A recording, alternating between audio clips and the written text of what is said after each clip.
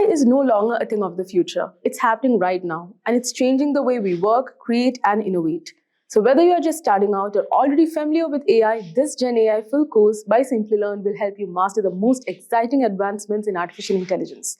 We'll start with the basics, what is generative AI, and then dive into AI careers, the roadmap to get started, and the top AI technologies shaping the industry. You'll explore powerful AI models like Deepseek R1, Search GPT, and OpenAI Sora, while also understanding key concepts like deep learning, transformers, GANs, LSTMs, and reinforcement learning. Want to know how businesses are using AI? We'll cover Langchain, LLMs, and AI tools for job interviews, along with deep dive into Google Quantum AI and Agentic AI. Plus, if you're preparing for an AI job, we have got you covered with deep learning interview questions and LLM benchmarking insights. And by the end of this course, you won't just know AI, you will know how to use it, build with it, and stay ahead in the AI revolution. But before we commence, if you're interested in mastering the future of technology, the professional certificate course in generative AI and machine learning is a perfect opportunity for you. Offered in collaboration with the ENICT Academy, IIT Kanpur, this 11-month live and interactive program provides hands-on experience in cutting-edge areas like generative AI, machine learning, and tools such as ChatGPT, DALL-E 2, and Hugging Face. Hurry up and enroll now. You can find the course link in the description box and pinned comments. Meet Emma, a graphic designer working on a new project. One day, her colleague mentions a tool that helps create designs, images, and text using AI. Intrigued, Emma wonders how AI can create something from scratch. Her curiosity grows, and she decides to dive deeper into this new technology called generative AI. Generative AI refers to a type of artificial intelligence designed to create new content, such as text, images, music, and videos. Unlike traditional AI, which analyzes or categorizes data, generative AI produces original content based on patterns learned from vast datasets. Essentially, it generates new, unique material. These models are often trained on large amounts of data and use sophisticated algorithms to mimic human creativity. Tools like ChatGPT or DALL-E can create art, write essays, or simulate conversations by generating outputs based on user prompts. Generative AI has a wide range of applications. Content creation. Tools like GPT-4 generate text, blog posts, stories, and essays from simple prompts. Art and design. AI models such as DALL-E generates unique images and designs based on text descriptions, transforming creativity in art. Music and audio. AI can compose music or replicate voices, offering new possibilities for musicians and audio engineers. Healthcare. Generative AI simulates disease progression or creates synthetic medical data, helping doctors gain faster insights for research. Let's take image generation as an example to explain how generative AI works. Data collection and learning. AI models like DALL-E are trained on large datasets of images paired with text descriptions. These datasets teach the model to recognize different objects, colors, styles, and how to associate text with corresponding images. The more data the AI learns from, the better it can generate accurate and diverse images based on user prompts. Neural networks and transformers. When Emma inputs a prompt like a cat wearing sunglasses, the transformer model processes the text, recognizing words like cat and sunglasses, and links them to images it learned from during training. Transformers help the AI decide how to combine these elements into a coherent image. Tokens and context. The text input, such as a cat wearing sunglasses, is split into smaller parts called tokens. The AI processes each token and understands their relationship. For instance, it knows the sunglasses should be placed on the cat, creating a contextually accurate image. Feedback mechanism. Generative AI models improve through feedback. After generating an image, users provide feedback on the accuracy or quality of the output. If Emma's generated image shows the sunglasses floating beside the cat, she can mark it as incorrect. The model uses this feedback to improve future image generations. Reinforcement learning. Reinforcement learning further enhances the AI's ability. The model is rewarded when it generates accurate images and corrected when it makes mistakes. For example, when Emma describes a sunset and the AI produces a vibrant sunset image, it receives positive reinforcement. Over time, this method refines the model's ability to generate better images. Data science and AI models. Data scientists curate the training data and define the parameters that help the AI generate accurate images. The more varied the dataset, the more versatile the AI becomes in generating diverse types of content. Advanced models use billions of parameters, which are settings that guide the AI in processing data and generating outputs. Generating original content. Once trained, the model can generate original images. For example, Emma might describe a futuristic cityscape, and the AI would produce a unique image based on what it learned. The generated image isn't just a copy of past data, but an entirely new creation, showcasing the AI's ability to combine learned patterns and creativity. Now let's have a quick fun quiz on what we have learned so far. What does generative AI primarily do? A. Analyze data. B. Generate new content. C. Store data. Make sure to let us know your answer in the comment section below. The term generative AI has emerged seemingly out of nowhere in recent months, with a notable surge in interest according to Google Trends even within the past year. The spike in curiosity can be attributed to the introduction of generative models such as DALL-E 2, BARD, and ChatGPT. However, what does generative AI entail? As a part of our introductory series on generative AI, this video will provide a comprehensive overview of a subject starting from the basics. The explanation will cater to all levels of familiarity, ensuring that viewers gain a better understanding of how this technology operates and its growing integration to our daily lives. Generative AI is, after all, a tool that is based on artificial intelligence. A professional who seeks to switch careers with AI by learning from the experts. What is generative AI? Generative AI is a form of artificial intelligence possesses the capability to generate a wide range of content, including text, visual, audio, and synthetic data. The recent excitement surrounding generative AI stems from the user-friendly interfaces that allow users to effortlessly create high-quality text, graphics, and video within a second. Now moving forward, let's see how does generative AI works. Generative AI begins a prompt which can take form of text, image, video, design, audio, musical notes, or any input that AI system can process. Various AI algorithms that generate new content in response to the given prompt. This content can range from essay and problem solution to realistic, created using images or audio of a person. In the early stages of generative AI, utilizing the technology involved submitting data through an API or a complex process. Developers need to acquaint themselves with a specialized tool and writing application using programming language like Python. Some of the recent and fully operational generative AIs are Google Bard, DALL-E, OpenAI ChatGPT, Microsoft Bing, and many more. So now let's discuss ChatGPT, DALL-E, and Bard, which are the most popular generative AI interfaces. So first is DALL-E 2, which was developed using OpenAI GPT implementation in 2021. Exemplify a multimodal AI application. It has been trained on a vast dataset of images and their corresponding textual description. DALL-E is capable of establishing connection between various media forms such as vision, text, audio. It specifically links the meaning of words to visual elements. OpenAI introduced an enhanced version called DALL-E 2 in 2022, which empowers users to generate imagery in multiple styles based on their prompts. And the next one is ChatGPT. In November 2022, ChatGPT, an AI-powered chatbot built on OpenAI GPT 3.5 implementation, gained immense popularity worldwide. OpenAI enabled users to interact with and fine-tune the chatbot's text response through a chat interface with interactive feedback. Unlike earlier versions of GPT that was solely accessible via an API, ChatGPT brought a more interactive experience. On March 14, 2023, OpenAI released GPT-4. ChatGPT integrates the conversational history with a user, making a genuine dialogue. Microsoft, impressed by the success of new ChatGPT interface, announced a substantial investment in OpenAI and integrated a version of GPT into its Bing search engine. And the next one is Bard, Google Bard.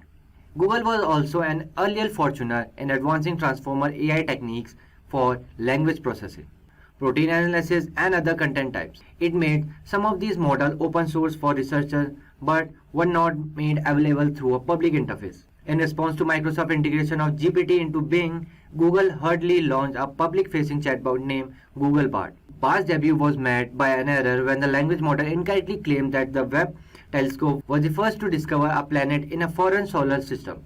As a consequence, Google's stock price suffered a significant decline. Meanwhile, Microsoft implementation of ChatGPT and GPT-powered system also faced criticism for producing inaccurate results and displaying erratic behavior in their early iteration. So, moving forward, let's see what are the use cases of generative AI. Generative AI has broad applicability and can be employed across a wide range of use cases to generate diverse form of content. Recent advancements like GPT have made this technology more accessible and customizable for various applications. Some notable use cases for generative AI are as follows. Chatbot implementation. Generative AI can be utilized to develop chatbots for customer service and technical support, enhancing interaction with users and providing efficient assistance. The second one is language dubbing enhancement. In the realm of movies and educational content, generative AI can contribute to improving dubbing in different languages, ensuring accurate and high quality translation. And the third one is content writing. Generative AI can assist in writing email responses, dating profiles, resumes, and term papers, offering valuable support and generating customized content tailored to specific requirements. And the fourth one is art generation.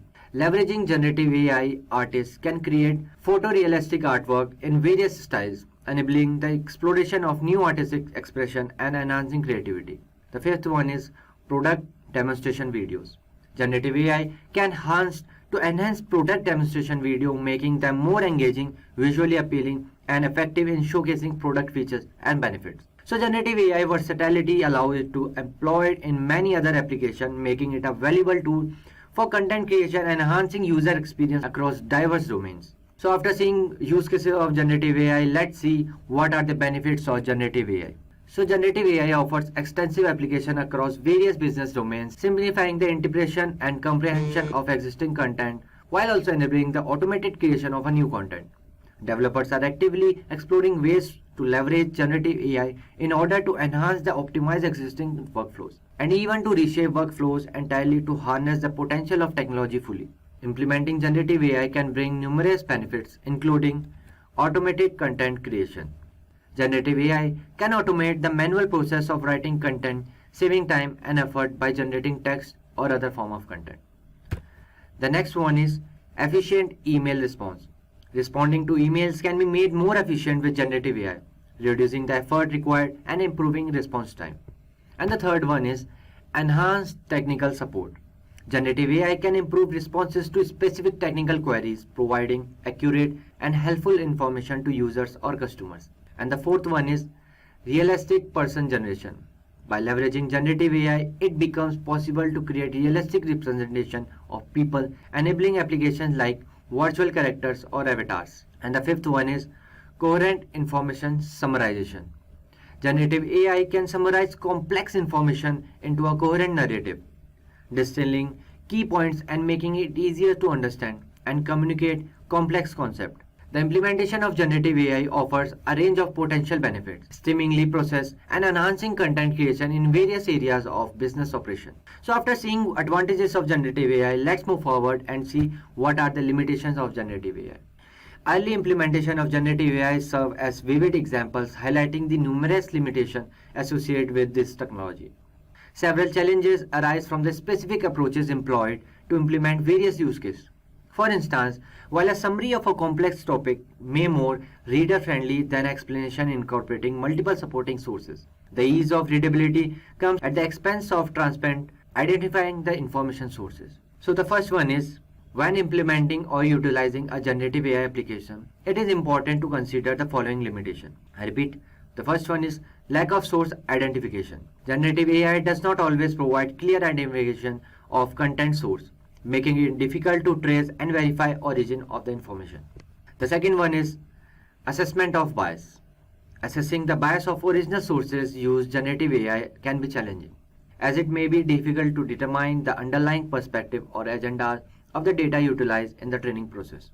The third one is difficulty in identifying inaccurate information.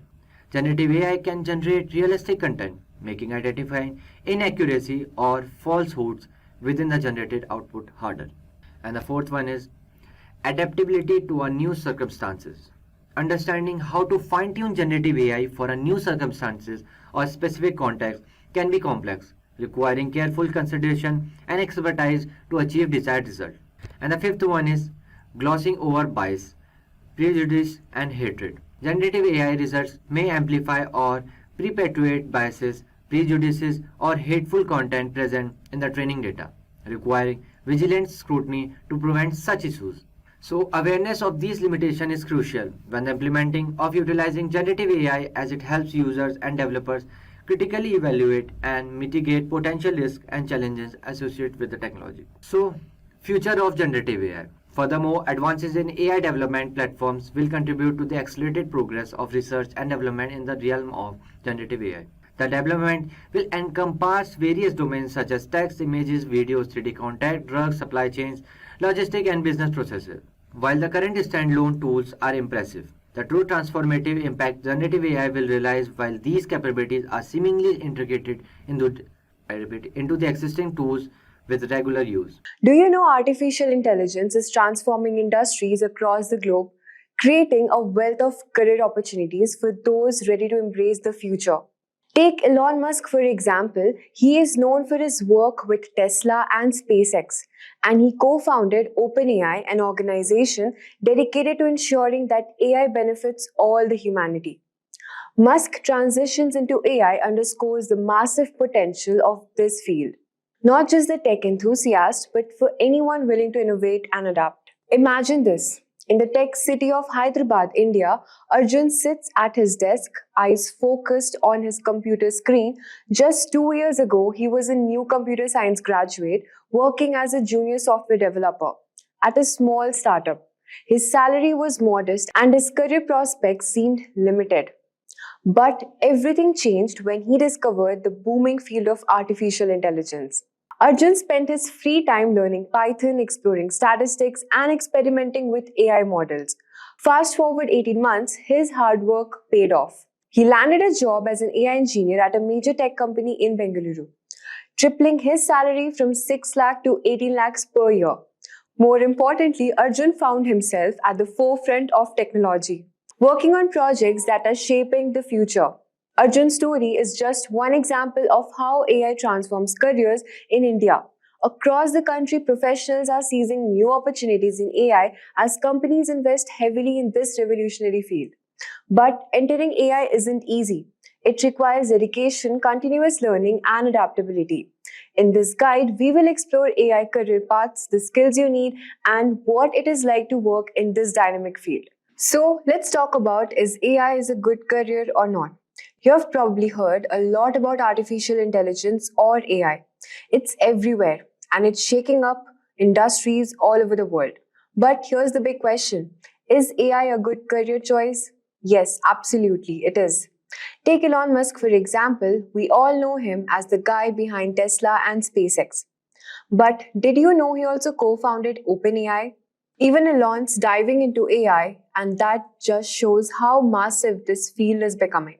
And guess what? AI isn't just for tech geniuses, there's room for everyone. Let's talk about numbers. AI jobs are growing like crazy, up to 32% in recent years. And the pay is pretty sweet, with roles offering over $100,000 a year. So whether you're into engineering, research, or even the ethical side of the things, AI has something for you. Plus, the skills you pick up in AI can be used in all sorts of industries, making it a super flexible career choice. Now, AI is a big field and there are tons of different jobs you can go for. Let's break down some of the key roles. First up, we have machine learning engineers. These folks are like the backbone of AI. They build models that can analyze huge amounts of data in real time. If you've got a background in data science or software engineering, this could be your thing. The average salary is around $131,000 in the US. Then there's data scientists, the detectives of the AI world. They dig into data to find patterns that help businesses make smart decisions. If you're good with programming and stats, this is a great option. And you can make about $105,000 a year.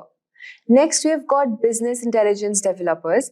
They are the ones to process and analyze data to spot trends that guide business strategies. If you enjoy working with data and have a background in computer science, this role might be for you. The average salary here is around $87,000 per year. Then we have got research scientists.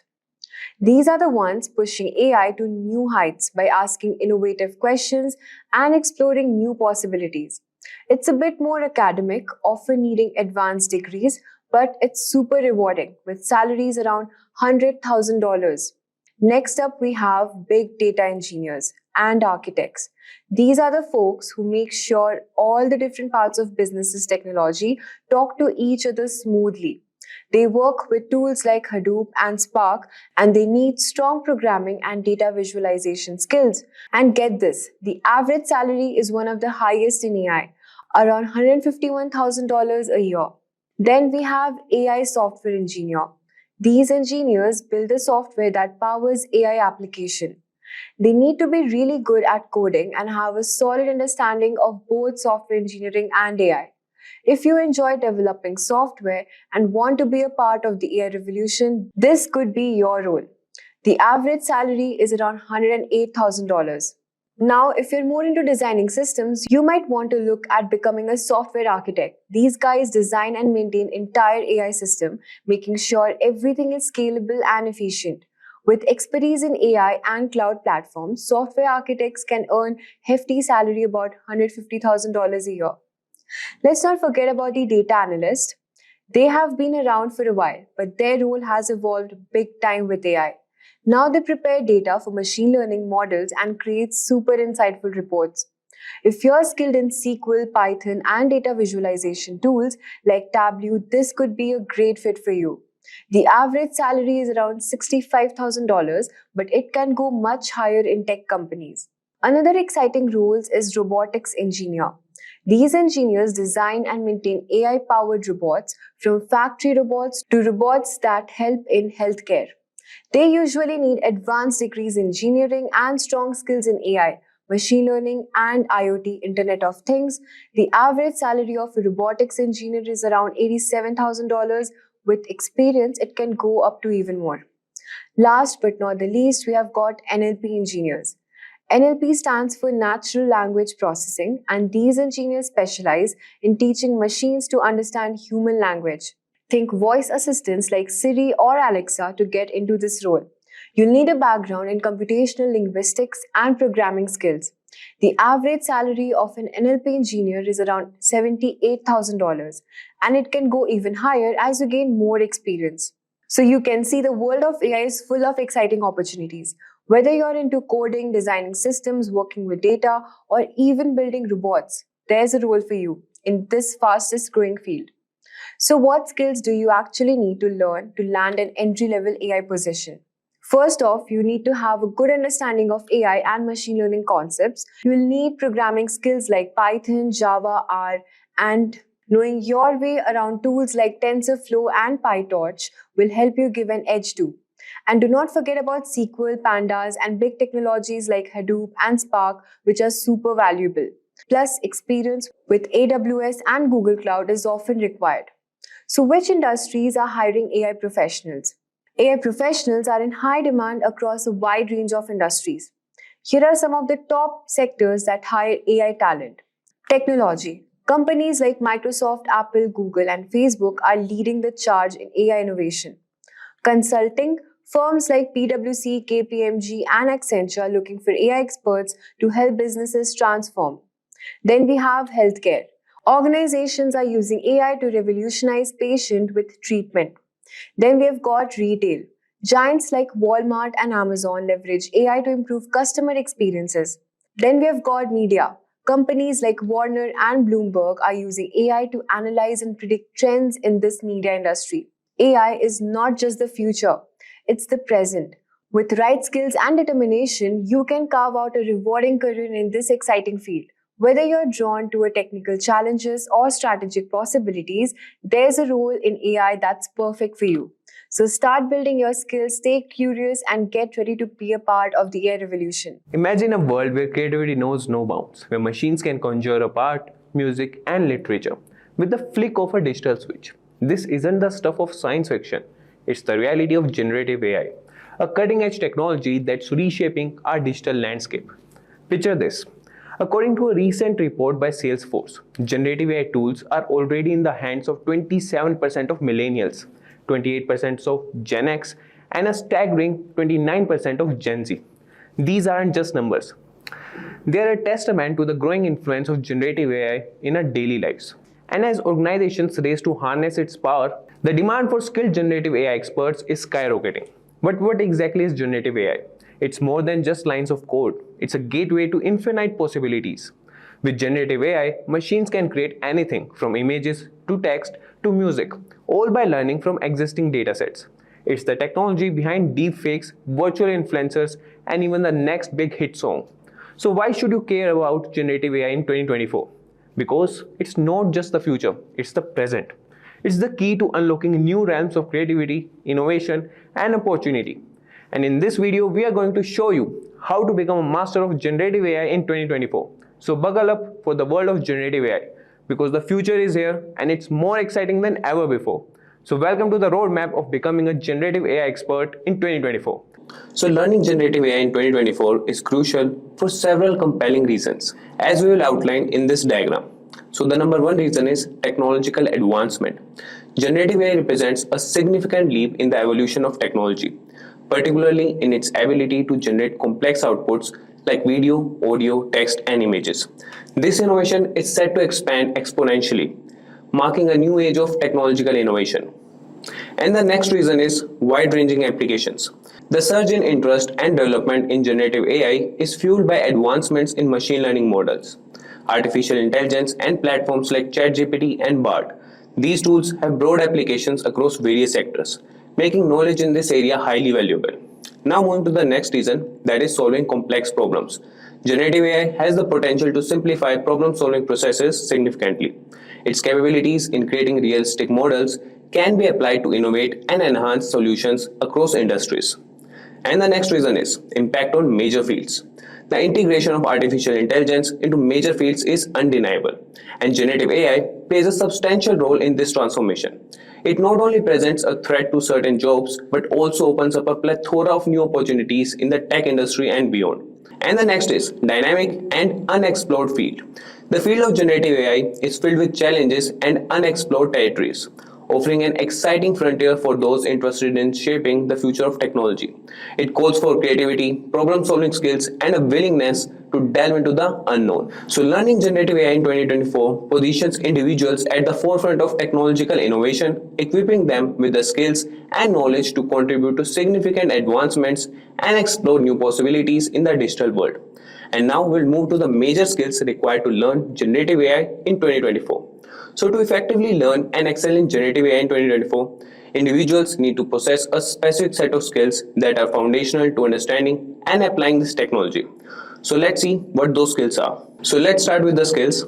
And the number one skill is deep learning and fundamentals.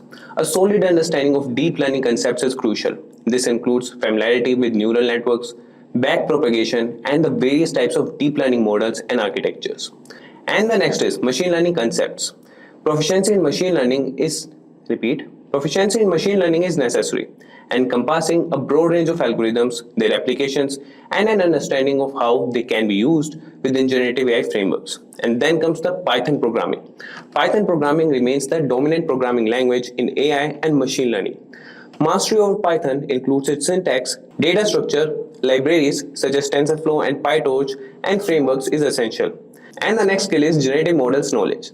Specific knowledge of generative models such as generative adversarial networks, GANs, and variational autoencoders, VAEs is required. Understanding how these models function and are applied to key to innovating within the generative AI space. And the next skill is image and text processing. Skills in processing and manipulating image and text data are necessary, as many generative AI applications involve creating or modifying such content. And the next on the list is data processing and data augmentation. The ability to pre-process and augment data efficiently can significantly improve the performance of generative models. Skills in data cleaning, augmentation techniques, and feature engineering are vital. And then comes ethical considerations. With the power of generative AI comes the responsibility to use it ethically. Understanding the ethical implications of generative AI, including issues of bias, fairness, and piracy, is crucial. The next is communication. Given the interdisciplinary nature of generative AI projects, effective communication skills are essential for collaborating with teams, explaining complex concepts in simple terms, and engaging with stakeholders. So, developing these skills will prepare individuals for the dynamic and evolving field of generative AI, enabling them to contribute meaningfully to advancements in technology and address the challenges that come with it. So, let's move to the roadmap to learn generative AI in 2024. And the roadmap is as follows. So the first step is understanding the basics of machine learning. Then comes mastering programming language, that is mainly the Python. Then is the learning data science and related technologies. And then we have hands-on real-time projects. And then learning mathematical and statistics fundamentals. And then on the list is developer skills. And then we have the important thing, that is keep learning and exploring. So starting with the number one point, that is understanding the basics of machine learning. So let's start by wrapping your head around the core machine learning algorithms. It's like getting to know the tools in your toolkit. Each has its unique use. Make sure to understand the differences between supervised, unsupervised, and reinforcement learning. Think of them as different paths to solving a puzzle. Some are straightforward, while others need you to figure out the rules as you go. Get comfortable with handling data. After all, data is the fuel for your machine learning engine. Learn how to clean, split, and pre-process it to get your models running smoothly. Learn how to evaluate your models with metrics like accuracy and precision. It's like checking the health of your model to ensure it's fit for the real world. And the next step for your roadmap would be master Python programming. So focus on getting a strong grip on Python syntax and structure. Python is the language of choice in AI. So this is like learning the alphabet before writing stories. Dive into libraries essential for AI such as pandas for data manipulation and scikit-learn for machine learning. Think of these libraries as your shortcuts to build powerful models. Practice writing efficient code. It's not just about getting the right answer, it's about getting there faster and cleaner. Engage with the Python community. It's a treasure trove of knowledge and a great way to stay updated on the latest trends and packages. And then comes the next step, that is explore data science and related technologies. Sharpen your skills in data visualization. Visuals can reveal patterns and insights in data that numbers alone might not show. Master feature engineering to transform raw data into a format that machines can better understand and predict from. Get a handle on building machine learning pipelines. These are like assembly lines that take your raw data and eye on emerging technologies and frameworks in data science that complement generative AI. Staying updated will give you an edge in your projects. So now moving to the next step, that is engage in hands-on real-time projects. So choose projects that spark on your interest and challenge you. This is where you get to apply what you have learned and see your knowledge comes to life. Work with different generative AI models. Each project is a chance to deepen your understanding and refine your skills. Don't just build, evaluate, and iterate on your projects. Every iteration is a step closer to mastery. Document and present your work clearly. Sharing your journey not only helps others learn, but also solidifies your own understanding. Now moving to the next step for your roadmap is solidify your math and statistics fundamentals. Dive deep into linear algebra and calculus. These are the building blocks for understanding how AI models learn and make predictions. Understand probability and statistics. This is crucial for modeling uncertainty and making informed predictions. Learn about optimization techniques. These are the strategies your models use to improve over time, like a person learning from the mistakes to get better. Now moving to the next step, that is develop essential developer skills. Get comfortable with AI development tools. These tools can make your work faster, more efficient, and more collaborative. Focus on debugging and testing. A model that works flawlessly in theory might face unexpected challenges in the real world. Embrace ethical AI development. It's important to ensure your AI solutions are fair, accountable, and transparent. And then comes the keep learning. The field of AI is always evolving, and staying curious is the key. So this was for the development of essential developer skills. Now coming to the next step, that is commit to continuous learning and exploration. So participate in AI communities. These are great spaces for learning from others' experiences and sharing your own. Make reading research papers, blogs, and books a habit. They are windows to the latest advancements and theories in AI. Attend workshops and conferences. These events can inspire you and expose you to the new ideas and technologies. Seek mentorship or collaborate on projects. Learning from others can accelerate your growth and open new paths. So this was the roadmap for learning generative AI in 2024. The world is becoming increasingly competitive, requiring business owners or individuals to find new ways to stay ahead. Modern customers or individuals have higher expectations, demanding personalized experience, meaningful relationships, and faster responses. Artificial intelligence is a game changer here. AI helps promote goods and services or make your life easy with minimal effort and maximum result, allowing everyone to make faster, better informed decisions. However, with so many AI tools available, it can be challenging to identify the best ones for your needs and productivity boost. So here are top 10 AI tools in 2024 that can transform your business or boost your productivity. On the number 10, we have Tome. Tome is a tool that can help you share your thoughts and ideas quickly and effectively. Unlike other methods, such as making a slide deck or building a web page, Tomes let you create engaging and detailed presentation in just a minute. You can enter any topic or idea, and the AI will help you to put together a presentation that looks great and gets your message across. It's like getting the ideas out of your head and into the world, all without sacrificing quality. With Tome, you can be sure that your presentation will be the most fast and effective. And ninth on the list is Zapier. Zapier is a popular web automation tool that connects different apps, allowing users to automate repetitive tasks without coding knowledge. With Zapier, you can combine the power of various AI tools to supercharge your productivity. Zapier supports more than 3,000 apps, including popular platforms like Gmail, Slack, and Google Sheets. This versatility makes it a valuable tool for individuals, teams, and businesses looking to streamline their operation and improve productivity. And also, with 7,000 plus integration and services offering, Zapier empower businesses everywhere to create processes and systems that let computers do what they are best at doing and let humans do what they are best at doing. After covering Zapier, number 8 on the list is Gravity Write. Gravity Write is an AI-powered writing tool that transforms content creation. It generates high-quality, SEO-optimized content in over 30 languages, catering to diverse needs like blog posts, social media updates, ad copies, and emails.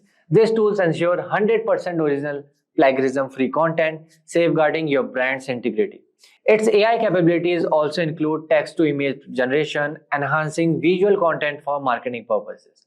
The tool offers both free and paid plans, making it versatile for freelancer, small business owner, and marketing teams. On the 7th number, we have AudioBox.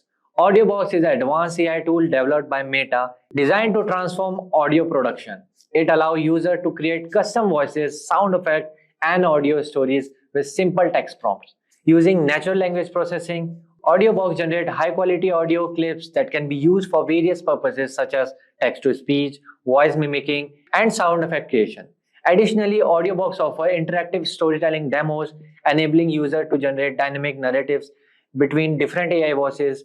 This tool is particularly useful for content creators, marketers, and anyone needing quick, high-quality audio production without extensive manual effort. And next on number 6, we have Akul. Akul is an advanced AI-powered tool tailored for e-commerce and marketing professionals.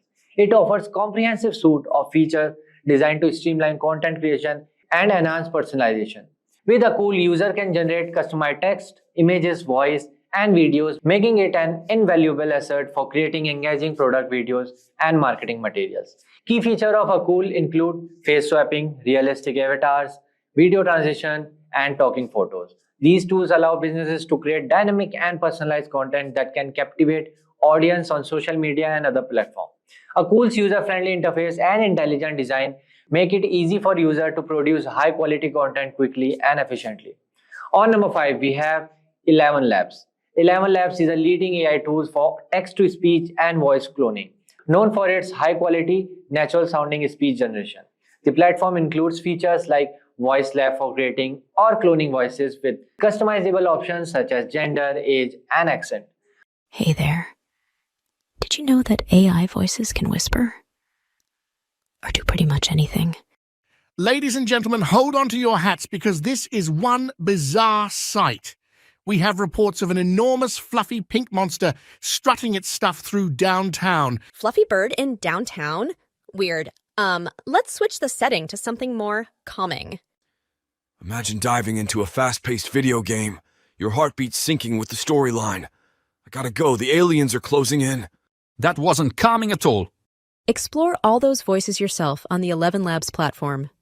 Professional voice cloning supports multiple languages and needs around 30 minutes of voice samples for precise replication. The extensive voice library offers a variety of profiles suitable for podcasts, video narration, and more. With various pricing plans ranging from free to enterprise level, 11 Labs caters to individual creators and large businesses alike, standing out for its user-friendly interface and superior voice output quality. At number 4, we have Go Enhance. Go Enhance AI is an advanced multimedia tool designed to revolutionize video and image editing. It leverages powerful AI algorithm to enhance and upscale images, transforming them into high-resolution masterpieces with extreme detail. The platform standout feature video to video allow user to convert standard video into various animated styles such as pixel art and anime, giving a fresh and creative touch to otherwise ordinary footage. This AI tool is ideal for social media content creator, marketer, educator, and anyone looking to bring their creative vision to life. Whether you need to create eye-catching marketing materials or professional-grade videos, Go Enhance AI provides the resources to do so efficiently. At number 3, we have Pictory. Pictory AI-powered tool designed to streamline video creation by transforming various content types into engaging visual media. It excels in converting text-based content like articles and script into compelling videos, making it ideal for content marketers and educators. Users can also upload their own images and videos to craft personalized content. The platform featured AI-generated voiceovers, which add a professional touch without the need for expensive voice talent. Pictory AI offers a range of customizable templates, simplifying the video production process even for those with no design skills. Additionally, its unique text-based video editing capability allows users to repurpose existing content easily, creating highlights or short clips from the longer videos. At number 2, we have NVIDIA Broadcast. It's a powerful tool that can enhance your video conferencing experience. Whether you are using Zoom or Teams, it can address common challenges like background noise, poor lighting, or low quality audio video. With this software, you can improve audio quality by removing unwanted noise, such as keyboard clicks or fan sound. It also offers virtual background option and blurring effect without needing a green screen. So you can seamlessly integrate it with other applications like OBS, Zoom, Discord, or Microsoft Teams. Think of it as having a professional studio at home. Plus, it's a free for NVIDIA RTX graphic card user. Visit the website to learn more and start using it today. After covering all the tools, at number 1, we have Taplio. Taplio is an AI-powered tool designed to enhance your LinkedIn presence and personal branding. It leverages artificial intelligence to create engaging content, schedule posts, and provide insight into your LinkedIn performance. Taplio's main features include AI-powered content inspiration, a library of viral posts, and a robust post composer for scheduling and managing LinkedIn content efficiently. Taplio also offers easy-to-understand LinkedIn analytics to help users make informed decisions based on their performance data. A free Chrome extension provides a quick overview of performance metrics directly on LinkedIn.com, making it a convenient tool for daily users. There you have it, top 10 AI tools that are set to transform your life in 2024. Whether you are a developer, content creator, or someone looking to boost their productivity, these tools are worth keeping an eye on. The future is here and it's powered by AI. Something big is happening in the world of AI and it's shaking up the industry. No, it's not another ChatGPT update or a new release from OpenAI. This time, it's a brand new player on the scene. Deepseek R1, an AI model that's already outperforming the best known models in ways that have experts seriously been talking. But why is this causing such a stir? Well, it's because Deepseek R1 doesn't just answer questions like other AIs. It thinks. And I mean really thinks. It breaks down complex problems step by step, showing you exactly how it arrives at the solution.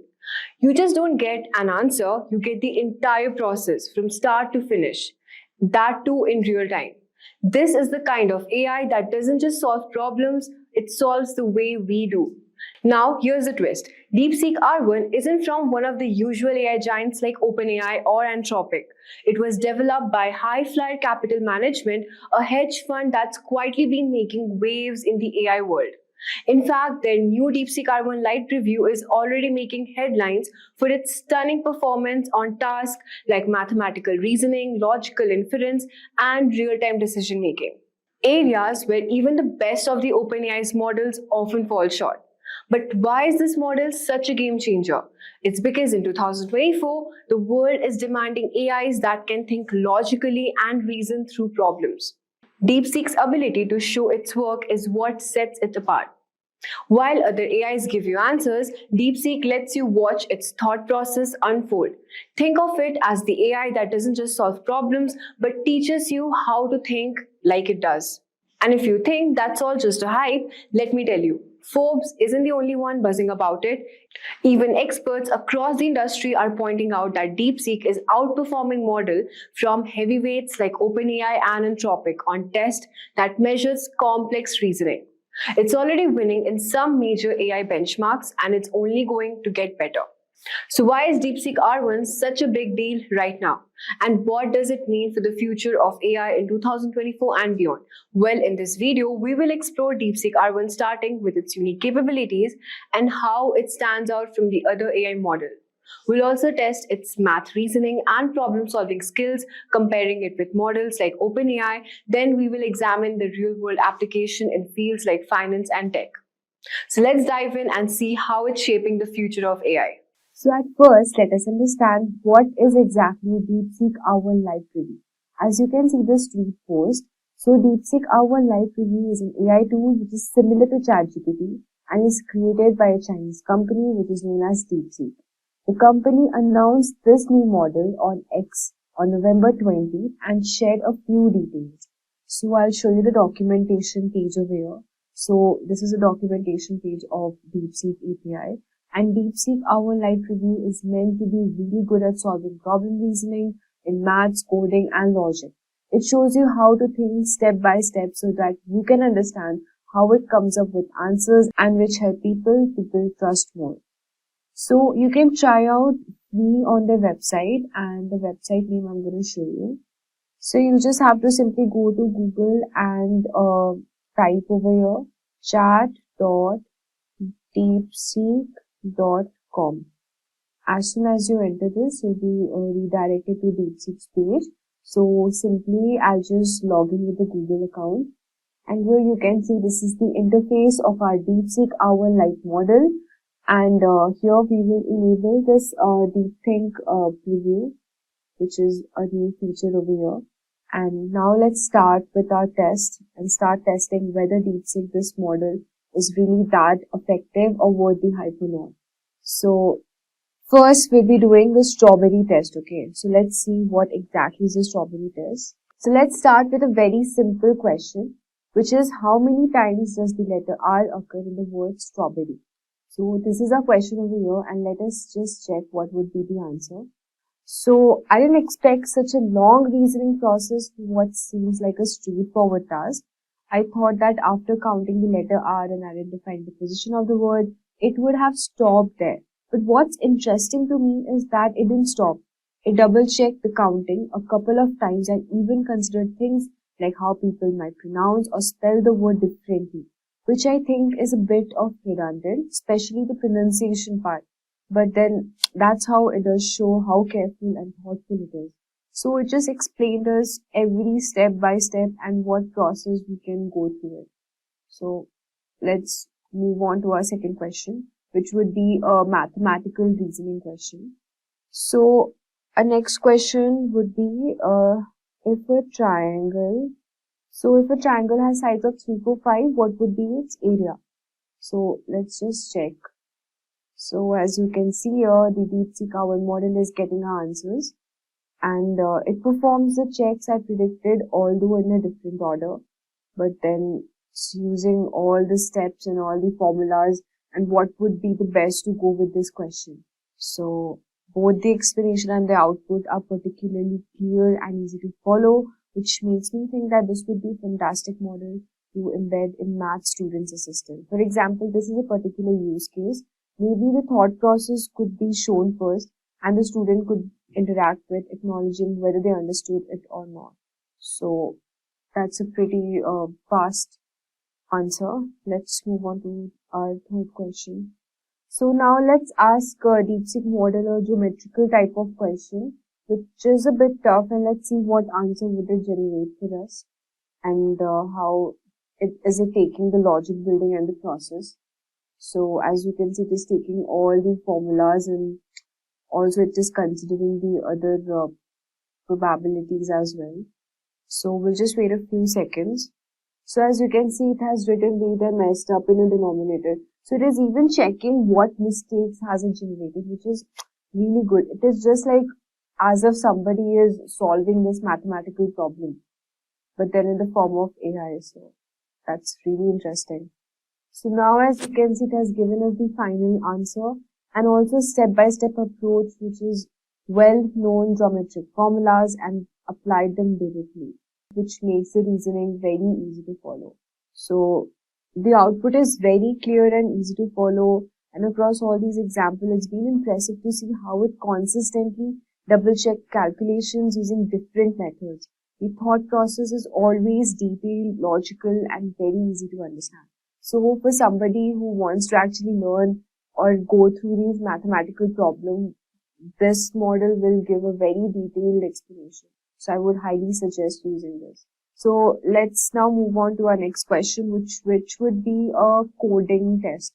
So the first question would be implement a function in Python that finds the longest palindromic substring in a given particular string. The function should have a time complexity better than O n raised to the power 3. They go of n to the power 3. So let us just see what is the time complexity. Will it generate the answer for us? The code. Let's just check it out. So as you can see, it has given us the solution code here and also the explanation part, and whatever the function it is using, it has briefly mentioned the explanation about it. And I think that the model did a very great job solving the problem and finding the longest palindromic substring. The approach was smart, efficient, and clearly explained. So instead of just brute force method, every possible substring which would be slow, it used a very clever expand around centers technique. And this method handled both odd length palindromes and even length palindromes as well, which was really clear and effective. So that was for the coding part. So now let's move on to a logical reasoning type of question, and let's see what answer does it generate. And we will also compare it with the OpenAI model here as well. So let's quickly check it out. A question here is: a man has to cross a river with a wolf, a goat, and a cabbage. His boat can only carry himself and one other thing. If left alone, the wolf would eat the goat and the goat would eat the cabbage. How can he get everything across safely? So let's quickly check out the answer. So as you can see, it's thinking of the end of reading the answer for us. Also, for the deep think messages, you can use 50 messages free per day. So we have already used 5 texts and we have 45 messages left for today. So as you can see, it has given a clear, detailed explanation and it solved the problem really very well. I think it carefully went through the rules and checked different possibilities. It understands that some pairs like the wolf and the goat or the goat, the cabbage can't be left alone. It also reviewed the constraints at the starting. It also reviews the constraints at the start. Starting from this, it looks at what would happen if the man takes each item across the river first and works out if it creates any problem. What I find really nice is about how the model adjusts its plan when something doesn't work. For example, when it tries taking the wolf first, it realizes talking to the wolf first, but realizes at the same time that it causes trouble and then rethinks the step. This trial and error method feels very similar to how we as humans might solve the puzzle ourselves. So in the end, the model comes up with a very right solution and explains it in a very clear and step-by-step way. So as you can see, I've given ChatGPT this question and this is the answer it has generated, but then it wasn't that detailed as compared to Deepseek model. So here I would rate Deepseek model more because it gave me a very clear explanation with all the details set. You can clearly see the difference out here. So for anyone who wants to understand from depth, this Deepseek model would be a great help. So let's quickly have a look on the Deepseek R1 Live Preview benchmarks. So we have tested the model in real world conditions. but how does it stack up against other AIs on benchmarks like AIME, math, and competitive programming languages? So you have this on the screen. We have compared it with AIME, math, GPQA Diamond, Code Forces, Live Code Bench, and also Zebra Logic. So according to the benchmarks, Deepseek R1 Review blows the competition out of the water when it comes to math and logic problems, with a pass rate of 52.5% on the AIME 2024 challenge. It is really ahead of OpenAI's O1 preview and far surpasses models like GPT-4 on complex math tasks. So with this, we have come to the last part of the section, and here we will be comparing that who really wins. At first, you have seen that we have compared with the OpenAI model. So let's just quickly test some questions and just check it out that with OpenAI, which one performs much more better. So now we will compare Deepseek versus OpenAI O1 model with some command prompts to see who really wins in different categories. So here I have this Deepseek model. So my first command for this test is a math problem, and it says solve for x the quadratic equation 3x to the power 2 plus 5x minus 2.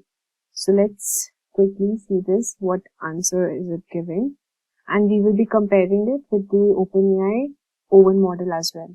So as you can see, it is giving us all the available solutions using different methods as well. And see the first method, the second method, quadratic formula. It's basically giving you the full overview of all the methods which you find easier, and you can use that. And here is our final answer. So let's compare it with the OpenAI O1 model as well. So here I have this question, and I'll just check for the answer. It's taking a bit of time, but let's wait for a minute. So as you can see, it has only used one formula, which is the quadratic formula, and here we have the answer for this thing. But what I found is it provided a correct solution, but then it lacked, whereas our Deepseek model, it provided much more detailed explanation. So I think Deepseek wins for this maths question as well. For the second comparison, I have a coding problem. So let's check for both. First, we will be checking for Deepseek model. And the coding problem is write a Python function to check if a given string is palindrome or not. And I'm waiting for the answer here. So as you can see, Deepseek R1 Live Review model has provided us a correct solution along with a detailed breakdown of why each part of the code works as it does. So let's check for the O1 model as well. So now as you can see, for the coding task, the O1 model has given us the solution, but then it provides a working solution with clear code, but it doesn't explain the logic behind it. Whereas the Deepseek model had provided the logic and also the solution with each detailed breakdown. And I think for this also the winner would be Deepseek R1 Live Review because it provides better and clearer explanation. Now let's move on to the third test, which would be the logical reasoning. So here is my question, the logical reasoning, which is if a man has 5 apples and gives 3 away, how many apples does he left with? So let's check for the Deepseek model. So now you can see it has given us the answer and also the correct answer, but it has explained each and every logic to go through this question and why have we used this particular logic as well. So that's a pretty breakdown, detailed, step-by-step explanation. Let's check for the OpenAI O1 model as well. So here I have my question. Let's wait for the answer. See, it has given us a straightforward answer, which is approx 2 apples. But then it hasn't mentioned the logic behind it, same as it was same for the coding task. I think since both of these models have provided the accurate, correct answer, but here also the winner would be Deepseek because it has provided with a lot of explanation and transparency as well. So this is the wrap up of the video today. And if you're looking for an AI that excels in reasoning, problem solving and transparency, it's definitely a contender. While OpenAI and other models are fantastic, Deepseek brings something unique to the table. Step-by-step logic, clear explanation with an edge when it comes to math and coding challenges. So what is deep learning? Deep learning is a subset of machine learning, which itself is a branch of artificial intelligence. Unlike traditional machine learning models, which require manual feature extraction, Deep learning models automatically discovers representation from raw data.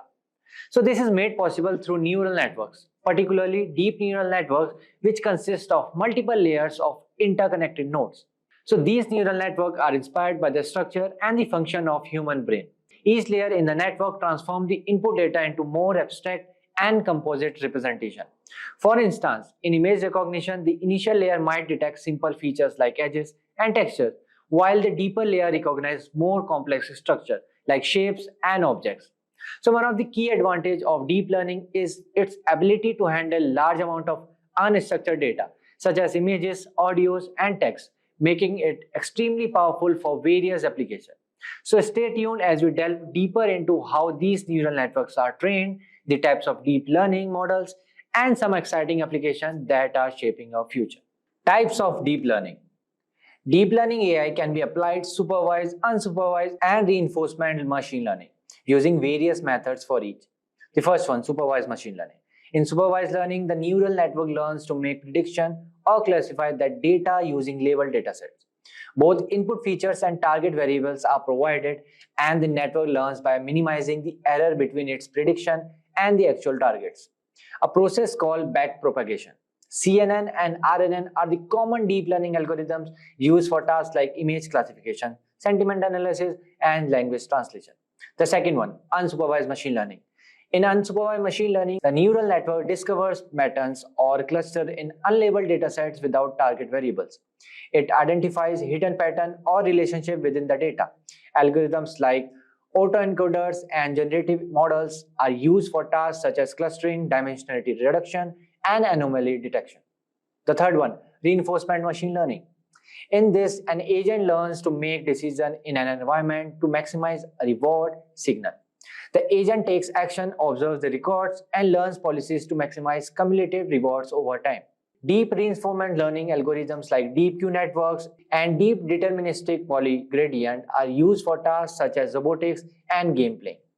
Moving forward, let's see what are the artificial neural networks. Artificial neural networks, ANNs inspired by the structure and the function of human neurons, consist of interconnected layers of artificial neurals or units. The input layer receives data from the external resources and it passes to one or more hidden layers. Each neuron in these layers computes a weighted sum of inputs and transfers the result to the next layer. During training, the weight of these connections are adjusted to optimize the network's performance. A fully connected artificial neural network includes an input layer or more hidden layers and an output layer. Each neuron in a hidden layer receives input from the previous layer and sends its output to the next layer. So this process continues until the final output layer produces the network response. So moving forward, let's see types of neural networks. So deep learning models can automatically learn features from data, making them ideal to tasks like image recognition, speech recognition, and natural language processing. So the most common architecture in deep learnings are the first one, feed-forward neural network, FNNs. So these are the simplest type of neural network where information flows linearly from the input to the output. They are widely used for tasks such as image classification, speech recognition, and natural language processing, NLP. The second one, convolutional neural network, designed specifically for image and video recognition. CNNs automatically learn features from images, making them ideal for image classification, object detection, and image segmentation. The third one, recurrent neural networks, RNNs, are specialized for processing sequential data time series and natural language. They maintain an internal state to capture information from previous input, making them suitable for tasks such as speech recognition, NLP, and language translation. So now let's move forward and see some deep learning application. The first one is autonomous vehicle.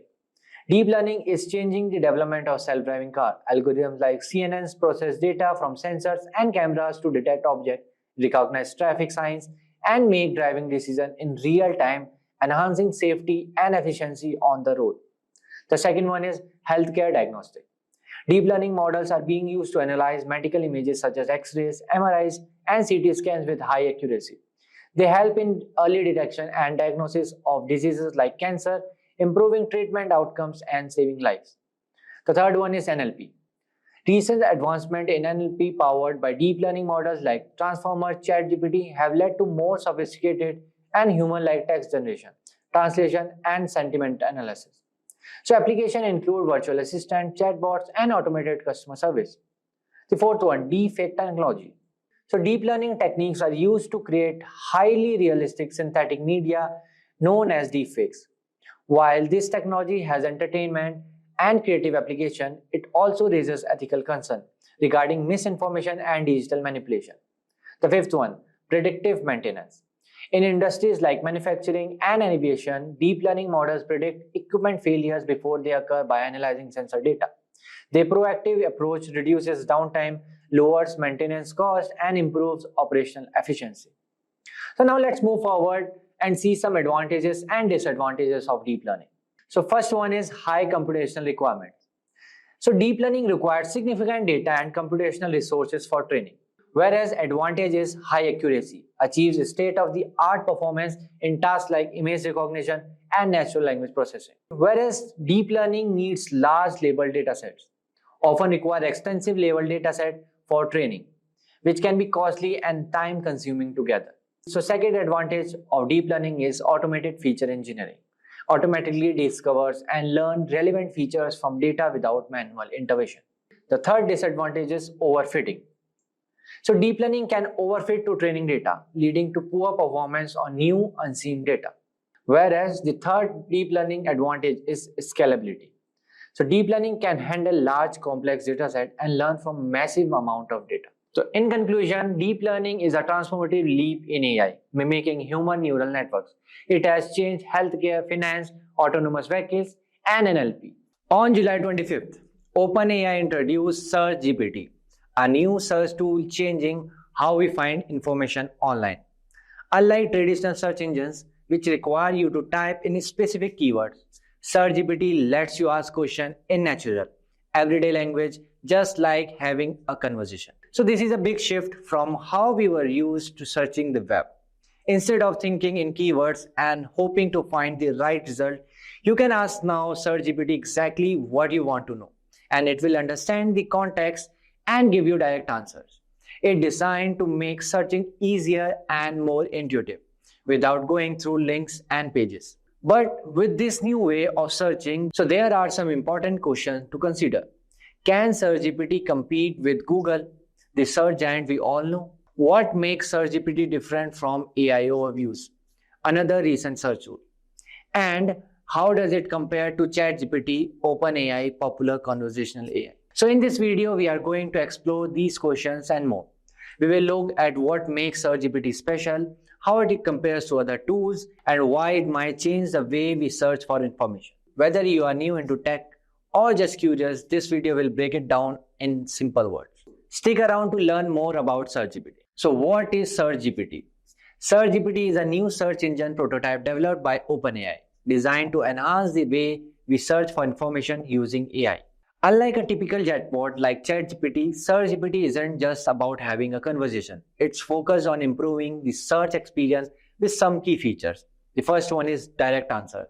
Instead of simply showing you a list of links, Search GPT delivers direct answer to your question. For example, if you ask, what is the best wireless noise cancellation headphone in 2024? Search GPT will summarize the top choices, highlighting their pros and cons based on expert reviews and user opinions. So this approach is different from the traditional search engines that typically provide a list of links leading to various articles or videos. The second one is relevant sources. Search GPT responses come with clear citations and links to the original sources, ensuring transparency and accuracy. So this way you can easily verify the information and delve deeper into the topic if you want. The third one, conversational search. Search GPT allows you to have a back and forth dialogue with the search engine. You can ask follow-up questions or refine your original query based on the responses you receive, making your search experience more interactive and personalized. Now let's jump into the next topic, which is Search GPT versus Google. So Search GPT is being talked about a major competitor to Google in the future. So let's break down how they differ in their approach to search. The first one is conversational versus keyword-based search. Search GPT uses a conversational interface, allowing users to ask questions in natural language and refine their queries through follow-up questions. So this creates a more interactive search experience. On the other hand, Google relies on keyword-based search, where user enter specific terms to find relevant web pages. The second thing is direct answer versus list of links. So one of the Search GPT's standout feature is its ability to provide direct answers to the question. It summarizes information from the various sources and clearly cites them, so you don't have to click through multiple links. Google typically presents a list of links, leaving user to sift through the result to find the information they need. The third one, AI-powered understanding versus keyword matching. Search GPT uses AI to understand the intent behind your question, offering more relevant results even if your query isn't perfectly worded. Google's primary method is keyword matching, which can sometimes lead to less accurate results, especially for complex queries. The fourth one, dynamic context versus isolated searches. So Search GPT maintains content across multiple interactions, allowing for more personalized responses, whereas Google treats each search as a separate query without remembering previous interaction. And the last one, real-time information versus indexed web pages. Search GPT's aim to provide the latest information using real-time data from the web, whereas Google Vast Index is comprehensive but may include outdated or less relevant information. So now let's jump into the next topic, which is Search GPT versus AI overviews. So Search GPT and AI overviews both use AI, but they approach search and information delivery differently. It's also worth noting that both tools are still being developed, so their features and capabilities may evolve and even overlap as they grow. So here are the differences. The first one is source attribution. Search GPT provides clear and direct citation linked to the original sources, making it easy for user to verify the information. Whereas AI overviews include links. The citation may not always be clear or directly associated with specific claims. The second one is transparency control. Search GPT promises greater transparency by offering publishers control over how their content is used, including the option to opt out of AI training. AI overviews offer less transparency regarding the selection of content and the summarization process used. The next one is scope and depth. Search GPT strives to deliver detailed and comprehensive answers pulling from a broad range of sources, including potential multimedia content. And in AI overviews offers a concise summary of key points, often with links for further exploration, but with a more limited scope. Now let's jump into the next part. Search GPT versus ChatGPT. Search GPT and ChatGPT, both developed by OpenAI, share some core features but serve different purposes. So here are some differences. The first one is primary purpose. Search GPT designed for search, providing direct answer and sources from the web, whereas ChatGPT focuses on conversational AI, generating text responses. The second one is information sources. Search GPT relies on real-time information from the web, whereas ChatGPT knowledge based on this training data, which might not be current. The third one is response format. Search GPT prioritizes concise answers with citation and source links. So whereas ChatGPT is more flexible, generating longer text, summarizes creative content, code, and etc. The next feature is use cases. Search GPT idle for fact-finding, research, and tasks requiring up-to-date information, whereas ChatGPT is suitable for creative writing, brainstorming, drafting emails, and other open-ended tasks. So now question arises, when will Search GPT be released? Search GPT is currently in a limited prototype phase, meaning it's not yet widely available. OpenAI is testing with a select group to gather feedback and improve the tool. So if you are interested in trying Search GPT, so you can join the waitlist on its webpage, but you will need a ChatGPT account. A full public release by the end of 2024 is unlikely, as OpenAI hasn't set a timeline.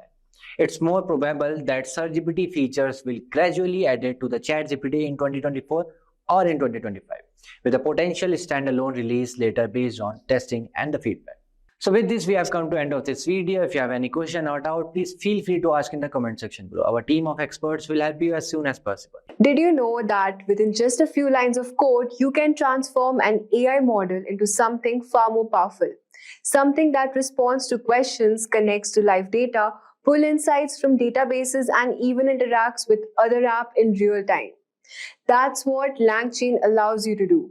And it's quickly becoming the go-to framework for AI developers.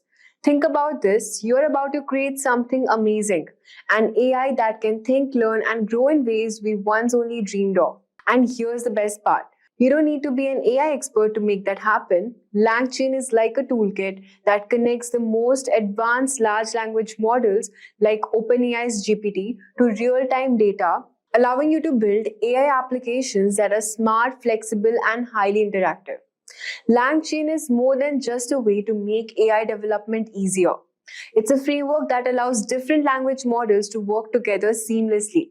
So whether you want to understand user questions with one LLM, create human-like responses with another, or pull in data from an API or a database, LangChain makes all possible. The framework takes care of heavy lifting, connecting models, managing data flows, and even customizing how your AI interacts with external sources. Now the question is, why is LangChain so popular? It has become one of the most fastest growing open source projects because it's solving a huge problem for developers. The challenge of integrating generative AI and LLMs with external data and complex workflows. As AI becomes more central to our lives in 2024, LangChain is helping developers create smarter, more powerful applications. So whether it's just for chatbots, content creation, or advanced data analysis.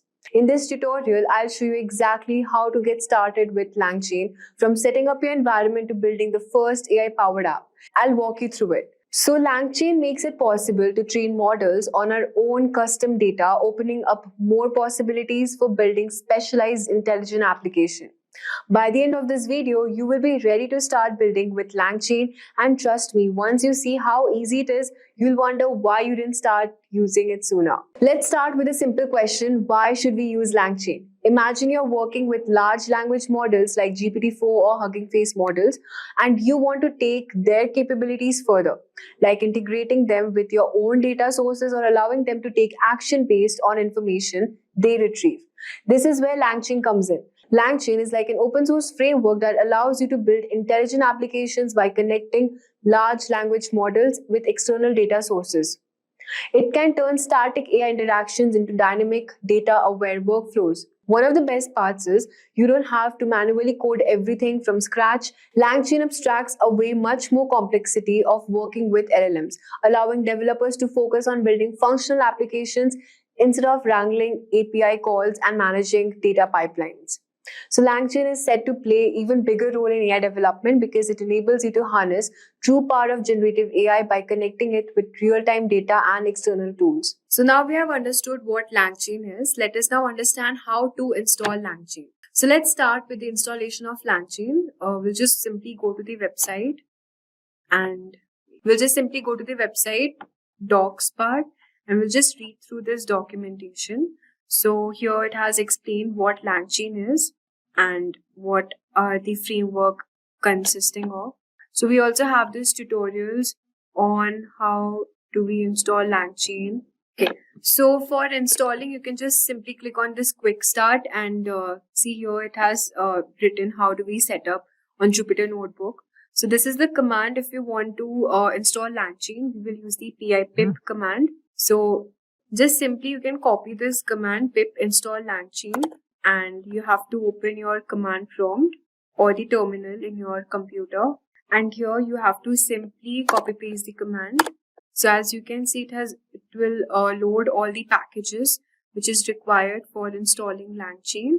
So you can see here requirement already satisfied. This is because I had already installed my LangChain before. So we have understood how to install this LangChain by using this command, and you can also install the LLM chain. We'll understand it later. Now let me just show you what else you need to install. First, we have understood this LangChain. Then we have the Pinecone client. So we'll just simply search here Pinecone client, and it will redirect us to this page. So Pinecone client is actually a vector store for storing and retrieving embeddings, which we will use in the later steps. So Pinecone is also used to actually, create secret API keys. So here you can also create the API keys. You can also read the documentation part. So we'll understand how to create API keys using OpenAI. But first, let us install Pinecone client in our system. So we'll again go to command prompt this terminal, and we'll just copy paste pip install Pinecone client. So you can see here it will download and install all the packages required. So it has been installed. Now the third thing we are talking about is OpenAI client. So we'll use OpenAI models for a large language task. So we'll just simply search here OpenAI. Okay, and so it has redirected us to this page, OpenAI platform, and okay. Before starting this, so this is the platform here where you can create, export an API key in OpenAI. Okay, so you can see here overview, quick start, concept, everything is there. And to create an API key, we'll just simply click here, and here you have to select this option, create a new secret key. Suppose I give my secret key name, anything you can give. Suppose I give test 1, 2, 3. Okay, and permissions is all, and we create the secret key. Now you need to actually save your key. We'll just copy this key because it will be required later while debugging the code. So we will just copy paste this secret key. We will require it later, and then done. So these are the keys I have created.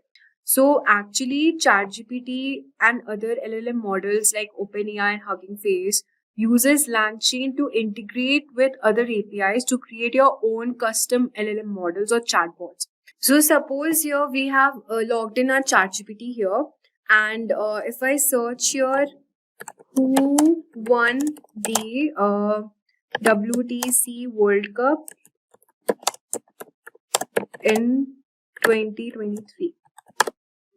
So here it has shown the answer, but for example, if I search who won the cricket match World Cup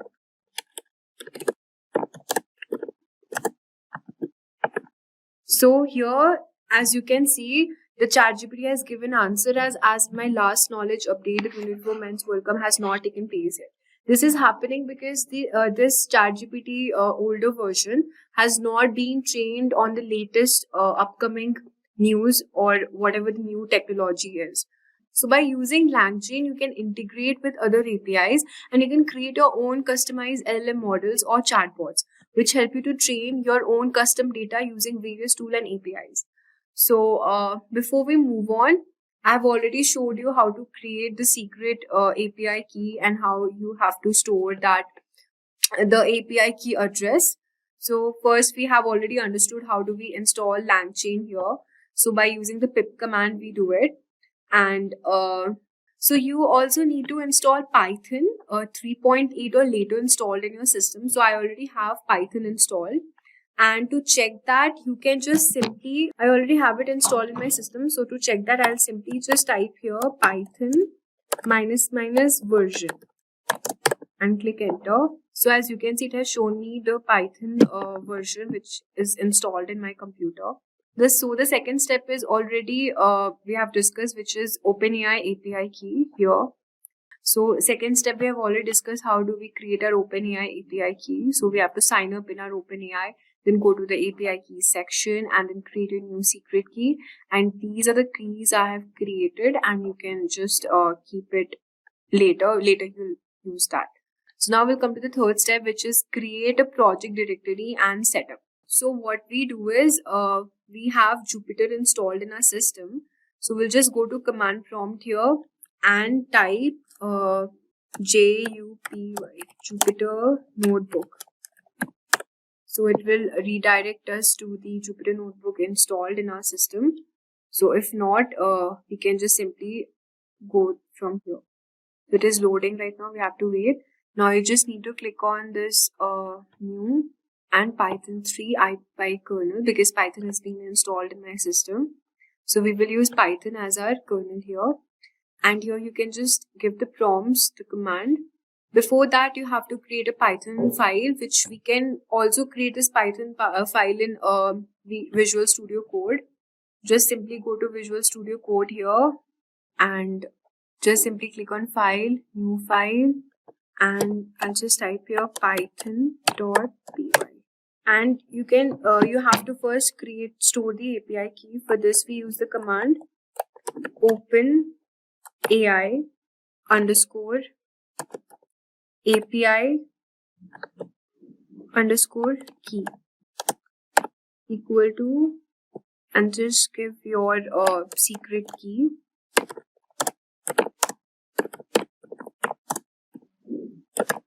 Okay, you can just simply copy paste your secret key and just store this. So this ensures that your API key is stored securely and it can be used whenever needed. Now the step 4 is to initialize a project and install the required libraries. So you need to add some additional libraries like Streamlit to make a user interface. So let's add that too in our project folder. You can either create a text file named requirements.txt and then install all these. We have already installed the OpenAI Langchain. We just need to install Streamlit. So here you can just give the command pip install Streamlit. So as you can see, this I have already installed Streamlit before. Same wise, you can also install OpenAI if it is not installed in your system using the command terminal, the Windows PowerShell. So we have understood this, what all packages and what all we need to install. Now the next step is to build your first Langchain app. To create a simple app which uses a input query and the app will generate a response using OpenAI's GPT model. So you have to create a Python file named main.py here. So as you can see, I've already imported this main.py and this is my code here. Import Streamlit as st from Langchain and the constants I have created, and then I have initialized the OpenAI with our API key. So you have to just type this prompt here. I'm using VS Code here. You can also do it in your Jupyter notebook. And then to create the Streamlit app, you have to give a title, Langchain demo with OpenAI. So this is the title I have provided. And then the text input for prompt. The prompt is st.text input and enter a prompt. You can just type enter a prompt or whatever you wish to. And then display the response. So if prompt response is LLM.predict prompt, so you can use the predict method for LLM. So here what the app will, so after creating and debugging this in the terminal, so your app will initialize OpenAI using your API key and the user inputs a prompt through the Streamlit interface. Langchain processes the input and sends it to the OpenAI's GPT model, and the AI generates a response which is then displayed in the app. So now you can use all these prompts to run on your app. So to do this, you can just, to see your app in action, you can just go to the terminal and run the following command, which is streamlit run main.py. So you can just simply go to the terminal here and just simply type the command, which is streamlit run main.py. So by giving this prompt, a new tab in your browser will open displaying the app, and you can also type any question into the input box. So now we have understood all these steps. So this was a quite basic tutorial on how to install Langchain and then, integrate it with the app. You can also customize and expand. So Langchain's flexibility allows you to integrate other APIs also, external data sources, or even add memory to your AI application. So whether you're building a simple chatbot or more complex AI system, the possibilities are endless. So by following all these steps, you will have a fully functioning app running in your system in no time. Today we will take you through a hands-off lab demo of how we can use GAN, Generative Adversarial Network, for the image classification. And for amazing videos like this, subscribe to our YouTube channel and press that bell icon to stay updated. So in today's session, we will discuss what GAN is, and moving ahead, we will cover types of models in GAN. And in the end, we will do a hands-off lab demo of celebrated face image using GAN. So now let's see what is GAN. So generative adversarial networks were introduced in 2014 by I.N.J. Goodfellow and co-authors. GANs perform unsupervised learning tasks in machine learning. GANs can be used to generate new examples that plausibly could have been drawn from the original dataset. So this is an image of GAN. There is a database that has a real 100 rupee note. The generated neural network generates fake 100 rupee note. So the discriminator network will help to identify the real and the fake node, or the real and the fake images, you can see. So moving ahead, let's see what is generator. So a generator is a GAN neural network that creates fake data to be trained on the discriminator. It learns to generate plausible data. So the generator examples or instances become negative training examples of the discriminator. So as you can see here, the random input generate a new fake image. The main aim of the generator is to make the discriminator classify its output as real. So the part of GAN that trains the generator includes the noisy input vector or generator network, which transform the random input into an instance, or the discriminator network, which classify the generator data. So after seeing what is generator, let's see what is a discriminator. So the discriminator is a neural network that identifies the real data from the fake data created by the generator.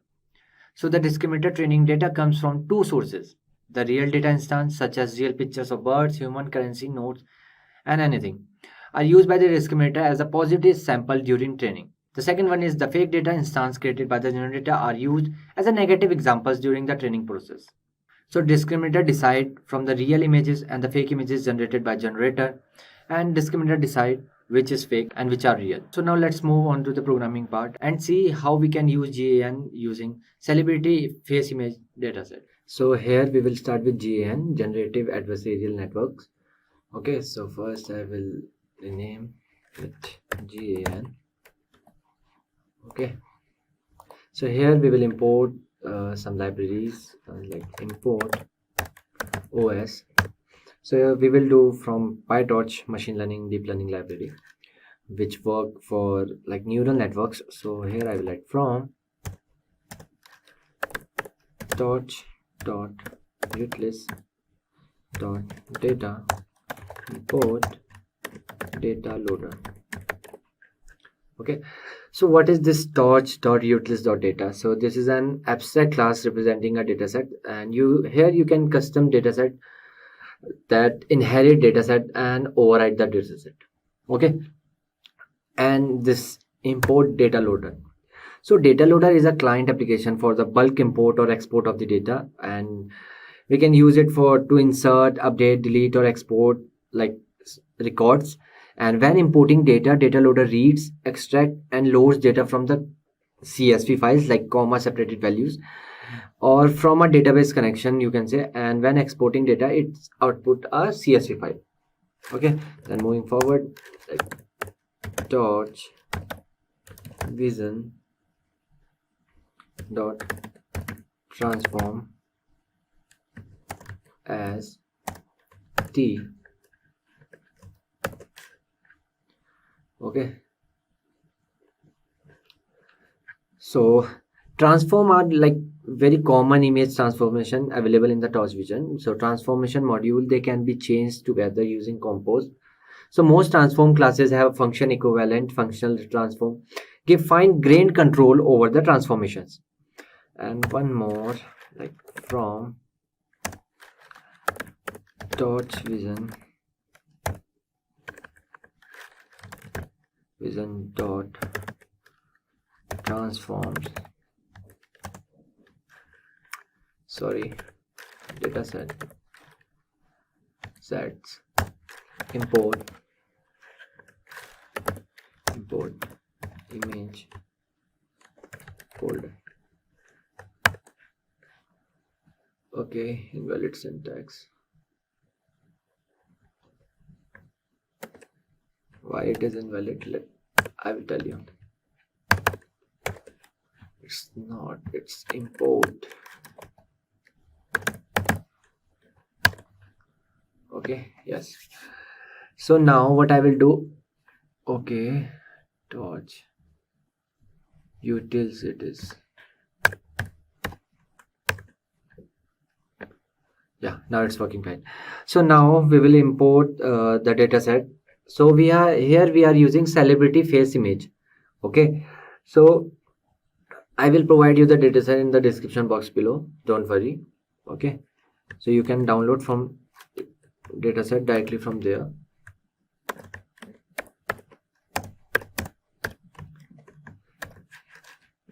So this is my path to dataset 375 desktop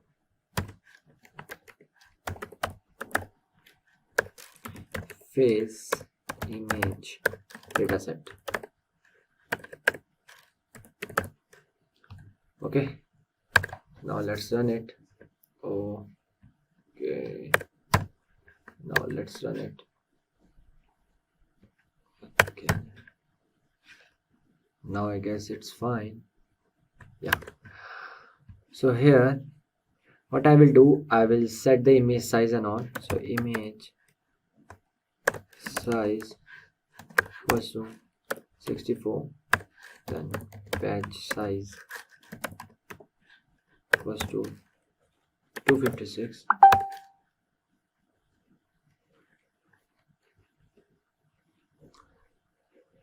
then batch size equals to 256, then stats equals to 0.5 comma 0.5 and again 0.5, okay, comma 0.5 comma 0.5 comma 0.5. Okay, so here we have set the image size and the batch size and the stat values. So now what we will do, we will train the dataset. So here I will write train ds equals to image folder of data directory comma transform equals to t dot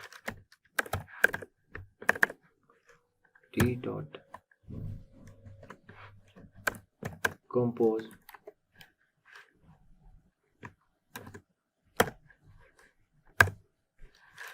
here I will write t dot resize, then image size, okay, then again t dot center crop,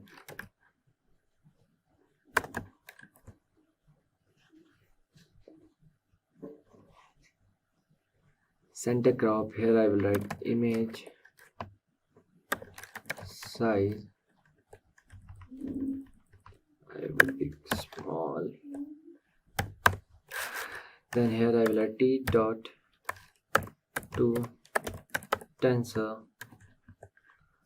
comma t dot normalize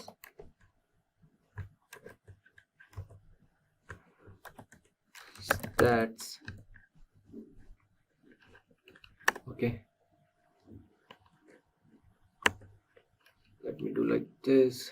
Here I can write train dl equals to data loader, then train ds batch size,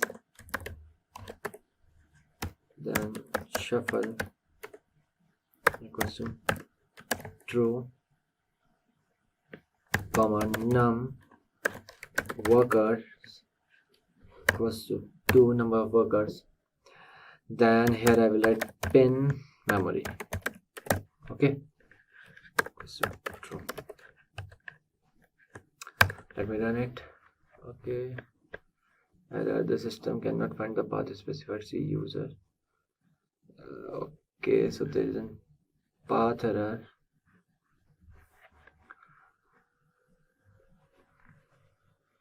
Okay, so let me copy my path. Let's see.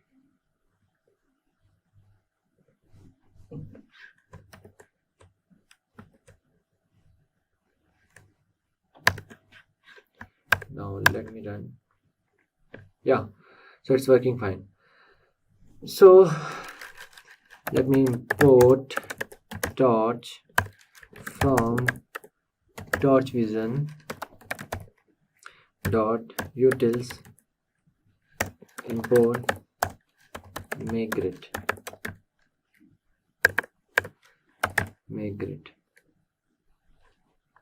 Okay, then import matplotlib dot pyplot as plt, then matplotlib inline. So this torchvision.utils import make grid is used to make a grid. Okay, grid, small boxes. And this matplotlib, you already know, is used for the making charts, different types of chart, line chart, bar chart, pie chart. Okay, so let me run this. Some spaces. So here I will write now, make a function non img tensors, then return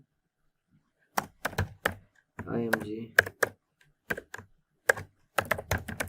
tensors stats 1 0 plus stats 0 and again 0. Okay, so let me run this.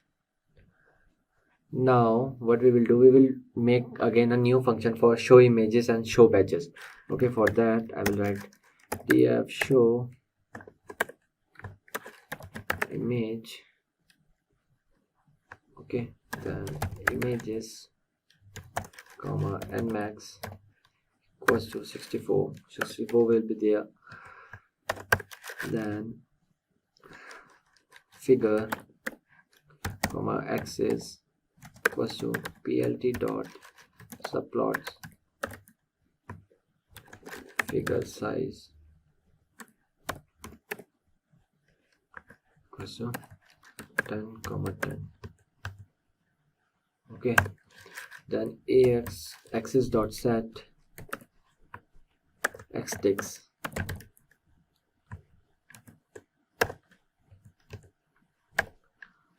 ax dot set yticks.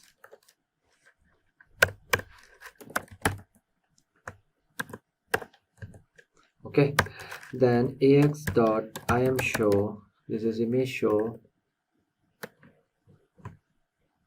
then make grid with the non function images dot detect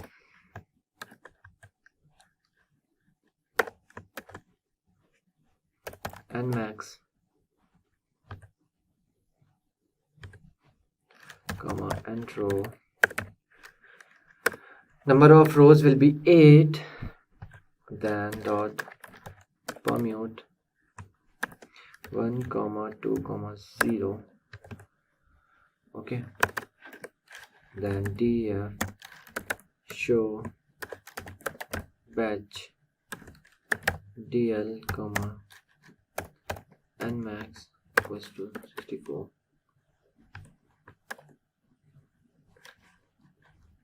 Then for images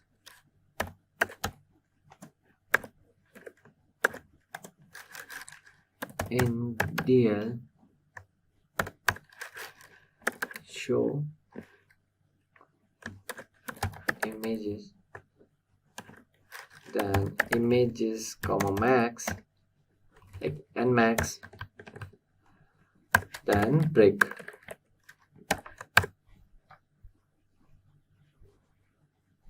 Okay, so now let's see some batches. So I will write show batch train DL. It's loading.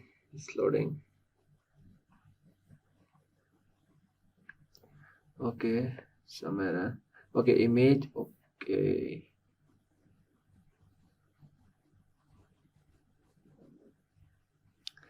I'll show the non. Okay, the spelling mistake.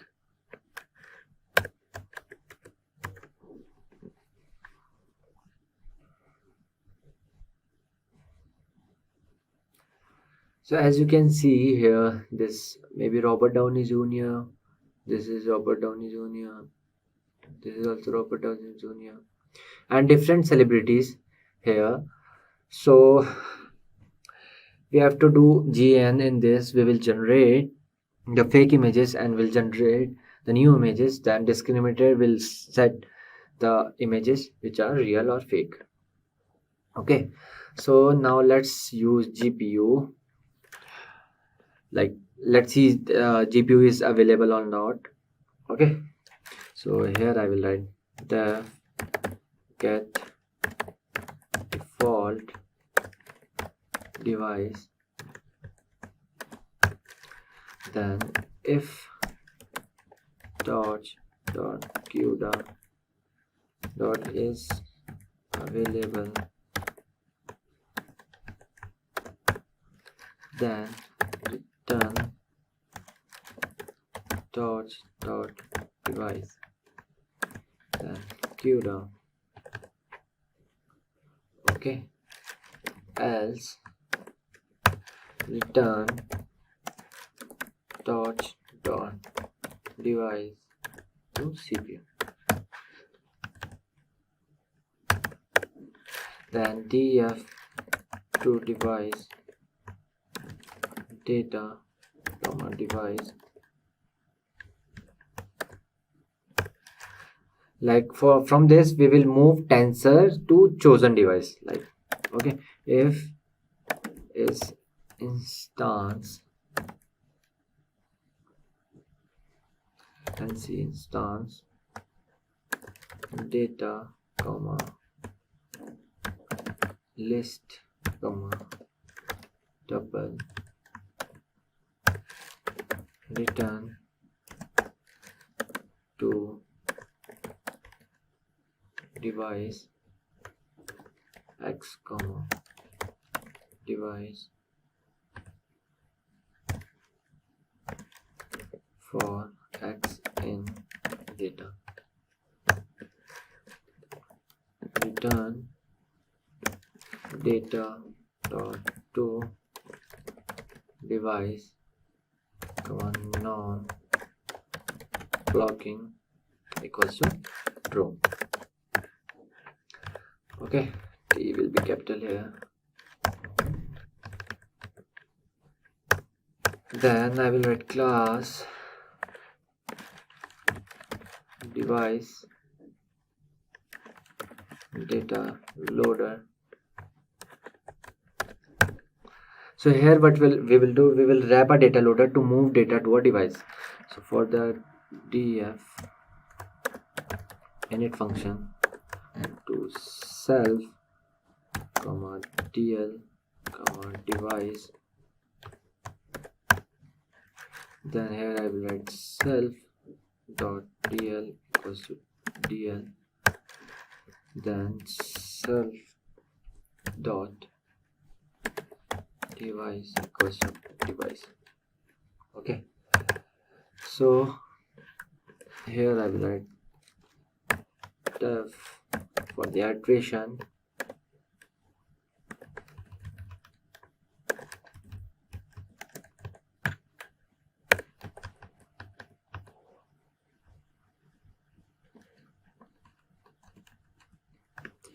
so here I have to give 2 underscore. Here I will write again self. So it yield a batch to data after moving it to a device. So for be in self dot dl, then yield to device, then b comma self dot device. Okay, and the last one is df for the length will write self,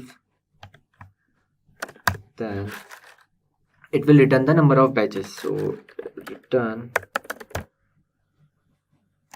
length of self dot dl.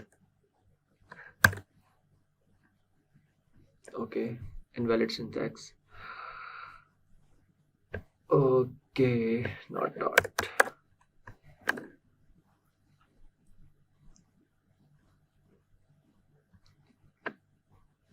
Okay, so here I will write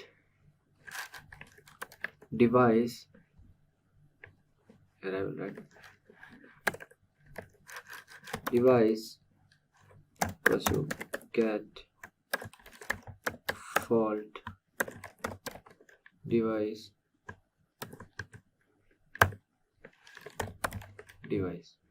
okay, then train DL equals to device data loader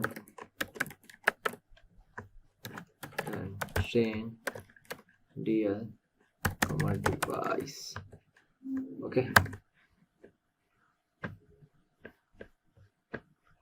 so as we already know what is GAN and what is discriminator and generator, so let's take again GAN overview. So a generative adversarial network GAN has two parts. So the generator learns to generate plausible data. The generator instant become negative training examples for producing impossible results. So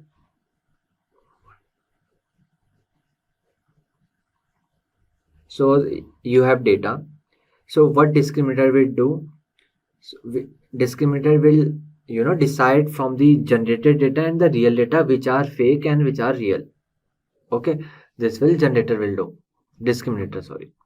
Okay, so discriminator like takes an image as an input and tries to classify it as real or generated. In this sense, it's like any other neural network. So I will use here CNN, which outputs is a single neural network for every image. So okay, so I hope you know again like what discriminator is, what generator is, and what is like real data. It is this. Okay, and we will generate the data. Okay, fake data. And what discriminator will do? Discriminator will check whether the data is fake or real. Okay, so here I will write import torch nn as nn. Here I will write discriminator equals to nn dot sequential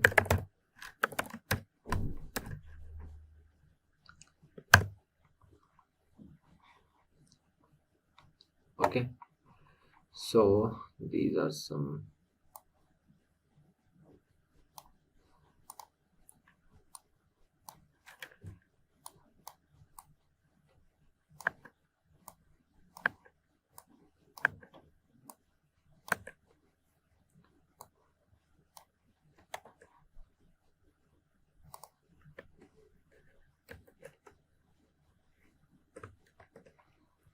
so these are some layer. Okay, flattened layer, convoluted layer, okay, leaky ReLU layer.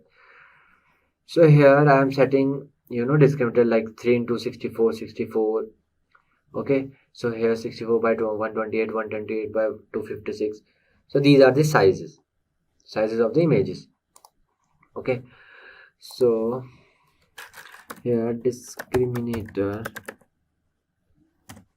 equals to device discriminator comma device. Okay, this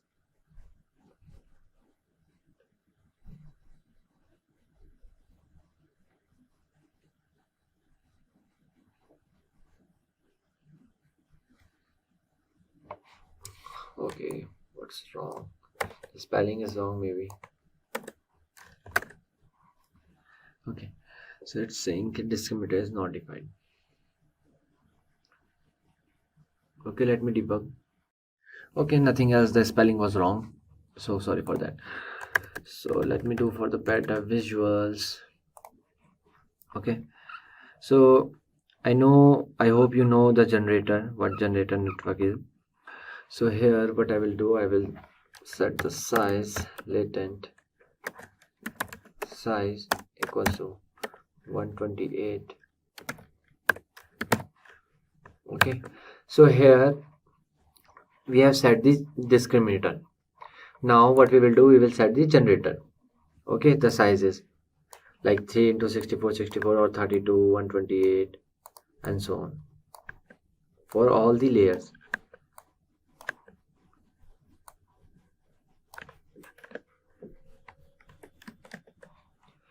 So here I am setting for the generator.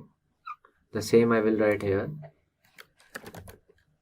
Generator equals to device generator comma device.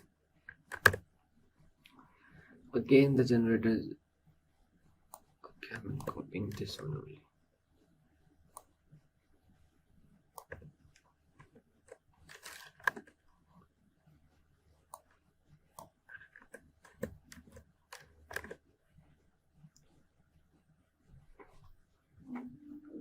Okay, generator is defined here.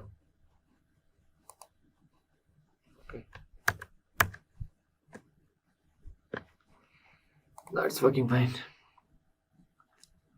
So here, so now what I will do, I will do the discriminator training. Okay, so for that I have to write def train discriminator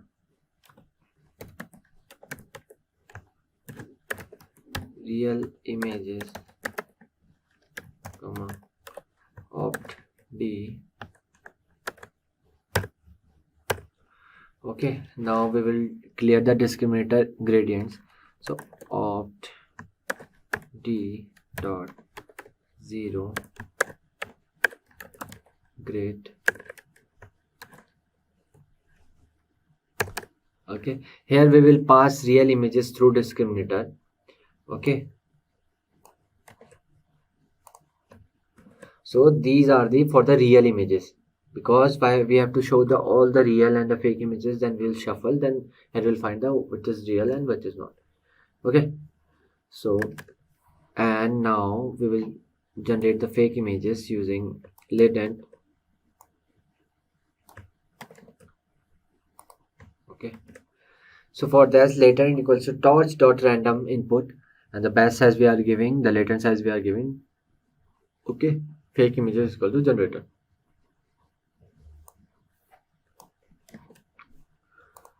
So now what we will do, we will pass the fake images through discriminator as we did for the real images.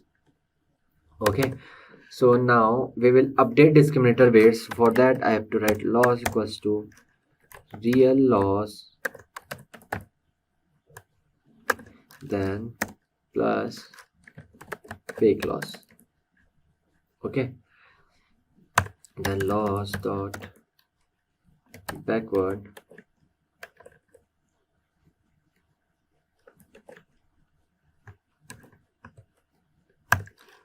opt d dot step return loss dot item comma real score comma fake score. Okay, item. Okay, bracket is missing. Okay, loss backward in 36.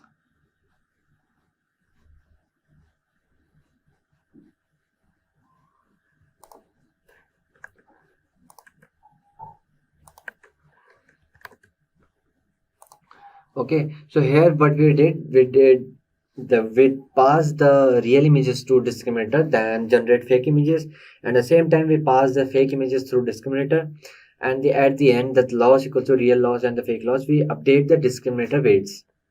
Okay, so now this was the discriminator training. Now what we will do, we will do the generator training. Okay, so for that I have to write def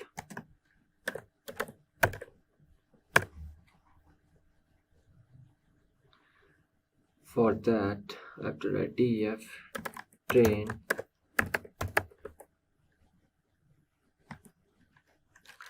generator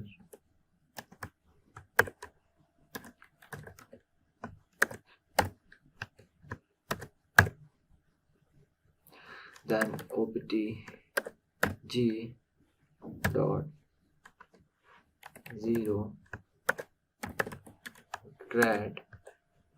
So what we are doing here, we are clearing the generator gradients. Before that we did for the discriminator one. Okay, so now we will generate the fake images. Okay, what generator do? Generator only generate the fake images. Okay, so from this prediction, what we are doing, we are just trying to fool the discriminator. Okay, so here we will update the generator weights. So I will write loss dot backward, then I will write opt underscore g dot step, then I will write return loss dot item.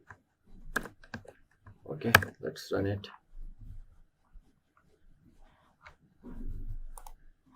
So here I will write from torch vision dot utils import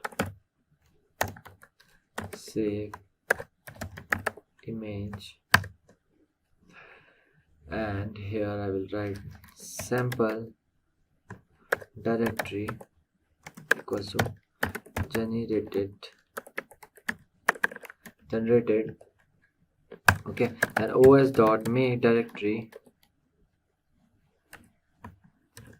sample directory comma exist okay equals to true. Okay, so now what we will do, we will save the sample data. Okay, so I have to create to save samples one function. Okay, so here what I'm doing, I'm making the fake images, generating the fake images and saving it. Okay, so moving forward, well, what I will fix the latent equals to torch dot random input, then 64 latent size comma 1 comma 1 comma then device equals to device, then again save samples to 0 comma fixed latent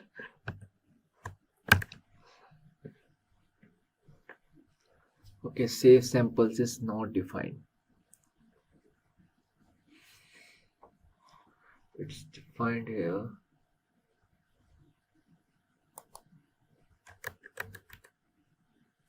Yeah, so see, this is the generated images, this is the fake image. Okay,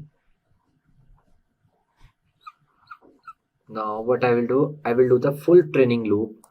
For that I have to write from tqdm dot notebook import tqdm, then import torch dot nn dot functional sf.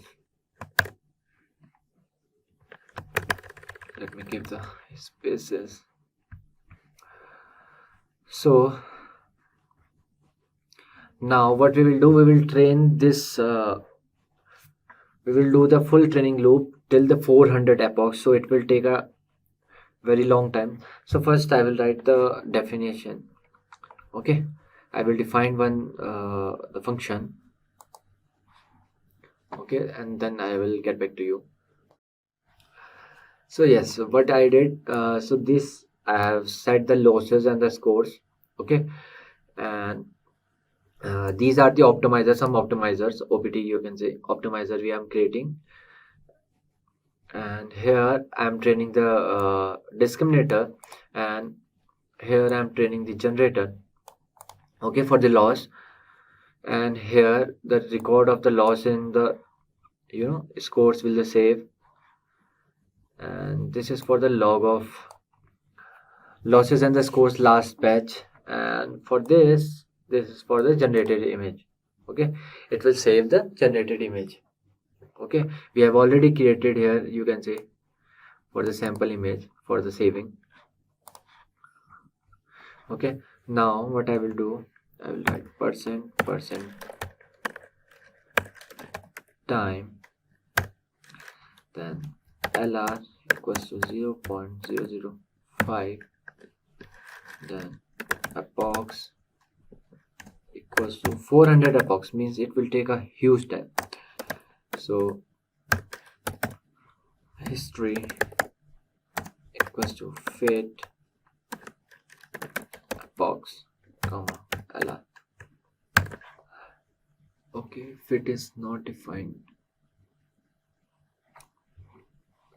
Okay, I have to run it again.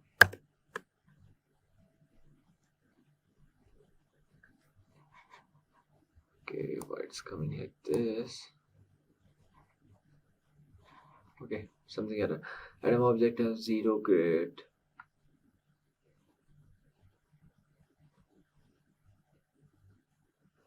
Okay, I have to check. So as you can see, it started running. So this box will run till 400. So it will take a long time, very long time. So I will get back to you after that.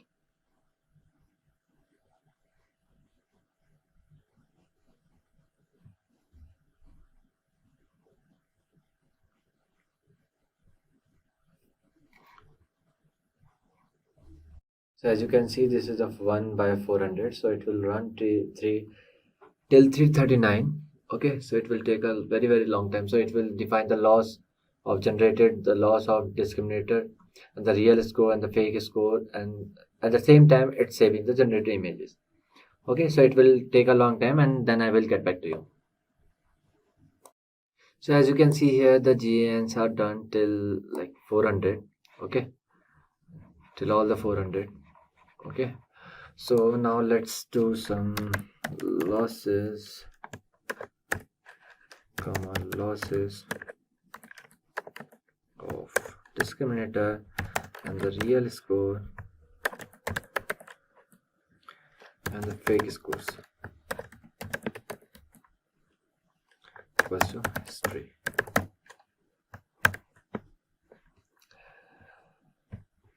So here I will dot save the generator dot state underscore directory path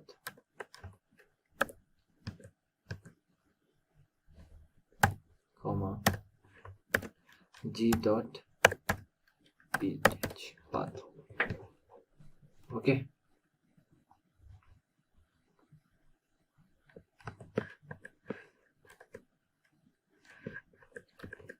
then I will write dot save the discriminator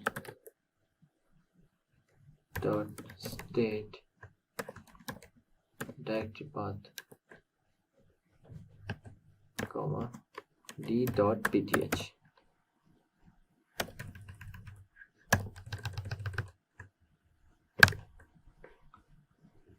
Okay,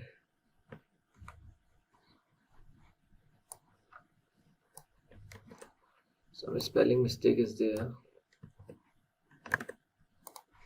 Yeah, so I will write from ipython dot display import image. Okay, so here I will write image, like what the generator generated the image, dot slash generated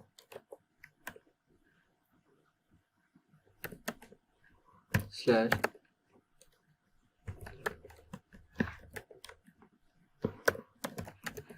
images, then 0001.png. Okay, let's see. So this is the first image which generated by the generator. Okay, so same we have 400 epochs, so let's see.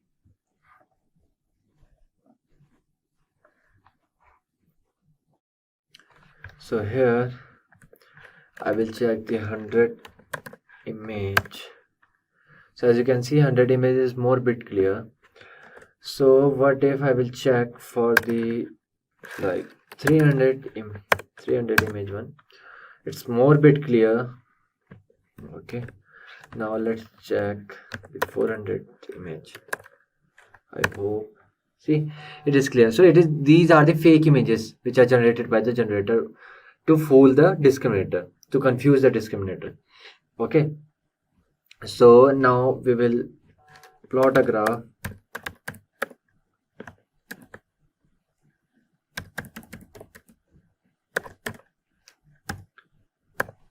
We will plot a graph for the epoch and the loss in the for the discriminator and the generator. So for that, right. So as you can see, this is a discriminator, okay, blue one, and there is a generator. So loss for the generator is the more, and the loss for discriminator is less, which is very good. And now let's see the real and fake images.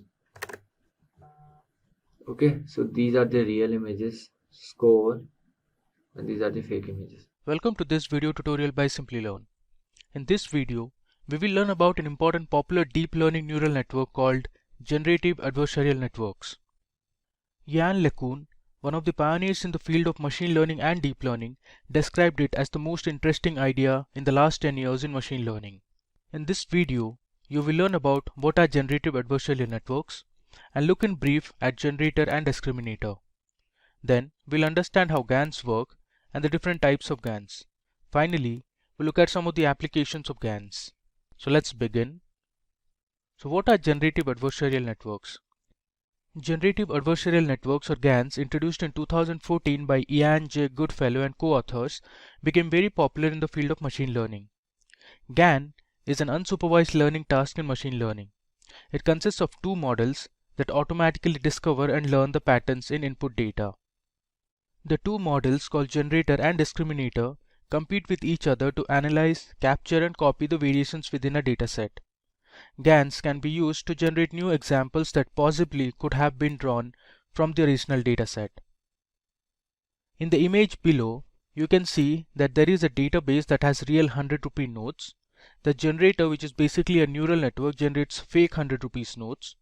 The discriminator network will identify if the notes are real or fake. Let us now understand in brief about what is a generator. A generator in GANs is a neural network that creates fake data to be trained on the discriminator. It learns to generate plausible data. The generated instances become negative training examples for the discriminator. It takes a fixed length random vector carrying noise as input and generates a sample. Now the main aim of the generator is to make the discriminator classify its output as real. The portion of the GAN that trains the generator includes a noisy input vector, the generator network, which transforms the random input into a data instance, a discriminator network which classifies the generated data, and a generator loss, which penalizes the generator for failing to dolt the discriminator. The backpropagation method is used to adjust each weight in the right direction by calculating the weight's impact on the output. The backpropagation method is used to obtain gradients, and these gradients can help change the generator weights. Now, let us understand in brief what a discriminator is. A discriminator is a neural network model that identifies real data from the fake data generated by the generator. The discriminator's training data comes from two sources. The real data instances such as real pictures of birds, humans, currency notes, etc. are used by the discriminator as positive samples during the training. The fake data instances created by the generator are used as negative examples during the training process. While training the discriminator, it connects with two loss functions. During discriminator training, the discriminator ignores the generator loss and just uses the discriminator loss. In the process of training the discriminator classifies both real data and fake data from the generator. The discriminator loss penalizes the discriminator for misclassifying a real data instance as fake or a fake data instance as real. Now moving ahead, let's understand how GANs work. Now GANs consists of two networks, a generator which is represented as G of X and a discriminator which is represented as D of X. They both play an adversarial game where the generator tries to fool the discriminator by generating data similar to those in the training set. The discriminator tries not to be fooled by identifying fake data from the real data. They both work simultaneously to learn and train complex data like audio, video, or image files. Now you are aware that GANs consists of two networks, a generator G of X and discriminator D of X. Now the generator network takes a sample and generates a fake sample of data. The generator is trained to increase the probability of the discriminator network to make mistakes. On the other hand, the discriminator network decides whether the data is generated or taken from the real sample using a binary classification problem with the help of a sigmoid function that gives the output in the range 0 and 1. Here is an example of a generative adversarial network trying to identify if the 100 rupee notes are real or fake. So first, a noise vector or the input vector is fed to the generator network. The generator creates fake 100 rupee notes. The real images of 100 rupee notes stored in a database are passed to the discriminator along with the fake notes. The discriminator then identifies the notes and classifies them as real or fake. We train the model, calculate the loss function at the end of the discriminator network, and backpropagate the loss into both discriminator and generator. Now the mathematical equation of training a GAN can be represented as, you can see here. Now this is the equation and these are the parameters. Here G represents generator, D represents the discriminator. Now P data of X is the probability distribution of real data, P of Z is the distribution of generator, X is the sample of probability data of X, Z is the sample size from P of Z, D of X is the discriminator network, and G of Z is the generator network. Now the discriminator focuses to maximize the objective function such that D of X is close to 1 and Z of Z is close to 0. It simply means that the discriminator should identify all the images from the training set as real, that is 1, and all the generated images as fake, that is 0. The generator wants to minimize the objective function such that D of Z of Z is 1. This means that the generator tries to generate images that are classified as real, that is 1, by the discriminator network. Next, let's see the steps for training a neural network. So we have to first define the problem and collect the data. Then we'll choose the architecture of GAN. Now depending on your problem, choose how your GAN should look like. Then we need to train the discriminator on real data. Now that will help us predict them as real for n number of times. Next, you need to generate fake inputs for the generator. After that, you need to train the discriminator on fake data to predict the generator data as fake. Finally, train the generator on the output of discriminator. With the discriminator predictions available, train the generator to fool the discriminator. Let us now look at the different types of GANs. So first we have vanilla GANs. Now vanilla GANs have min-max optimization formula that we saw earlier, where the discriminator is a binary classifier and is using sigmoid cross entropy loss during optimization.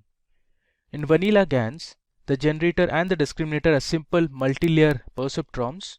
The algorithm tries to optimize the mathematical equation using stochastic gradient descent. Up next, we have deep convolutional GANs or DC GANs. Now DC GANs support convolutional neural networks instead of vanilla neural networks at both discriminator and generator. They are more stable and generate higher quality images. The generator is a set of convolutional layers with fractional strided convolutions or transpose convolutions, so it unsamples the input image at every convolutional layer. The discriminator is a set of convolutional layers with strided convolutions, so it downsamples the input image at every convolutional layer. Moving ahead, The third type we have is conditional GANs or CGANs. Vanilla GANs can be extended into conditional models by using an extra label information to generate better results. In CGAN, an additional parameter called Y is added to the generator for generating the corresponding data. Labels are fed as input to the discriminator to help distinguish the real data from fake data generated. Finally, we have super resolution GANs. Now, SR GANs use deep neural networks along with adversarial neural network to produce higher resolution images. Super resolution GANs generate a photorealistic high resolution image when given a low resolution image. Let's look at some of the important applications of GANs.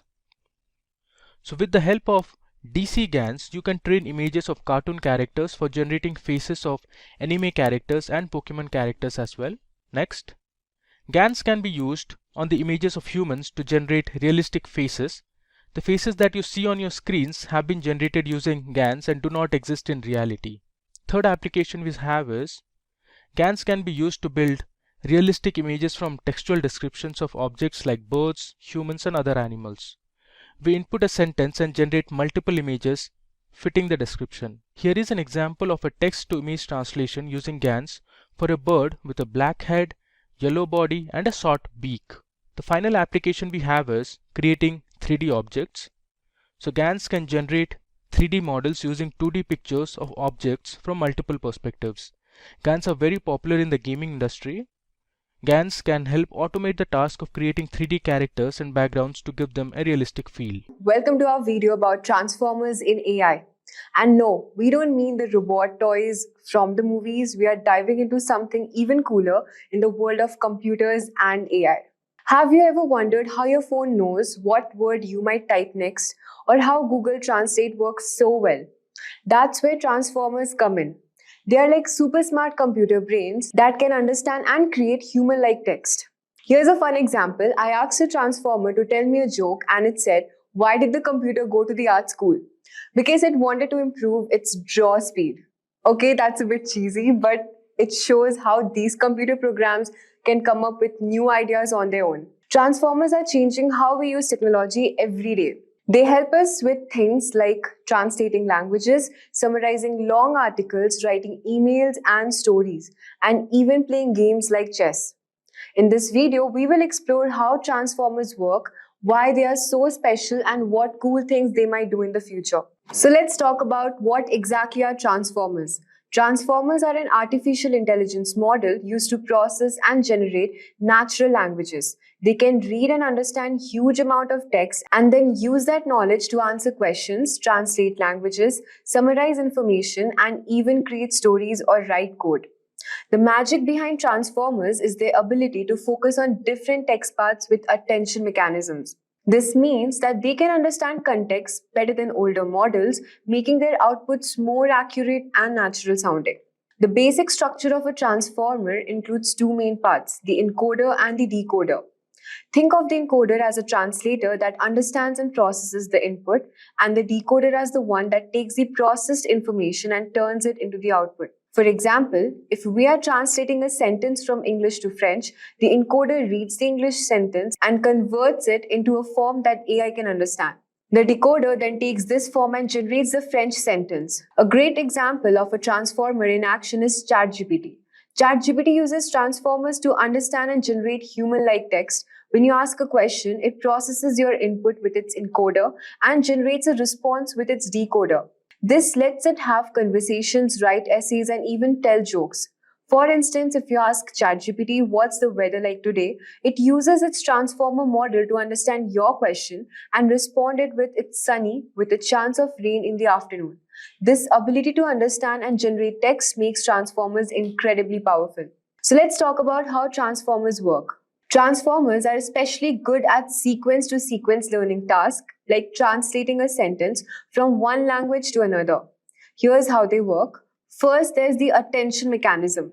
This allows the transformer to focus on different parts of input data. For example, if it's translating the sentence, "the cat sat on the mat," it can pay attention to each word's context to understand the meaning better. So it knows cat is related to sat and mat, helping it produce an accurate translation in another language. Transformers also use something called positional encoding. Since they process all words at once, they need a way to understand the order of the words.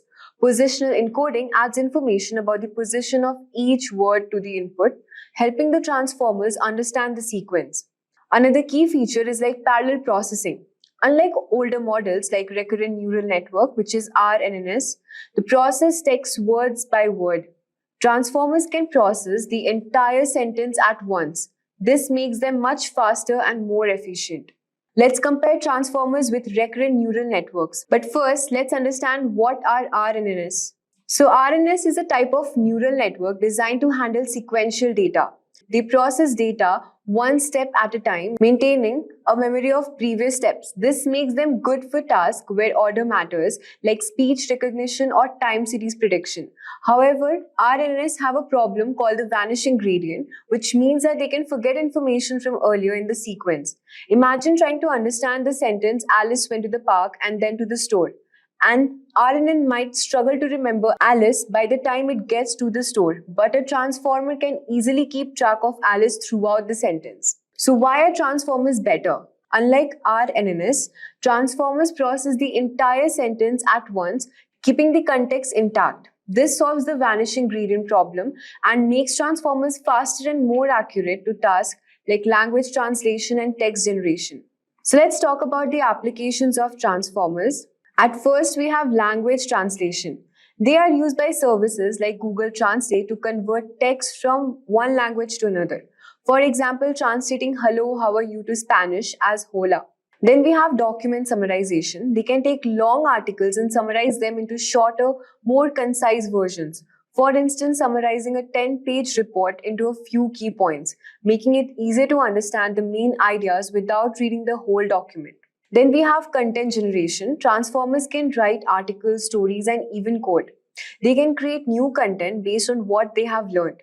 For example, you could ask a transformer to write a short story about a space adventure, and then it would come up with a unique narrative. Then we have game playing. Transformers can learn and play complex games like chess, making strategic decisions just like a human player. They analyze the entire board and make moves considering all possible outcomes. Let's talk about image processing. They are used in tasks like image classification and object detection, helping computers understand visual data. For example, identifying objects in a photo, like recognizing a cat, tree, or a car. Now let's understand the training process. The training transformers involves two main steps. Semi-supervised learning. They can learn from both labeled data where the answer is known and unlabeled data where the answer is not provided. This makes them very versatile. For example, a transformer could be trained on a mix of articles with and without summaries to learn how to summarize text effectively. Pre-training and fine-tuning. Transformers are pre-trained on a large dataset to learn general patterns. Then they are fine-tuned with specific tasks, making them highly versatile. For instance, a transformer might be pre-trained on a large collection of books to understand language and then fine-tuned to generate marketing copy for a specific brand.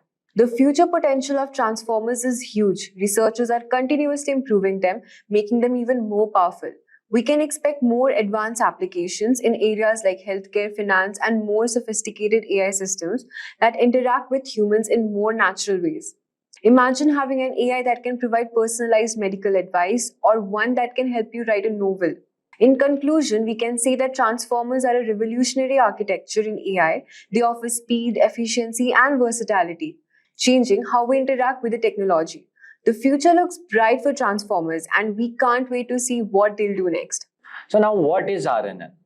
RNN are a type of neural network that are designed to process sequential data.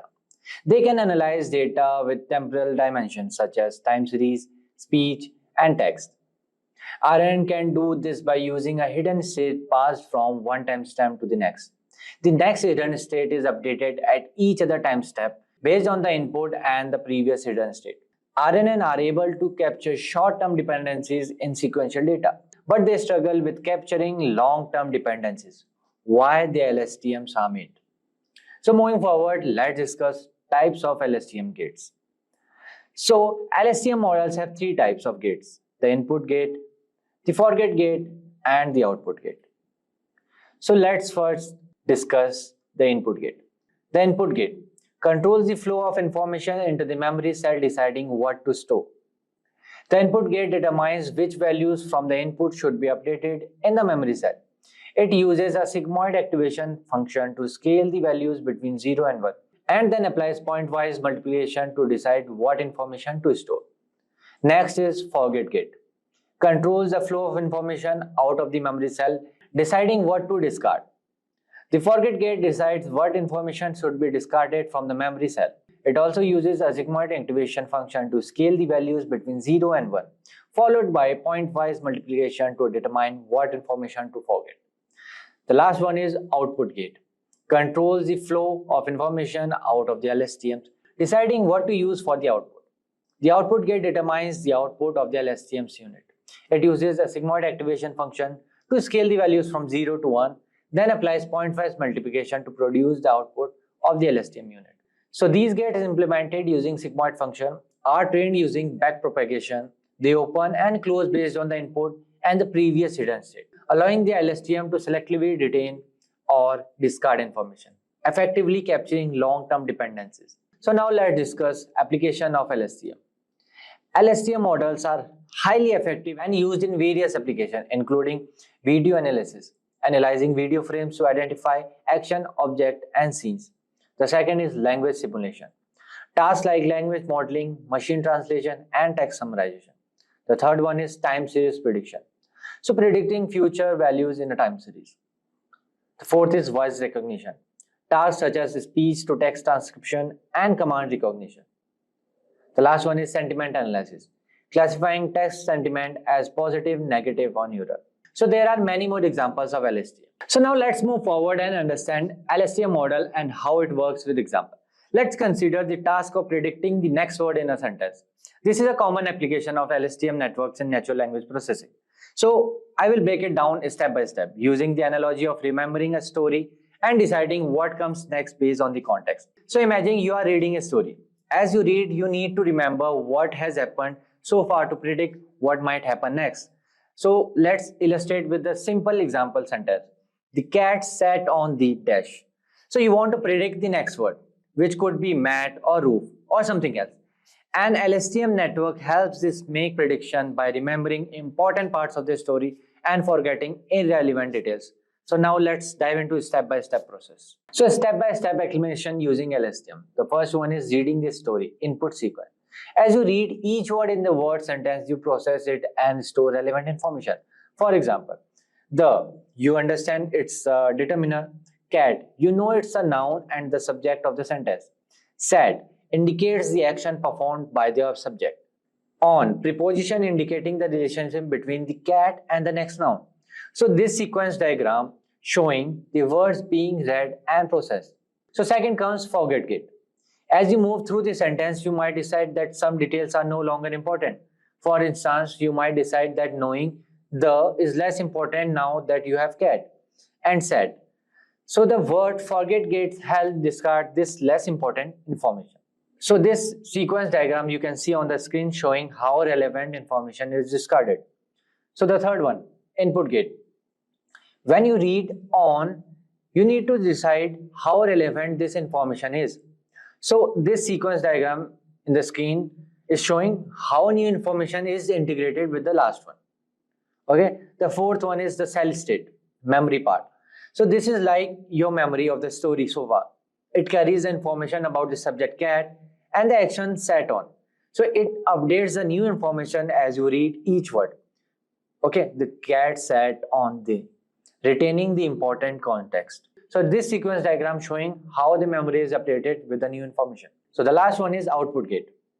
When you need to predict the next word, the output gate helps you decide based on the current memory, cell state. So it uses the context, the cat sat on the. So the predict the next word might be mat because cat and mat are often associated with the context. So it can predict anything. The cat sat on the table or on the sofa, anything. But mat, why I'm saying mat? Because cat and mat are often associated in the same context. So this diagram is showing the prediction of the next word based on the current memory. So there are many applications where you can use LSTM. in predicting time series or next word in the sentence. So by the using of LSTM gates, input gate, forget gate, and output gate, and updating the cell state, the network can predict the next word in a sequence by maintaining relevant context and discarding unnecessary information. This step-by-step process allows LSTM network to effectively handle sequence and make accurate prediction based on the context. LLMs. If you ever wondered how machine learning can now understand and generate human-like text, you are in the right place. From chatbots like ChatGPT to AI assistant that power search engines, LLMs are transforming how we interact with technology. One of the most exciting advancements in this space is Google's Gemini or OpenAI ChatGPT, a cutting-edge large language model designed to push the boundaries of what AI can achieve. In this video, we will explore what LLMs are, how they work, and why models like Gemini are critical for the future of AI.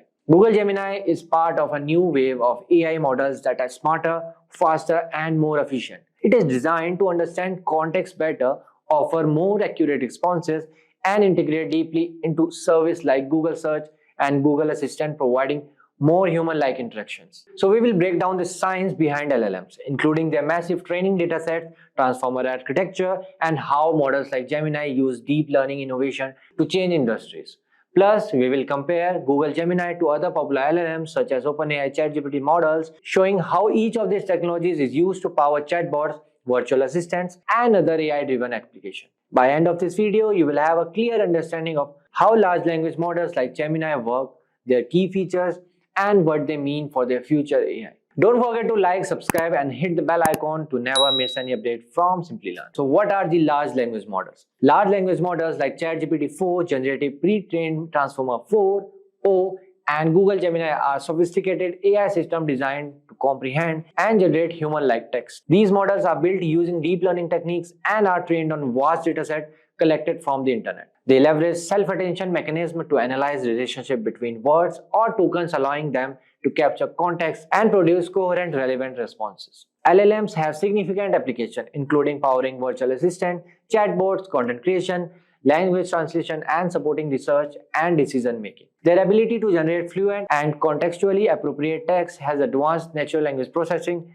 and improved human-computer interaction. So now let's see what our large language model used for.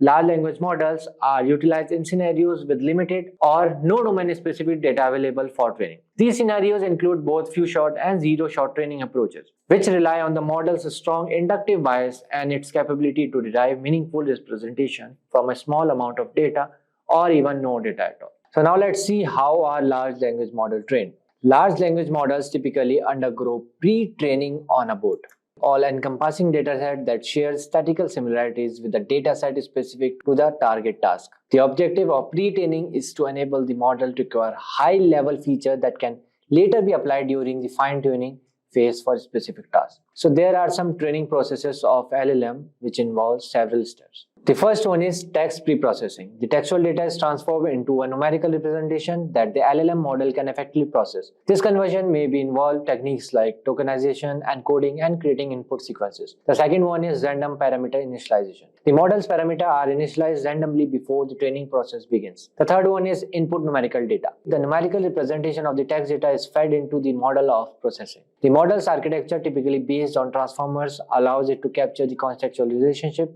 between the words or tokens in the next. The fourth one is loss function calculation. A loss function calculation measures the discrepancy between the model's prediction and the actual next word or token in a sentence. The LLM model aims to minimize this loss during training. The fifth one is parameter optimization. The model's parameters are adjusted through optimization technique. This involves calculating gradient and updating the parameters accordingly, gradually improving the model's performance. The last one is iterative training. The training process is repeated over multiple iterations or epochs until the model's output achieves a satisfactory level of accuracy on that given task or dataset. By following this training process, large language models learn to capture linguistic patterns, understand context, and generate coherent responses, enabling them to excel at various language-related tasks. The next topic is how do large language models work? So large language models leverage deep neural network to generate output based on patterns learned from the training data. Typically, a large language model adopts a transformer architecture which enables the model to identify relationship between words in a sentence irrespective of their position in the sequence. in contrast to RNNs that rely on recurrence to capture token relationship. Transformer neural network employs self-attention as their primary mechanism. Self-attention calculates attention scores that determine the importance of each token with respect to the other token in the text sequence, facilitating the modeling of intricate relationships within the data.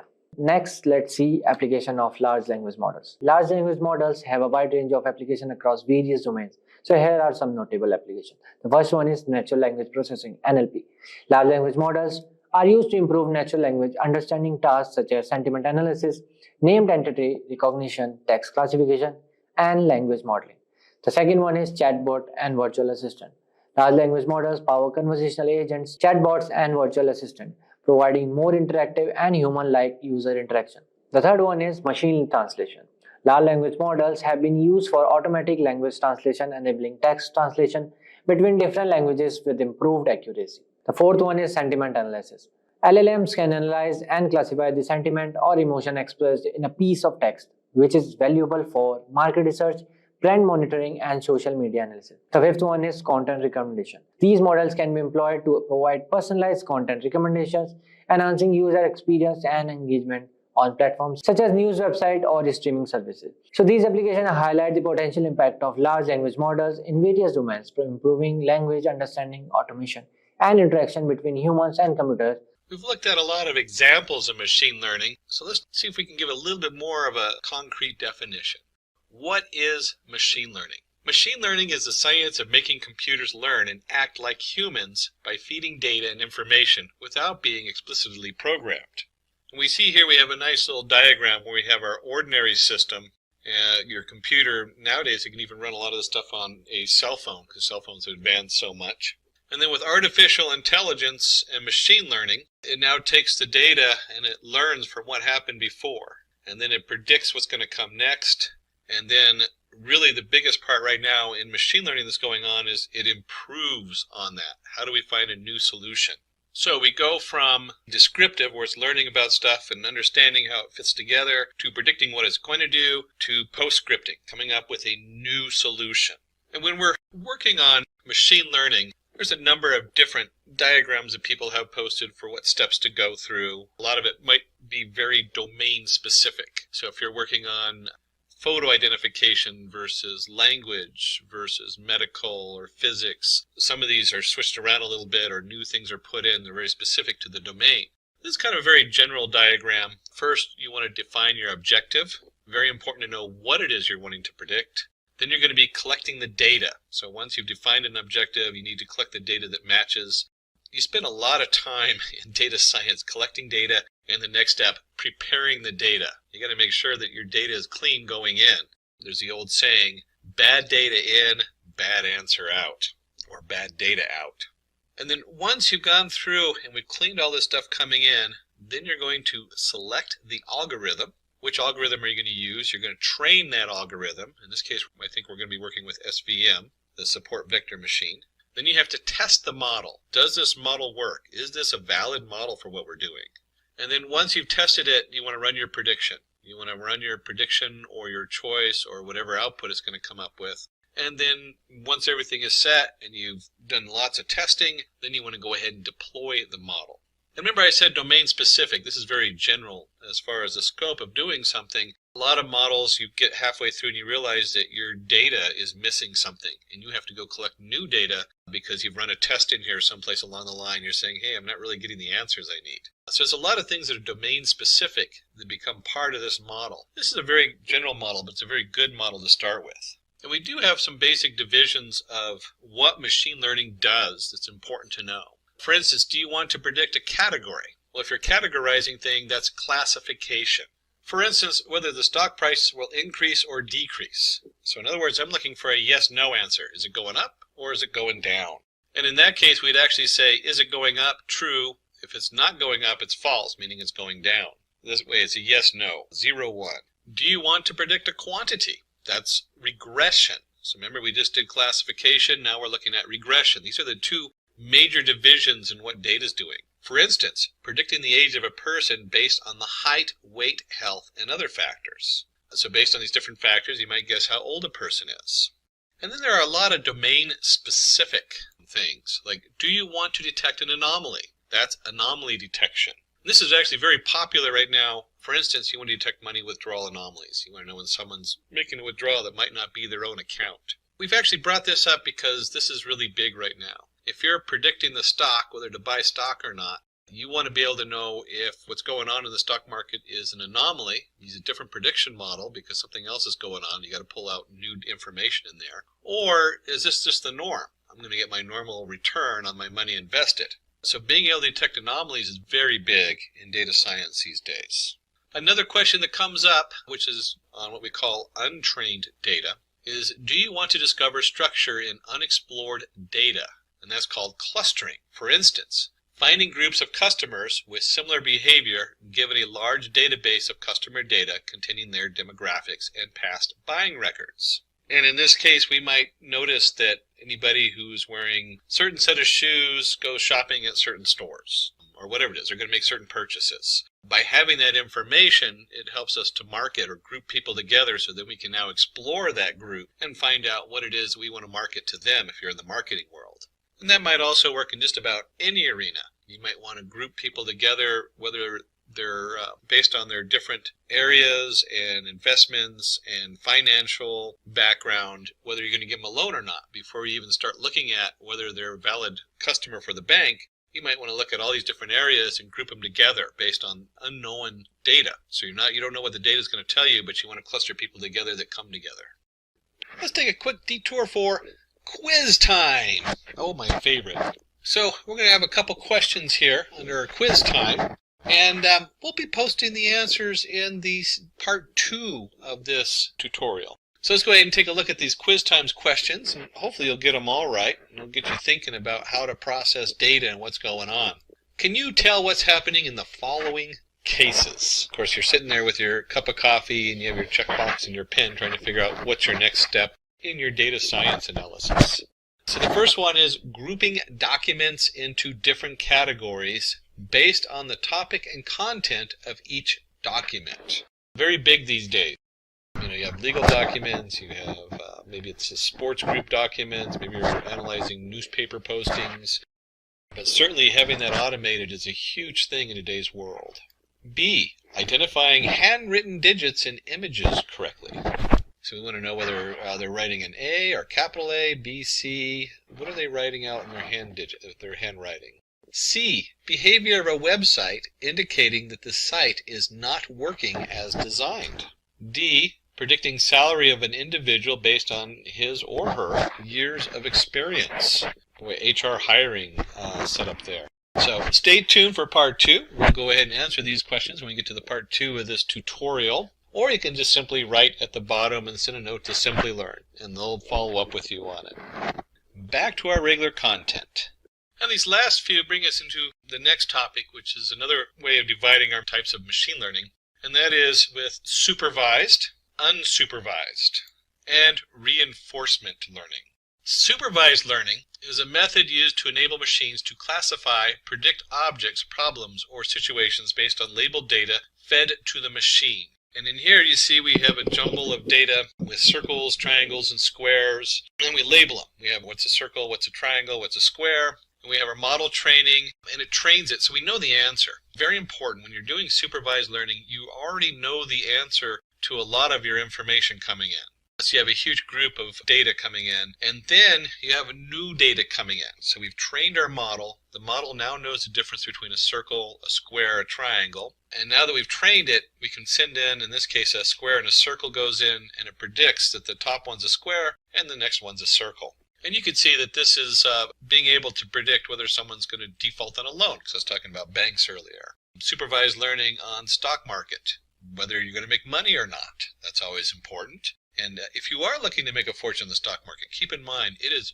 very difficult to get all the data correct on the stock market. It is it fluctuates in ways really hard to predict. So it's quite a roller coaster ride. If you're running machine learning on the stock market, you start realizing you really have to dig for new data. So we have supervised learning. And if you have supervised, we should need unsupervised learning. In unsupervised learning, machine learning model finds the hidden pattern in an unlabeled data.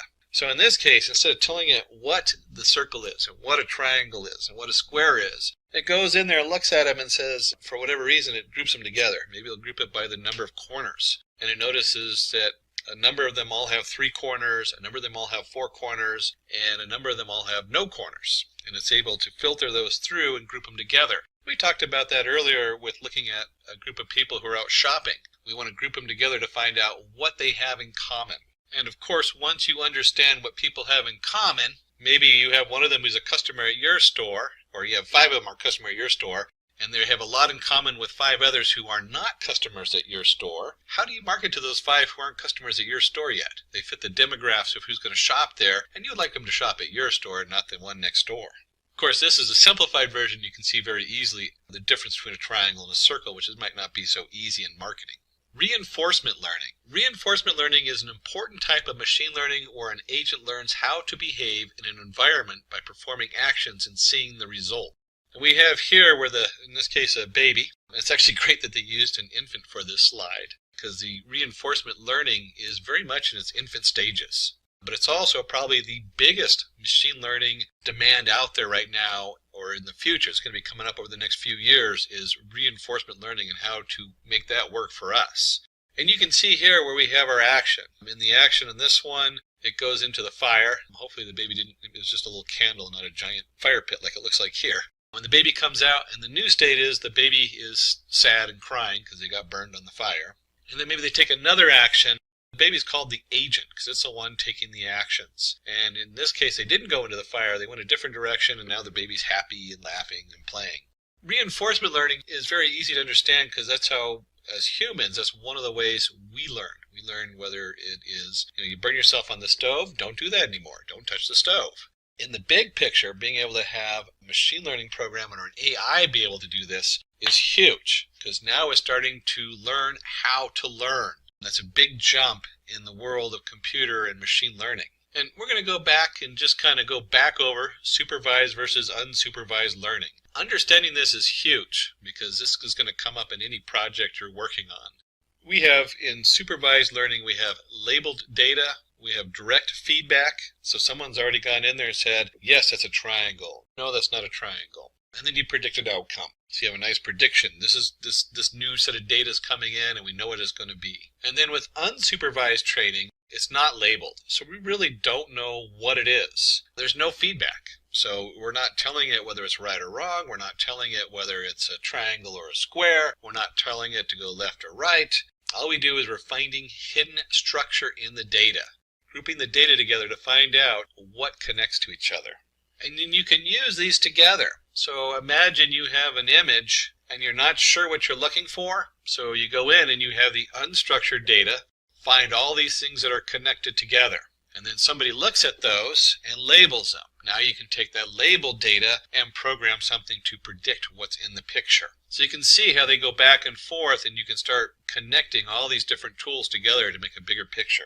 There are many interesting machine learning algorithms. Let's have a look at a few of them. Hopefully this gives you a little flavor of what's out there. And these are some of the most important ones that are currently being used. We'll take a look at linear regression, decision tree, and the support vector machine. Let's start with a closer look at linear regression. Linear regression is perhaps one of the most well-known and well-understood algorithms in statistics and machine learning. Linear regression is a linear model. For example, a model that assumes a linear relationship between the input variables x and the single output variable y.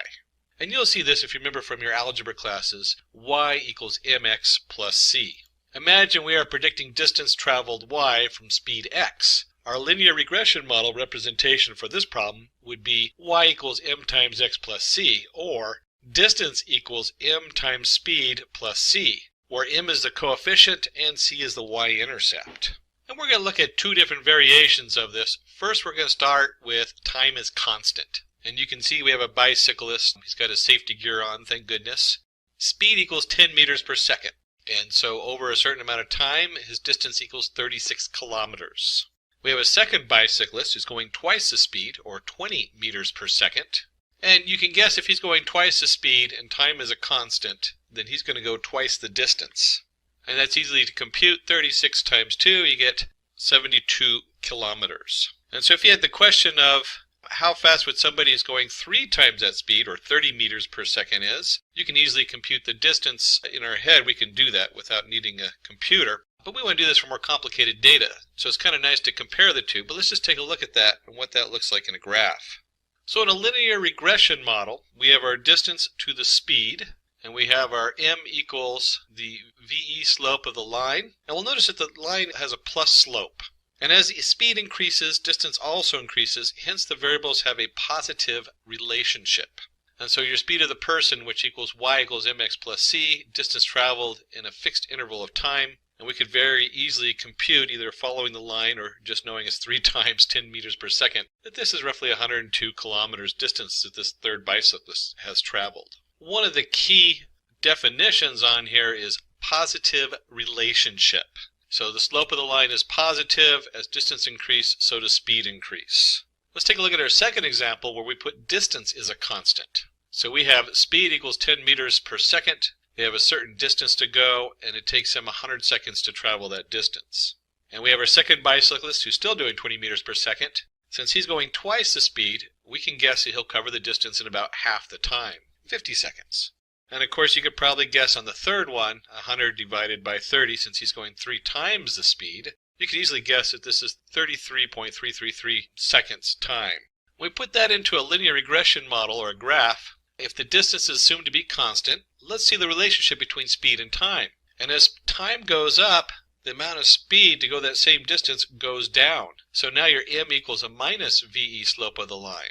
As the speed increases, time decreases, hence the variable has a negative relationship. Again, there's our definition, positive relationship and negative relationship dependent on the slope of the line. And with a simple formula like this, and even a significant amount of data, let's see with the mathematical implementation of linear regression. And we'll take this data, so suppose we have this data set where we have x, y, x equals 1, 2, 3, 4, 5, standard series, and the y value is 3, 2, 2, 4, 3. When we take that and we go ahead and plot these points on a graph, you can see there's kind of a nice scattering, and you could probably eyeball a line through the middle of it. But we're going to calculate that exact line for linear regression. And the first thing we do is we come up here and we have the mean of xi. And remember, mean is basically the average. So we added 5 plus 4 plus 3 plus 2 plus 1 and divide by 5. And that simply comes out as 3. And then we'll do the same for y. We'll go ahead and add up all those numbers and divide by 5, and we end up with the mean value of y of I equals 2.8, where the xi references it's an average or means value, and the yi also equals a means value of y. And when we plot that, you'll see that we can put in the y equals 2.8 and the x equals 3 in there on our graph. We kind of gave it a little different color so you could sort it out with the dashed lines on it. And it's important to note that when we do the linear regression model should go through that dot. Now let's find our regression equation to find the best fit line. Remember, we go ahead and take our y equals mx plus c, so we're looking for m and c.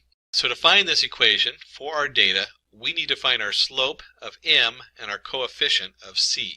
And we have y equals mx plus c, where m equals the sum of x minus x average times y minus y average, or y means and x means, over the sum of x minus x means squared. That's how we get the slope of the value of the line. And we can easily do that by creating some columns here where we have x, y. Computers are really good about iterating through data, and so we can easily compute this and fill in a graph of data. And in our graph, you can easily see that if we have our x value of 1, and if you remember the xi, or the means value, is 3, 1 minus 3 equals a negative 2, and 2 minus 3 equals a negative 1, so on and so forth. And we can easily fill in the column of x minus xi, y minus yi, and then from those we can compute x minus xi squared and x minus xi times y minus yi. And you can guess it that the next step is to go ahead and sum the different columns for the answers we need. So we get a total of 10 for our x minus xi squared, and a total of 2 for x minus xi times y minus yi. And we plug those in, we get 2/10, which equals 0.2. So now we know the slope of our line equals 0.2. So we can calculate the value of c. That'd be the next step, is we need to know where it crosses the y-axis. And if you remember, I mentioned earlier that the linear regression line has to pass through the means value, the one that we showed earlier. We can just flip back up there to that graph, and you can see right here, there's our means value, which is 3, x equals 3 and y equals 2.8. And since we know that value, we can simply plug that into our formula, y equals 0.2x plus c. So we plug that in, we get 2.8 equals 0.2 times 3 plus c, and you can just solve for c. So now we know that our coefficient equals 2.2. And once we have all that, we can go ahead and plot our regression line. Y equals 0.2 times x plus 2.2. And then from this equation, we can compute new values. So let's predict the values of y using x equals 1, 2, 3, 4, 5 and plot the points. Remember, the 1, 2, 3, 4, 5 was our original x values. So now we're going to see what y thinks they are, not what they actually are. And when we plug those in, we get y of designated with y of p. You can see that x equals 1 equals 2.4, x equals 2 equals 2.6, and so on and so on. So we have our y predicted values of what we think it's going to be when we plug those numbers in. And when we plot the predicted values along with the actual values, we can see the difference. And this is one of the things that's very important with linear regression in any of these models, is to understand the error. And so we can calculate the error on all of our different values. And you can see over here we plotted x and y predict. And we draw in a little line so you can sort of see what the error looks like there between the different points. So our goal is to reduce this error. We want to minimize that error value on our linear regression model. Minimizing the distance. There are lots of ways to minimize the distance between the line and the data points, like sum of squared errors, sum of absolute errors, root mean square error, etc. We keep moving this line through the data points to make sure the best fit line has the least square distance between the data points and the regression line. So to recap with a very simple linear regression model, we first figure out the formula of our line through the middle, and then we slowly adjust the line to minimize the error. Keep in mind this is a very simple formula. The math gets, even though the math is very much the same, it gets much more complex as we add in different dimensions. So this is only 2 dimensions, y equals mx plus c, but you can take that out to x, z, I, j, q, all the different features in there, and they can plot a linear regression model on all of those using the different formulas to minimize the error. Let's go ahead and take a look at decision trees, a very different way to solve problems in the linear regression model. Decision tree is a tree-shaped algorithm used to determine a course of action. Each branch of a tree represents a possible decision, occurrence, or reaction.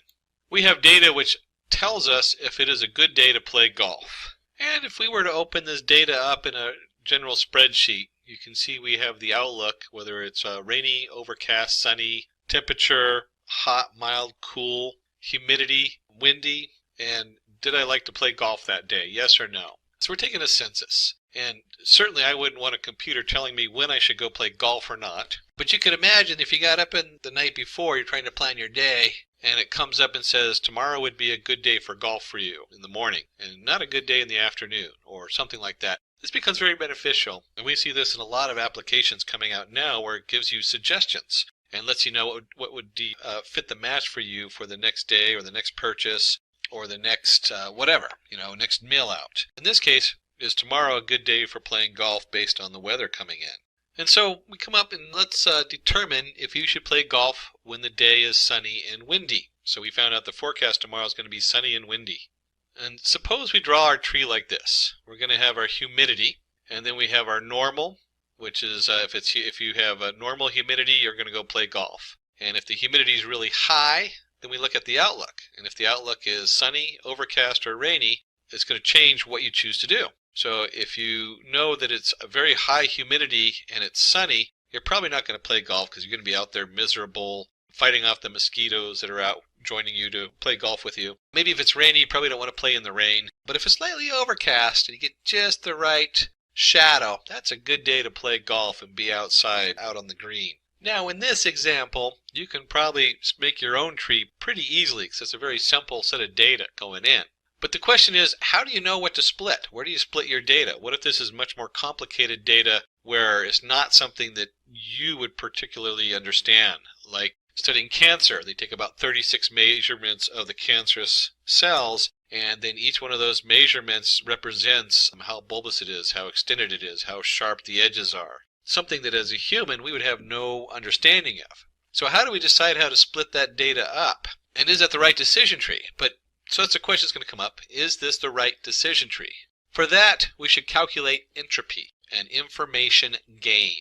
Two important vocabulary words there are the entropy and the information gain. Entropy. Entropy is a measure of randomness or impurity in the data set. Entropy should be low, so we want the chaos to be as low as possible. We don't want to look at it and be confused by the images or what's going on there with mixed data. And the information gain, it is a measure of decrease in entropy after the data set is split, also known as entropy reduction.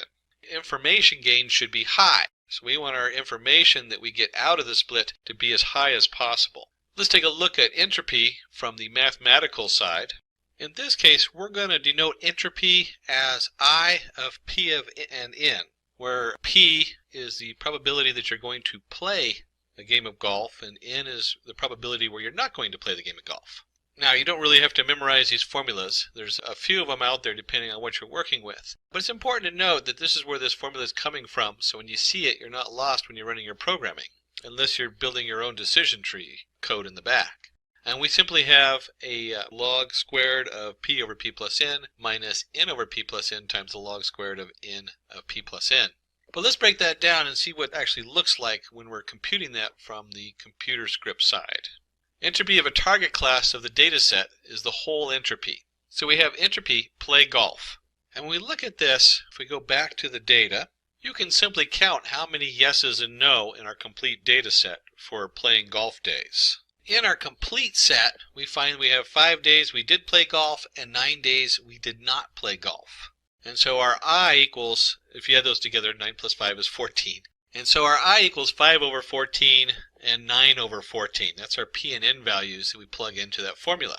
And you can go 5 over 14 equals 0.36, 9 over 14 equals 0.64. And when you do the whole equation, you get the minus 0.36 log root squared of 0.36 minus 0.64 log squared root of 0.64. And we get a set value. We get 0.94. So we now have a full entropy value for the whole set of data that we're working with. And we want to make that entropy go down.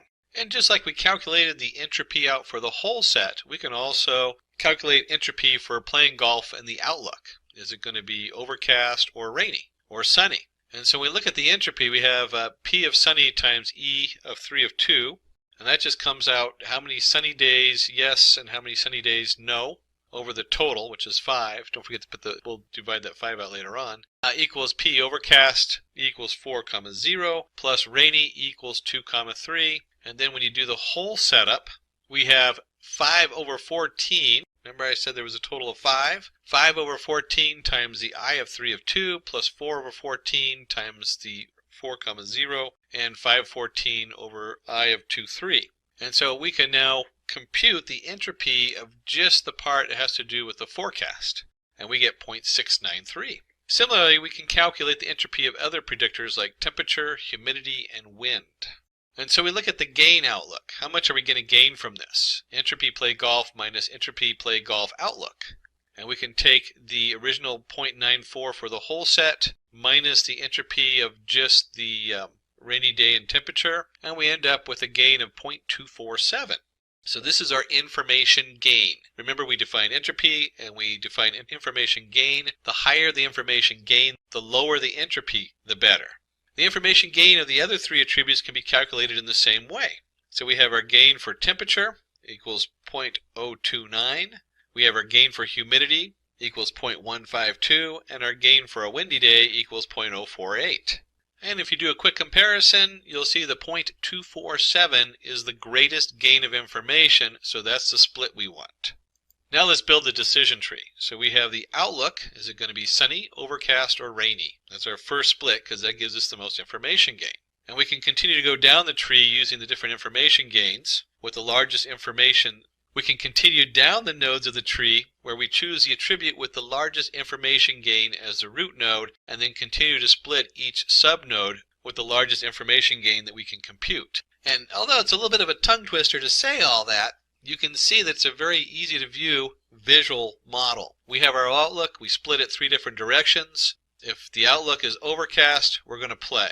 And then we can split those further down if we want. So if the outlook is sunny, but then it's also windy, if it's windy, we're not going to play. If it's not windy, we'll play. So we can easily build a nice decision tree to guess what we would like to do tomorrow and give us a nice recommendation for the day.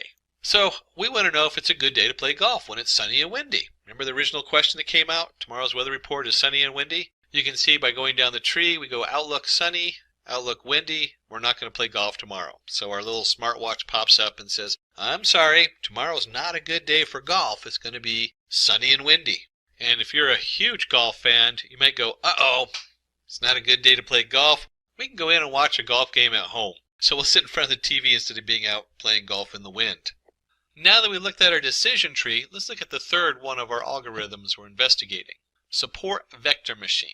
Support vector machine is a widely used classification algorithm. The idea of support vector machine is simple. The algorithm creates a separation line which divides the classes in the best possible manner.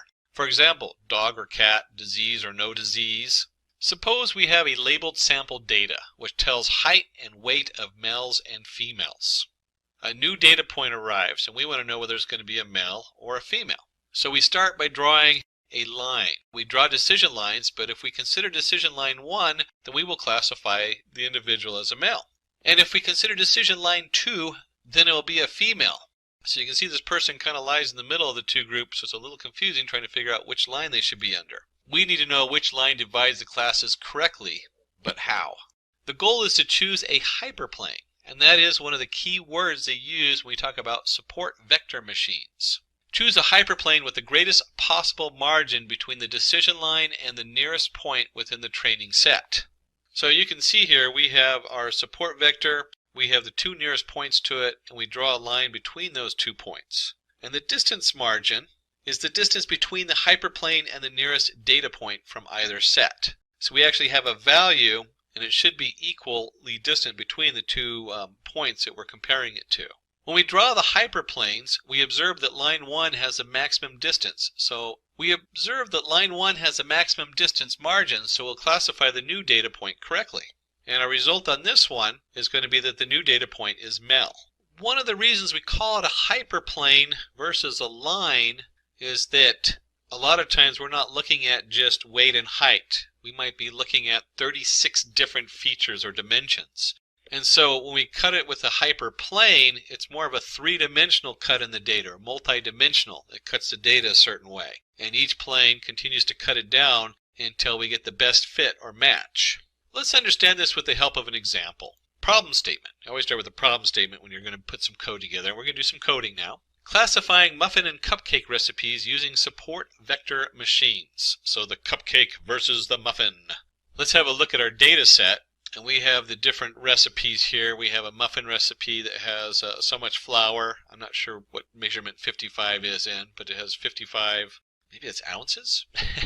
But it has a certain amount of flour, a certain amount of milk, sugar, butter, egg, baking powder, vanilla, and salt. And so based on these measurements, we want to guess whether we're making a muffin or a cupcake. And you can see in this one, we don't have just two features. We don't just have height and weight as we did before between the male and female. In here, we have a number of features.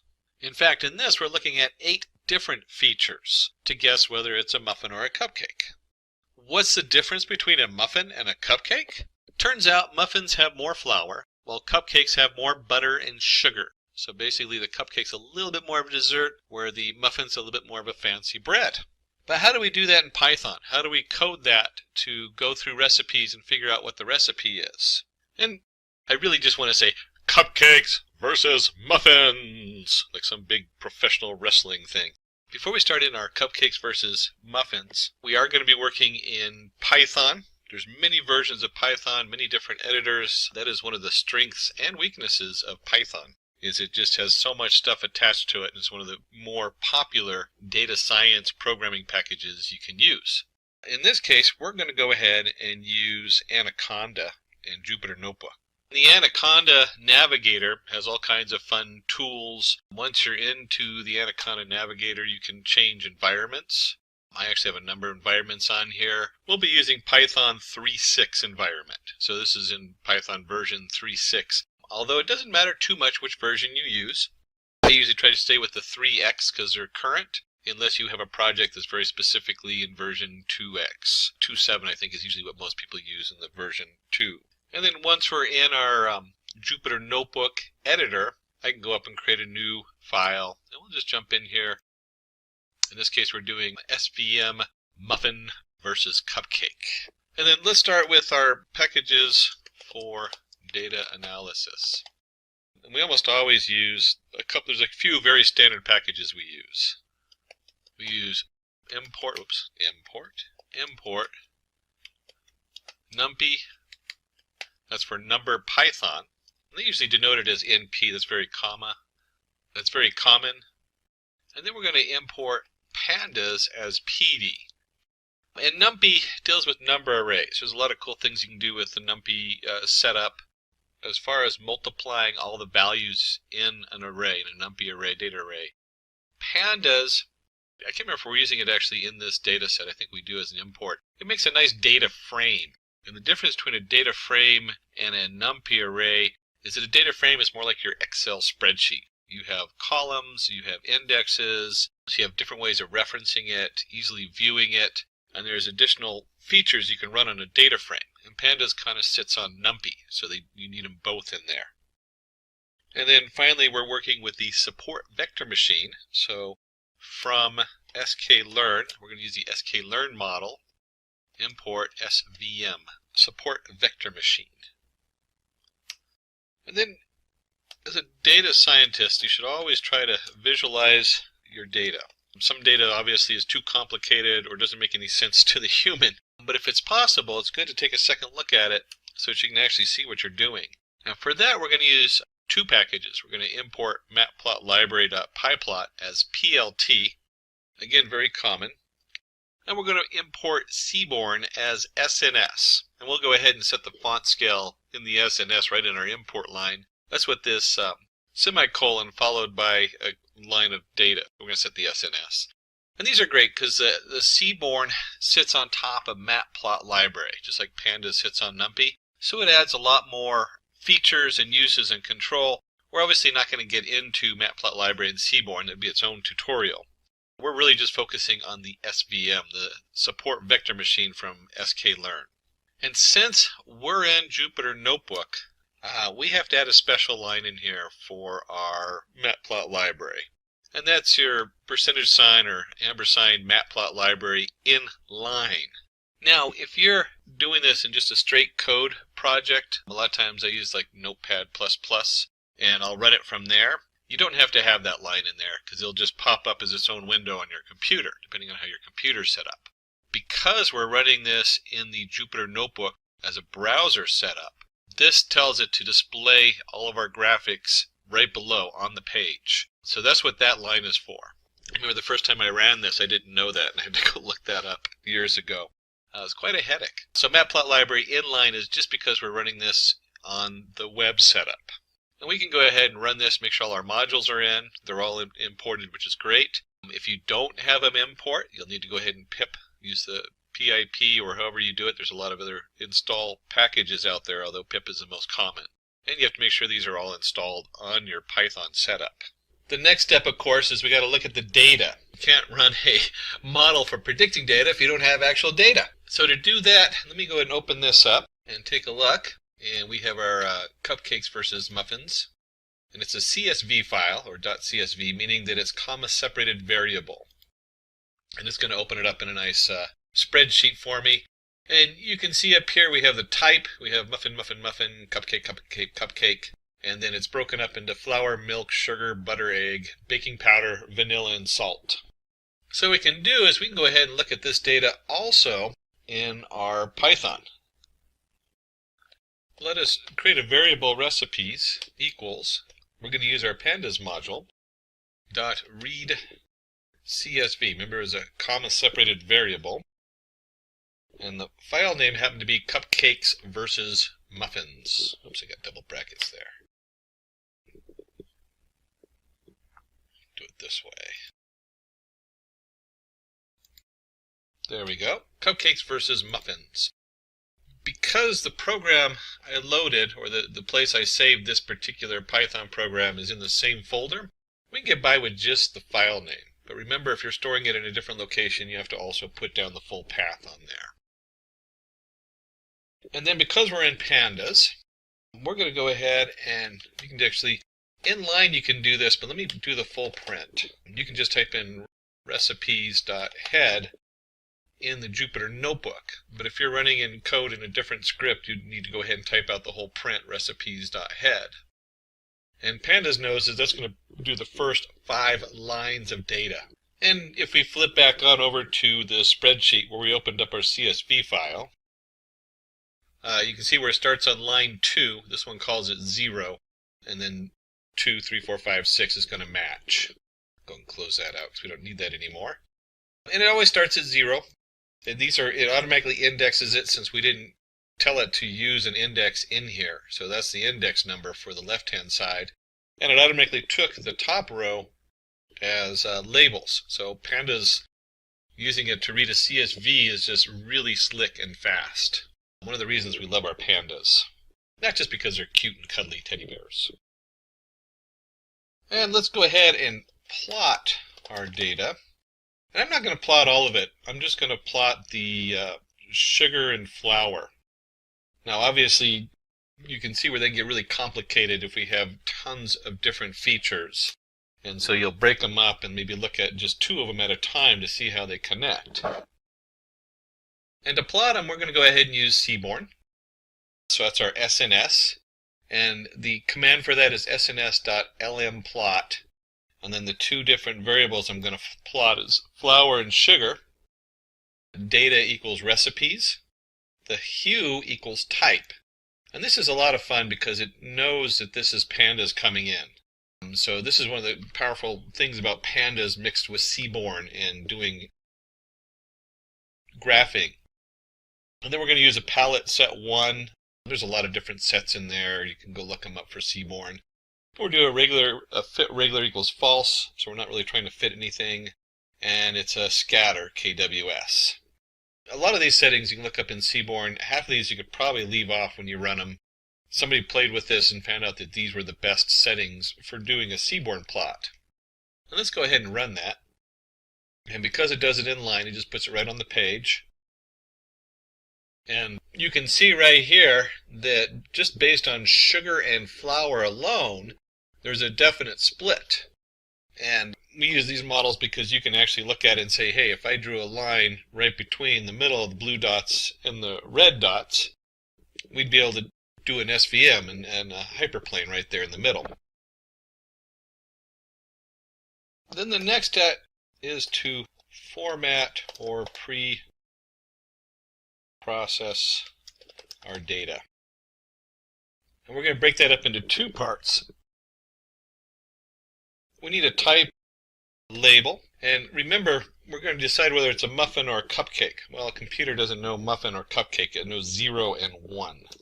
So, what we're going to do is we're going to create a type label, and from this we'll create a numpy array, np, where, and this is where we can do some logic. We take our recipes from our panda, and wherever type equals muffin, it's going to be 0. And then if it doesn't equal muffin, which is cupcakes, it's going to be 1. So we create our type label. This is the answer. So when we're doing our training model, remember we have to have a training data. This is what we're going to train it with, is that it's 0 or 1. It's a muffin or it's not. And then we're going to create our recipe features. And if you remember correctly from right up here, the first column is type. So we really don't need the type column because that's our muffin or cupcake. And in pandas, we can easily sort that out. We take our value recipes dot columns. That's a pandas function built into pandas. Dot values, converting them to values. So it's just the column titles going across the top. And we don't want the first one. So what we do is, since it always starts at 0, we want 1 colon till the end. And then we want to go ahead and make this a list, and this converts it to a list of strings. And then we can go ahead and just take a look and see what we're looking at for the features, make sure it looks right. Let me go ahead and run that. And I forgot the S on recipes, so we'll go ahead and add the S in there and then run that. And we can see we have flour, milk, sugar, butter, egg, baking powder, vanilla, and salt. And that matches what we have up here, right where we printed out everything but the type. So we have our features and we have our label. Now, the recipe features is just the titles of the columns, and we actually need the ingredients. And at this point, we have a couple options. One, we could run it over all the ingredients. And when you're doing this, usually you do. But for our example, we want to limit it so you can easily see what's going on. Because if we did all the ingredients, we have, that's what, 7, 8 different hyperplanes that would be built into it. We only want to look at one so you can see what the SVM is doing. And so we'll take our recipes and we'll do just flour and sugar. Again, you can replace that with your recipe features and do all of them, but we're going to do just flour and sugar, and we're going to convert that to values. We don't need to make a list out of it because it's not string values. These are actual values on there. And we can go ahead and just print ingredients, and you can see what that looks like. And so we have just the amount of flour and sugar, just the 2 sets of plots. And just for fun, let's go ahead and take this over here and take our recipe features. And so if we decided to use all the recipe features, you'll see that it makes a nice column of different data. So it just strips out all the labels and everything, and we just have just the values. But because we want to be able to view this easily in a plot later on, we'll go ahead and take that and just do flour and sugar. And we'll run that and you'll see it's just the 2 columns. So the next step is to go ahead and fit our model. We'll go ahead and just call it model. And it's a SVM. We're using a package called SVC. And in this case, we're going to go ahead and set the kernel equals linear. So it's using a specific setup on there. And if we go to the reference on their website for the SVM, you'll see that there's 8 of them here. 3 of them are for regression. 3 are for classification. The SVC, support vector classification, is probably one of the most commonly used. And then there's also one for detecting outliers, and another one that has to do with something a little bit more specific on the model. But SVC and SVR are the 2 most commonly used, standing for support vector classifier and support vector regression. Remember, regression is an actual value, a float value or whatever you're trying to work on. And SVC is a classifier, so it's a yes, no, true, false. But for this, we want to know 0, 1, muffin, cupcake. We go ahead and create our model.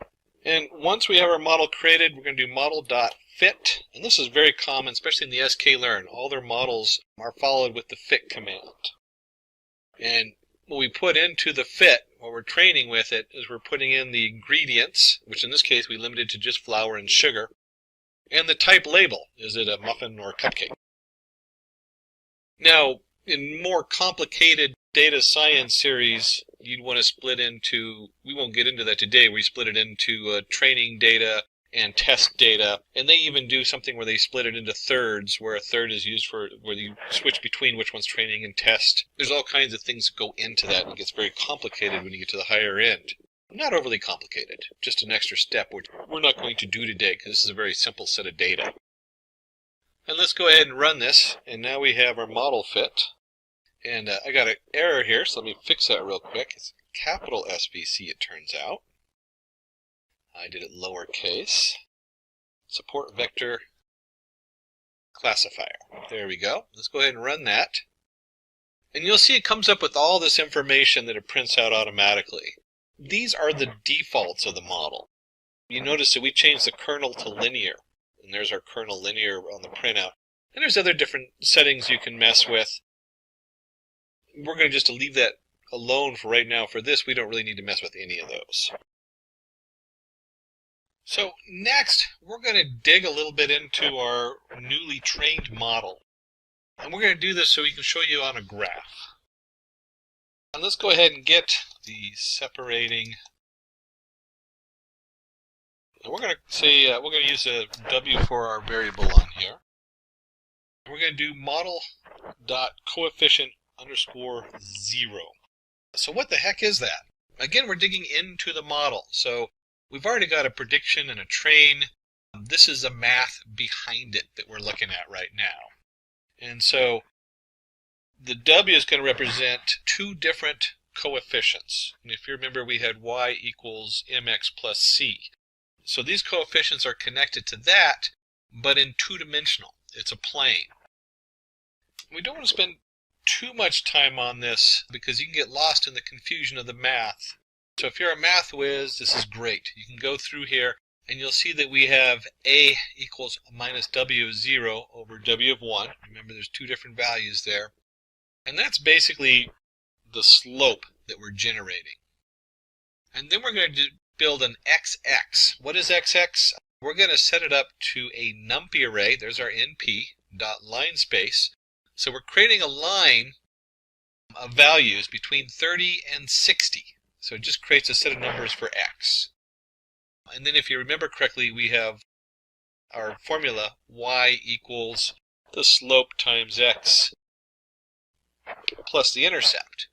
Well, to make this work, we can do this as yy equals the slope times each value in that array. That's the neat thing about numpy. So when I do a times xx, which is a whole numpy array of values, it multiplies a across all of them. And then it takes those same values and we subtract the model intercept. That's your, remember we had mx plus c, so that'd be the c from the formula, y equals mx plus c. And that's where all these numbers come from. A little bit confusing because it's digging out of these different arrays. And then what we want to do is we're going to take this and we're going to go ahead and plot it. So plot the parallels to separating hyperplane that pass through the support vectors. And so we're going to create B equals a model support vectors, pulling our support vectors out there. Here's our YY, which we now know is a set of data. And we have we're going to create YY down equals A times XX plus B1 minus A times B0. And then model support vector B is going to be set that to a new value, the -1 setup, and YY up equals A times XX plus B1 minus A times B0. And we can go ahead and just run this to load these variables up. If you wanted to understand a little bit more of what's going on, you can see if we print YY, we just run that, you can see it's an array. This is a line. It's going to have, in this case, between 30 and 60, so there's going to be 30 variables in here. And the same thing with YY up, YY down. And we'll plot those in just a minute on a graph so you can see what those look like. You just go ahead and delete that out of here and run that so it loads up the variables. Nice clean slate. I'm just going to copy this from before. Remember this, our SNS, our seaborn plot, LM plot, flour, sugar. And I'll just go ahead and run that real quick so you can see remember what that looks like. It's just a straight graph on there. And then one of the neat things is because seaborn sits on top of pyplot, we can do the pyplot for the line going through. And that is simply plt.plot. And that's our XX and YY, our two corresponding values, XY. And then somebody played with this to figure out that the line width equals 2 and the color black would look nice. So let's go ahead and run this whole thing with the pyplot on there. And you can see when we do this, it's just doing flour and sugar on here. Corresponding line between the sugar and the flour and the muffin versus cupcake. And then we generated the support vectors, the YY down and YY up. So let's take a look and see what that looks like. So we'll do our PL plot. And again, this is all against XX, our X value. But this time we have YY down. And let's do something a little fun with this. We can put in a K dash dash. That just tells it to make it a dotted line. And if we're going to do the down one, we also want to do the up one. So here's our YY up. And when we run that, it adds both sets of line. And so here's our support, and this is what you expect. You expect these two lines to go through the nearest data point. So the dashed lines go through the nearest muffin and the nearest cupcake. when it's plotting it. And then your SVM goes right down the middle. So it gives it a nice split in our data. And you can see how easy it is to see, based just on sugar and flour, which one's a muffin or a cupcake. Let's go ahead and create a function to predict muffin or cupcake. I've got my recipes I pulled off the internet, and I want to see the difference between a muffin or a cupcake. And so we need a function to push that through, and we'll create a function with def, and let's call it muffin or cupcake. And remember, we're just doing flour and sugar today. We're not doing all the ingredients. And that actually is a pretty good split. You really don't need all the ingredients to know it's flour and sugar. And let's go ahead and do an if-else statement. So if model predict is of flour and sugar equals 0. So we take our model and we run a predict. It's very common in sklearn where you have a dot predict. You put the data in, and it's going to return a value. In this case, if it equals 0, then print you're looking at a muffin recipe. Else, if it's not 0, that means it's 1, then you're looking at a cupcake recipe. That's pretty straightforward for a function, or def for definition. DEF is how you do that in Python. And of course, if you're going to create a function, you should run something in it. And so let's run a cupcake, and we're going to send it values 50 and 20, a muffin or a cupcake. I don't know what it is. And let's run this and just see what it gives us. And it says, oh, it's a muffin. You're looking at a muffin recipe. So it very easily predicts whether we're looking at a muffin or a cupcake recipe. Let's plot this. There we go. Plot this on the graph so we can see what that actually looks like. And I'm just going to copy it and paste it from below, where we're plotting all the points in there. So this is nothing different than what we did before. If I run it, you'll see it has all the points and the lines on there. And what we want to do is we want to add another point. And we'll do plt plot. And if you remember correctly, we did, for our test, we did 50 and 20. And then somebody went in here and decided we'll do YO for yellow, or it's kind of an orangish yellow color is going to come out. Marker size 9. Those are settings you can play with. Somebody else played with them to come up with the right setup so it looks good. And you can see there it is graphed, clearly a muffin. In this case, in cupcakes versus muffins, the muffin has won. And if you'd like to do your own muffin cupcake contender series, you certainly can send a note down below, and the team at Simplilearn will send you over the data they use for the muffin and cupcake. And that's true of any of the data. We didn't actually run a plot on it earlier. We had men versus women. You can also request that information to run it on your data setup so you can test that out. So to go back over our setup, we went ahead for our support vector machine code. We did a predict 40 parts flour, 20 parts sugar. I think it was different than the one we did, whether it's a muffin or a cupcake. Hence, we have built a classifier using SVM, which is able to classify if a recipe is of a cupcake or a muffin, which wraps up our cupcake versus muffin. What's in it for you? We're going to cover clustering. What is clustering? K-means clustering, which is one of the most common used clustering tools out there, including a flowchart to understand K-means clustering and how it functions. And then we'll do an actual Python live demo on clustering of cars based on brands. Then we're going to cover logistic regression. What is logistic regression? Logistic regression curve and sigmoid function. And then we'll do another Python code demo to classify a tumor as malignant or benign based on features. And let's start with clustering. Suppose we have a pile of books of different genres. Now we divide them into different groups like fiction, horror, education, and as we can see from this young lady, she definitely is into heavy horror. You can just tell by those eyes and the maple Canadian leaf on her shirt. But we have fiction, horror, and education, and we want to go ahead and divide our books up. Well, organizing objects into groups based on similarity is clustering. And in this case, as we're looking at the books, we're talking about clustering things with known categories. But you can also use it to explore data. So you might not know the categories, you just know that you need to divide it up in some way to conquer the data and to organize it better. But in this case, we're going to be looking at clustering in specific categories. And let's just take a deeper look at that. We're going to use K-means clustering. K-means clustering is probably the most commonly used clustering tool in the machine learning library. K-means clustering is an example of unsupervised learning. If you remember from our previous thing, it is used when you have unlabeled data. So we don't know the answer yet. We have a bunch of data that we want to cluster into different groups. Define clusters in the data based on feature similarity. So we've introduced a couple terms here. We've already talked about unsupervised learning and unlabeled data. So we don't know the answer yet. We're just going to group stuff together and see if we can find an answer of how things connect. We've also introduced feature similarity, features being different features of the data. Now with books, we can easily see fiction and horror and history books, but a lot of times with data, some of that information isn't so easy to see right when we first look at it. And so K-means is one of those tools where we can start finding things that connect, that match with each other. Suppose we have these data points and want to assign them into a cluster. Now when I look at these data points, I would probably group them into two clusters just by looking at them. I'd say two of these group of data kind of come together. But in K-means, we pick K clusters and assign random centroids to clusters, where the K clusters represents two different clusters.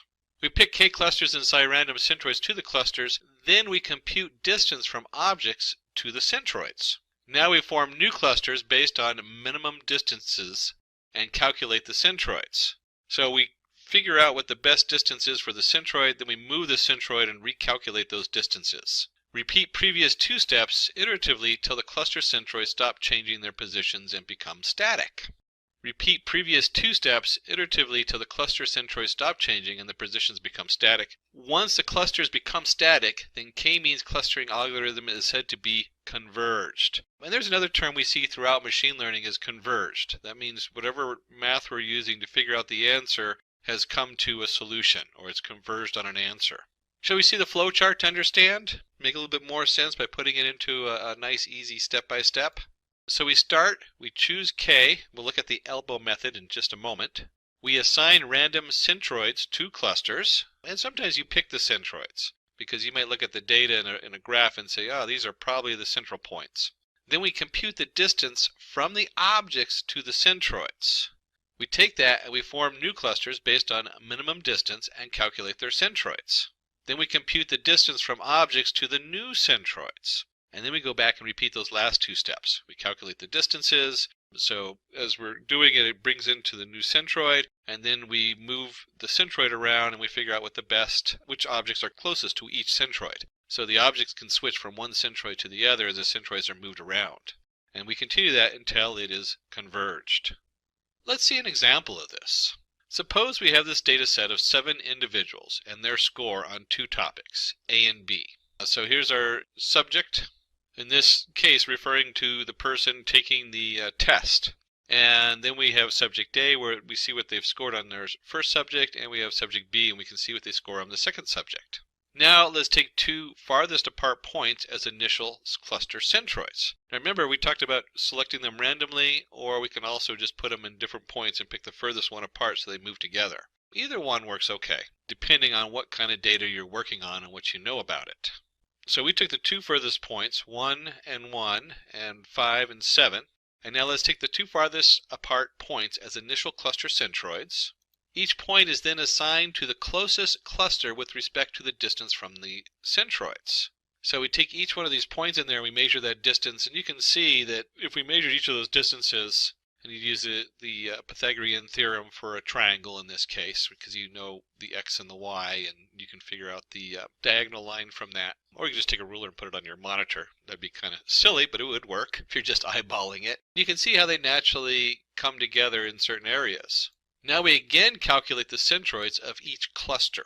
So cluster 1 and then cluster 2, and we look at each individual dot. There's 1, 2, 3, we're in one cluster. The centroid then moves over. It becomes 1.8, 2.3. So remember, it was at 1 and 1? Well, the very center of the data we're looking at would put it at the roughly 2.2, but 1.8 and 2.3.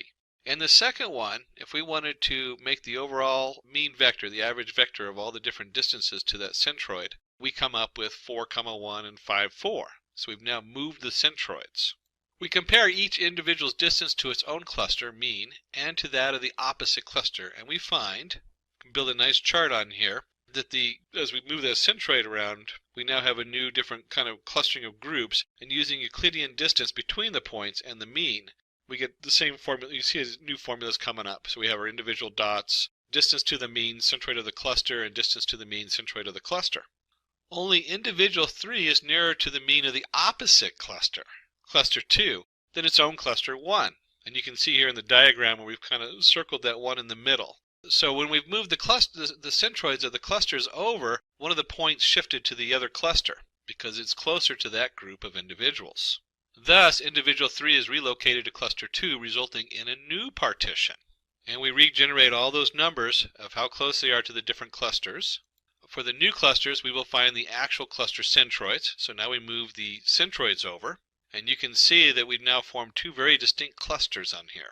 On comparing the distance of each individual's distance to its own cluster mean and to that of the opposite cluster, we find that the data points are stable, hence we have our final clusters. Now, if you remember, I brought up a concept earlier, k-mean on the k-means algorithm. Choosing the right value of k will help in less number of iterations. And to find the appropriate number of clusters in a data set, we use the elbow method. And within sum of squares, WSS, is defined as the sum of the squared distance between each member of the cluster and its centroid. And so you see what we've done here is we have the number of clusters. And as you do the same k-means algorithm over the different clusters, and you calculate what that centroid looks like, and you find the optimal, you can actually find the optimal number of clusters using the elbow of the graph, is called as the elbow method. And on this, we guessed at 2 just by looking at the data. But as you can see, the slope, you actually just look for right there where the elbow is in the slope, and you have a clear answer that we want 2 different, to start with k-means equals 2. A lot of times people end up computing k-means equals 2, 3, 4, 5 until they find the value which fits on the elbow joint. Sometimes you can just look at the data, and if you're really good with that specific domain, remember domain, I mentioned that last time, you'll know that where to pick those numbers or where to start guessing at what that k value is. So let's take this, and we're going to use a use case using k-means clustering to cluster cars into brands using parameters such as horsepower, cubic inches, make, year, etc. So we're going to use the dataset cars data, having information about 3 brands of cars, Toyota, Honda, and Nissan. We'll go back to my favorite tool, the Anaconda Navigator with the Jupyter Notebook. And let's go ahead and flip over to our Jupyter Notebook. And in our Jupyter Notebook, I'm going to go ahead and just paste the basic code that we usually start a lot of these off with. We're not going to go too much into this code because we've already discussed NumPy, we've already discussed Matplot library, and pandas. NumPy being the number array, pandas being the pandas data frame, and Matplot for the graphing. And don't forget, since if you're using the Jupyter Notebook, you do need the Matplot library inline so that it plots everything on the screen. If you're using a different Python editor, then you probably don't need that because it'll have a pop-up window on your computer. And we'll go ahead and run this just to load our libraries and our setup into here. The next step is, of course, to look at our data, which I've already opened up in a spreadsheet. And you can see here we have the miles per gallon, cylinders, cubic inches, horsepower, weight pounds, how heavy it is, time it takes to get to 60. My card is probably on this one at about 80 or 90.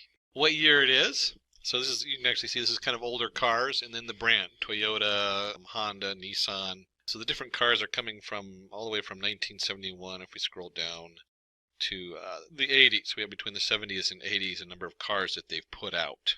And let's, when we come back here, we're going to do importing the data. So we'll go ahead and do dataset equals. And we'll use pandas to read this in, and it's from a CSV file. Remember, you can always post this in the comments and request the data files for these, either in the comments here on the YouTube video or go to Simplilearn.com and request that. The cars CSV, I put it in the same folder as the code that I've stored. So my Python code is stored in the same folder, so I don't have to put the full path. If you store them in different folders, you do have to change this and double check your name variables. And we'll go ahead and run this, and we've chosen dataset arbitrarily because it's a dataset we're importing, and we've now imported our cars CSV into the dataset. As you know, you have to prep the data, so we're going to create the X data. This is the one that we're going to try to figure out what's going on with. And then there's a number of ways to do this, but we'll do it in a simple loop so you can actually see what's going on. So we'll do for I, N, x.columns. So we're going to go through each of the columns, and a lot of times it's important. I'll make lists of the columns and do this because I might remove certain columns, or there might be columns that I want to be processed differently. But for this, we can go ahead and take x of I, and we want to go fill NA, and that's a pandas command. But the question is, what are we going to fill the missing data with? We definitely don't want to just put in a number that doesn't actually mean something. And so one of the tricks you can do with this is we can take x of I, and then in addition to that, we want to go ahead and turn this into an integer, because a lot of these are integers. So we'll go ahead and keep it integers. And we add the bracket here. And a lot of editors will do this. They'll think that you're closing one bracket. Make sure you get that second bracket in there if it's a double bracket. That's always something that happens regularly. So once we have our integer of x of I, this is going to fill in any missing data with the average.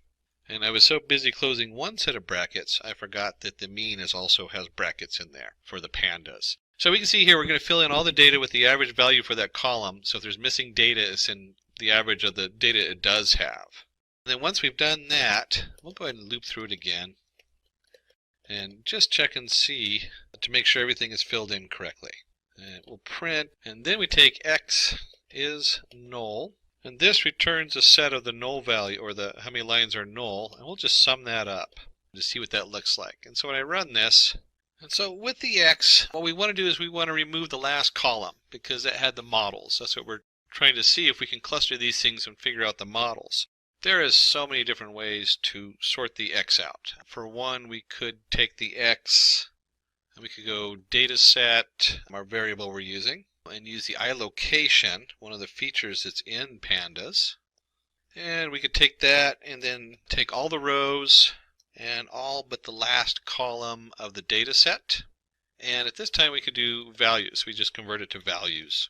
So that's one way to do this. And if let me just put this down here and print x, it's a capital X we chose, and I run this, you can see it's just the values.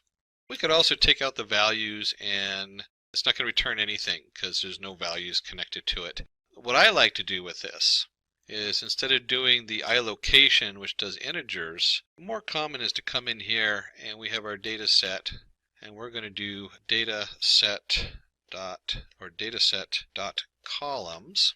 And remember, that lists all the columns. So if I come in here, let me just mark that as red, and I print dataset.columns. You can see that I have my index here. I have my MPG, cylinders, everything, including the brand, which we don't want. So the way to get rid of the brand would be to do data columns of everything but the last one, -1. So now if I print this, you'll see the brand disappears. And so I can actually just take dataset columns -1, and I'll put it right in here for the columns we're going to look at. And let's unmark this and unmark this. And now if I do an x.head, I now have a new data frame, and you can see right here we have all the different columns except for the brand at the end of the year. And it turns out when you start playing with the data set, you're going to get an error later on, and it'll say cannot convert string to float value. And that's because for some reason these things, the way they recorded them, must have been recorded as strings. So we have a neat feature in here on pandas to convert. And it is simply convert objects. And for this we're going to do convert underscore numeric equals true. And yes, I did have to go look that up. I don't have it memorized, the convert numeric in there. If I'm working with a lot of these things, I remember them, but depending on where I'm at, what I'm doing, I usually have to look it up. And we run that. Oops, I must have missed something in here. Let me double check my spelling. And when I double check my spelling, you'll see I missed the first underscore in the convert objects. And when I run this, it now has everything converted into a numeric value, because that's what we're going to be working with, is numeric values down here. And the next part is that we need to go through the data and eliminate null values. Most people, when they're doing small amounts, working with small data pools, discover afterwards that they have a null value and they have to go back and do this. So, be aware, whenever we're formatting this data, things are going to pop up, and sometimes you go backwards to fix it. And that's fine. That's just part of exploring the data and understanding what you have. And I should have done this earlier, but let me go ahead and increase the size of my window one notch. There we go. Easier to see. So we'll do for I in working with X dot columns. We'll page through all the columns. And we want to take X of I, and we're going to change that, and we're going to alter it.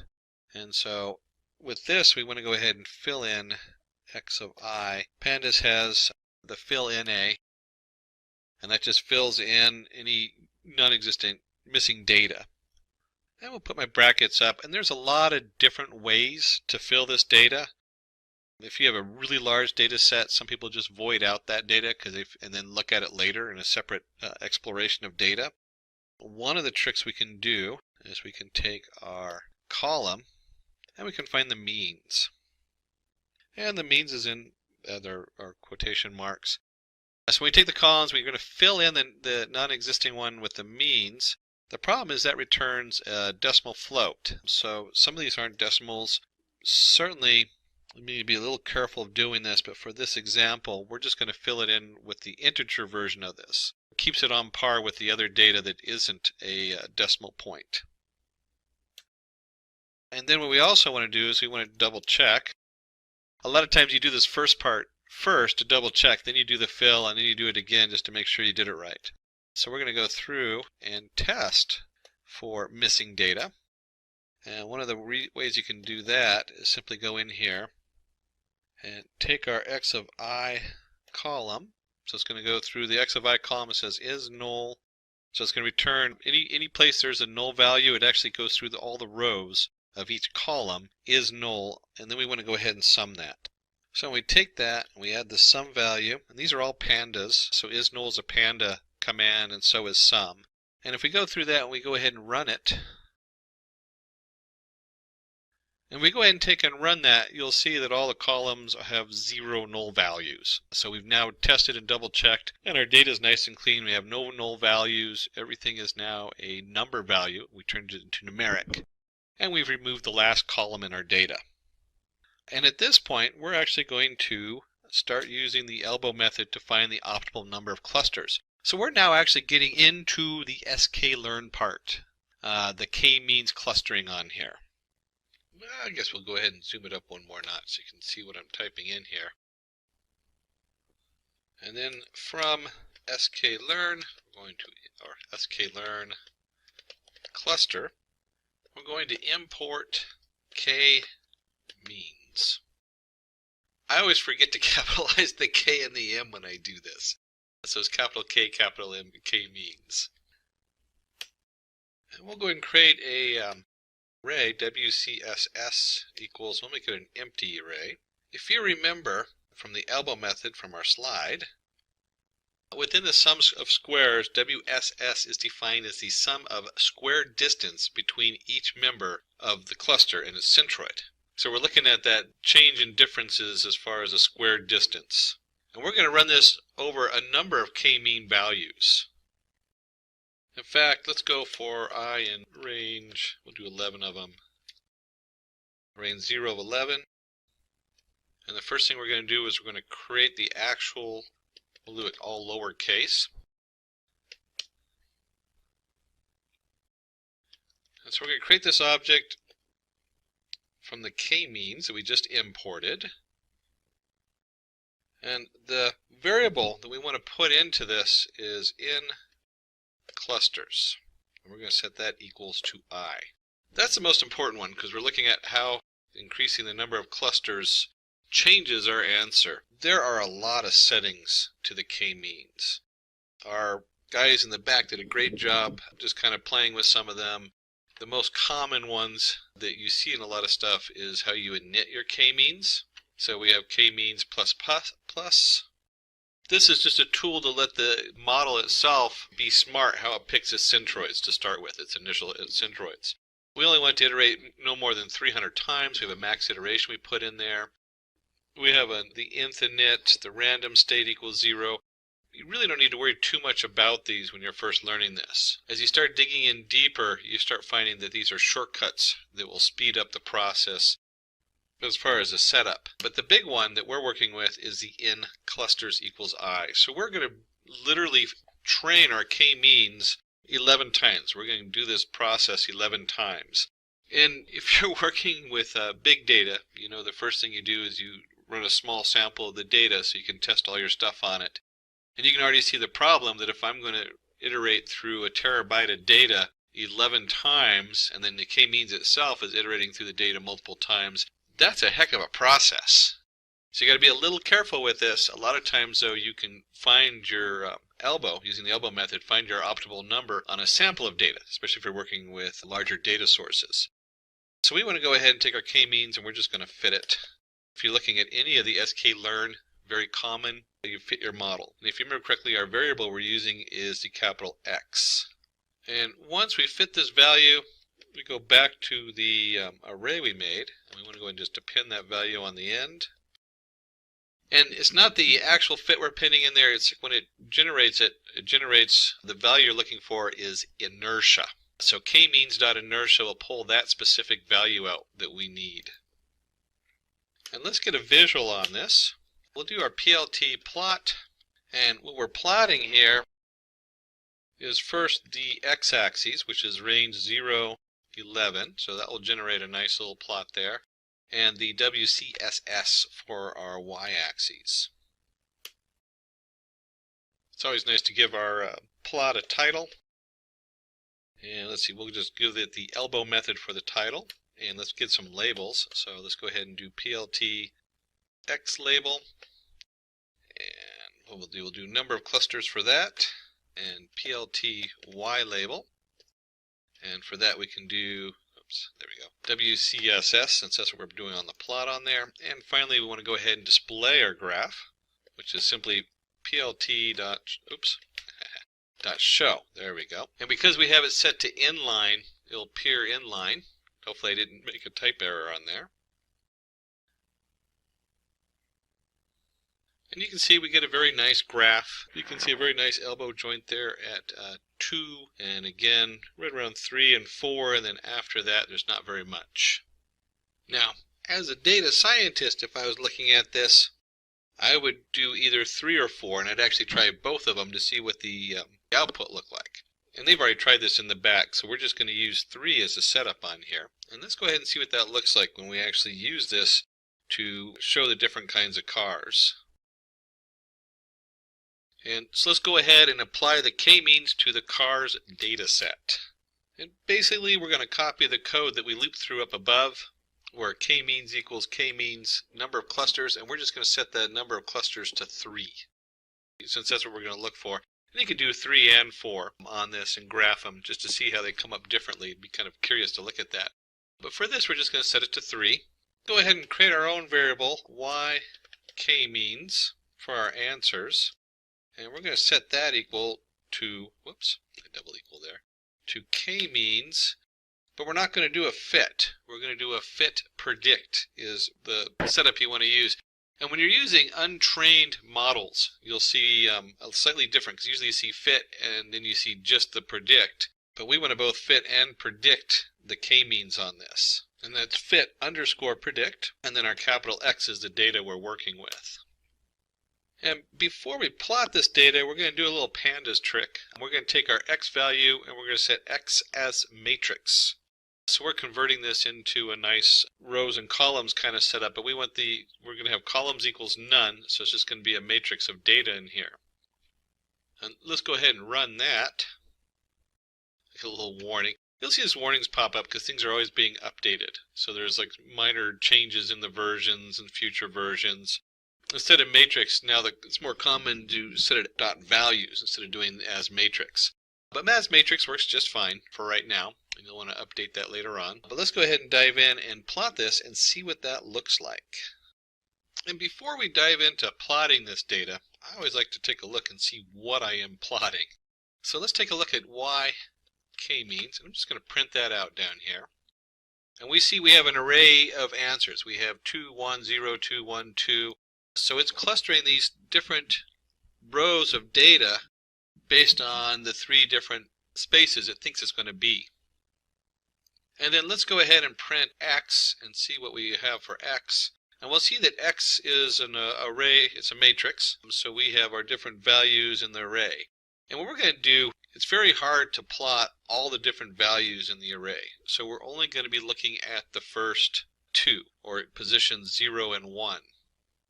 And if you were doing a full presentation in front of the board meeting, you might actually do a little different and dig a little deeper into the different aspects, because this is all the different columns we looked at. But we'll only look at columns 1 and 2 for this to make it easy. So let's go ahead and clear this data out of here, and let's bring up our plot. And we're going to do a scatter plot here. So PLT scatter, and this looks a little complicated, so let's explain what's going on with this. We're going to take the X values, and we're only interested in Y of K means equals 0, the first cluster. Okay? And then we're going to take value 0 for the x-axis, and then we're going to do the same thing here. We're only interested in k means equals 0, but we're going to take this second column. So we're only looking at the first two columns in our answer, or in the data. And then the guys in the back played with this a little bit to make it pretty. And they discovered that it looks good if it has a size equals 100. That's the size of the dots. We're going to use red for this one, and when they were looking at the data and what came out, it was definitely the Toyota on this. We're just going to go ahead and label it Toyota. Again, that's something you really have to explore in here as far as playing with those numbers and see what looks good. We'll go ahead and hit enter in there, and I'm just going to paste in the next two lines, which is the next two cars. And this is our Nissan and Honda. And you'll see with our scatter plot, we're now looking at where y underscore k means equals 1. And we want the 0 column, and yk means equals 2. Again, we're looking at just the first two columns, 0 and 1. And each of these rows then corresponds to Nissan and Honda. And I'll go ahead and hit enter on there. And finally, let's take a look and put the centroids on there. Again, we're going to do a scatter plot. And on the centroids, you can just pull that from our k-means, the model we created, dot cluster centers. And we're going to just do all of them in the first number and all of them in the second number, which is 0, 1, because you always start with 0 and 1. And then they were playing with the size and everything to make it look good. We'll do a size of 300. We're going to make the color yellow, and we'll label them. It's always good to have some good labels, centroids. And then we do want to do a title, PLT title, and pop up there. PLT title, because you always want to make your graphs look pretty, and we'll call it clusters of car make. And one of the features of the plot library is you can add a legend. It'll automatically bring in it since we've already labeled the different aspects of the legend with Toyota, Nissan, and Honda. And finally, we want to go ahead and show, so we can actually see it. And remember, it's inline, so if you're using a different editor that's not the Jupyter Notebook, you'll get a pop-up of this. And you should have a nice set of clusters here. So we can look at this, and we have clusters of Honda in green, Toyota in red, Nissan in purple. And you can see where they put the centroids to separate them. Now, when we're looking at this, we can also plot a lot of other different data on here, because we only looked at the first two columns. This is just column 1 and 2, or 0, 1 as you label them in computer scripting. But you can see here we have nice clusters of car make, and we were able to pull out the data, and you can see how just these two columns form very distinct clusters of data. So if you were exploring new data, you might take a look and say, well, what makes these different? Almost going in reverse, you start looking at the data and pulling apart the columns to find out why is the first group set up the way it is. Maybe you're doing loans, and you want to go, well, why is this group not defaulting on their loans? And why is the last group defaulting on their loans? And why is the middle group 50% defaulting on their bank loans? And you start finding ways to manipulate the data and pull out the answers you want. So now that you've seen how to use k-mean for clustering, let's move on to the next topic. Now let's look into logistic regression. The logistic regression algorithm is the simplest classification algorithm used for binary or multi-classification problems. And we can see we have our little girl from Canada who's into horror books is back. That's actually really scary when you think about that with those big eyes. In the previous tutorial, we learned about linear regression, dependent and independent variables. So, to brush up, y equals mx plus c, a very basic algebraic function of y and x. The dependent variable is the target class variable we are going to predict. The independent variables, x1 all the way up to xn, are the features or attributes we're going to use to predict the target class. We know what a linear regression looks like, but using the graph we cannot divide the outcome into categories. It's really hard to categorize 1.5, 3.6, 9.8.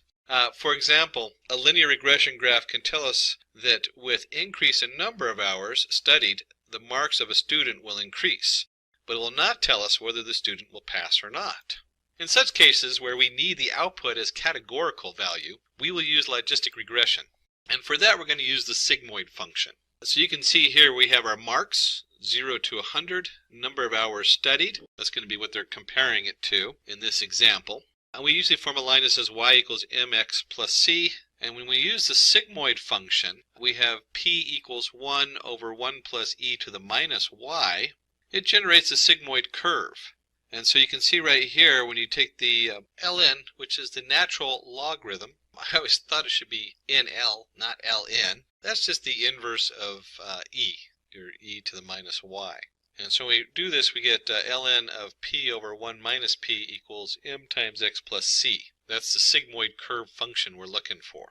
And we can zoom in on the function, and you'll see that the function, as it derives, goes to 1 or to 0, depending on what your x value is. And the probability, if it's greater than 0.5, the value is automatically rounded off to 1, indicating that the student will pass. So if they're doing a certain amount of studying, they will probably pass. Then you have a threshold value at the 0.5. It automatically puts that right in the middle usually. And your probability, if it's less than 0.5, the value rounded off to 0, indicating the student will fail. So if they're not studying very hard, they're probably going to fail.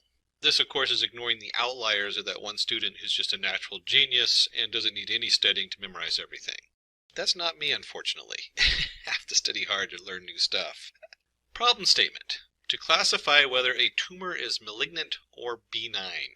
And this is actually one of my favorite data sets to play with because it has so many features, and when you look at them, you really are hard to understand. You can't just look at them and know the answer.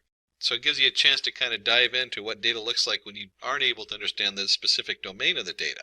But I also want you to remind you that in the domain of medicine, if I told you that my probability was really good, it classified things at say 90% or 95%, and I'm classifying whether you're going to have a malignant or a benign tumor, I'm guessing that you're going to go get it tested anyways. So you got to remember the domain we're working with. So why would you want to do that if you know you're just going to go get a biopsy because, you know, it's that serious? This is like an all or nothing. Just referencing the domain, it's important. It might help the doctor know where to look just by understanding what kind of tumor it is. So it might help them or aid them in something they missed from before. So let's go ahead and dive into the code, and I'll come back to the domain part of it in just a minute. So use case, and we're going to do our normal imports here, where we're importing NumPy, Pandas, Seaborn, the Matplot library, and we're going to do Matplot library inline since I'm going to switch over to Anaconda. So let's go ahead and flip over there and get this started. So I've opened up a new window in my Anaconda Jupyter Notebook. And by the way, Jupyter Notebook, you don't have to use Anaconda for the Jupyter Notebook. I just love the interface and all the tools that Anaconda brings. So we got our import NumPy as in P for our NumPy number array. We have our Pandas PD. We're going to bring in Seaborn to help us with our graphs as SNS. So many really nice tools in both Seaborn and Matplot library. Then we'll do our Matplot library.pyplot as PLT, and then of course we want to let it know to do it in line. And let's go ahead and just run that so it's all set up. And we're just going to call our data, not creative today, equals PD, and this happens to be in a CSV file. So we'll use the pd.read_CSV. And I happen to name the file, I renamed it, data for p2.csv. You can, of course, write in the comments below the YouTube and request for the dataset itself, or go to the Simplilearn website, and we'll be happy to supply that for you. And let's just open up the data before we go any further, and let's just see what it looks like in a spreadsheet. So when I pop it open in a local spreadsheet, and this is just a CSV file, comma separated variables, we have an ID. So I guess they categorize this for reference, or what ID, which test was done. The diagnosis, M for malignant, B for benign. So there's two different options on there. And that's what we're going to try to predict, is the M and B, and test it. And then we have like the radius mean or average, the texture average, perimeter mean, area mean, smoothness. I don't know about you, but unless you're a doctor in the field, most of the stuff, I mean, you can guess what concave means just by the term concave, but I really wouldn't know what that means in the measurements they're taking. So they have all kinds of stuff like how smooth it is, the symmetry, and these are all float values. We can just page through them real quick, and you'll see there's, I believe, 36 if I remember correctly in this one. So there's a lot of different values they take, and all these measurements they take when they go in there and they take a look at the different growth, the tumorous growth.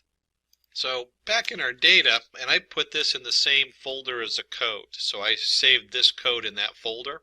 Obviously, if you have it in a different location, you want to put the full path in there. And we'll just do pandas first 5 lines of data with the data.head.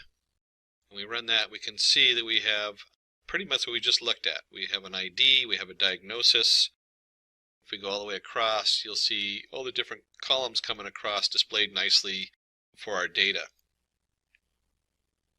And while we're exploring the data, our Seaborn, which we referenced as SNS, makes it very easy to go in here and do a joint plot. You'll notice very similar to, because it is sitting on top of the plot library, so the joint plot does a lot of work for us. And we're just going to look at the first 2 columns that we're interested in, the radius mean and the texture mean. We'll just look at those 2 columns. And data equals data. So that tells it which 2 columns we're plotting, and that we're going to use the data that we pulled in. And let's just run that. And it generates a really nice graph on here. And there's all kinds of cool things on this graph to look at. I mean, we have the texture mean and the radius mean, obviously the axes. You can also see, and one of the cool things on here is you can also see the histogram. They show that for the radius mean. Where is the most common radius mean come up, and where the most common texture is. So we're looking at on each growth its average texture, and on each radius its average radius on there. It gets a little confusing because we're talking about the individual objects average, and then we can also look over here and see the histogram showing us the median, or how common each measurement is. And that's only 2 columns, so let's dig a little deeper into Seaborn. They also have a heat map. And if you're not familiar with heat maps, a heat map just means it's in color. That's all that means, heat map. I guess the original ones were plotting heat density on something, and so ever since then it's just called a heat map. And we're going to take our data and get our corresponding numbers to put that into the heat map. And that's simply data.corr. For that, that's a pandas expression. So remember, we're working in a pandas data frame, so that's one of the cool tools in pandas for our data. And let's just pull that information into a heat map and see what that looks like. And you'll see that we're now looking at all the different features. We have our ID, we have our texture, we have our area, our compactness, concave points. And if you look down the middle of this chart, diagonal, going from the upper left to bottom right, it's all white. That's because when you compare texture to texture, they're identical. So they're 100%, or in this case, a perfect 1 in their correspondence. And you'll see that when you look at, say, area, or right below it, it has almost a black on there when you compare it to texture. So these have almost no corresponding data. They don't really form a linear graph or something that you can look at and say how connected they are. They're very scattered data. This is really just a really nice graph to get a quick look at your data. It doesn't so much change what you do, but it changes verifying. So when you get an answer or something like that, or you start looking at some of these individual pieces, you might go, hey, that doesn't match. According to showing our heat map, this should not correlate with each other. And if it is, you're going to have to start asking, well, why? What's going on? What else is coming in there? But it does show some really cool information on here. I mean, we can see from the ID, there's no real one feature that just says, if you go across the top line, that lights up. There's no one feature that says, hey, if the area is a certain size, then it's going to be benign or malignant. It says there's some that sort of add up. And that's a big hint in the data that we're trying to ID this, whether it's malignant or benign. That's a big hint to us as data scientists to go, okay, we can't solve this with any one feature. It's going to be something that includes all the features, or many of the different features, to come up with a solution for it. And while we're exploring the data, let's explore one more area, and let's look at data.isNull. We want to check for null values in our data. If you remember from earlier in this tutorial, we did it a little differently where we added stuff up and summed them up. You can actually, with pandas, do it really quickly, data.isNull, and sum it, and it's going to go across all the columns. So when I run this, you're going to see all the columns come up with no null data. So we've just to rehash these last few steps, we've done a lot of exploration. We have looked at the first two columns and seen how they plot with the seaborn, with a joint plot, which shows both the histogram and the data plotted on the XY coordinates. And obviously, you can do that more in detail with different columns and see how they plot together. And then we took and did the seaborn heat map, the SNS heat map of the data. And you can see right here where it did a nice job showing us some bright spots where stuff correlates with each other and forms a very nice combination or points of scattering points. And you can also see areas that don't. And then finally, we went ahead and checked the data. Is the data null value? Do we have any missing data in there? Very important step because it'll crash later on. If you forget to do this step, it will remind you when you get that nice error code that says null values. Okay, so not a big deal if you miss it, but it's no fun having to go back when you're in a huge process and you've missed this step, and now you're 10 steps later and you got to go remember where you were pulling the data in. So we need to go ahead and pull out our x and our y. So we just put that down here. And we'll set the x equal to, and there's a lot of different options here. Certainly we could do x equals all the columns except for the first two, because if you remember the first two is the ID and the diagnosis. So that certainly would be an option. But what we're going to do is we're actually going to focus on the worst radius, the worst texture, parameter, area, smoothness, compactness, and so on.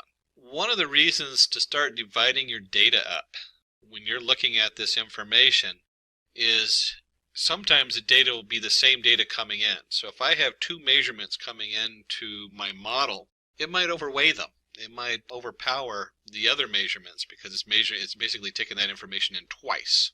That's a little bit past the scope of this tutorial.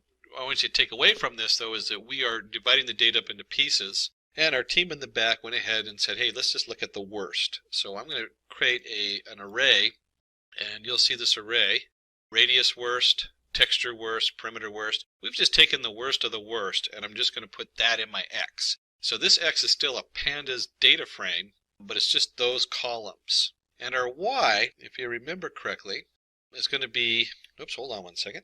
It's not X, it's data. There we go. So X equals data. And then it's a list of the different columns, the worst of the worst. And if we're going to take that, then we have to have our answer for our Y, for the stuff we know. And if you remember correctly, we're just going to be looking at the diagnosis. That's all we care about is what is it diagnosed? Is it benign or malignant? And since it's a single column, we can just do diagnosis. Oh, I forgot to put the brackets. There we go. Okay. So it's just diagnosis on there, and we can also real quickly do like x.head if you want to see what that looks like, and y.head, and run this. And you'll see it only does the last one. I forgot about that if you don't do print. You can see that the y.head is just MMM because the first ones are all malignant.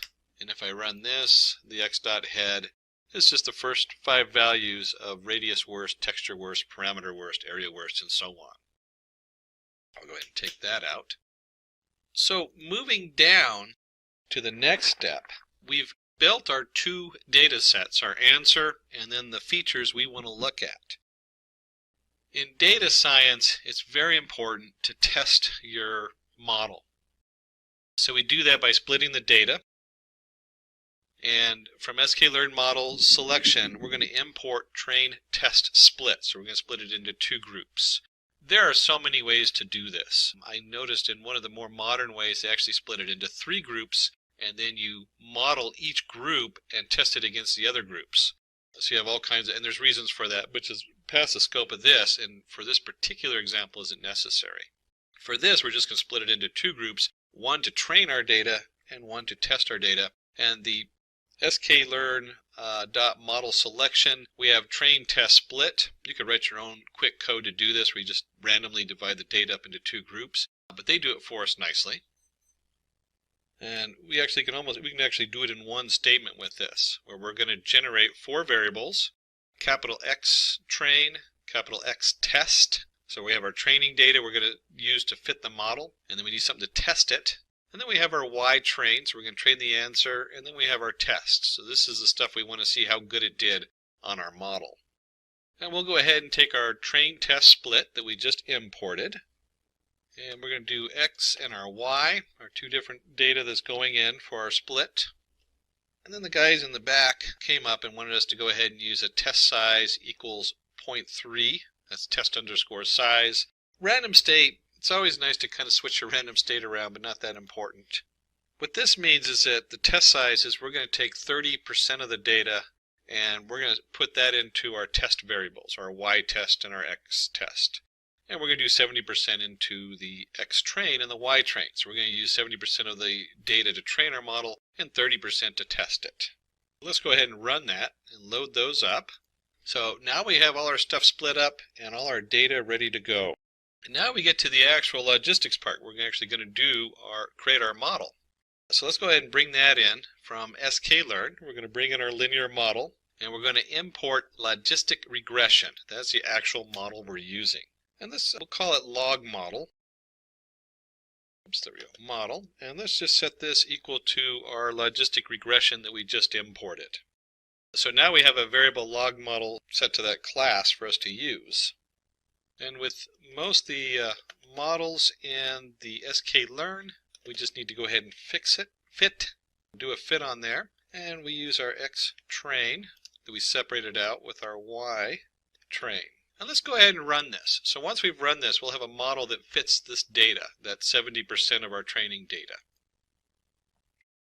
And of course it prints this out that tells us all the different variables that you can set on there. There's a lot of different choices you can make. But for what we're just going to let all the defaults sit. We don't really need to mess with those on this particular example. And there's nothing in here that really stands out as super important until you start fine-tuning it. But for what we're doing, the basics will work just fine. And then we need to go ahead and test out our model. Is it working? So let's create a variable yPredict. And this is going to be equal to our log model.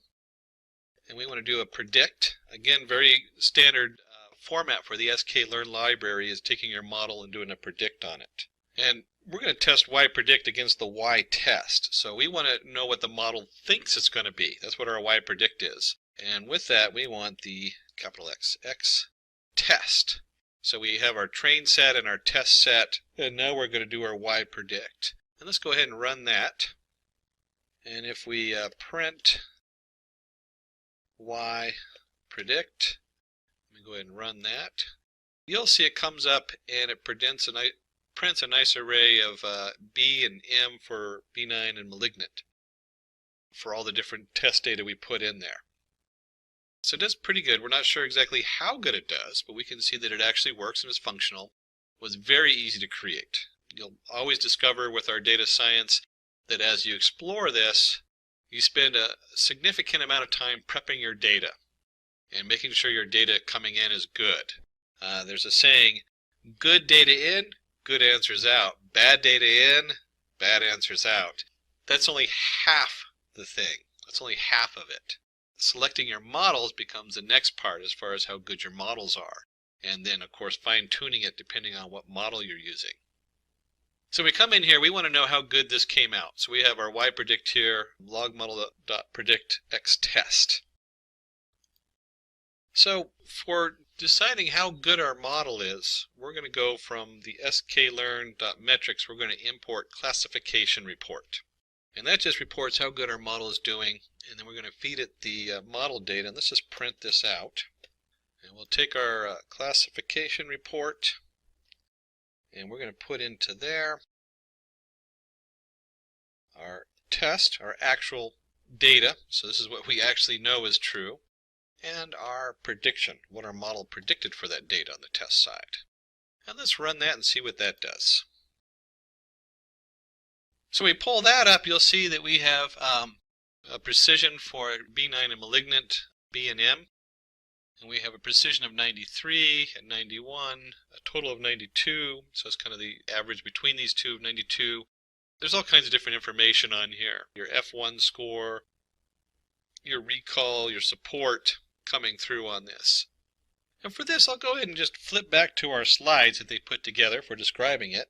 And so here we're going to look at the precision using the classification report. And you see this is the same printout I had up above. Some of the numbers might be different because it does randomly pick out which data we're using. So this model is able to predict the type of tumor with 91% accuracy. So we look back here, you'll see where we have benign and malignant. It actually is 92 coming up here. But we're looking at about a 92, 91% precision. And remember, I reminded you about domains. So when we're talking about the domain of a medical domain with a very catastrophic outcome, at 91 or 92% precision, you're still going to go in there and have somebody do a biopsy on it. Very different than if you're investing money and there's a 92% chance you're going to earn 10% and 8% chance you're going to lose 8%, you're probably going to bet the money. Because at that odds, it's pretty good that you'll make some money. And in the long run, you do that enough, you definitely will make money. And also with this domain, I've actually seen them use this to identify different forms of cancer. That's one of the things that they're starting to use these models for. Because then it helps the doctor know what to investigate. So that wraps up this section. We're going to go in there and let's discuss the answer to the quiz asked in Machine Learning Tutorial Part 1. Can you tell what's happening in the following cases? Grouping documents into different categories based on the topic and content of each document. This is an example of clustering where k-means clustering can be used to group the documents by topics using bag of words approach. So if you've gotten in there that you're looking for clustering, and hopefully you had at least one or two examples like k-means that are used for clustering different things, then give yourself a 2 thumbs up. B. Identifying handwritten digits in images correctly. This is an example of classification. The traditional approach to solving this would be to extract digit-dependent features like curvature of different digits, etc., and then use a classifier like SVM to distinguish between images. Again, if you got the fact that it's a classification example, give yourself a thumb up, and if you're able to go, hey, let's use SVM or another model for this, give yourself those 2 thumbs up on it. C. Behavior of a website indicating that the site is not working as designed. This is an example of anomaly detection. In this case, the algorithm learns what is normal and what is not normal, usually by observing the logs of the website.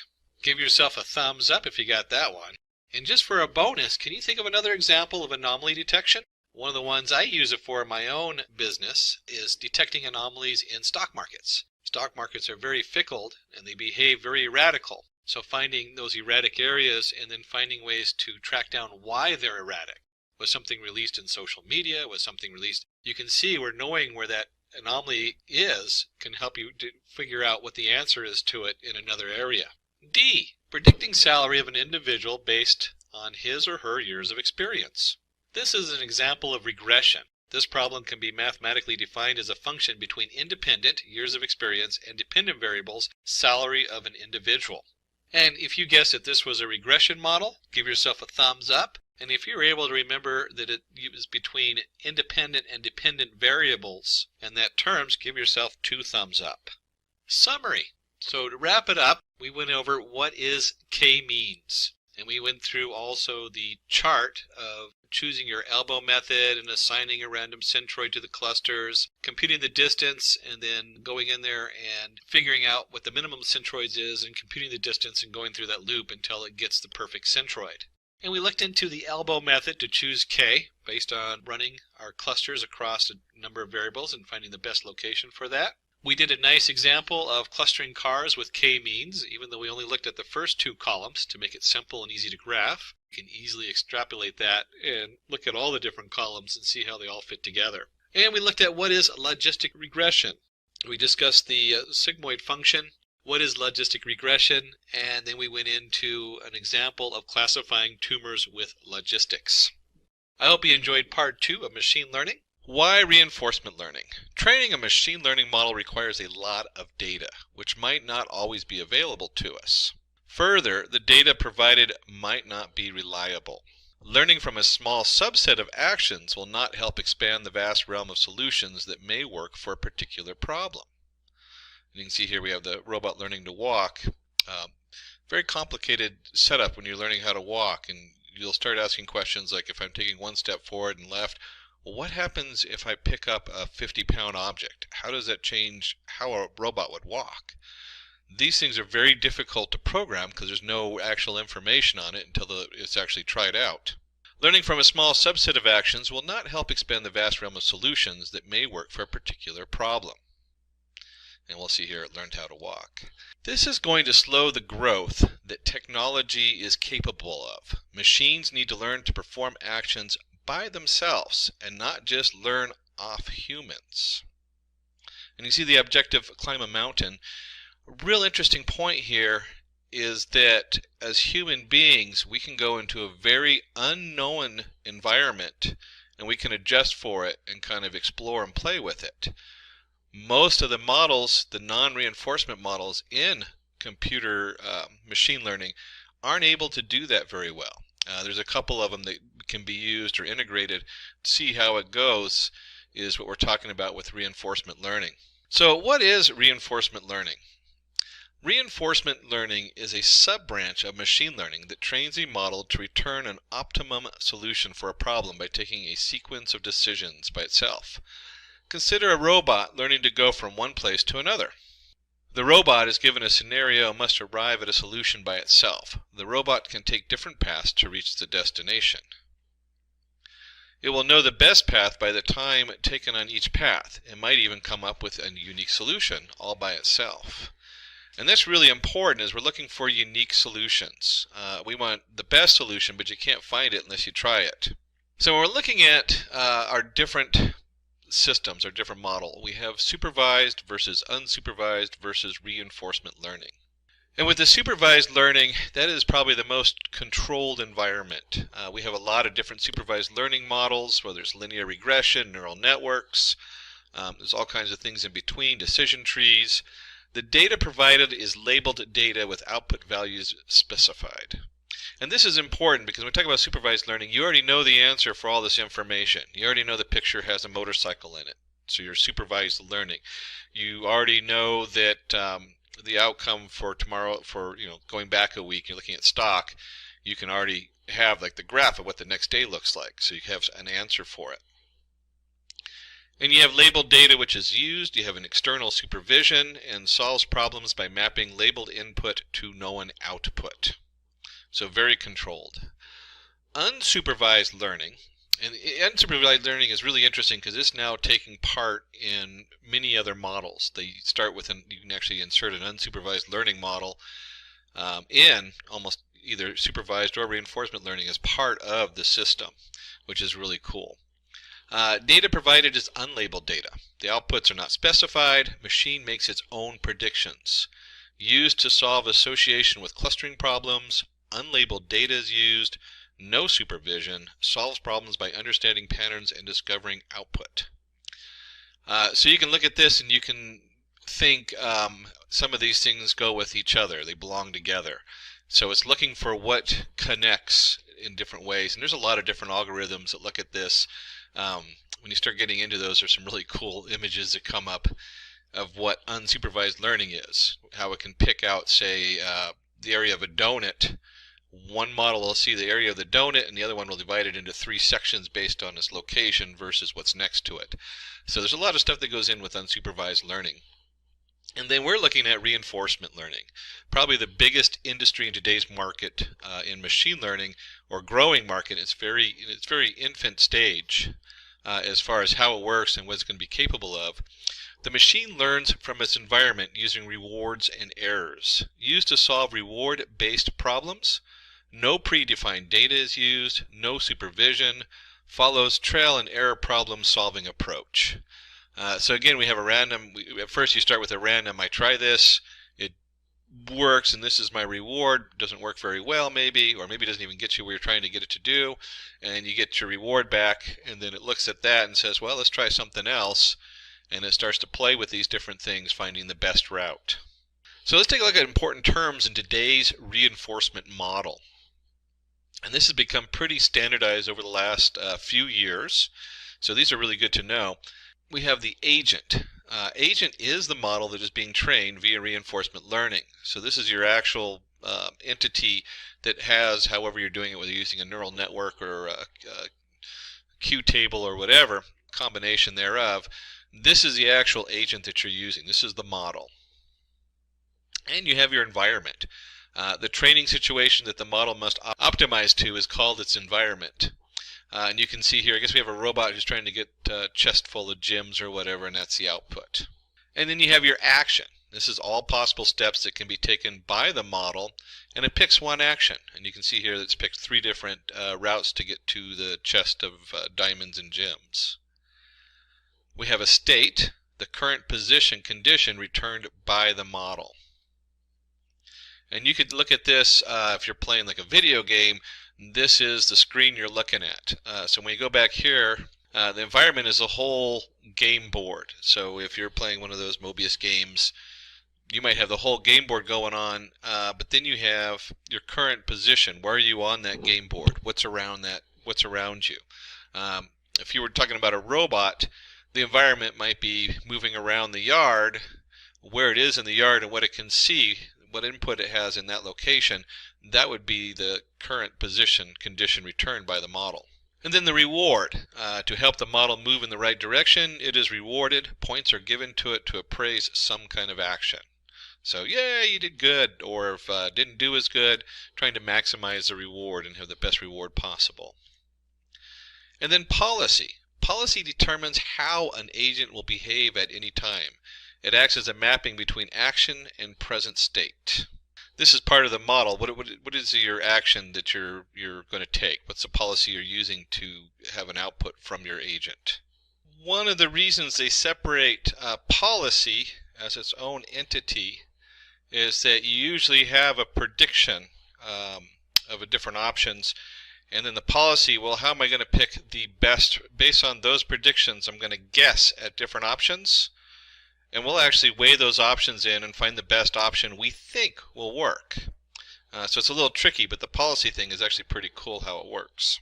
Let's go ahead and take a look at a reinforcement learning example. And just in looking at this, we're going to take a look, consider what a dog that we want to train. So the dog would be like the agent. So you have your puppy or whatever. And then your environment is going to be the whole house or whatever it is where you're training them.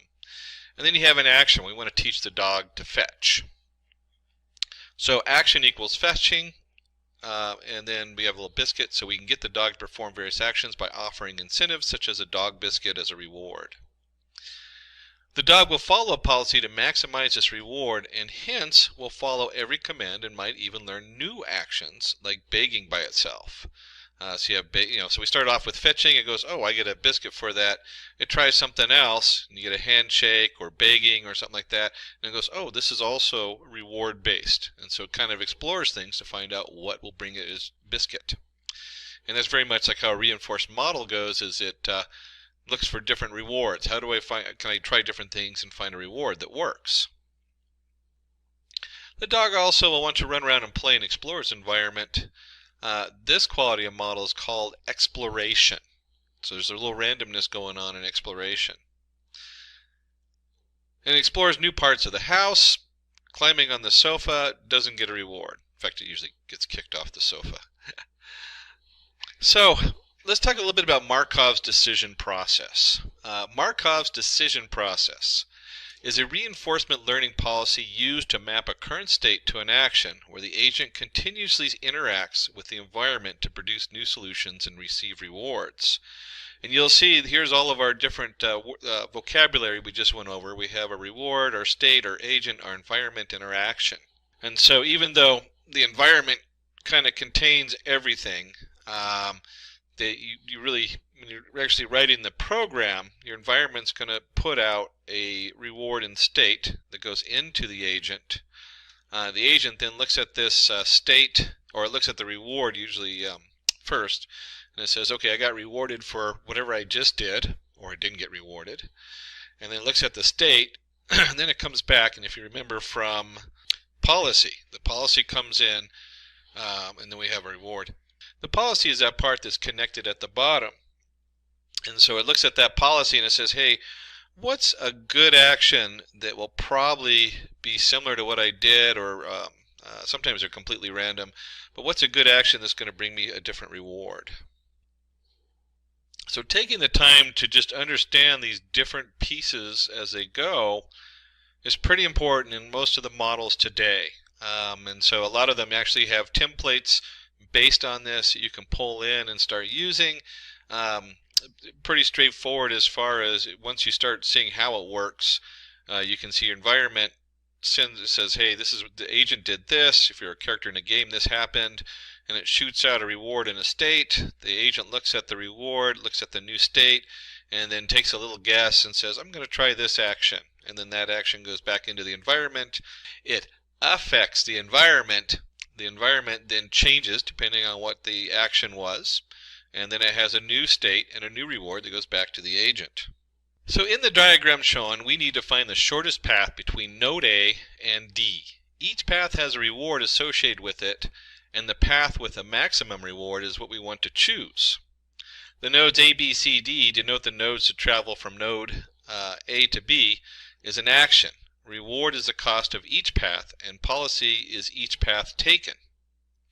And you can see here A can go to B, or A can go to C right off the bat, or it can go right to D. And if you explored all three of these, you would find that A going to D was a 0 reward, A going to C and D would generate a different reward, or you could go A, C, B, D. There's a lot of options here. And so when we start looking at this diagram, you start to realize that even though today's reinforced learning models do really good at finding an answer, they end up trying almost all the different directions you see. And so they take up a lot of work or a lot of processing time for reinforcement learning.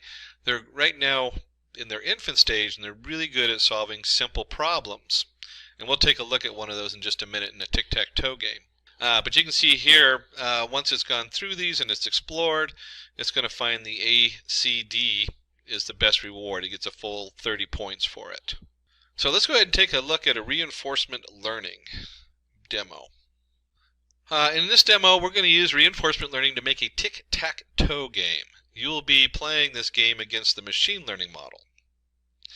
And we'll go ahead, and we're doing it in Python. So let's go ahead and go through, not always, I actually have a lot of Python tools.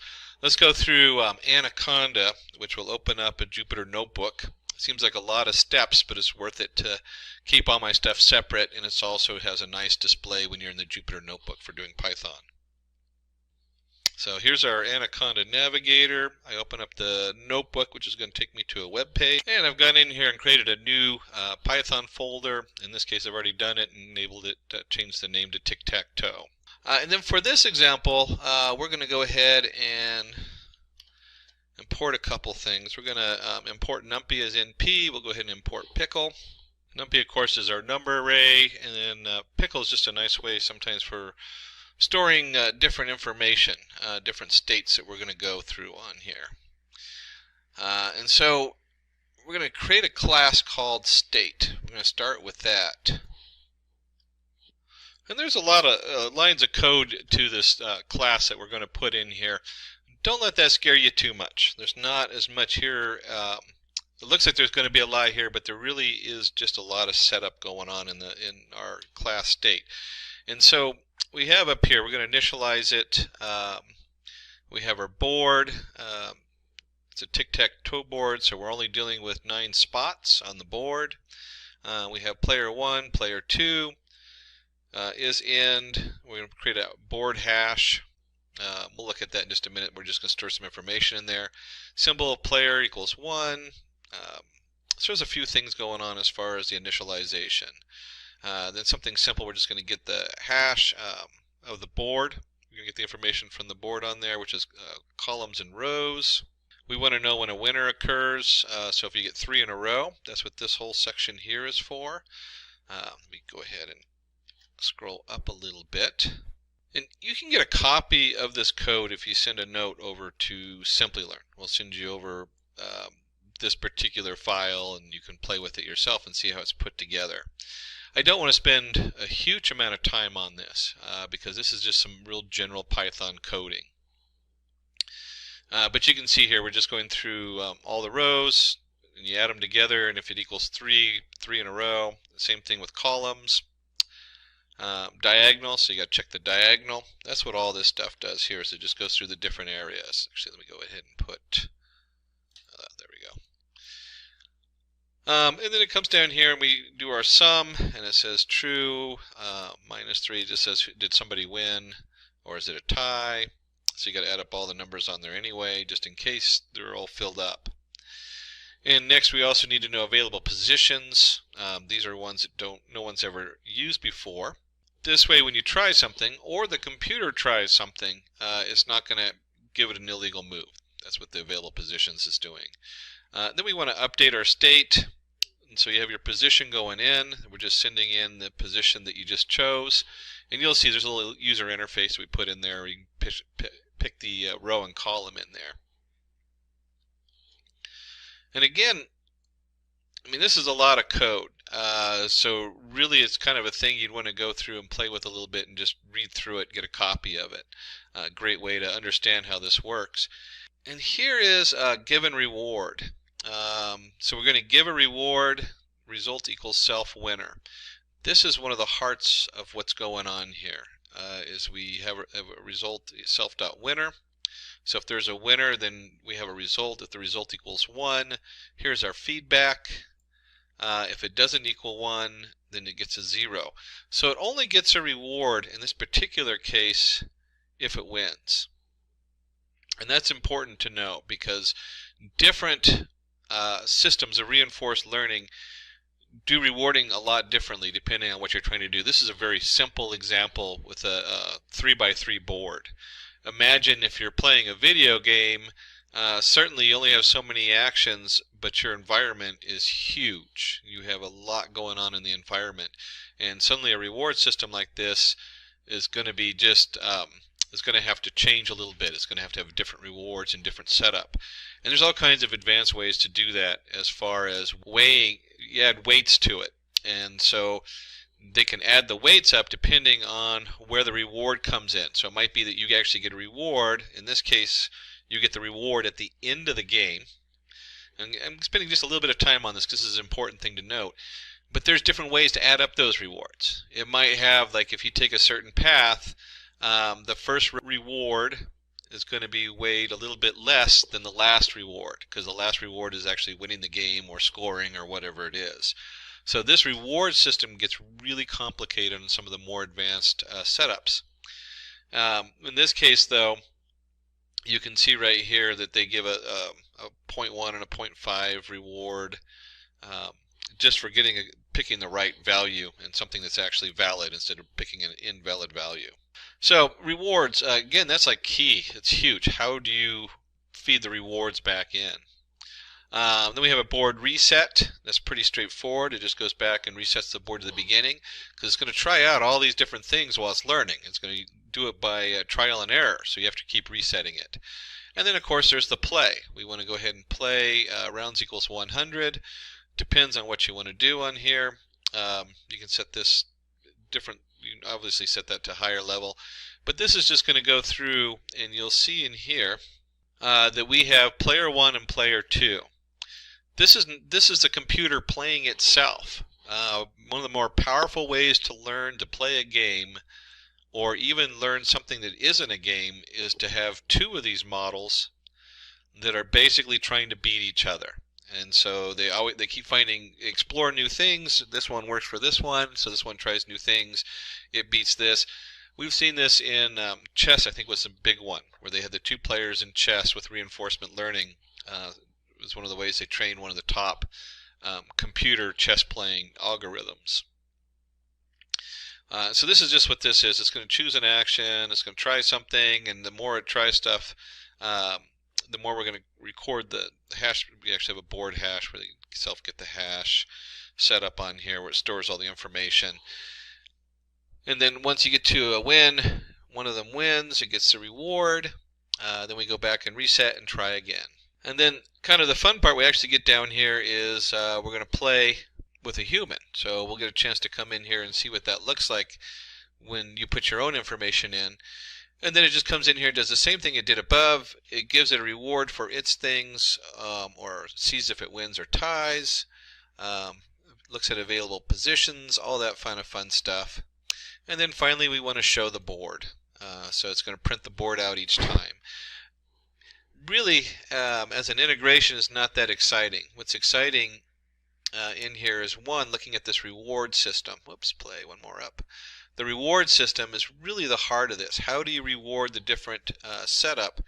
And the other one is when it's playing, it's got to take an action. And so what it chooses for an action is also the heart of reinforcement learning. How do we choose that action? And those are really key to right now where reinforcement learning is in today's technology, is figuring this out. How do we reward it, and how do we guess the next best action? So we have our environment, and you can see the environment is or the state, which is kind of like what's going on. We're going to return the state depending on what happens. And we want to go ahead and create our agent, in this case our player. So each one is, let me go and grab that. And so we look at a class player. This is where a lot of the magic is really going on, is how is this player figuring out how to maneuver around the board, and then the board of course returns a state that it can look at and a reward. So we want to take a look at this. We have name, self-state. This is class player. And when we say class player, we're not talking about a human player. We're talking about just the computer players. And this is kind of interesting. So remember I told you, depending on what you're doing, there's going to be a decay gamma, explore rate. These are what I'm talking about, is how do we train it? As you try different moves, it gets to the end. The first move is important, but it's not as important as the last one. And so you could say that the last one has the heaviest weight, and then as you get there, the first one, let's see, the first move gives you a 5 reward, the second gives you a 2 reward, and the third one gives you a 10 reward, because that's the final ending. You got it. The 10's going to count more than the first step. And here's our, we're going to get the board information coming in, and then choose an action. This was the second part that I was talking about that was so important. So once you have your training going on, we have to do a little randomness, and you can see right here is our NP random uniform. So it's picking out a random number. Take a random action. This is going to just pick which row and which column it is. And so choosing the action, this one you can see we're just doing random states, choice, length of positions, action position, and then it skips in there and takes a look at the board. For P in positions, it's actually storing the different boards each time you go through. So it has a record of what it did, so it can properly weigh the values. And this simply just appends a hash state. What's the last state? Append it to the to our states on here. Here's our feedback reward. So the reward comes in, and it's going to take a look at this and say, is it none? What is the reward? And here is that formula. Remember I was telling you about up here that was important because it has decay gamma times the reward. This is where, as it goes through each step, and this is really important. This is kind of the heart of this, of what I was talking about earlier. You have step 1, and this might have a reward of 2. You have step 2. I probably should have done ABC. This has a step 3, step 4, and so on until you get to step N. And this might have a reward of 10. So reward of 10. We're going to add that, but we're not adding, let's say this one right here, let's say this reward here right before 10 was, let's say it's also 10. That just makes the math easy. So we had 10 and 10. We had 10, this is 10 and 10n, whatever it is, but it's 0.9. So instead of putting a full 10 here, we only do 9. That's 0.9 times 10. And so this formula, as far as the decay times the reward minus the cell state value, it basically adds in, it says here's 1, or here's 2, I'm sorry, I should have done this ABC, it would have been easier. So the first move goes in here and it puts 2 in here. Then we have ourself set up on here. You can see how this gets pretty complicated in the math, but this is really the key, is how do we train our states? And we want the final state, the win, to get the most points. If you win, you get most points. And the first step gets the least amount of points. So you're really training this almost in reverse. You're training it from the last place where you have, like it says, okay, this is now where I need to sum up my rewards, and I want to sum them up going in reverse, and I want to find the answer in reverse. Kind of an interesting play on the mind when you're trying to figure this stuff out. And of course we want to go ahead and reset the board down here and save the policy, load policy. These are the different things that are going in between the agent and the state to figure out what's going on. Let's go ahead and load that up. And then finally we want to go ahead and create a human player. And the human player is going to be a little different in that you choose an action, row and column. Here's your action. If action in positions, meaning positions that are available, you return the action. If not, it just keeps asking you until you get the action that actually works. And then we're going to go ahead and append to the hash state, which we don't need to worry about because it returns the action up here. And feed forward. Again, this is because it's a human. At the end of the game, backpropagate and update state values. This part isn't being done because it's not programming the model. The model is getting its own rewards. So we've gone ahead and loaded this in here.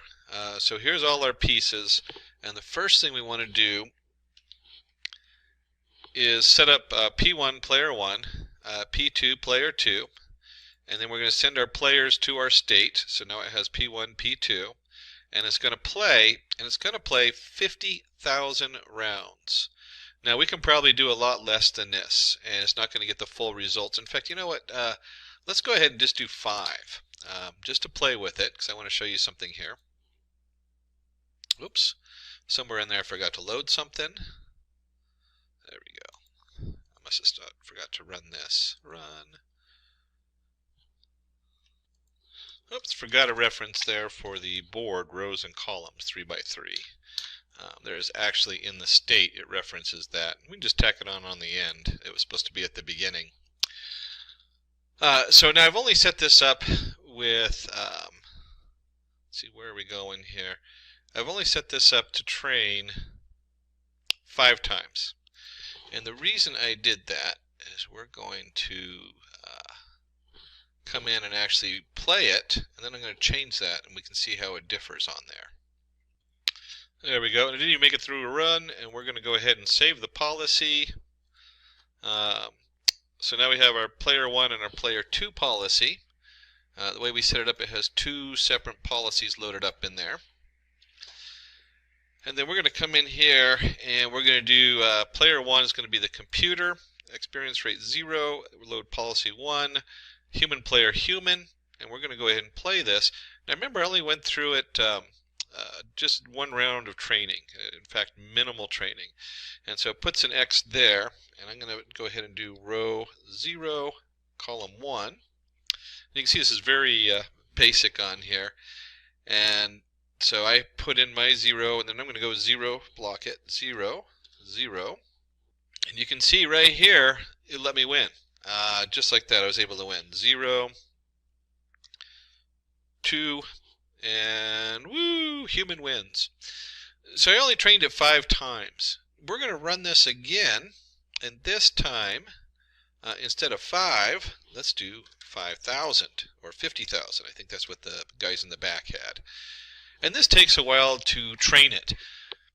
This is where reinforcement learning really falls apart. Look how simple this game is. We're talking about a 3x3 set of columns.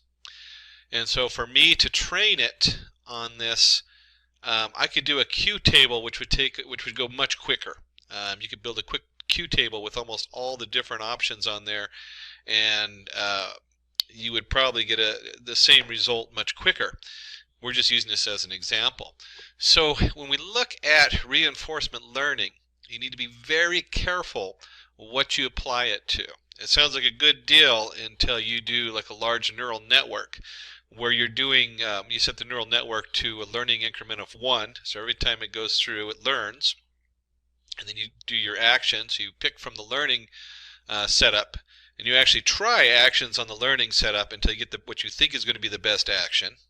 So you actually feed what you think is right back through the neural network. There's a whole layer there, which is really fun to play with. And then it has an output. Well, think of all those processes. I mean, that is just a huge amount of work it's going to do.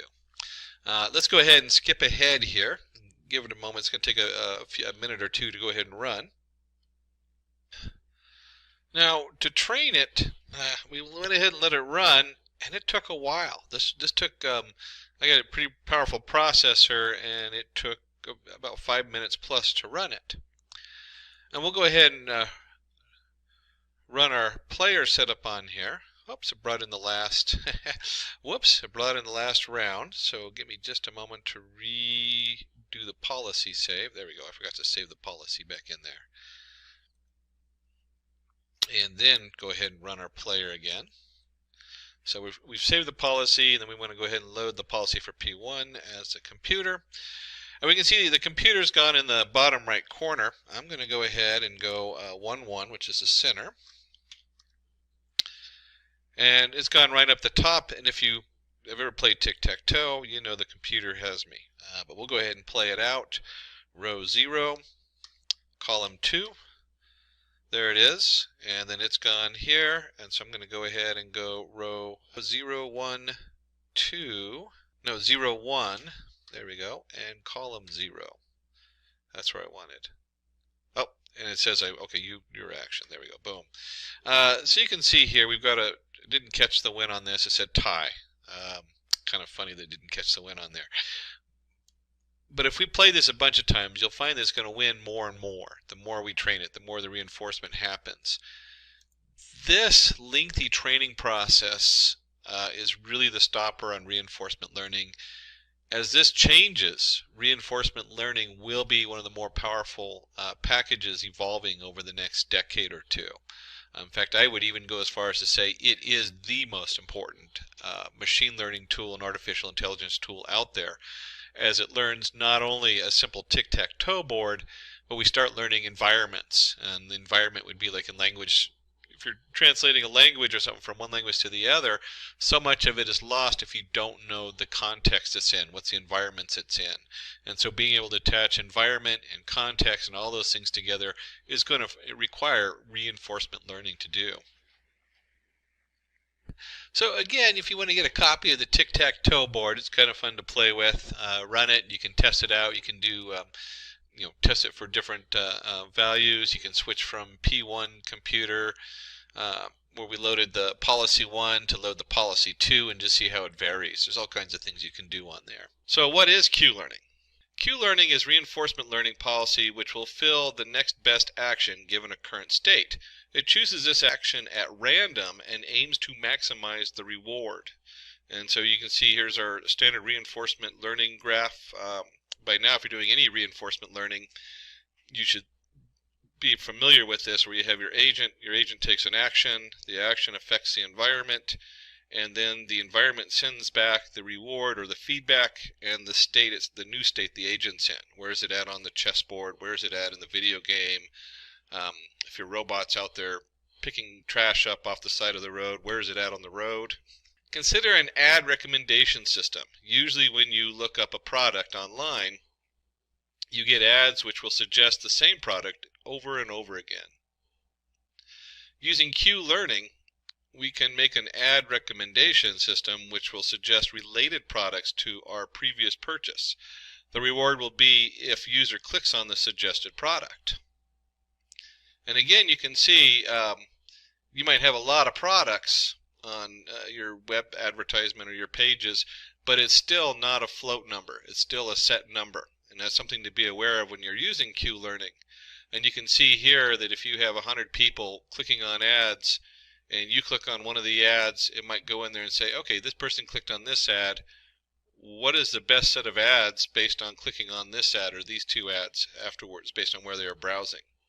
So let's go ahead and take a look at some important terms when we talk about Q-learning. We have state. The state S represents the current position of an agent in an environment.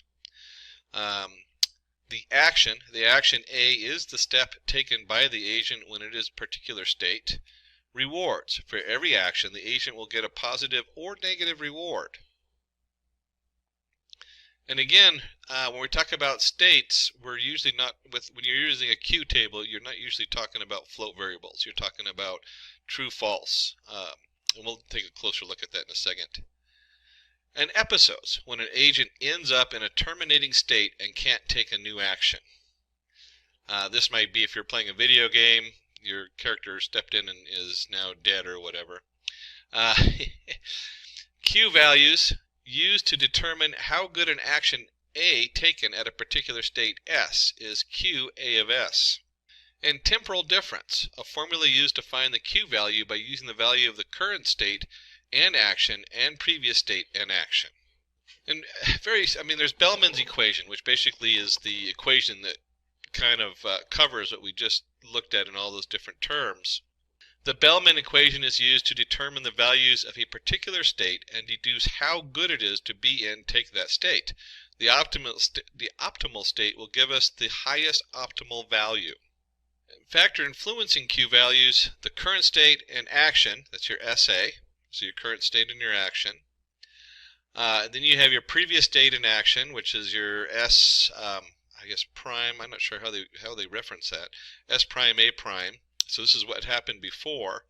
Then you have a reward for action, so you have your R reward, and you have your maximum expected future reward. And you can see there's also a learning rate put in there and a discount rate. So when we're looking at these, just like any other model, we don't want to have an absolute final value on here. We don't want it to, if you do absolute values instead of taking smaller steps, you don't really have that approach to the solution. You just have a jump, and then pretty soon if you jump one solution out, that's what's going to be the new solution, whichever one jumps up really high first. Kind of ruining the whole idea of doing a random selection. I'll go into the random selection in just a second. Steps in Q learning. Step 1. Create an initial Q table with all values initialized to 0. Again, we're looking at 0, 1. So here's our action. We start, we're in idle, we took a wrong action, we took a correct action, and end.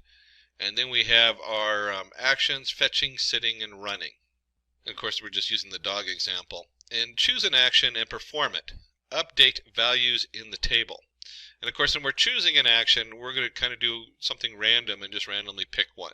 So you start out and you sit, and you have then depending on that action you took, you can now update the value for sitting after you start, from start to sitting.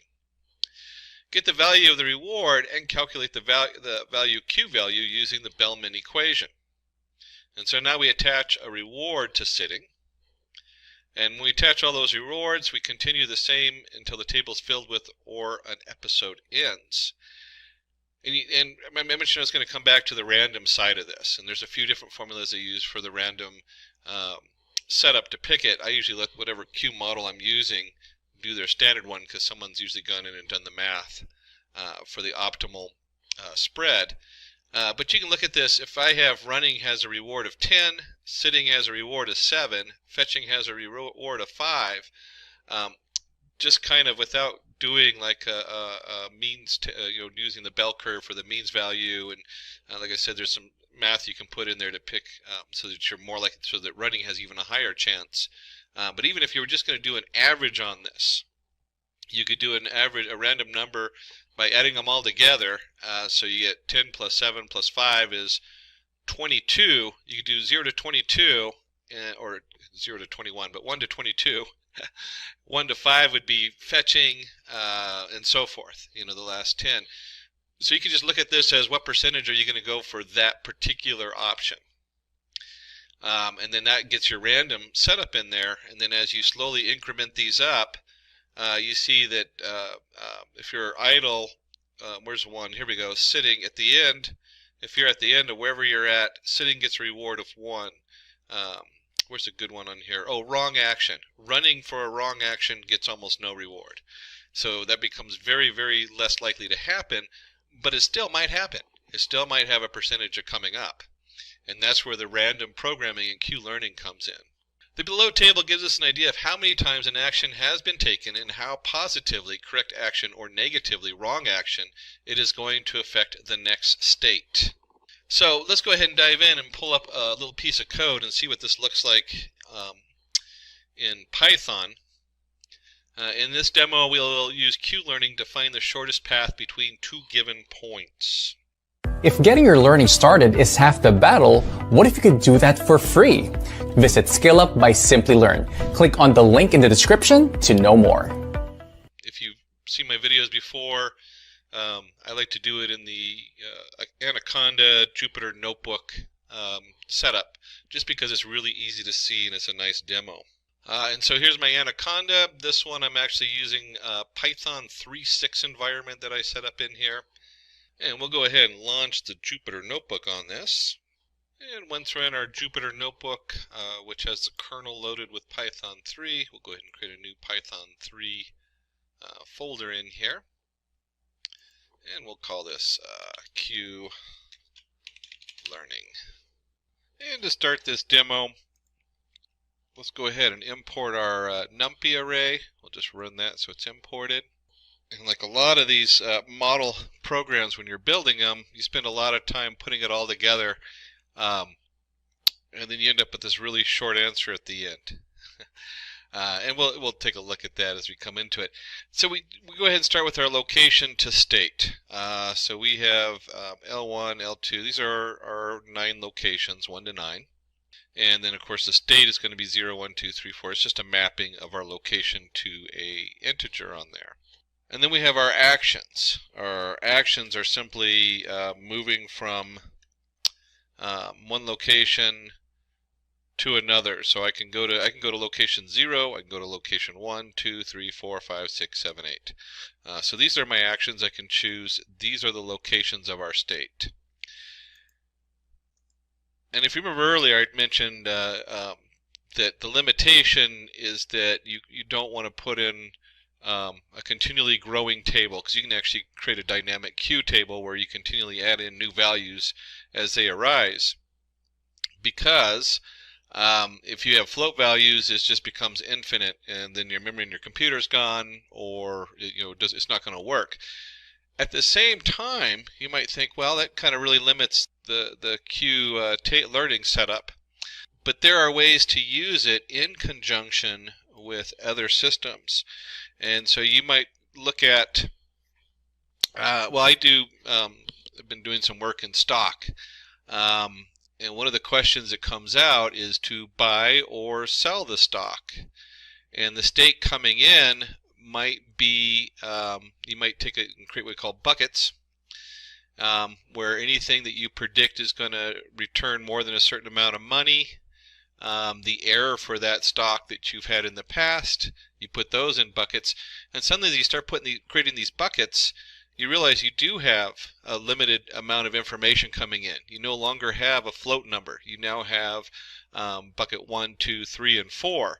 And then you can take those buckets, put them through a Q learning table, and come up with the best action. Which stock should I buy? It's like gambling. Stock is pretty much gambling if you're doing day trading. You're not doing long-term investments.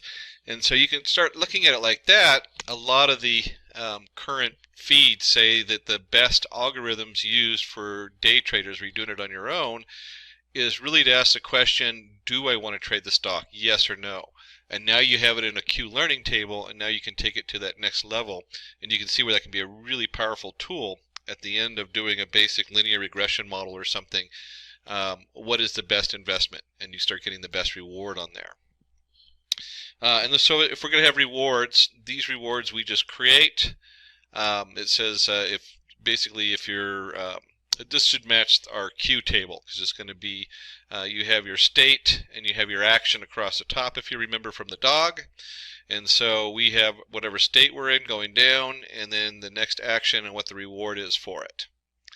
And of course, if you were actually doing something more connected, your reward would be based on the actual environment it's in. And then we want to go ahead and create a state to location so we can map the indexes. So just like we defined our rewards, we're going to go ahead and do state to location.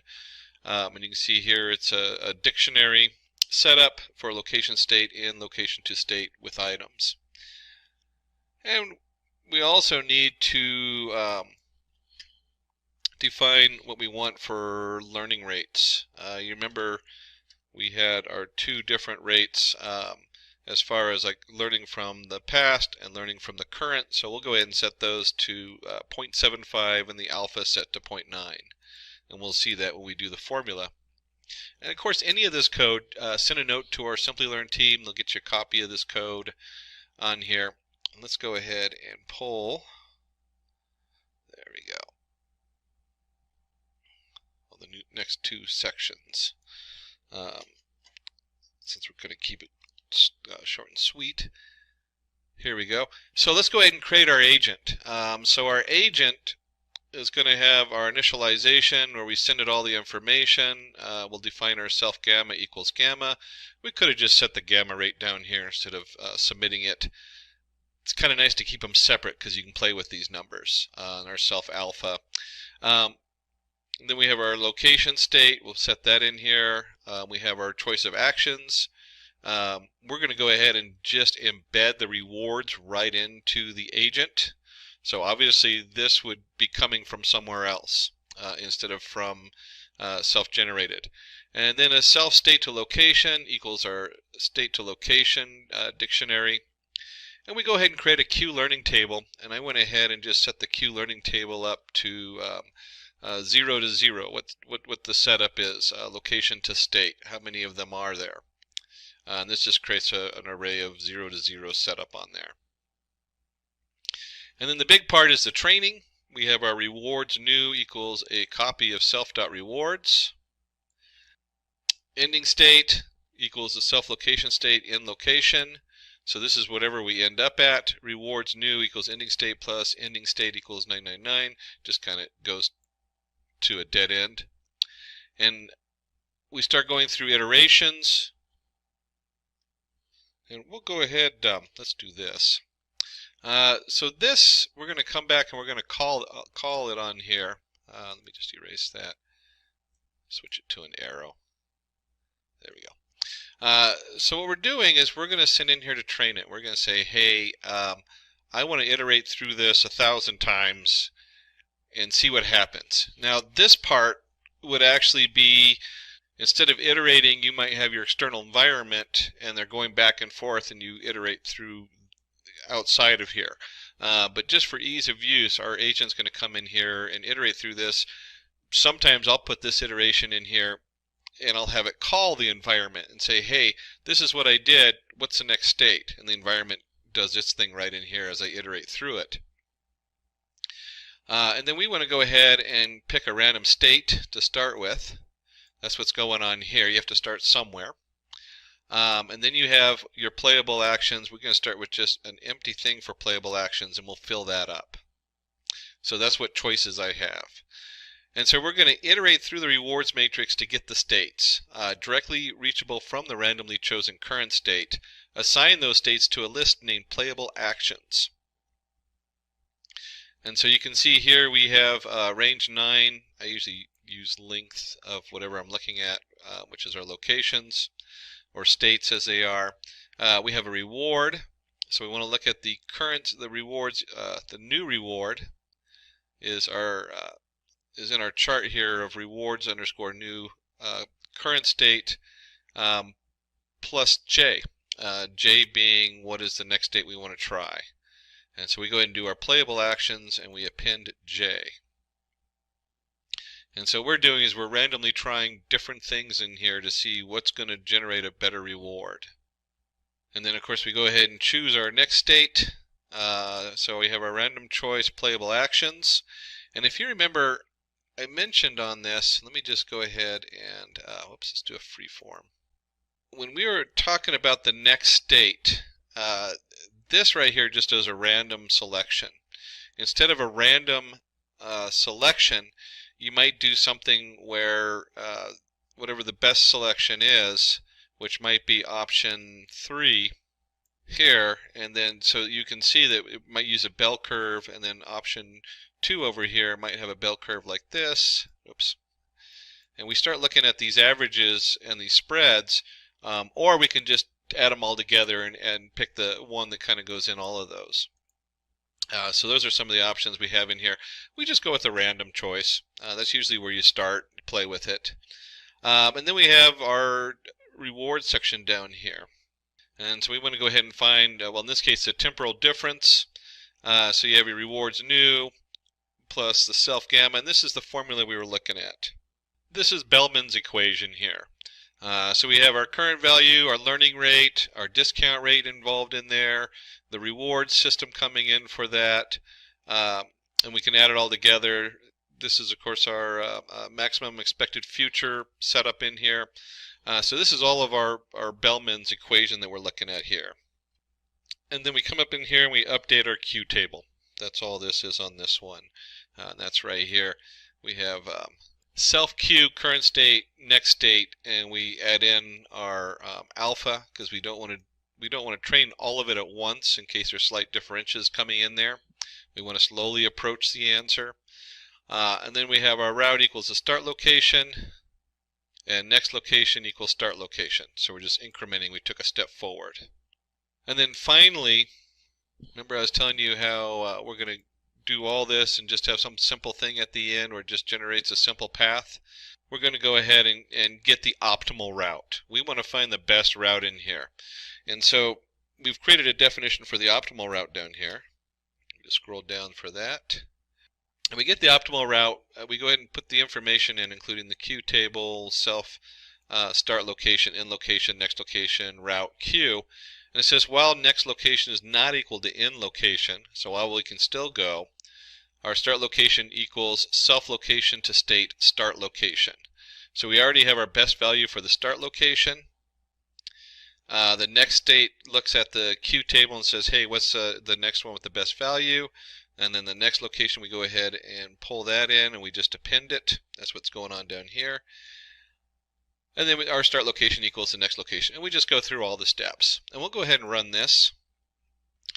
And now that we have our Q table, our Q agent loaded, we're going to go ahead and take our Q agent, load them up with our alpha, gamma that we set up above, along with the location step, action, reward, state to location. And our goal is to plot a course between L9 and L1. And we're going to go through 1,000 iterations on here. And so when I run that, it runs pretty quick. Why is this so fast? If you've been running neural networks and you've been doing all these other models, you sit here and wait a long time.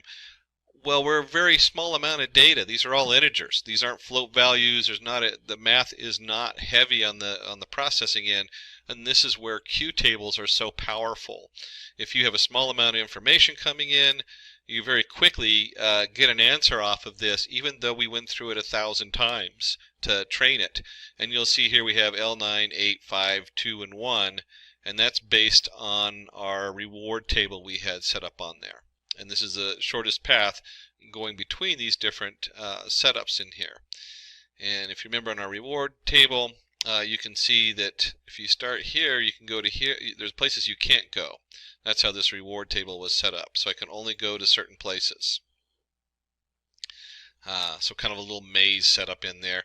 And you can play with it. This is really fun setup to play with.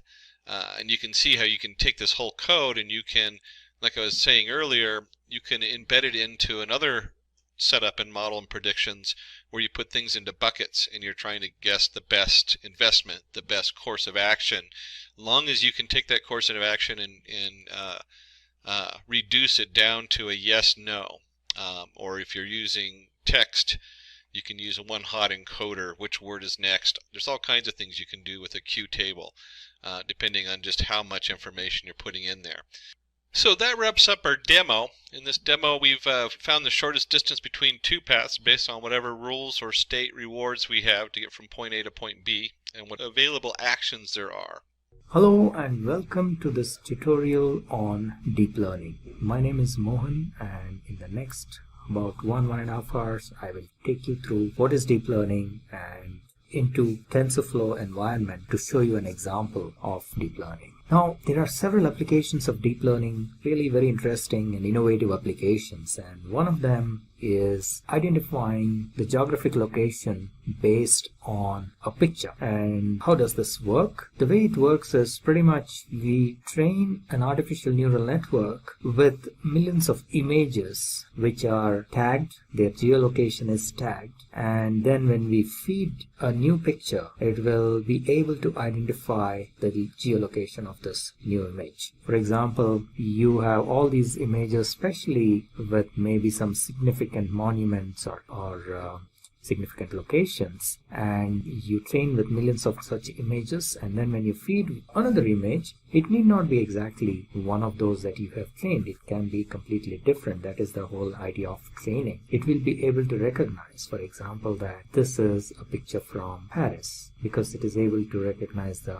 Eiffel Tower. So the way it works internally, if we have to look a little bit under the hood, is these images are nothing but this is digital information in the form of pixels. So each image could be a certain size. It can be 256 by 256 pixel kind of a resolution, and then each pixel is either having a certain grade of color, and all that is fed into the neural network, and it then gets trained in, and it's able to, based on these pixel information, it is able to get trained and able to recognize the features and extract the features, and thereby it is able to identify these images and the location of these images. And then when you feed a new image, it kind of, based on the training, it will be able to figure out where this image is from. So that's the way, a little bit under the hood, how it works. So what are we going to do in this tutorial? We will see what is deep learning and what do we need for deep learning, and one of the main components of deep learning is neural networks. So we will see what is neural network, what is a perceptron, and how to implement logic gates like AND, OR, NOR, and so on using perceptrons,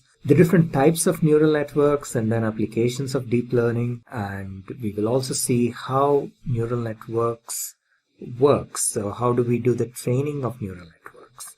And at the end, we will end up with a small demo code which will take you through in TensorFlow. Now, in order to implement deep learning code, there are multiple libraries or development environments that are available, and TensorFlow is one of them. So the focus at the end of this would be on how to use TensorFlow to write a piece of code using Python as a programming language. And we will take up an example which is a very common one, which is like the hello world of deep learning, the handwriting number recognition, which is a MNIST, commonly known as MNIST database. So we will take a look at MNIST database and how we can train a neural network to recognize handwritten numbers. So that's what you will see in this particular video.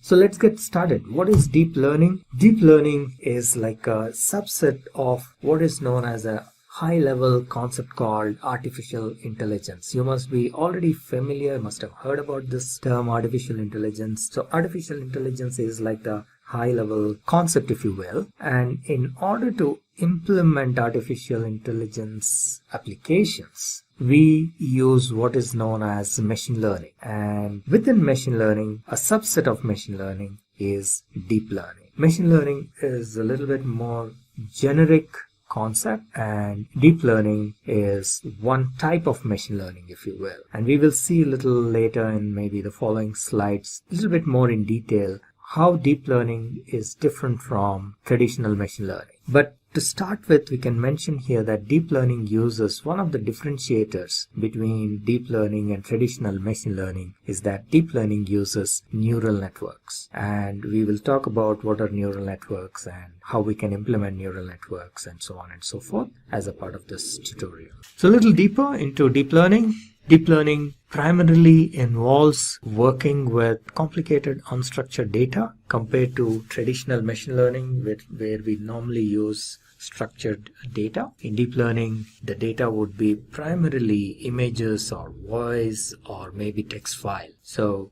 And it is a large amount of data as well. And deep learning can handle complex operations. It involves complex operations. And the other difference between traditional machine learning and deep learning is that the feature extraction happens pretty much automatically. In traditional machine learning, feature engineering is done manually. The data scientists, we data scientists have to do feature engineering, feature extraction. But in deep learning, that happens automatically. And of course, deep learning, for large amounts of data, complicated unstructured data, deep learning gives very good performance. Now, as I mentioned, one of the secret sources of deep learning is neural networks. Let's see what neural networks is. Neural networks is based on our biological neurons. The whole concept of deep learning and artificial intelligence is based on human brain, and human brain consists of billions of tiny stuff called neurons, and this is how a biological neuron looks, and this is how an artificial neuron looks. So neural networks is like a simulation of our human brain. Human brain has billions of biological neurons, and we are trying to simulate the human brain using artificial neurons. This is how a biological neuron looks. It has dendrites, and the corresponding component with an artificial neural network is, or an artificial neuron, are the inputs. They receive the inputs through dendrites. And then there is the cell nucleus, which is basically the processing unit in a way. So in artificial neuron also there is a piece which is an equivalent of this cell nucleus, and based on the weights and biases, we will see what exactly weights and biases are as we move. The input gets processed, and that results in an output. In a biological neuron, the output is sent through a synapse, and in an artificial neuron there is an equivalent of that in the form of an output.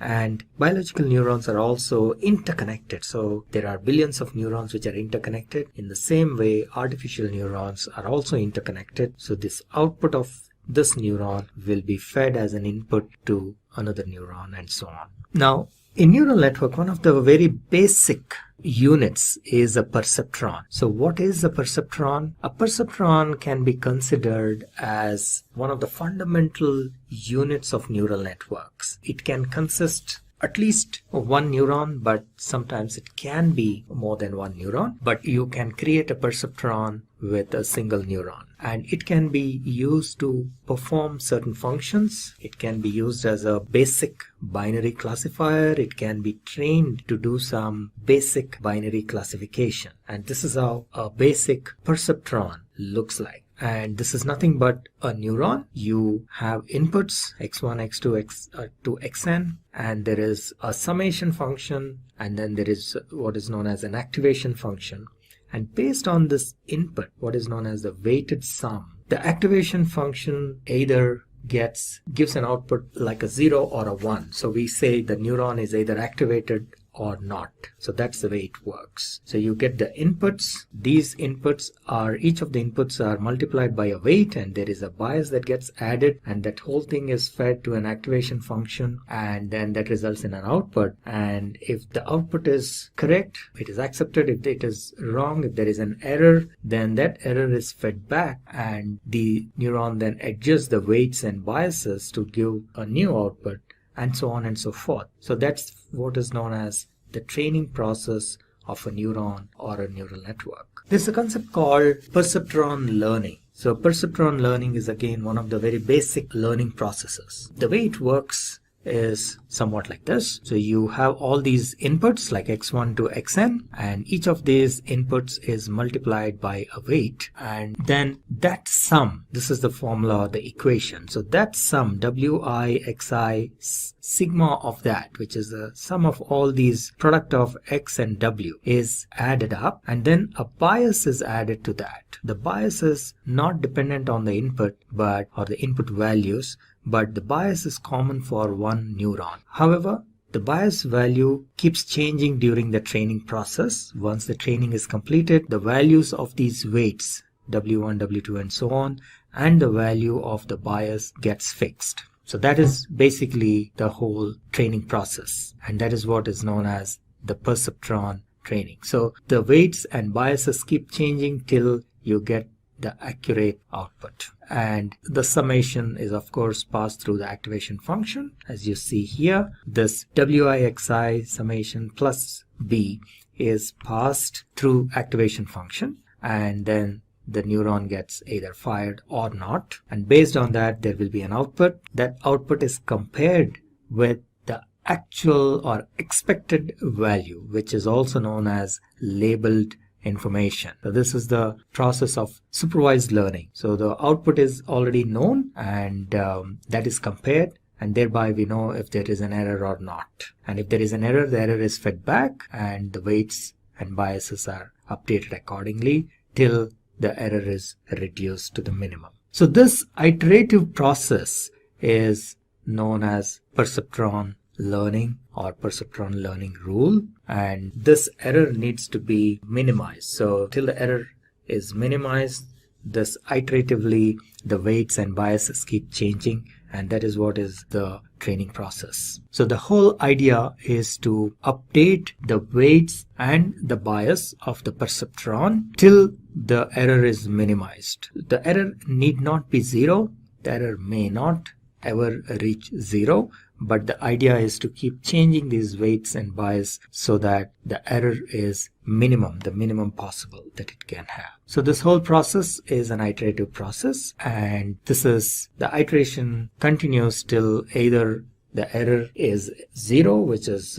unlikely situation, or it is the minimum possible within these given conditions. Now in 1943, two scientists, Warren McCulloch and Walter Pitts, came up with an experiment where they were able to implement the logical functions like and, or, and, nor using neurons. And that was a significant breakthrough in a sense. So they were able to come up with the most common logical gates. They were able to implement some of the most common logical gates, which could take two inputs like A and B and then give a corresponding result. So for example, in case of an AND gate, A and B, and then the output is AB. In case of an OR gate, it is A plus B, and so on and so forth. And they were able to do this using a single layer perceptron. Now, most of these gates, it was possible to use single layer perceptron except for XOR, and we will see why that is in a little bit. So this is how an AND gate works. The inputs A and B, the output should be fired, or the neuron should be fired only when both the inputs are 1. So if you have 0, 0, the output should be 0. For 0, 1, it is again 0, 1, 0, again 0, and 1, 1, the output should be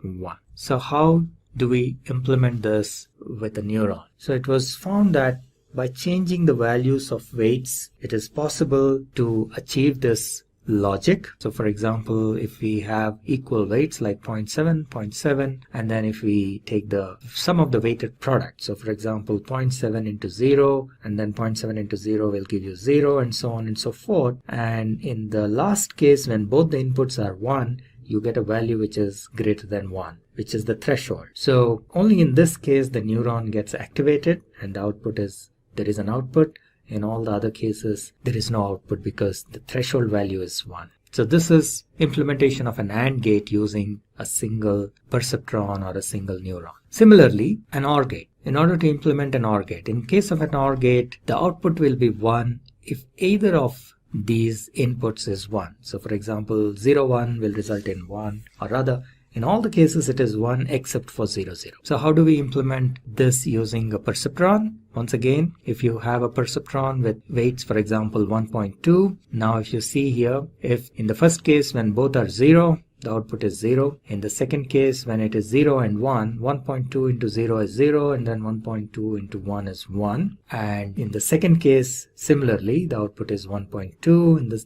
last case, when both the inputs are 1, the output is 2.4. So during the training process, these weights will keep changing, and then at one point where the weights are equal to W1 is equal to 1.2 and W2 is equal to 1.2, the system learns that it gives the correct output. So that is implementation of OR gate using a single neuron or a single layer perceptron. Now XOR gate. This was one of the challenging ones. They tried to implement an XOR gate with a single level perceptron, but it was not possible. And therefore, in order to implement an XOR, so this was like a roadblock in the progress of neural network. However, subsequently they realized that this can be implemented, an XOR gate can be implemented using a multi-level perceptron or MLP. So in this case, there are 2 layers instead of a single layer, and this is how you can implement an XOR gate. So you will see that X1 and X2 are the inputs, and there is a hidden layer, and that's why it is denoted as H3 and H4, and then you take the output of that and feed it to the output at O5 and provide a threshold here. So we will see here that this is the numerical calculation. So the weights are, in this case for X1 it is 20 and minus 20, and once again 20 and minus 20. So these inputs are fed into H3 and H4. So you will see here for H3 the input is 0, 1, 1, 1, and for H4 it is 1, 0, 1, 1. And if you now look at the output, final output, where the threshold is taken as 1, if we use a sigmoid with the threshold 1, you will see that in these 2 cases it is 0, and in the last 2 cases it is 1. So this is the implementation of XOR. In case of XOR, only when one of the inputs is 1, you will get an output. So that is what we are seeing here. If we have either both the inputs are 1 or both the inputs are 0, then the output should be 0. So that is what is an exclusive OR gate. So it is exclusive because only one of the inputs should be 1, and then only you will get an output of 1, which is satisfied by this condition. So this is a special implementation. XOR gate is a special implementation of perceptron. Now that we got a good idea about perceptron, let's take a look at what is a neural network. So we have seen what is a perceptron, we have seen what is a neuron, so we will see what exactly is a neural network. So neural network is nothing but a network of these neurons, and they are different types of neural networks. There are about 5 of them. These are artificial neural network, convolutional neural network, then recursive neural network or recurrent neural network, deep neural network, and deep belief network. So, and each of these types of neural networks have a special, they can solve a special kind of problems. For example, convolutional neural networks are very good at performing image processing and image recognition and so on, whereas RNN are very good for speech recognition and also text analysis and so on. So each type has some special characteristics, and they are good at performing certain special kind of tasks. What are some of the applications of deep learning? Deep learning is today used extensively in gaming. You must have heard about AlphaGo, which is a game created by a startup called DeepMind, which got acquired by Google. And AlphaGo is an AI which defeated the human world champion Lee Sedol in this game of Go. So gaming is an area where deep learning is being extensively used, and a lot of research happens in the area of gaming as well. In addition to that, nowadays there are neural networks or special type called generative adversarial networks, which can be used for synthesizing either images or music or text and so on, and they can be used to compose music. So the neural network can be trained to compose a certain kind of music, and autonomous Cars. You must be familiar with Google's self-driving car, and today a lot of automotive companies are investing in this space, and deep learning is a core component of this autonomous cars. The cars are trained to recognize, for example, the road, the lane markings on the road, signals, any objects that are in front, any obstruction, and so on and so forth. So all this involves deep learning. So that's another major application. And robots, we have seen several robots, including Sophia. You may be familiar with Sophia, who was given a citizenship by Saudi Arabia. And there are several such robots which are very human-like, and the underlying technology in many of these robots is deep learning. Medical diagnostics and healthcare is another major area where deep learning is being used. And within healthcare diagnostics, again, there are multiple areas where deep learning and image recognition, image processing can be used. For example, for cancer detection, as you may be aware, if cancer is detected early on, it can be cured. And one of the challenges is in the availability of specialists who can diagnose cancer using these diagnostic images and various scans and so on and so forth. So the idea is to train neural network to perform some of these activities so that the load on the cancer specialist doctors or oncologists comes down. And there is a lot of research happening here, and there are already quite a few applications that are claimed to be performing better than human beings in this space. It can be lung cancer, it can be breast cancer, and so on and so forth. So healthcare is a major area where deep learning is being applied. Let's take a look at the inner working of a neural network. So how does an artificial neural network, let's say, can we train a neural network to identify the shapes like squares and circles and triangles when these images are fed? So this is how it works. Any image is nothing but it is a digital information of the pixels. So in this particular case, let's say this is an image of 28 by 28 pixel, and this is an image of a square. There is a certain way in which the pixels are lit up, and so these pixels have a certain value, maybe from 0 to 256, and 0 indicates that it is black or it is dark, and 256 indicates it is white or lit up. So that is like an indication or a measure of how the pixels are lit up. And so this is an image is, let's say, consisting of information of 784 pixels. So all the information, what is inside this image, can be kind of compressed into these 784 pixels.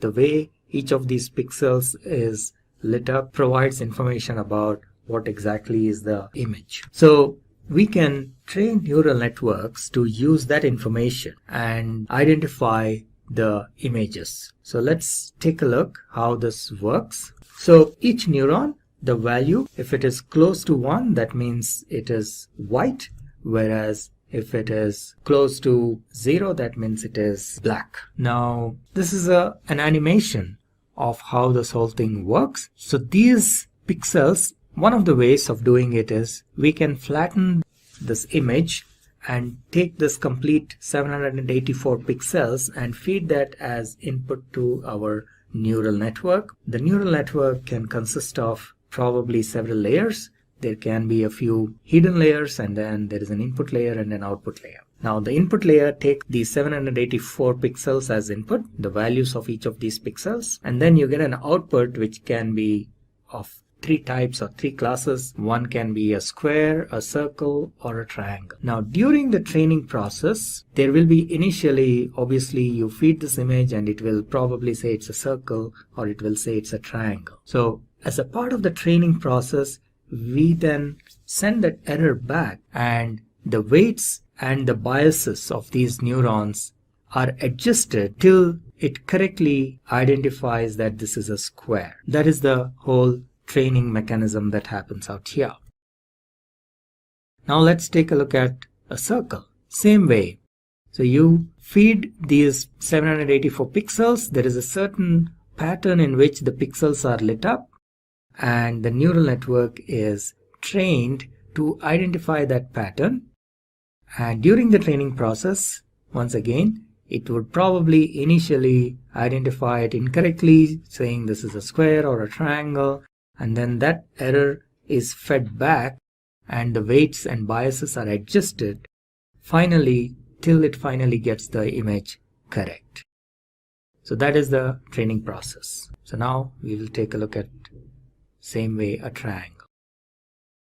So now if you feed another image which is consisting of triangles, so this is the training process. Now we have trained our neural network to classify these images into a triangle or a circle and a square. So now this neural network can identify these three types of objects. Now if you feed another image, and it will be able to identify whether it's a square or a triangle or a circle. Now what is important to be observed is that when you feed a new image, it is not necessary that the image or the triangle is exactly in this position.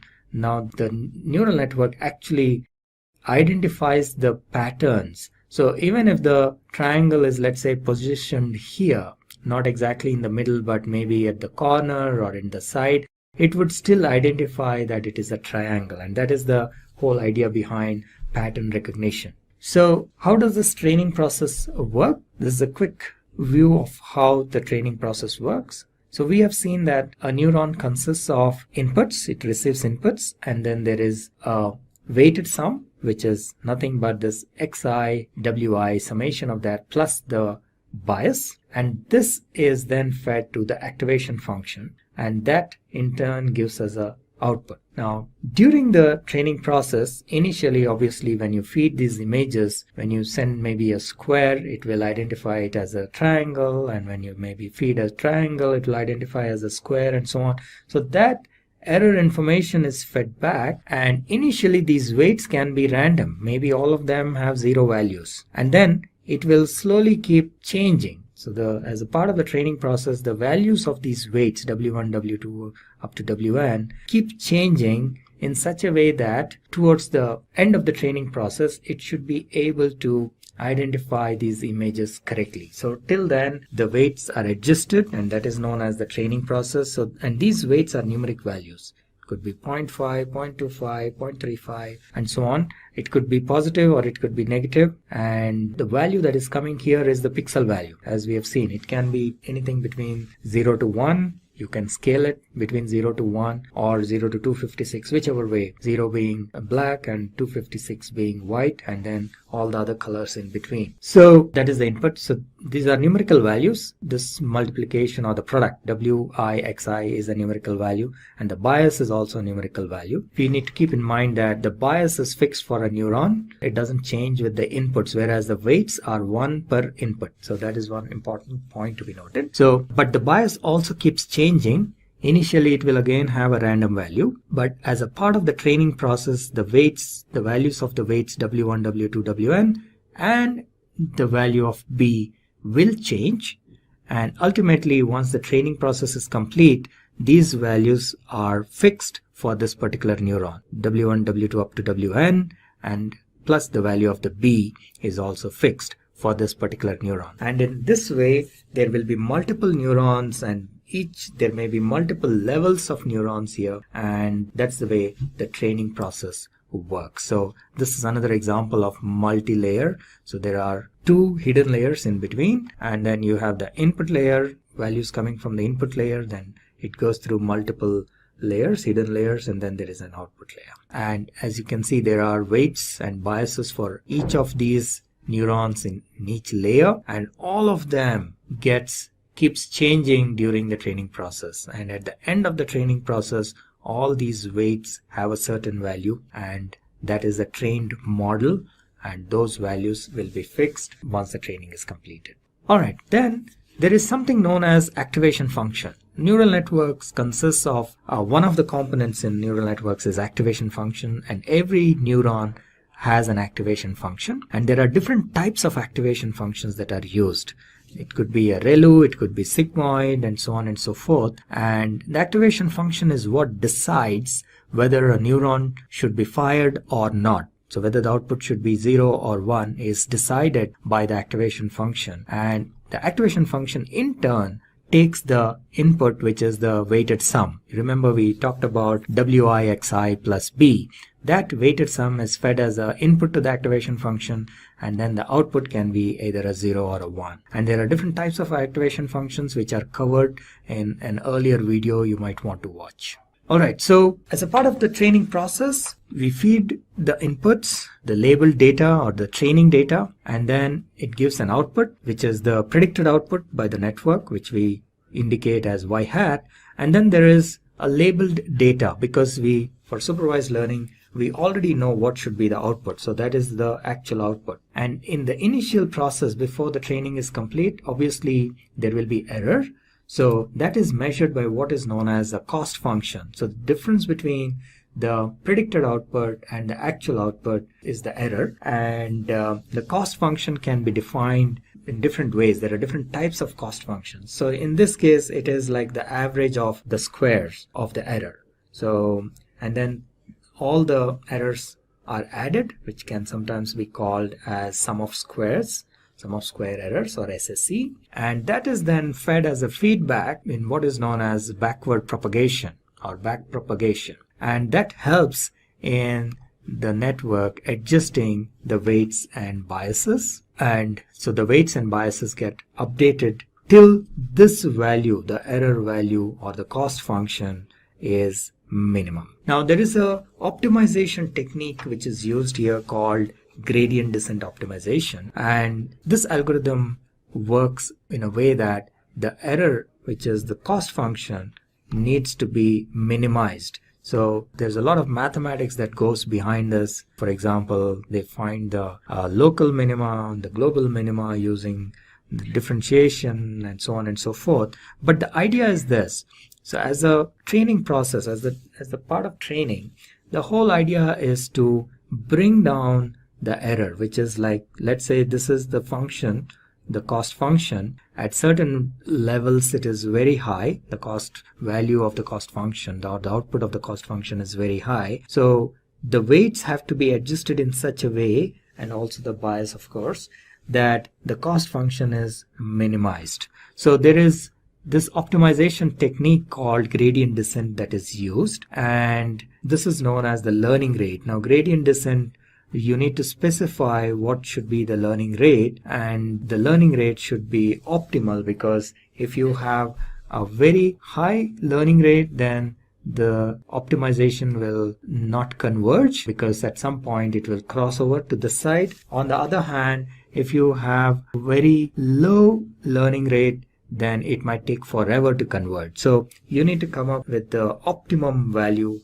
of the learning rate, and once that is done using the gradient descent optimization, the error function is reduced, and that's like the end of the training process. Alright, so this is another view of gradient descent. So this is how it looks. This is your cost function, the output of the cost function, and that has to be minimized using gradient descent algorithm. And these are like the parameters, and weight could be one of them. So initially we start with certain random values, so cost will be high, and then the weights keep changing, and in such a way that the cost function needs to come down, and at some point it may reach the minimum value, and then it may increase. So that is where the gradient descent algorithm decides that, okay, it has reached a minimum value and it will kind of try to stay here. This is known as the global minima. Now sometimes these curves may not be, just for explanation purpose, this has been drawn in a nice way, but sometimes these curves can be pretty erratic. There can be some local minima here, and then there is a peak, and so on. So the whole idea of gradient descent optimization is to identify the global minima and to find the weights and the bias at that particular point. So that's what is gradient descent. And then this is another example. So you can have these multiple local minima. So as you can see, at this point when it is coming down, it may appear like this is a minimum value, but then it is not. This is actually the global minimum value, and the gradient descent algorithm will make an effort to reach this level and not get stuck at this point. So The algorithm is already there and it knows how to identify this global minimum, and that's what it does during the training process. Now, in order to implement deep learning, there are multiple platforms and languages that are available, but the most common platform nowadays is TensorFlow, and so that's the reason we have this tutorial. We have created this tutorial for TensorFlow. So we will take you through a quick demo of how to write a TensorFlow code using Python. And TensorFlow is an open source platform created by Google. So let's just take a look at the details of TensorFlow. And so this is a library, a Python library, so you can use Python or any other languages. It's also supported in other languages like Java and R and so on. But Python is the most common language that is used. So it is a library for developing deep learning applications, especially using neural networks. And it consists of primarily two parts, if you will. So one is the tensors, and then the other is the graphs or the flow. That's the way the name, that's the reason for this kind of a name called TensorFlow. So what are tensors? Tensors are like multi-dimensional arrays, if you will. That's one way of looking at it. So usually you have a one-dimensional array. So first of all, you can have what is known as a scalar, which means a number. And then you have a one-dimensional array, something like this, which means this is like a set of numbers. So that is a one-dimensional array. Then you can have a two-dimensional array, which is like a matrix. And beyond that, sometimes it gets difficult. So this is a three-dimensional array, but TensorFlow can handle many more dimensions. So it can have multi-dimensional arrays. That is the strength of TensorFlow, and which makes computation, deep learning computation, much faster. And that's the reason why TensorFlow is used for developing deep learning applications. So TensorFlow is a deep learning tool, and this is the way it works. So the data basically flows in the form of tensors, and the way the programming works as well is that you first create a graph of how to execute it, and then you actually execute that particular graph in the form of what is known as a session. We will see this in the TensorFlow code as we move forward. So all the data is managed or manipulated in tensors, and then the processing happens using these graphs. There are certain terms called, like for example, ranks of a tensor. The rank of a tensor is like a dimensionality in a way. So for example, if it is scalar, so there is just a number, just one number, the rank is supposed to be 0, and then it can be a one-dimensional vector, in which case the rank is supposed to be 1, and then you can have a two-dimensional vector, typically like a matrix. Then in that case we say the rank is 2, and then if it is a three-dimensional array, then rank is 3, and so on. So it can have more than 3 as well. So it is possible that you can store multi-dimensional arrays in the form of tensors. So what are some of the properties of TensorFlow? I think today it is one of the most popular platform. TensorFlow is the most popular deep learning platform or library. It is open source. It's developed by Google, developed and maintained by Google, but it is open source. One of the most important things about TensorFlow is that it can run on CPUs as well as GPUs. GPU is a graphical processing unit, just like CPU is central processing unit. Now, in earlier days, GPU was used primarily for graphics, and that's how the name has come. And one of the reasons is that it cannot perform generic activities very efficiently like CPU, but it can perform iterative actions or computations extremely fast and much faster than a CPU. So they are really good for computational activities, and in deep learning there is a lot of iterative computation that happens, so in the form of matrix multiplication and so on. So GPUs are very well suited for this kind of computation, and TensorFlow supports both GPU as well as CPU. And there's a certain way of writing code in TensorFlow. We will see as we go into the code. And of course, TensorFlow can be used for traditional machine learning as well, but then that would be an overkill. But just for understanding, it may be a good idea to start writing code for a normal machine learning use case, so that you get a hang of how TensorFlow code works, and then you can move into neural networks. So that is just a suggestion, but if you're already familiar with how TensorFlow works, then probably, yeah, you can go straight into the neural networks part. So in this tutorial, we will take the use case of recognizing handwritten digits. This is like a hello world of deep learning, and this is a nice little, MNIST database is a nice little database that has images of handwritten digits, nicely formatted, because very often in deep learning and neural networks, we end up spending a lot of time in preparing the data for training. And with MNIST database, we can avoid that. You already have the data in the right format, which can be directly used for training. And MNIST also offers a bunch of built-in utility functions that we can straight away use and call those functions without worrying about writing our own functions. And that's one of the reasons why MNIST database is very popular for training purposes. Initially, when people want to learn about deep learning and TensorFlow, this is the database that is used. And it has a collection of 70,000 handwritten digits, and a large part of them are for training. Then you have test, just like in any machine learning process, and then you have validation, and all of them are labeled.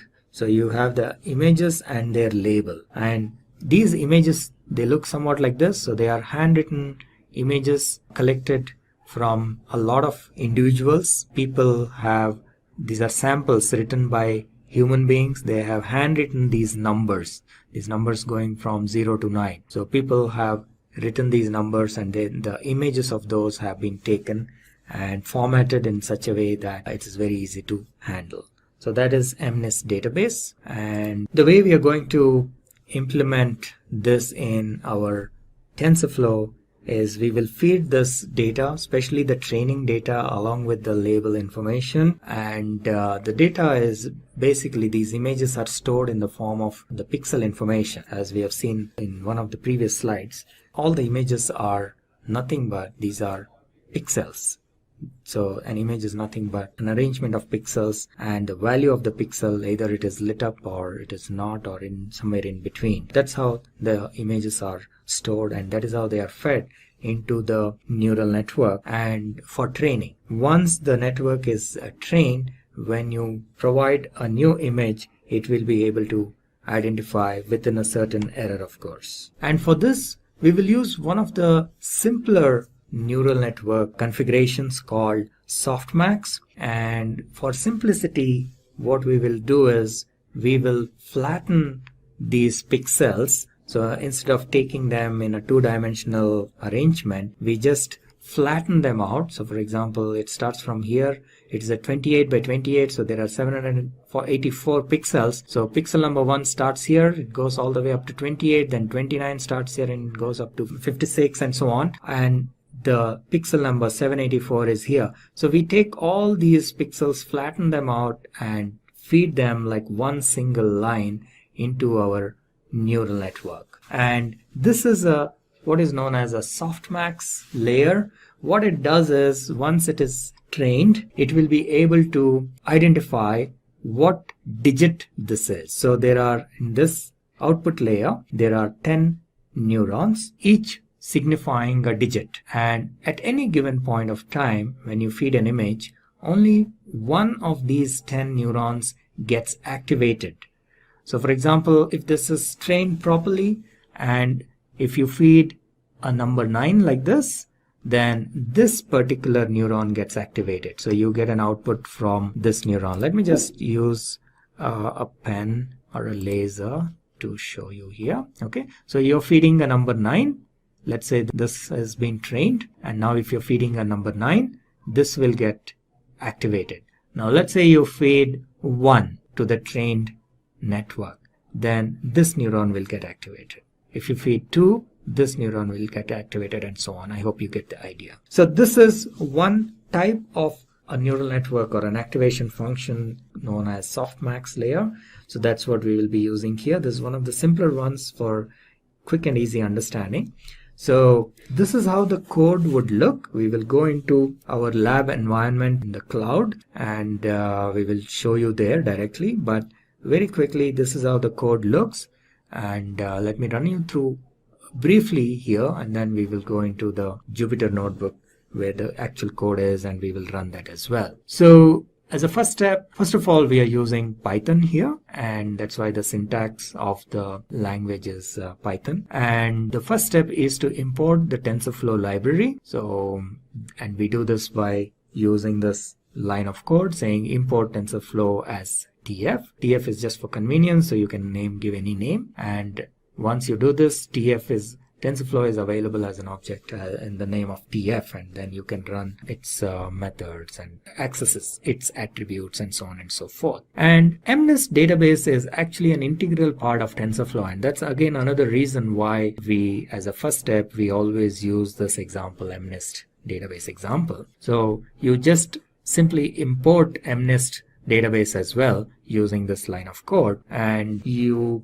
slightly modify this so that the labels are in this format, what is known as one hot true, which means that the label information is stored like an array. And let me just use the pen to show what exactly it is. So when you do this one hot true, what happens is each label is stored in the form of an array of 10 digits, and let's say the number is 8. Okay.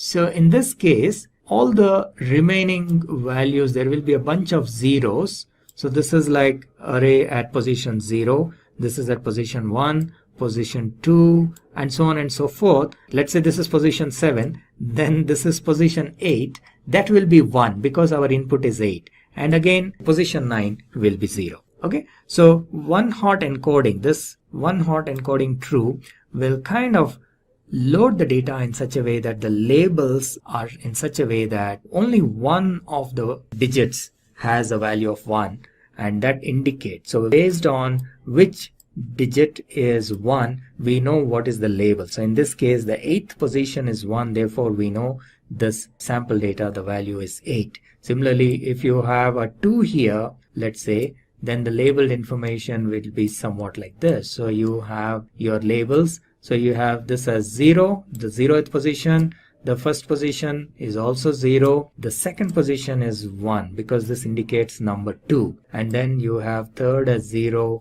and so on. Okay. So that is the significance of this one hot true. All right. And then we can check how the data is looking by displaying the data. And as I mentioned earlier, this is pretty much in the form of digital form like numbers. So all these are like pixel values, so you will not really see an image in this format, but there is a way to visualize that image. I will show you in a bit. And this tells you how many images are there in each set. So the training, there are 55,000 images in training, and in the test set there are 10,000, and then validation there are 5,000. So altogether there are 70,000 images. All right, so let's move on, and we can view the actual image by using the matplotlib library, and this is how you can view. This is the code for viewing the images, and you can view them in color or you can view them in grayscale. So the CMap is what tells in what way we want to view it, and what are the maximum values and the minimum values of the pixel values. So these are the max and minimum values of the pixel values. So maximum is 1 because this is a scaled value. So 1 means it is white, and 0 means it is black, and in between is, it can be anywhere in between black and white. And the way to train the model, there is a certain way in which you write your TensorFlow code. And the first step is to create some placeholders, and then you create a model. In this case, we will use the softmax model, one of the simplest ones. And placeholders are primarily to get the data from outside into the neural network. So this is a very common mechanism that is used. And then, of course, you will have variables, which are your, remember, these are your weights and biases. So for, in our case, there are 10 neurons, and each neuron actually has 784 because each neuron takes all the inputs. If we go back to our slide here, actually every neuron takes all the 784 inputs, right? This is the first neuron. It receives all the 784. This is the second neuron. This also receives all the 780. So each of these inputs needs to be multiplied with a weight, and that's what we are talking about here. So this is a matrix of 784 values for each of the neurons, and so it is like a 10 by 784 matrix because there are 10 neurons. And similarly, there are biases. Now remember, I mentioned bias is only one per neuron, so it is not one per input, unlike the weights. So therefore there are only 10 biases because there are only 10 neurons in this case. So that is what we are creating a variable for biases. So this is something little new in TensorFlow. You will see, unlike our regular programming languages where everything is a variable, here the variables can be of three different types. You have placeholders, which are primarily used for feeding data. You have variables, which can change during the course of computation. And then a third type, which is not shown here, are constants. So these are like fixed numbers. All right. So in a regular programming language, you may have everything as variables or at the most variables and constants. But in TensorFlow, you have three different types: placeholders, variables, and constants. And then you create what is known as a graph. So TensorFlow programming consists of graphs and tensors, as I mentioned earlier. So this can be considered ultimately as a tensor. And then the graph tells how to execute the whole implementation, so that the execution is stored in the form of a graph. And in this case, what we are doing is we are doing a multiplication.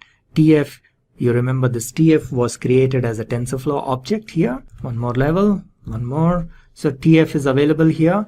Now TensorFlow has what is known as a matrix multiplication or matmul function. So that is what is being used here in this case. So we are using the matrix multiplication of TensorFlow so that you multiply your input values x with w, right? This is what we were doing, xw plus b. You're just adding b, and this is in very similar to one of the earlier slides where we saw sigma xi wi. So that's what we are doing here. Matrix multiplication is multiplying all the input values with the corresponding weights and then adding the bias. So that is the graph we created. And then we need to define what is our loss function and what is our optimizer. So in this case, we again use the TensorFlow's APIs. So tf.nn softmax cross entropy with logits is the API that we will use, and reduce mean is what is like the mechanism whereby which says that you reduce the error. And optimizer for doing reduction of the error, what optimizer are we using? So we are using gradient descent optimizer. We discussed about this in a couple of slides earlier. And for that, you need to specify the learning rate. You remember we saw that there was a slide somewhat like this, and then you define what should be the learning rate, how fast you need to come down. That is the learning rate. And this again needs to be tested and tried, and to find out the optimum level of this learning rate. It shouldn't be very high, in which case it will not converge, or shouldn't be very low because it will, in that case, it will take very long. So you define the optimizer and then you call the method minimize for that optimizer, and that will kickstart the training process.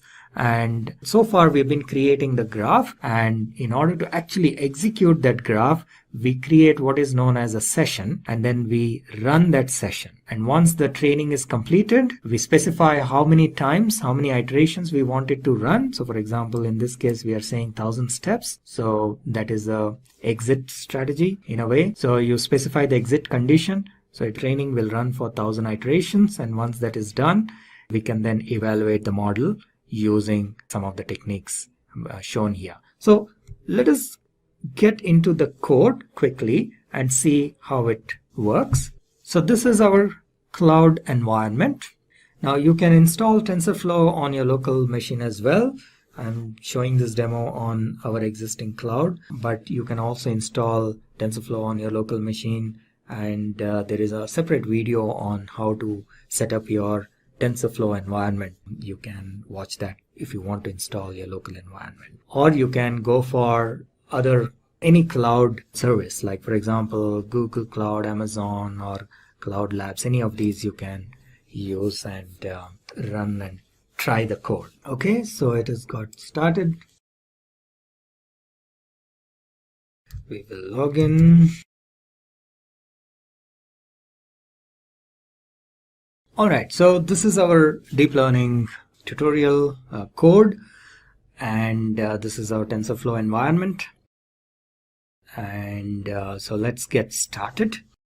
The first, we have seen a little bit of a code walkthrough in the slides as well. Now you will see the actual code in action. So the first thing we need to do is import TensorFlow, and then we will import the data. And we need to adjust the data in such a way that the one hot is encoding is set to true, one hot encoding, right?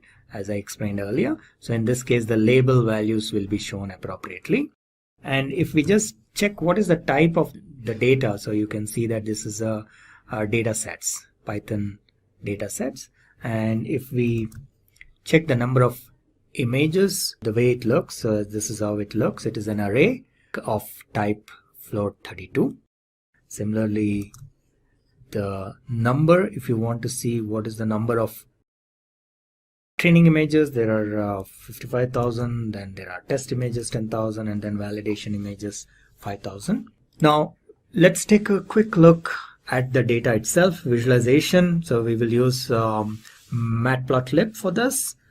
And if we take a look at the shape, now shape gives us like the dimension of the tensors or the arrays, if you will. So in this case, the training data set, if we see the size of the training data set using the method shape, it says there are 55,000 and 55,000 by 784. So remember, the 784 is nothing but the 28 by 28, 28 into 28. So that is equal to 784. So that's what it is showing. Now we can take just one image and just see what is the first image and see what is the shape. So again, size, obviously it is only 784. Similarly, you can look at the image itself, the data of the first image itself. So this is how it shows. So large part of it will probably be zeros, because as you can imagine, in the image only certain areas are written, rest is blank. So that's why you will mostly see zeros, either it is black or white. But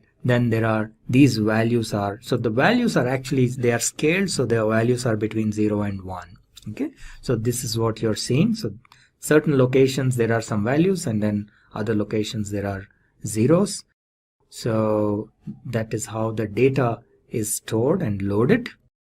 If we want to actually see what is the value of the handwritten image, if you want to view it, this is how you view it. So you create, like, do this reshape, and matplotlib has this feature to show you these images. So we will actually use the function called imshow, and then if you pass this parameters appropriately, you will be able to see the different images. Now I can change the values in this position, so which image we are looking at, right? So we can say, if I want to see what is there in maybe 5,000, right? So 5,000 has 3.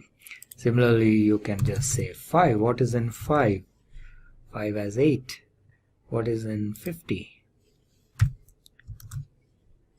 Again 8. So basically, by the way, if you're wondering how I'm executing this code, Shift Enter, in case you're not familiar with Jupyter Notebooks, Shift Enter is how you execute each cell, individual cell. And if you want to execute the entire program, you can go here and say run all. So that is how this code gets executed. And here again, we can check what is the maximum value and what is the minimum value of this pixel values. As I mentioned, it is scaled, so therefore it is between, the values lie between 1 and 0. Now this is where we create our model. The first thing is to create the required placeholders and variables, and that's what we are doing here, as we have seen in the slides.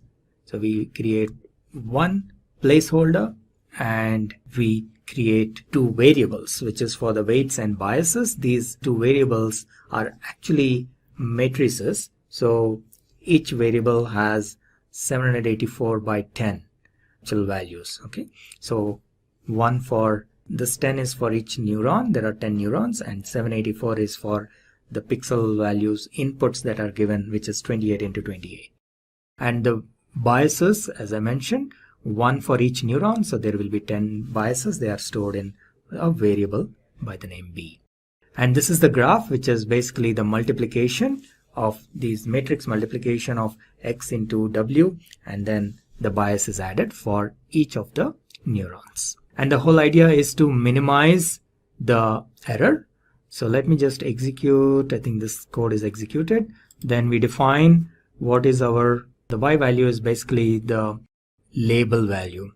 So this is another placeholder. We had X as one placeholder and Y underscore true as a second placeholder, and this will have values in the form of 10 digit arrays.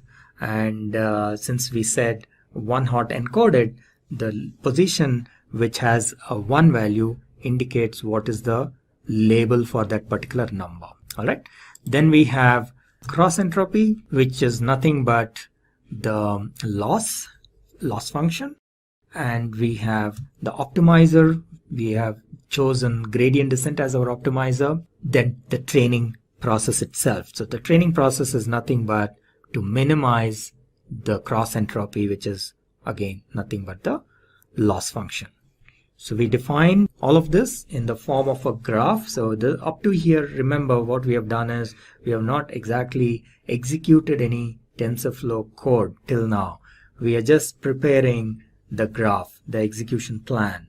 That's how the TensorFlow code works. So the whole structure and format of this code will be completely different from how we normally do programming. So even with people with programming experience may find this a little difficult to understand it, and it needs quite a bit of practice. So you may want to view this video also maybe a couple of times to understand this flow, because the way TensorFlow programming is done is slightly different from the normal programming. Some of you who, let's say, have done maybe Spark programming to some extent will be able to easily understand this. But even in Spark, the programming, the code itself is pretty straightforward. Behind the scenes, the execution happens slightly differently. But in TensorFlow, even the code has to be written in a completely different way. So the code doesn't get executed in the same way as you have written. So that's something you need to understand, and a little bit of practice is needed for this. So far what we have done up to here is creating the variables and feeding the variables, and or rather not feeding but setting up the variables and the graph. That's all. Defining maybe the what kind of a network you want to use. For example, we want to use softmax and so on. So you have created the variables, how to load the data, loaded the data, viewed the data, and prepared everything, but you have not yet executed anything in TensorFlow. Now the next step is the execution in TensorFlow. So the first step for doing any execution in TensorFlow is to initialize the variables. So anytime you have any variables defined in your code, you have to run this piece of code always. So you need to basically create what is known as a node for initializing. So this is a node. You still are not yet executing anything here. You just created a node for the initialization. So let us go ahead and create that. And here onwards is where you will actually execute your code in TensorFlow. And in order to execute the code, what you will need is a session, TensorFlow session. So tf.session will give you a session, and there are a couple of different ways in which you can do this, but one of the most common methods of doing this is with what is known as a with loop. So you have a with tf.session as ses and with a colon here, and this is like a block, starting of the block, and these indentations tell how far this block goes, and this session is valid till this block gets executed. So that is the purpose of creating this with block. This is known as a with block. So with tf.session as ses, you say ses.run init. Now ses.run will execute a node that is specified here. So for example, here we are saying ses.run. Ses is basically an instance of the session, right? So here we are saying tf.session. So an instance of the session gets created and we are calling that ses. And then we run a node within that, one of the nodes in the graph. So one of the nodes here is init. So we say run that particular node, and that is when the initialization of the variables happens. Now what this does is, if you have any variables in your code, in our case we have w is a variable and b is a variable. So any variables that we created, you have to run this code, you have to run the initialization of these variables, otherwise you will get an error. Okay, so that's what this is doing. Then we, within this with block, we specify a for loop, and we are saying we want the system to iterate for 1000 steps and perform the training. That's what this for loop does. Run training for 1000 iterations. And what it is doing basically is it is fetching the data or these images. Remember, there are about 50,000 images, but it cannot get all the images in one shot because it will take up a lot of memory and performance issues will be there. So this is a very common way of performing deep learning training. You always do in batches. So we have maybe 50,000 images, but you always do it in batches of 100 or maybe 500 depending on the size of your system and so on and so forth. So in this case we are saying, okay, get me 100 images at a time and get me only the training images. Remember, we use only the training data for training purpose, and then we use test data for test purpose.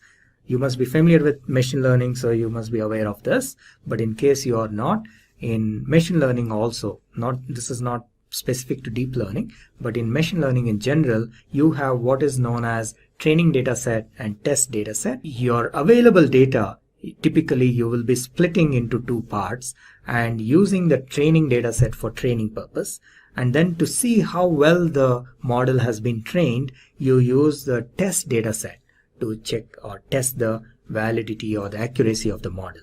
So that's what we are doing here.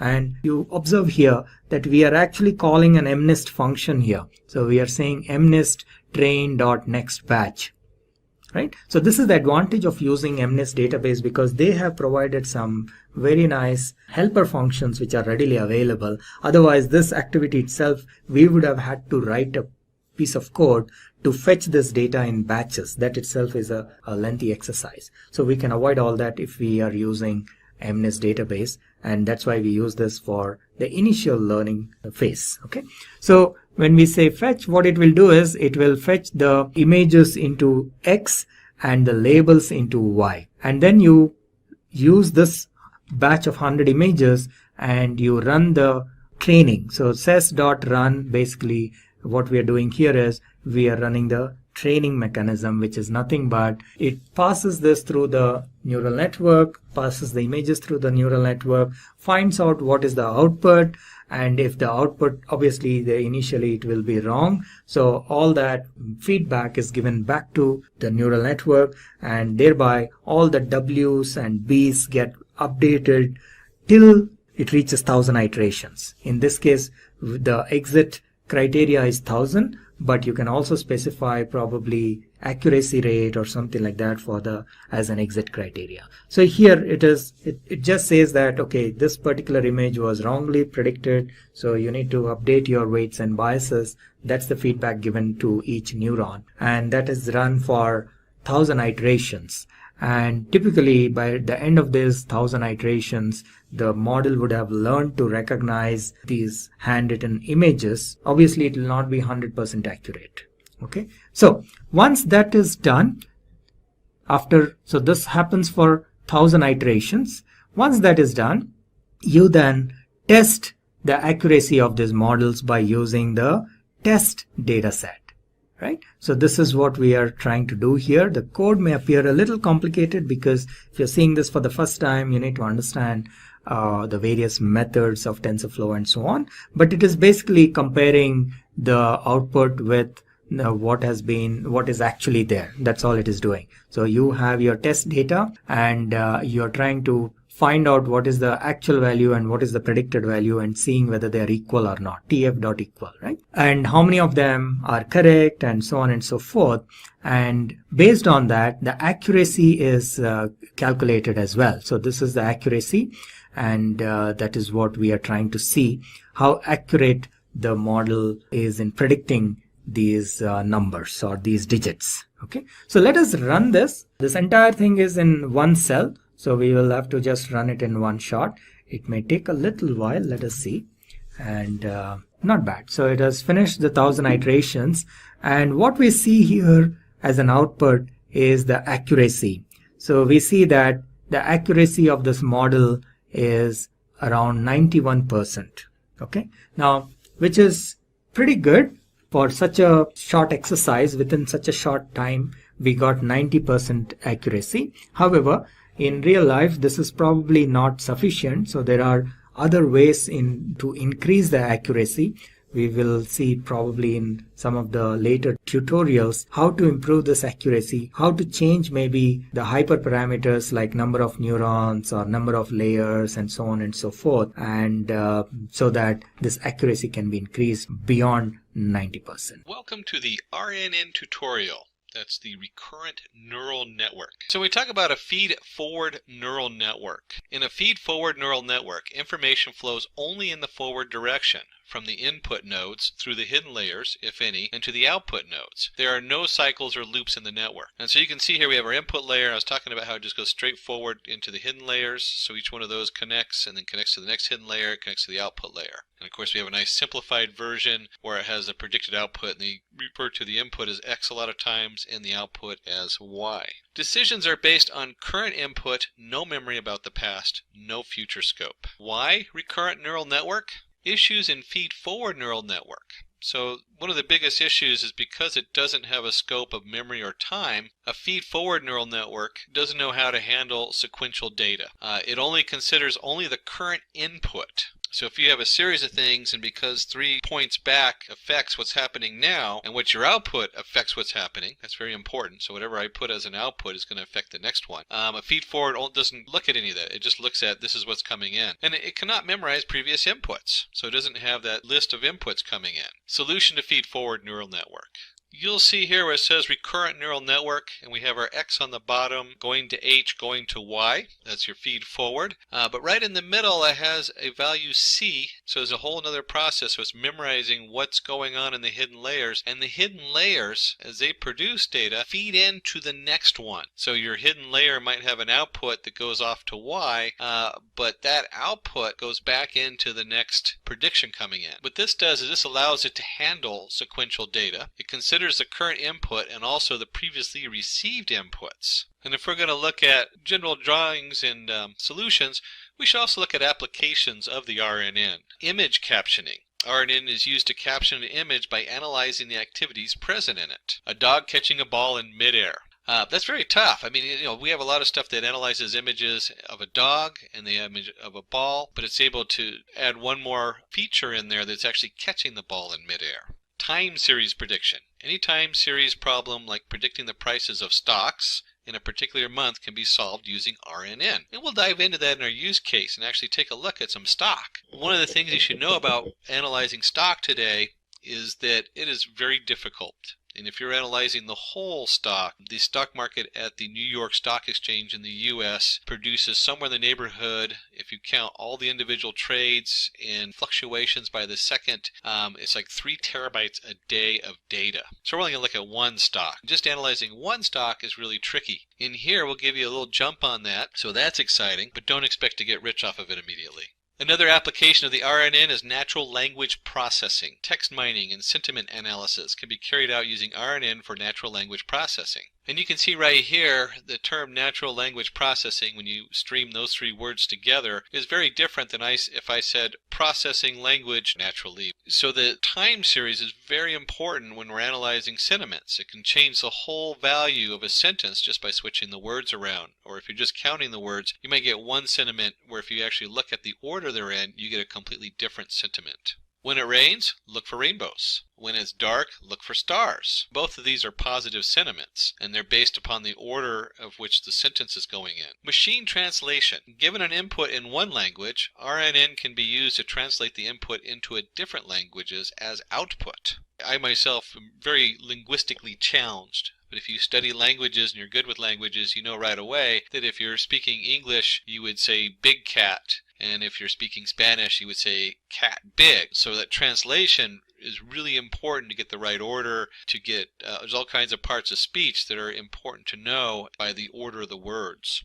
Here this person is speaking in English and getting translated. And you can see here a person is speaking in English in this little diagram. I guess that's denoted by the flags. I have a flag. I own it. No. But they're speaking in English and it's getting translated into Chinese, Italian, French, German, and Spanish languages. Some of the tools coming out are just so cool. So somebody like myself who's very linguistically challenged, I can now travel into worlds I would never think of, because I can have something translate my English back and forth readily, and I'm not stuck with a communication gap. So let's dive into what is a recurrent neural network. Recurrent neural network works on the principle of saving the output of a layer and feeding this back to the input in order to predict the output of the layer. Sounds a little confusing. When we start breaking it down, it'll make more sense. And usually we have a propagation forward neural network with the input layers, the hidden layers, the output layer. With the recurrent neural network, we turn that on its side. So here it is, and now our X comes up from the bottom into the hidden layers into Y, and they usually draw it very simplified, X to H, with C as a loop, A to Y, where A, B, and C are the perimeters. A lot of times you'll see this kind of drawing in here, digging closer and closer into the H and how it works. Going from left to right, you'll see that the C goes in, and then the X goes in. So the X is going upward bound, and C is going to the right. A is going out. And C is also going out. That's where it gets a little confusing. So here we have X in, C in, and then we have Y out and C out. And C is based on HT minus 1. So our value is based on the Y and the H value are connected to each other. They're not necessarily the same value because H can be its own thing. And usually we draw this, or we represent it as a function. H of T equals a function of C, where H of T minus 1, that's the last H output, and X of T going in. So it's the last output of H combined with the new input of X, where HT is the new state, FC is a function with the parameter C, that's a common way of denoting it, HT minus 1 is the old state coming out, and then X of T is an input vector at time of step T. Well, we need to cover types of recurrent neural networks. And so the first one is the most common one, which is a one-to-one single output. One-to-one neural network is usually known as a vanilla neural network, used for regular machine learning problems. Why? Because vanilla is usually considered kind of just a real basic flavor. But because it's very basic, a lot of times they'll call it the vanilla neural network, which is not the common term, but it is, like kind of a slang term. People will know what you're talking about usually if you say that. Then we run one to many, so you have a single input, and you might have multiple outputs. In this case, image captioning, as we looked at earlier, where we have not just looking at it as a dog, but a dog catching a ball in the air. And then you have many-to-one network, takes in a sequence of inputs. Examples, sentiment analysis, where a given sentence can be classified as expressing positive or negative sentiments. And we looked at that as we were discussing, if it rains, look for a rainbow. So positive sentiment, where rain might be a negative sentiment if you were just adding up the words in there. And then, of course, if you're going to do a one-to-one, many-to-one, one-to-many, there's many-to-many networks, takes in a sequence of inputs and generates a sequence of outputs. Example, machine translation. So we have a lengthy sentence coming in English and then going out in all the different languages. Just a wonderful tool. Very complicated set of computations. If you're a translator, you realize just how difficult it is to translate into different languages. One of the biggest things you need to understand when we're working with this neural network is what's called the vanishing gradient problem. While training an RNN, your slope can be either too small or very large, and this makes training difficult. When the slope is too small, the problem is known as vanishing gradient. And you'll see here they have a nice image, loss of information through time. So if you're pushing not enough information forward, that information is lost, and then when you go to train it, you start losing the third word in the sentence or something like that, or it doesn't quite follow the full logic of what you're working on. Exploding gradient problem. Oh, this is one that runs into everybody. When you're working with this particular neural network, when the slope tends to grow exponentially instead of decaying, this problem is called exploding gradient. Issues in gradient problem: long training time, poor performance, bad accuracy. And I'll add one more in there. Your computer, if you're on a lower end computer testing out a model, will lock up and give you the memory error. Explaining gradient problem. Consider the following two examples to understand what should be the next word in the sequence. The person who took my bike and blank, a thief. The students who got into engineering with blank from Asia. And you can see in here we have our x value going in, we have the previous value going forward, and then you back propagate the error like you do with any neural network. And as we're looking for that missing word, maybe we'll have the person took my bike and blank was a thief. And the student who got into engineering with a blank were from Asia. Consider the following example, the person who took the bike. So we'll go back to the person who took the bike was blank a thief. In order to understand what would be the next word in the sequence, the RNN must memorize the previous context, whether the subject was singular noun or a plural noun. So was a thief is singular. The student who got into engineering, well, in order to understand what would be the next word in the sequence, the RNN must memorize the previous context, whether the subject was singular noun or a plural noun. And so you can see here the students who got into engineering with blank were from Asia. It might be sometimes difficult for the error to back propagate to the beginning of the sequence to predict what should be the output. So when you run into the gradient problem, we need a solution. The solution to the gradient problem. First, we're going to look at exploding gradient, where we have three different solutions depending on what's going on. One is identity initialization.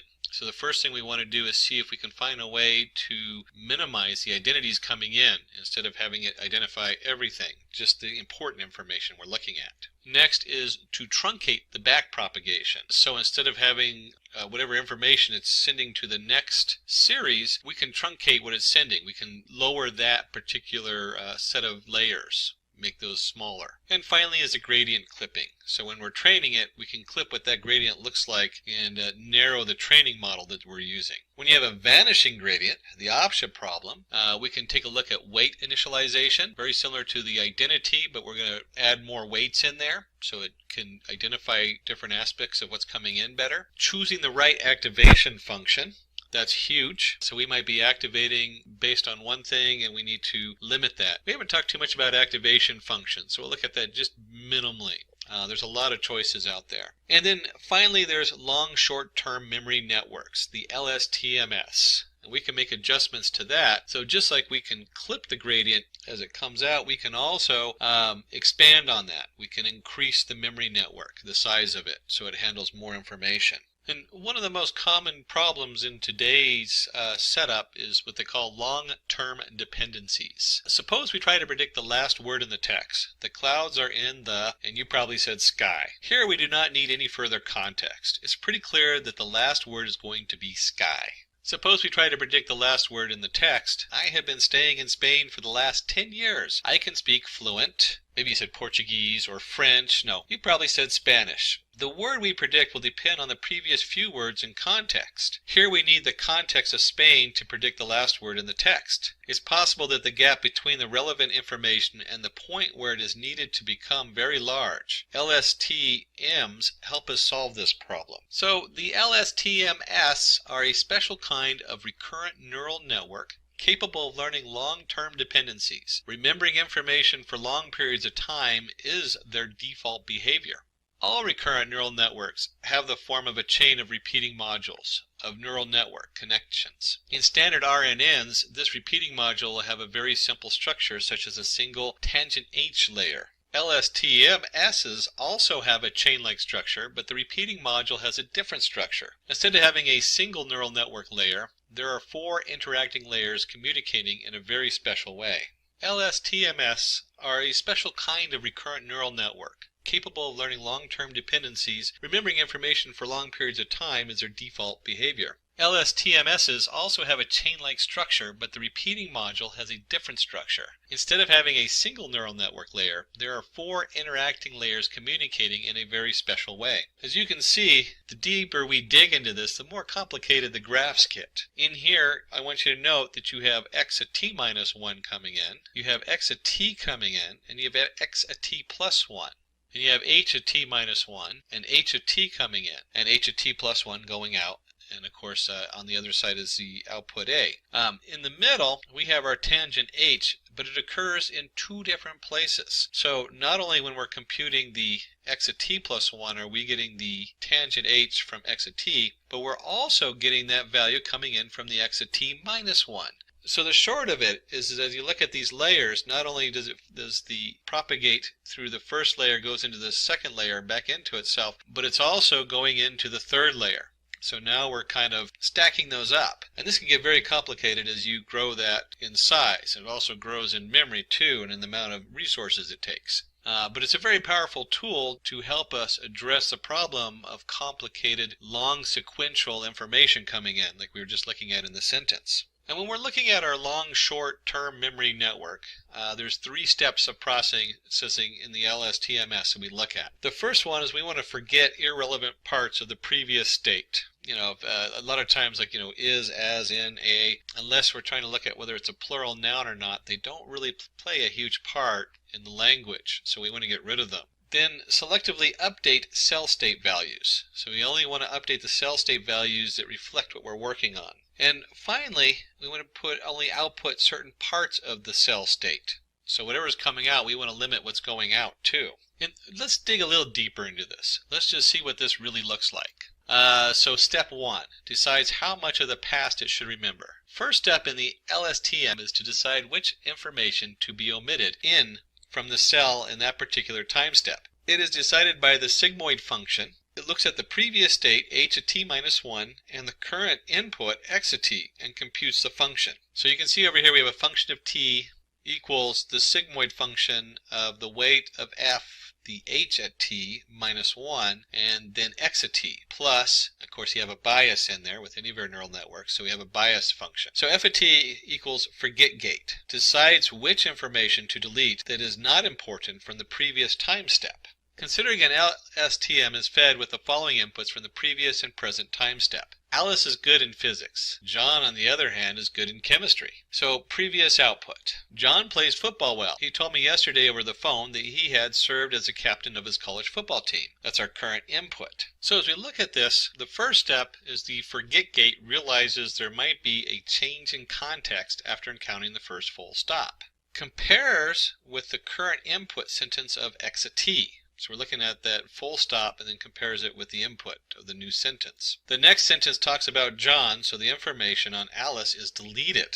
Okay, that's important to know. So we have this input coming in, and if we're going to continue on with John, then that's going to be the primary information we're looking at. The position of the subject is vacated and is assigned to John. And so in this one, we've seen that we've weeded out a whole bunch of information, and we're only passing information on John, since that's now the new topic. So step 2 is then to decide how much should this unit add to the current state. In the second layer, there are 2 parts. One is the sigmoid function, and the other is the tangent h. In the sigmoid function, it decides which values to let through, 0 or 1. Tangent h function gives the weightage to the values which are passed, deciding their level of importance, -1 to 1. And you can see the 2 formulas that come up. The I of t equals the sigmoid of the weight of I, h at t minus 1, x at t plus the bias of I. And the c of t equals the tangent of h of the weight of c of h at t minus 1, x at t plus the bias of c. So our I of t equals the input gate, determines which information to let through based on its significance in the current time step.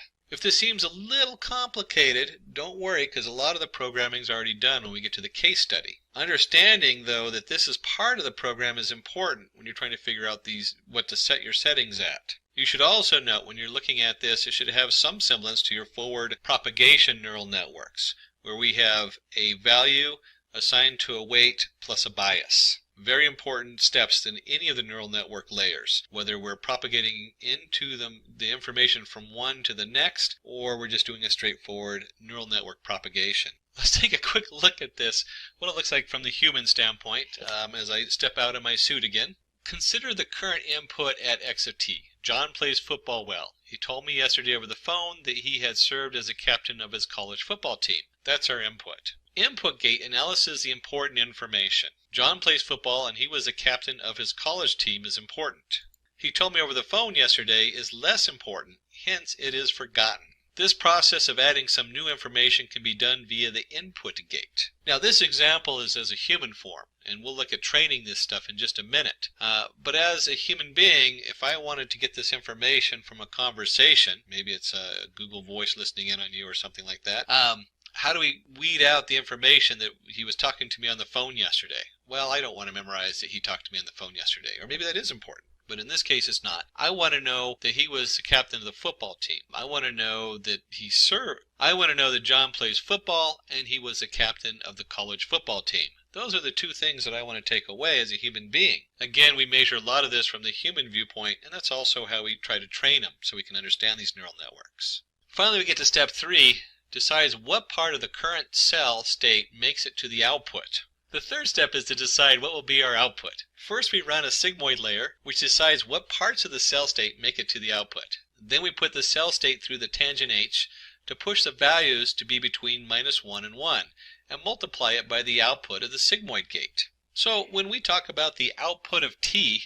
we set that equal to the sigmoid of the weight of 0 of the h of t minus 1, back one step in time, by the x of t, plus of course the bias. The h of t equals the out of t times the tangent h of c of t. So our O of t equals the output gate, allows the passed in information to impact the output in the current time step. Let's consider the example to predicting the next word in the sentence. John played tremendously well against the opponent and won for his team. For his contributions, Brave blank was awarded player of the match. There could be a lot of choices for the empty space. Current input, Brave, is an adjective. Adjectives describe a noun. John could be the best output after Brave. Thumbs up for John, awarded player of the match. And if you were to pull just the nouns out of the sentence, team doesn't look right because that's not really the subject we're talking about. Contributions, brave contributions, or brave team, brave player, brave match. So you look at this and you can start to train this neural network. So it starts looking at it and goes, oh no, John is what we're talking about. So brave is an adjective. John's going to be the best output. And we give John a big thumbs up. And then of course we jump into my favorite part, the case study. Use case implementation of LSTM. Let's predict the prices of stocks using the LSTM network. Based on the stock price data between 2012 and 2016. We're going to try to predict the stock prices of 2017. And this will be a narrow set of data. We're not going to do the whole stock market. It turns out that the New York Stock Exchange generates roughly 3 terabytes of data per day. That's all the different trades up and down of all the different stocks going on. And each individual one second to second or nanosecond to nanosecond. But we're going to limit that to just some very basic fundamental information. So don't think you're going to get rich off this today. But at least you can give a step forward in how to start processing something like stock prices, a very valid use for machine learning in today's markets. Use case implementation of LSTM. Let's dive in. We're going to import our libraries. We're going to import the training set and get the scaling going. Now, if you watch any of our other tutorials, a lot of these pieces just start to look very familiar because it's a very similar setup. But let's take a look at that. And just a reminder, we're going to be using Anaconda, the Jupyter Notebook. So here I have my Anaconda Navigator. When we go under environments, I've actually set up a cross Python 3.6. I'm in Python 3.6. And nice thing about Anaconda, especially the newer version, I remember a year ago messing with Anaconda in different versions of Python in different environments. Anaconda now has a nice interface. And I have this installed both on a Ubuntu Linux machine and on Windows, so it works fine on there. You can go in here and open a terminal window. And then in here, once you're in the terminal window, this is where you're going to start installing using pip to install your different modules and everything. Now we've already pre-installed them, so we don't need to do that in here. But if you don't have them installed in your particular environment, you'll need to do that. And of course, you don't need to use the Anaconda or the Jupyter. You can use whatever favorite Python IDE you like. I'm just a big fan of this because it keeps all my stuff separate. You can see on this machine I have specifically installed one for Keras, since we're going to be working with Keras under TensorFlow. When we go back to home, I've gone up here to application, and that's the environment I've loaded on here, and then we'll click on the Launch Jupyter Notebook. Now, I've already, in my Jupyter Notebook, have set up a lot of stuff so that we're ready to go. Kind of like Martha Stewart's in the old cooking shows. We want to make sure we have all our tools for you so you're not waiting for them to load. And if we go up here to where it says New, you can see where you can create a new Python 3. That's what we did here underneath the setup, so it already has all the modules installed on it. And I'm actually renamed this. If you go under File, you can rename it. I'm calling it RNN Stock. And let's just take a look at, start diving into the code. Let's get into the exciting part. Now we've looked at the tool, and of course you might be using a different tool, which is fine. Let's start putting that code in there and seeing what those imports and uploading everything looks like. Now, the first half is kind of boring when we hit the Run button, because we're going to be importing NumPy as NP. That's the number Python, which is your NumPy array, and the matplot library, because we're going to do some plotting at the end, and our pandas for our data set. Our pandas as PD. And when I hit Run, it really doesn't do anything except for load those modules. Just a quick note, let me just do a quick draw here. Oops, Shift-Alt, there we go. You'll notice when we're doing this setup, if I was to divide this up, oops, I'm going to actually, let's overlap these, here we go. This first part that we're going to do is our data prep. A lot of prepping involved. In fact, depending on what your system is, since we're using Keras, I put an overlap here, but you'll find that almost maybe even half of the code we do is all about the data prep. And the reason I overlap this with Keras, let me just put that down because that's what we're working in, is because Keras has like their own preset stuff, so it's already pre-built in, which is really nice. So there's a couple steps a lot of times that are in the Keras setup. We'll take a look at that to see what comes up in our code as we go through and look at stock. And then the last part is to evaluate. And if you're working with shareholders or classroom, whatever it is you're working with, the evaluate is the next biggest piece. So the actual code here, Keras is a little bit more, but when you're working with some of the other packages, you might have like 3 lines. That might be it. All your stuff is in your pre-processing and your data. Since Keras is cutting edge and you load the individual layers, you'll see that there's a few more lines here and Keras is a little bit more robust. And then you spend a lot of times, like I said, with the evaluate, you want to have something you present to everybody else and say, hey, this is what I did, this is what it looks like. So let's go through those steps. This is like a kind of just general overview. And let's just take a look and see what the next set of code looks like. And in here we have a dataset train, and it's going to be read using the PD, or pandas.readCSV, and it's the Google stock price train.csv. And so under this we have training set equals dataset train.ilocation, and we've kind of sorted out part of that. So what's going on here? Let's just take a look at it. Let's look at the actual file and see what's going on there. Now if we look at this, ignore all the extra files on this, I already have a train and a test set where it's sorted out. This is important to notice because a lot of times we do that as part of the pre-processing of the data. We take 20% of the data out so we can test it, and then we train the rest of it. That's what we use to create our neural network. That way we can find out how good it is. But let's go ahead and just take a look and see what that looks like as far as the file itself.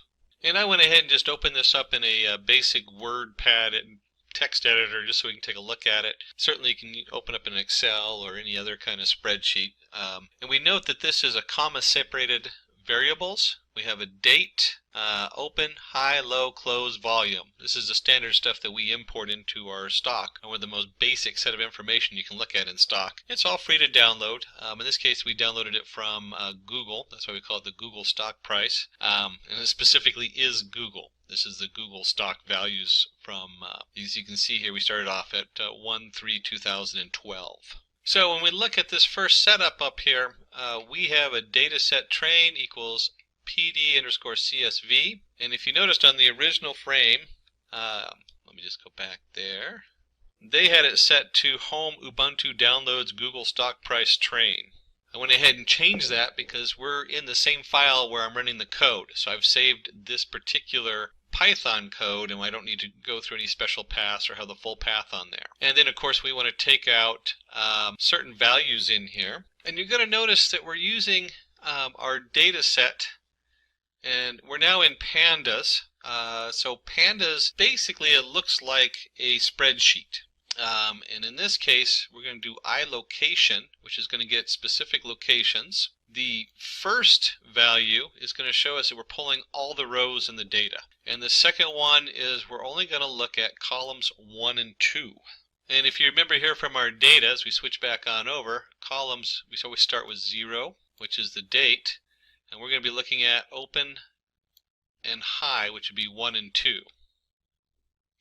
We'll just label that right there so you can see. Now, when you go back and do this, you certainly can extrapolate and do this on all the columns. But for the example, let's just limit a little bit here so that we can focus on just some key aspects of stock. And then we'll go up here and run the code. And again, I said the first half is very boring. Whenever you hit the run button, it doesn't do anything because we're still just loading the data and setting it up. Now that we've loaded our data, we want to go ahead and scale it. We want to do what they call feature scaling. And in here we're going to pull it up from the sklearn or the skKit pre-processing import min-max scaler. And when you look at this, you got to remember that biases in our data, we want to get rid of that. So if you have something that's like a really high value, let's just draw a quick graph. And I have something here like maybe the stock has a value, one stock has a value of 100, and another stock has a value of 5. You start to get a bias between different stocks. And so when we do this, we go ahead and say, okay, 100 is going to be the max, and 5 is going to be the min, and then everything else goes, and then we change this, so we just squish it down. I like the word squish. So it's between 1 and 0. So 100 equals 1. Or 1 equals 100, and 0 equals 5. And you can just multiply. It's usually just a simple multiplication we're using. Multiplication. So it's going to be minus 5, and then 100 divided, or 95 divided by 1. So, or whatever value is divided by 95. And once we've actually created our scale, we've telling us going to be from 0 to 1. We want to take our training set, and we're going to create a training set scaled. And we're going to use our scaler, SC, and we're going to fit. We're going to fit and transform the training set. So we can now use the SC, this particular object. We'll use it later on our testing set. Because remember, we have to also scale that when we go to test our model and see how it works. And we'll go ahead and click on the run. Again, it's not going to have any output yet because we're just setting up all the variables. Okay, so we paste the data in here, and we're going to create the data structure with the 60 time steps and output. First note, we're running 60 time steps, and that is where this value here also comes in. So the first thing we do is we create our xtrain and ytrain variables, and we set them to an empty Python array. Very important to remember what kind of array we're in and what we're working with.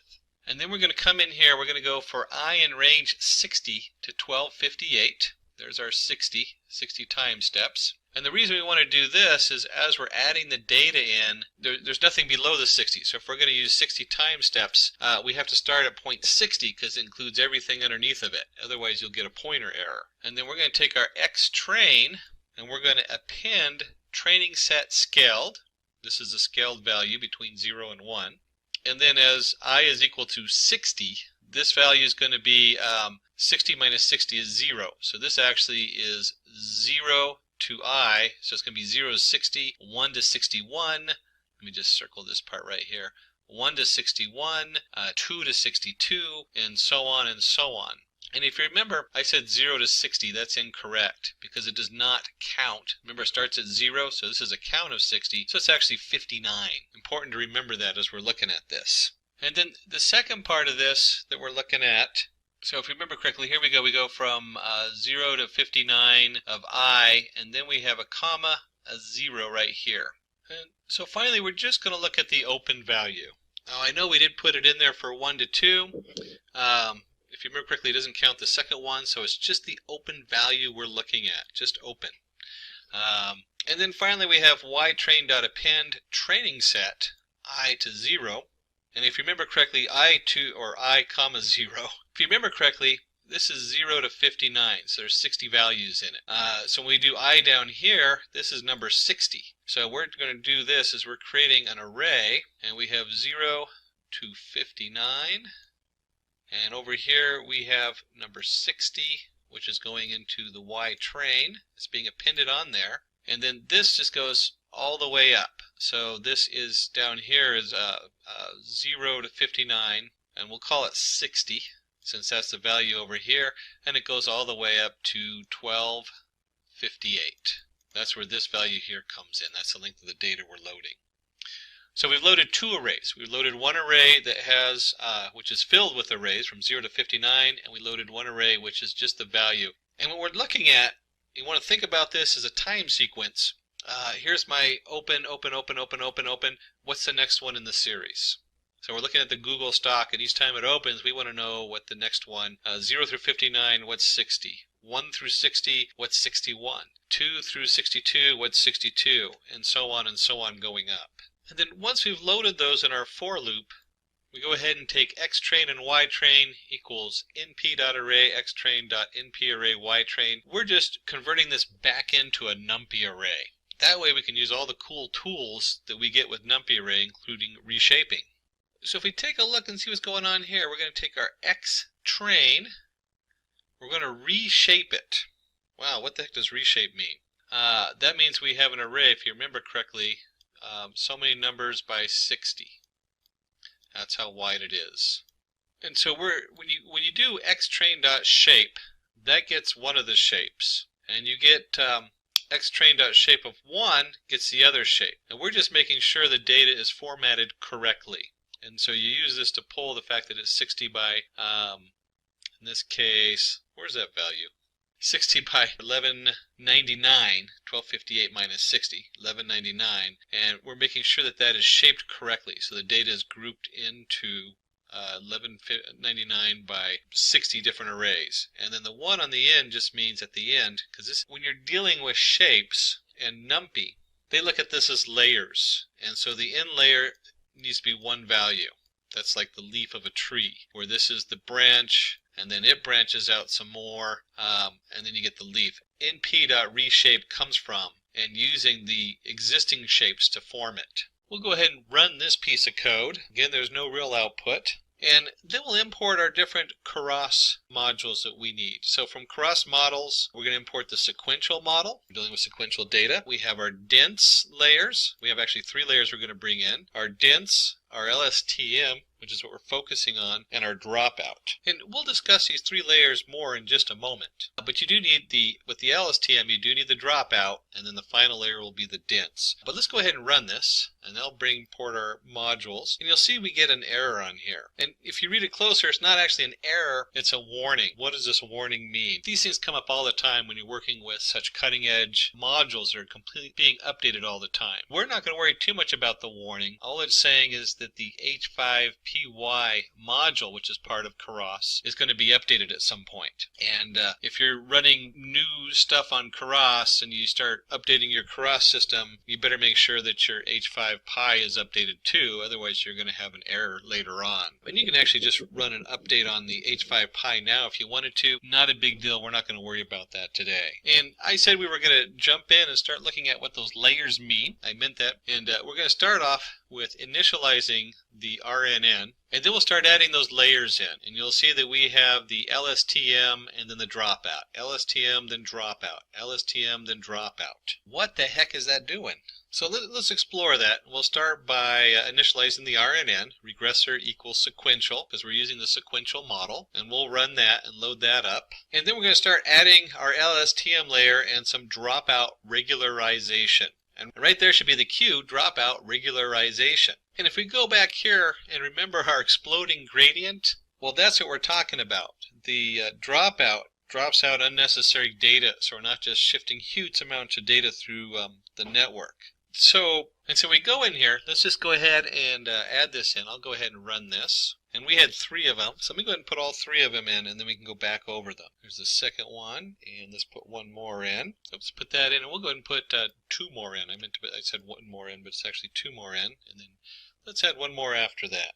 And as you can see, each time I run these, they don't actually have an output. So let's take a closer look and see what's going on here. So we're going to add our first LSTM layer in here. We're going to have units 50. The units is the positive integer, and it's the dimensionality of the output space. This is what's going out into the next layer. So we might have 60 coming in, but we have 50 going out. We have a return sequence, because it is a sequence data, so we want to keep that true. And then you have to tell it what shape it's in. Well, we already know the shape by just going in here and looking at xtrain shape. So input shape equals the xtrain shape of 1, 1. It makes it real easy. You don't have to remember all the numbers that put in 60 or whatever else is in there. You just let it tell the regressor what model to use. And so we follow our STM with a dropout layer. Now, understanding the dropout layer is kind of exciting because one of the things that happens is we can overtrain our network. That means that our neural network will memorize such specific data that it has trouble predicting anything that's not in that specific realm. To fix for that, each time we run through the training mode, we're going to take 0.2 or 20% of our neurons and just turn them off. So we're only going to train on the other ones. And it's going to be random. That way, each time we pass through this, we don't overtrain. These nodes come back in the next training cycle. We randomly pick a different 20. And finally, I see a big difference as we go from the first to the second and third and fourth. The first thing is we don't have to input the shape. Because the shape's already, the output units is 50 here, the next step automatically knows this layer is putting out 50, and because it's the next layer, it automatically sets that and says, oh, 50 is coming out from our last layer. It's coming out, goes into the regressor, and of course we have our dropout. And that's what's coming into this one, and so on, and so on. And so the next 3 layers, we don't have to let it know what the shape is. It automatically understands that. And we're going to keep the units the same. We're still going to do 50 units. It's still a sequence coming through, 50 units and a sequence. Now, the next piece of code is what brings it all together. Let's go ahead and take a look at that. And we come in here, we put the output layer, the dense layer. And if you remember up here, we had the 3 layers. We had LSTM, dropout, and dense.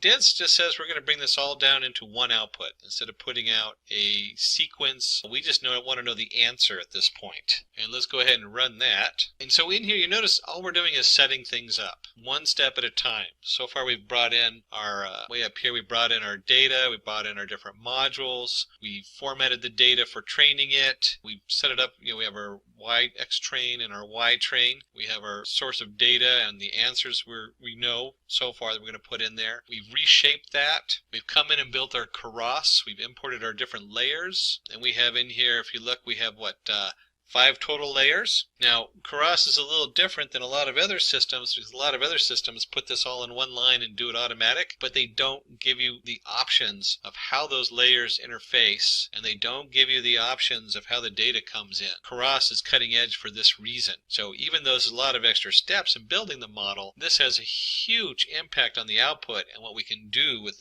these new models from Keras. So we brought in our dense, we have our full model put together, our regressor. So we need to go ahead and compile it, and then we're going to go ahead and fit the data. We're going to compile the pieces so they all come together, and then we're going to run our training data on there and actually recreate our regressor so it's ready to be used. So let's go ahead and compile that, and I can go ahead and run that. And if you've been looking at any of our other tutorials on neural networks, you'll see we're going to use the optimizer Atom. Atom is optimized for big data. There's a couple other optimizers out there beyond the scope of this tutorial, but certainly Atom will work pretty good for this. And loss equals mean squared value. So when we're training it, this is what we want to base the loss on. How bad is our error? Well, we're going to use the mean squared value for our error and the Atom optimizer for its differential equations. You don't have to know the math behind them, but certainly it helps to know what they're doing and where they fit into the bigger models. And then finally we're going to do our fit, fitting the RN into the training set. We have the regressor.fit, xtrain, ytrain, epochs, and batch size. So we know where this is. This is our data coming in. For the xtrain, our ytrain is the answer we're looking for of our data, our sequential input. Epochs is how many times we're going to go over the whole data set. We created a whole data set of xtrain. So this is each of those rows, which includes a time sequence of 60. And batch size, another one of those things where Keras really shines is if you were pulling this, say, from a large file, Instead of trying to load it all into RAM, it can now pick smaller batches up and load those indirectly. We're not worried about pulling them off a file today because this isn't big enough to cause the computer too much of a problem to run, not too straining on the resources. But as we run this, you can imagine what would happen if I was doing a lot more than just one column in one set of stock, in this case Google stock. Imagine if I was doing this across all the stocks and I had, instead of just the open, I had open, close, high, low, and you can actually find yourself with about 13 different variables times 60 because there's a time sequence. Suddenly you find yourself with a gig of memory you're loading into your RAM, which will just completely, if you're not on multiple computers or cluster, you're going to start running into resource problems. But for this, we don't have to worry about that. So let's go ahead and run this, and this will actually take a little bit on my computer because it's an older laptop. And give it a second to kick in there. There we go. Alright, so we have Epic. So this is going to tell me it's running the first run through all the data. And as it's going through, it's batching them in 32 pieces. So 32 lines each time. And there's 1198. I think I said 1199 earlier, but it's 1198. I was off by one. And each one of these is 13 seconds. So you can imagine this is roughly 20 to 30 minutes runtime on this computer. Like I said, it's an older laptop running at 0.9 gigahertz on a dual processor. And that's fine. What we'll do is I'll go ahead and stop, go get a drink of coffee, and come back, and let's see what happens at the end and where this takes us. And like any good cooking show, I've gotten my latte. I also had some other stuff running in the background, so you'll see these numbers jumped up to like 19 seconds, 15 seconds. But you can scroll through, and you can see we've run it through 100 steps, or 100 epics. So the question is, what does all this mean? One of the first things you'll notice is that our loss is over here. It kind of stopped at 0.0014, but you can see it kind of goes down until we hit about 0.014 3 times in a row. So we guessed our epic pretty close since our loss has remained the same on there. So to find out what we're looking at, we're going to go ahead and load up our test data, the test data that we didn't process yet. And real stock price, data set, test allocation. This is the same thing we did when we prepped the data in the first place. So let's go ahead and go through this code. And we can see we've labeled it Part 3, Making the Predictions and Visualizing the Results. So the first thing we need to do is go ahead and read the data in from our test CSV. And you see I've changed the path on it for my computer. And then we'll call it the real stock price. And again, we're doing just the one column here and the values from iLocation. So it's all the rows and just the values from that one location. That's the open. Stock open. And let's go ahead and run that. So that's loaded in there. And then let's go ahead and we have our inputs. We're going to create inputs here. And this should all look familiar because this is the same thing we did before. We're going to take our data set total. We're going to do a little pandas concat from the data set train. Now remember, the end of the data set train is part of the data going in. And let's just visualize that just a little bit. Here's our train data. Let me just put TR for train. And it went up to this value here. But each one of these values generated a bunch of columns. So it was 60 across, and this value here equals this one, and this value here equals this one, and this value here equals this one. And so we need these top 60 to go into our new data. So to find out what we're looking at, we're going to go ahead and load up our test data, the test data that we didn't process yet. And real stock price, data set, test allocation. This is the same thing we did when we prepped the data in the first place. So let's go ahead and go through this code. And we can see we've labeled it Part 3, Making the Predictions and Visualizing the Results. So the first thing we need to do is go ahead and read the data in from our test CSV. And you see I've changed the path on it for my computer. And then we'll call it the real stock price. And again, we're doing just the one column here and the values from iLocation. So it's all the rows and just the values from that one location. That's the open. Stock open. And let's go ahead and run that. So that's loaded in there. And then let's go ahead and we have our inputs. We're going to create inputs here. And this should all look familiar because this is the same thing we did before. We're going to take our data set total. We're going to do a little pandas concat from the data set train. Now remember, the end of the data set train is part of the data going in. And let's just visualize that just a little bit. Here's our train data. Let me just put TR for train. And it went up to this value here. But each one of these values generated a bunch of columns. So it was 60 across, and this value here equals this one, and this value here equals this one, and this value here equals this one. And so we need these top 60 to go into our new data, because that's part of the next data, or it's actually the top 59.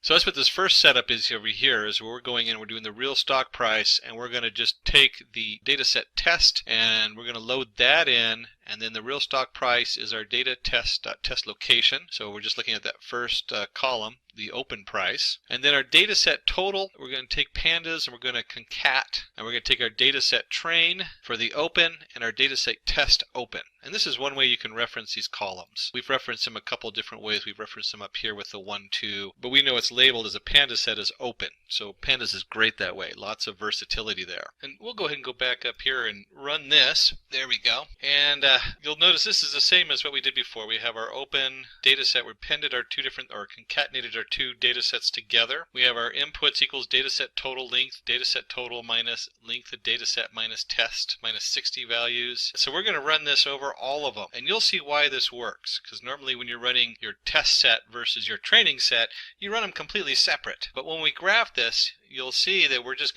be looking at the part that we didn't train it with to see how well it graphs. And we have our inputs equals inputs dot reshape, so reshaping like we did before. We're transforming our inputs. So if you remember from the transform between 0 and 1. And finally we want to go ahead and take our X test, and we're going to create that X test, and for I in range 60 to 80. So here's our X test, and we're appending our inputs I to 60, which remember is 0 to 59, and I comma 0 on the other side. So it's just the first column, which is our open column. And once again, we take our X test, we convert it to a numpy array. We do the same reshape we did before, and then we get down to the final 2 lines, and here we have something new. Right here on these last 2 lines, let me just highlight those or mark them. Predicted stock price equals regressor.predicts X test. So we're predicting all the stock, including both the training and the testing model here. And then we want to take this prediction and we want to inverse the transform. So remember, we put them between 0 and 1. Well, that's not going to mean very much to me to look at a float number between 0 and 1. I want the dollar amounts. I want to know what the cash value is. And we'll go ahead and run this, and you'll see it runs much quicker than the training. That's what's so wonderful about these neural networks. Once you put them together, it takes just a second to run the same neural network that took us, what, a half hour to train? Head and plot the data. We're going to plot what we think it's going to be, and we're going to plot it against the real data, what the Google stock actually did. So let's go ahead and take a look at that in code. And let's pull this code up. So we have our PLT. That's our, if you remember from the very beginning, let me just go back up to the top. We have our matplotlibary.pyplot as PLT. That's where that comes in. And we come down here, we're going to plot, and let me get my drawing thing out again. We're going to go ahead, and PLT is basically kind of like an object. It's one of the things that always threw me when I'm doing graphs in Python, because I always think you have to create an object, and then it loads that class in there. Well, in this case, PLT is like a canvas you're putting stuff on. So if you've done HTML5, you'll have the canvas object. This is the canvas. So we're going to plot the real stock price. That's what it actually is. And we're going to give that color red, so it's going to be in bright red, and we're going to label it real Google stock price. And then we're going to do our predicted stock, and we're going to do it in blue, and it's going to be labeled predicted. And we'll give it a title, because it's always nice to give a title to your graph, especially if you're going to present this to somebody, to your shareholders in the office. And the X label is going to be time, because it's a time series. And we didn't actually put the actual date and times on here, but that's fine. We just know they're incremented by time. And then, of course, the Y label is the actual stock price. PLT.legend tells us to build the legend on here so that the color red and real Google stock price show up on there. And then the plot shows us that actual graph. So let's go ahead and run this and see what that looks like. And you can see here we have a nice graph, and let's talk just a little bit about this graph before we wrap it up. Here's our legend I was telling you about. That's why we have the legend to show the prices. We have our title and everything. And you'll notice on the bottom we have a time sequence. We didn't put the actual time in here. Now we could have. We could have gone ahead and plotted the X, since we know what the dates are, and plotted this to dates. But we also know that it's only the last piece of data that we're looking at. So last piece of data, which ends somewhere probably around here on the graph, I think it's like about 20% of the data, probably less than that. We have the Google price, and the Google price has this little up jump and then down, and you'll see that the actual Google, instead of a turn down here, just didn't go up as high and didn't go down. So our prediction has the same pattern, but the overall value is pretty far off as far as stock. But then again, we're only looking at one column. We're only looking at the open price. We're not looking at how many volumes were traded. And like I was pointing out earlier, when we talk about stock, just right off the bat, there's 6 columns. There's open, high, low, close, volume. Then there's whether how many volume shares. Then there's the adjusted open, adjusted high, adjusted low, adjusted close. They have a special formula to predict exactly what it would really be worth based on the value of the stock. And then from there, there's all kinds of other stuff you can put in here. So we're only looking at one small aspect, the opening price of the stock. And as you can see here, we did a pretty good job. This curve follows the curve pretty well. It has like little jumps on it, bends. They don't quite match up. So this bend here does not quite match up with that bend there, but it's pretty darn close. We have the basic shape of it, and the prediction isn't too far off. And you can imagine that as we add more data in and look at different aspects in the specific domain of stock, we should be able to get a better representation each time we drill in deeper. Of course, this took a half hour for my computer to train, so you can imagine that if I was running it across all those different variables, it might take a little bit longer to train the data. Not so good for doing a quick tutorial like this. So we're going to dive right into what is Keras. We'll also go all the way through this into a couple of tutorials, because that's where you really learn a lot, is when you roll up your sleeves. So we talk about what is Keras. Keras is a high-level deep learning API written in Python for easy implementation of neural networks. It uses deep learning frameworks such as TensorFlow, PyTorch, etc. as backend to make computation faster. And this is really nice because as a programmer, there is so much stuff out there and it's evolving so fast, it can get confusing. And having some kind of high-level order in there where you can actually view it and easily program these different neural networks is really powerful. It's really powerful to have something out really quick and also be able to start testing your models and seeing where you're going. So Keras works by using complex deep learning frameworks such as TensorFlow, PyTorch, MLPlaid, etc. as a backend for fast computation, while providing a user-friendly and easy-to-learn front-end. And you can see here we have the Keras API specifications, and under that you'd have like TF Keras for TensorFlow, Thano Keras, and so on. And then you have your TensorFlow workflow that this is all sitting on top of.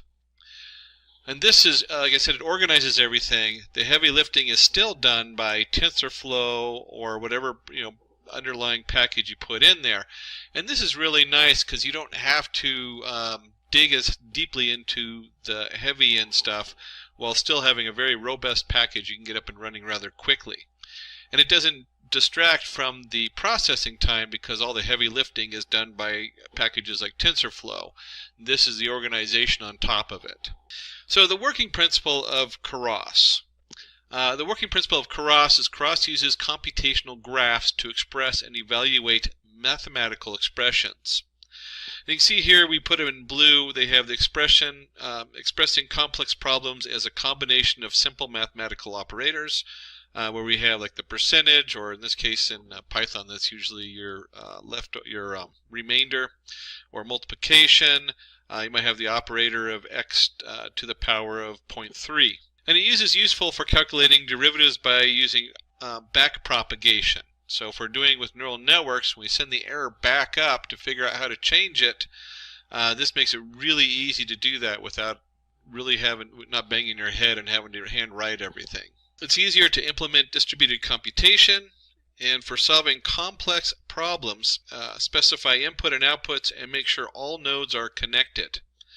And so this is really nice as you come in through, is that as your layers are going in there, you can get some very complicated different setups nowadays, which we'll look at in just a second. And this just makes it really easy to start spinning this stuff up and trying out the different models. So when we look at Keras models, Keras model, we have a sequential model. Sequential model is a linear stack of layers where the previous layer leads into the next layer. And this, if you've done anything else, even like the sklearn with their neural networks and propagation and any of these setups, this should look familiar. You should have your input layer, it goes into your layer 1, layer 2, and then to the output layer. And it's useful for simple classifier or decoder models. And you can see down here we have the model equals a cross sequential, and this is the actual code. You can see how easy it is. We have a layer that's dense, your layer 1. As an activation, they're using the ReLU in this particular example. And then you have your name layer 1, layer dense ReLU, name layer 2, and so forth. And they just feed right into each other. So it's really easy just to stack them, as you can see here, and it automatically takes care of everything else for you. And then there's a functional model. And this is really where things are at. This is new. Make sure you update your Keras, or you'll find yourself running this, doing the functional model. You'll run into an error code because this is a fairly new release. And it uses multi-input and multi-output model. The complex model which forks into 2 or more branches. And you can see here we have our image inputs equals your Keras input shape equals 32 by 32 by 3. You have your dense layers, dense 64 activation ReLU. This should look similar to what you already saw before, but if you look at the graph on the right, it's going to be a lot easier to see what's going on. You have 2 different inputs. And one way you could think of this is maybe one of those is a small image and one of those is a full-sized image. And that feedback goes into, you might feed both of them into one node because it's looking for one thing, and then only into one node for the other one. And so you can start to get kind of an idea that there's a lot of use for this kind of split and this kind of setup. Where you have multiple information coming in, but the information's very different even though it overlaps. And you don't want it to send it through the same neural network. And they're finding that this trains faster and also has a better result depending on how you split the data up and how you fork the models coming down. And so in here we do have the 2 complex models coming in. We have our image inputs, which is a 32 by 32 by 3, or 3 channels, or 4 if you're having an alpha channel. You have your dense, your layers, dense is 64 activation using the ReLU, very common. X equals dense inputs, X layers dense X 64 activation equals ReLU, X outputs equals layers dense 10X, model equals Keras, model inputs equals inputs, outputs equals outputs, name equals minced model.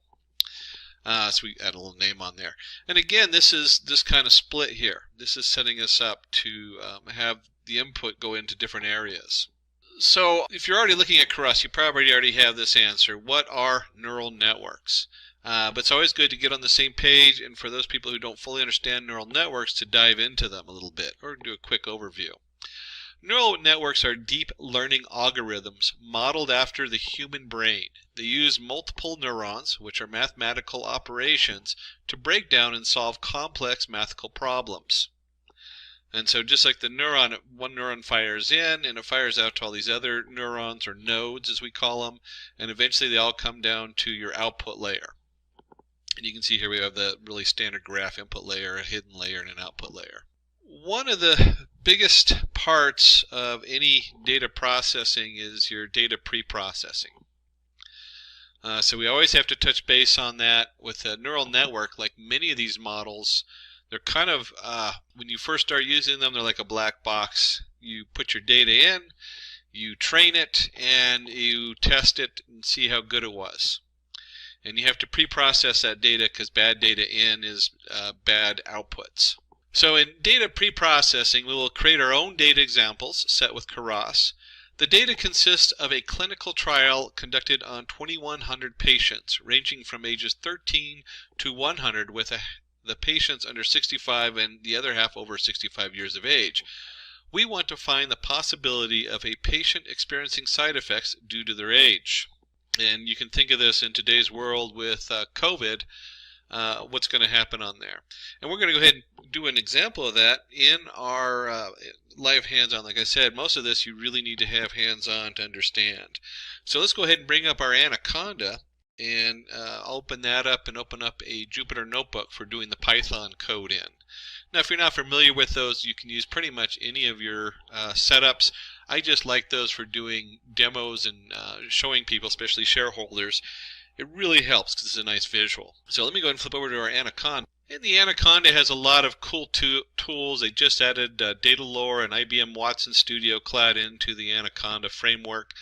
But we'll be in the Jupyter Lab or Jupyter Notebook. I'm going to do Jupyter Notebook for this because I use the lab for like large projects with multiple pieces because it has multiple tabs, or the notebook will work fine for what we're doing. And this opens up in our browser window because that's how Jupyter Notebook is set to run. And we'll go under New, create a new Python 3, and it creates an untitled Python. We'll go ahead and give this a title, and we'll just call this Cross Tutorial. And let's change that to capital. There we go. We'll go ahead and just rename that.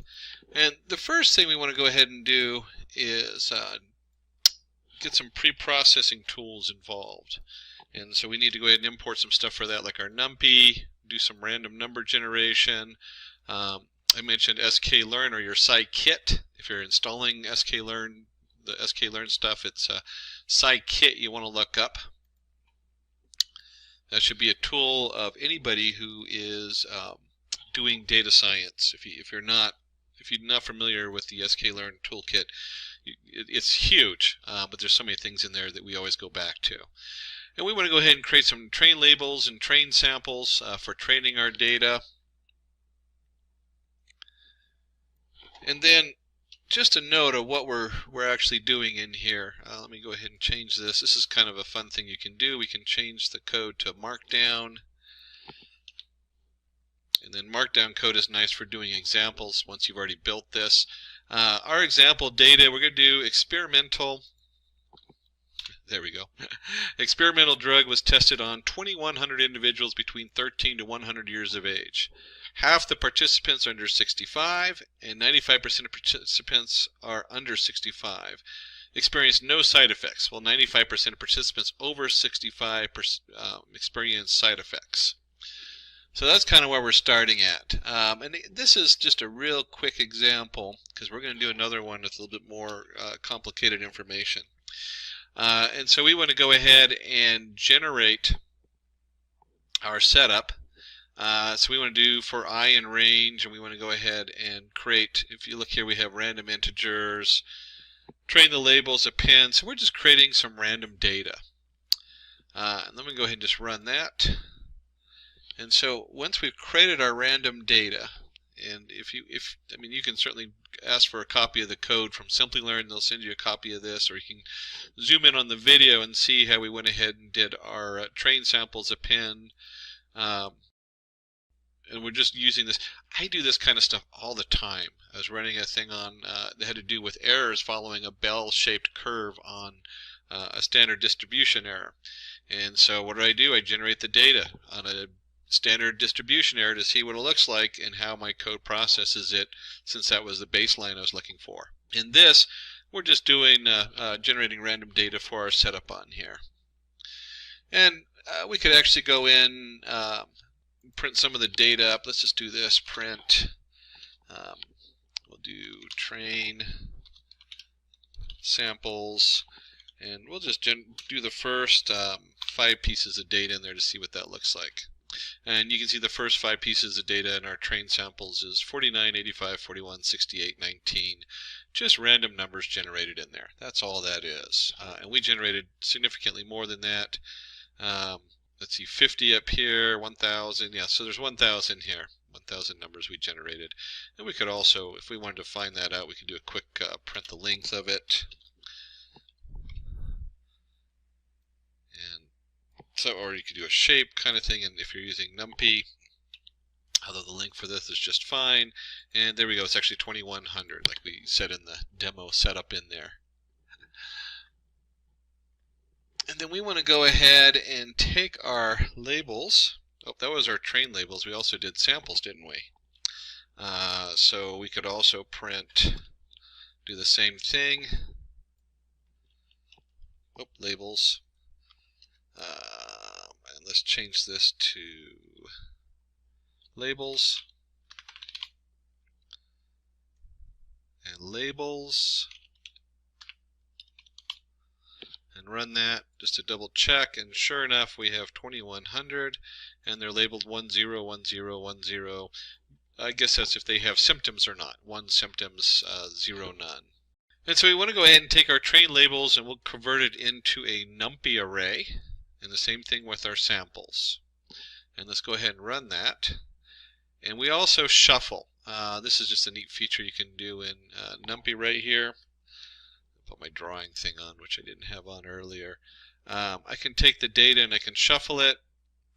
So we have it just randomizes it. That's all that's doing. We've already randomized it, so it's kind of an overkill. It's not really necessary. But if you're doing a larger package where the data is coming in, and a lot of times it's organized somehow, and you want to randomize it just to make sure that the input doesn't follow a certain pattern that might create a bias in your model. And we go ahead and create a scalar. The scalar range, minimum max scalar, feature range 0 to 1.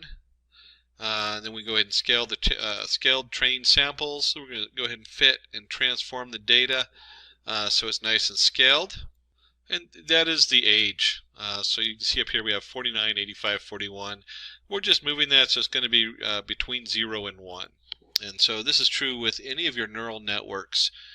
You really want to convert the data to 0 and 1, otherwise you create a bias. So if you have like 100 creates a bias versus the math behind it gets really complicated.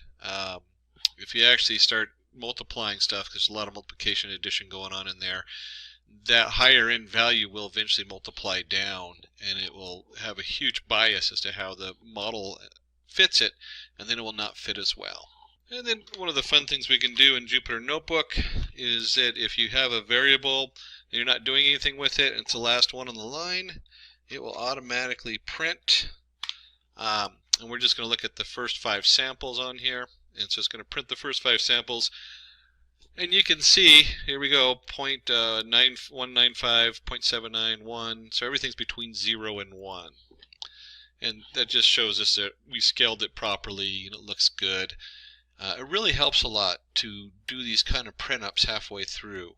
You never know what's going to go on there. I don't know how many times I've gotten down and found out that the data sent to me that I thought was scaled was not. And then I have to go back and track it down and figure it out on there.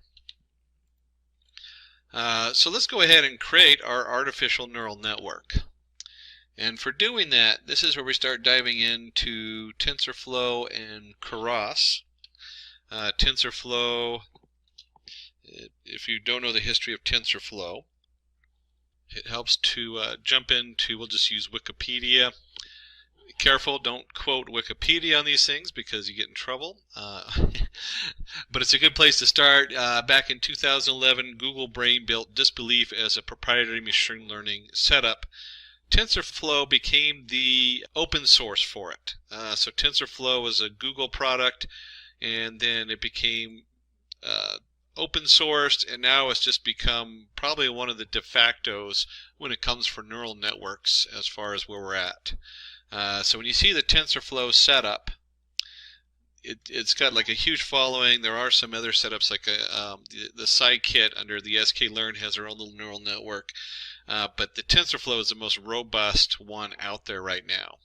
And Keras sitting on top of it makes it a very powerful tool, so we can leverage both the Keras easiness in which we can build a sequential setup on top of TensorFlow. And so in here we're going to go ahead and do our input of TensorFlow, and then we have the rest of this is all Keras here from number 2 down. We're going to import from TensorFlow the Keras connection, and then you have your TensorFlow Keras models, import sequential. It's a specific kind of model. We'll look at that in just a second. If you remember from the files, that means it goes from one layer to the next layer to the next layer. There's no funky splits or anything like that.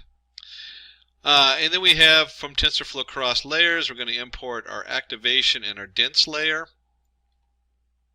And we have our optimizer Atom.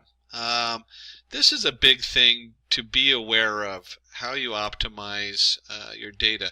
When you first do it, Atom's as good as any.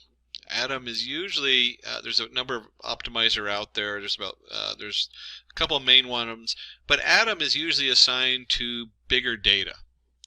It works fine. Usually the lower data does it just fine, but Atom is probably the mostly used. But there are some more out there, and depending on what you're doing with your layers, your different layers might have different activations on them. And then finally down here you'll see our setup where we want to go ahead and use the metrics. And we're going to use the TensorFlow cross metrics for categorical cross entropy. So we can see how everything performs when we're done.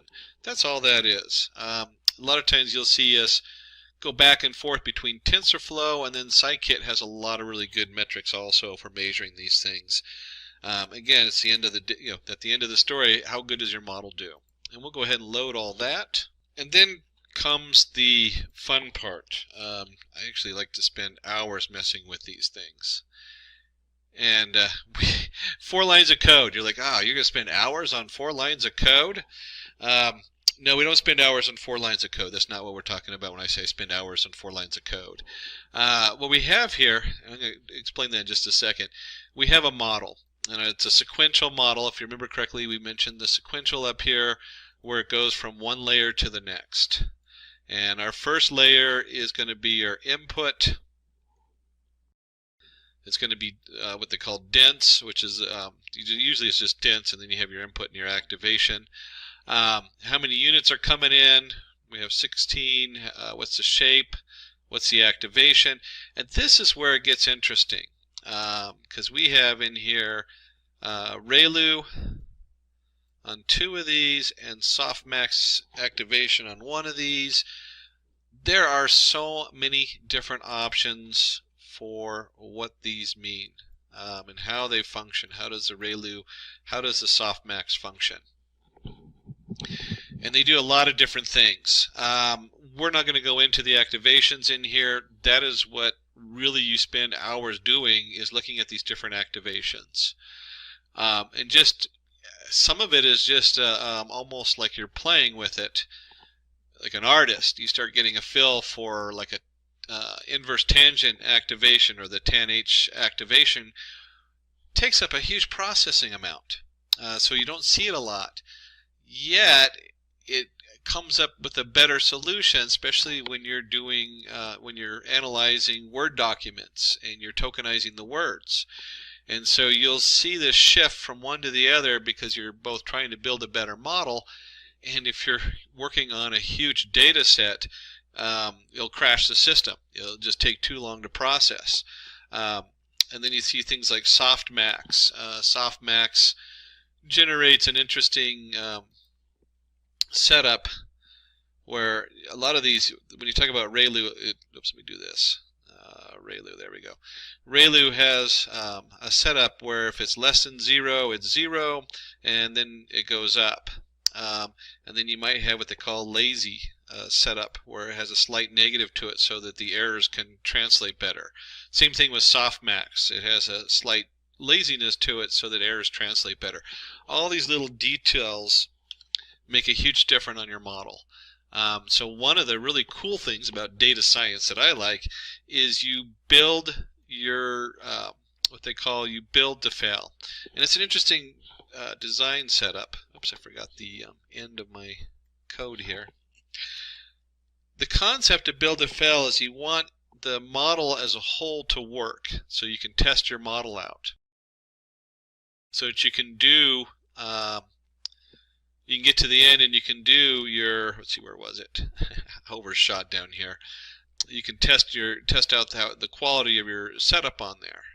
And see, where did I do my TensorFlow? Oh, here we go. It was right above me. There we go. We start doing your cross entropy and stuff like that. Is you need a full functional set of code so that when you run it, you can then test your model out and say, hey, it's either this model works better than this model, and this is why. And then you can start swapping in these models. And so when I say I spend a huge amount of time on pre-processing data, it's probably 80% of your programming time. Well, between those two, it's like 80-20. You'll spend a lot of time on the models. Once you get the model down, once you get the whole code and the flow down set, depending on your data, your models get more and more robust as you start experimenting with different inputs, different data streams, and all kinds of things. And we can do a simple model summary here.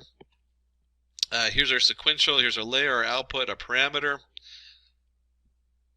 This is one of the nice things about Keras is you can see right here, here's our sequential 1 model. Boom, boom, boom, boom. Everything's set and clear and easy to read. So once we have our model built, the next thing we're going to want to do is we're going to go ahead and train that model. And so the next step is, of course, model training. And when we come in here, this a lot of times is just paired with the model because it's so straightforward. It's nice to print out the model setup so you can have a tracking. But here's our model. The keyword in Keras is compile, optimizer atom, learning rate, another term right there that we're just skipping right over that really becomes the meat of the setup is your learning rate. So whoops, I forgot that I had an arrow, but I'll just underline it. A lot of times the learning rate set to 0.01. Depending on what you're doing, this learning rate can overfit and underfit. So you'd want to look up, I know we have a number of tutorials out on overfitting and underfitting that are really worth reading once you get to that point and understanding. And we have our loss, sparse categorical cross entropy. So this is going to tell Keras how far to go until it stops. And then we're looking for metrics of accuracy. So we'll go ahead and run that. And now that we've compiled our model, we want to go ahead and run it, fit it. So here's our model fit. We have our scaled train samples, our train labels, our validation split. In this case, we're going to use 10% of the data for validation. Batch size, another number you kind of play with. Not a huge difference as far as how it works, but it does affect how long it takes to run, and it can also affect the bias a little bit. Most of the time, though, a batch size is between 10 to 100, depending on just how much data you're processing in there. We want to go ahead and shuffle it. We're going to go through 30 epochs and put a verbose of 2. Let me just go ahead and run this. And you can see right here, here's our epoch, here's our training, here's our loss. Now if you remember correctly up here, we set the loss. Let's see, where was it? Compiled our data. There we go, loss. So it's looking at the sparse categorical cross entropy. This tells us that as it goes, how much does the error go down? Is the best way to look at that. And you can see here, the lower the number, the better. It just keeps going down. And vice versa, accuracy we want, let's see, where's my accuracy? Value accuracy at the end. And you can see 0.619, 0.69, 0.74, it's going up. We want the accuracy, would be ideal if it made it all the way to 1. But we also, the loss is more important because it's a balance. You can have 100% accuracy and your model doesn't work because it's overfitted. Again, you want to look up overfitting and underfitting models. And we went ahead and went through 30 epochs. It's always fun to kind of watch your code going. To be honest, I usually the first time I run it, I'm like, oh, that's cool, I get to see what it does. And after the second time of running it, I'm like, I like to just not see that. And you can repress those, of course, in your code. Repress the warnings in the printing. And so the next step is going to be building a test set and predicting it now. So here we go. We want to go ahead and build our test set. And we have, just like we did our training set, a lot of times you just split your initial set up. But we'll go ahead and do a separate set on here. And this is just what we did above. There's no difference as far as the randomness that we're using to build this set on here. The only difference is that we already did our scalar up here. Well, that doesn't matter because the data is going to be across the same thing. But this should just be transform down here instead of fit transform. Because you don't want to refit your data on your testing data. There we go. And now we're just transforming it because you never want to transform the test data. Easy mistake to make, especially on an example like this where we're not doing, we're randomizing the data anyway, so it doesn't matter too much because we're not expecting something weird. And then we want to go ahead and do our predictions. The whole reason we built the model is we take our model, we predict, and we're going to do, here's our X-scale data, batch size 10, verbose, and now we have our predictions in here, and we could go ahead and do a, we'll print predictions, and then I guess I could just put down predictions in 5 so we can look at the first 5 of the predictions.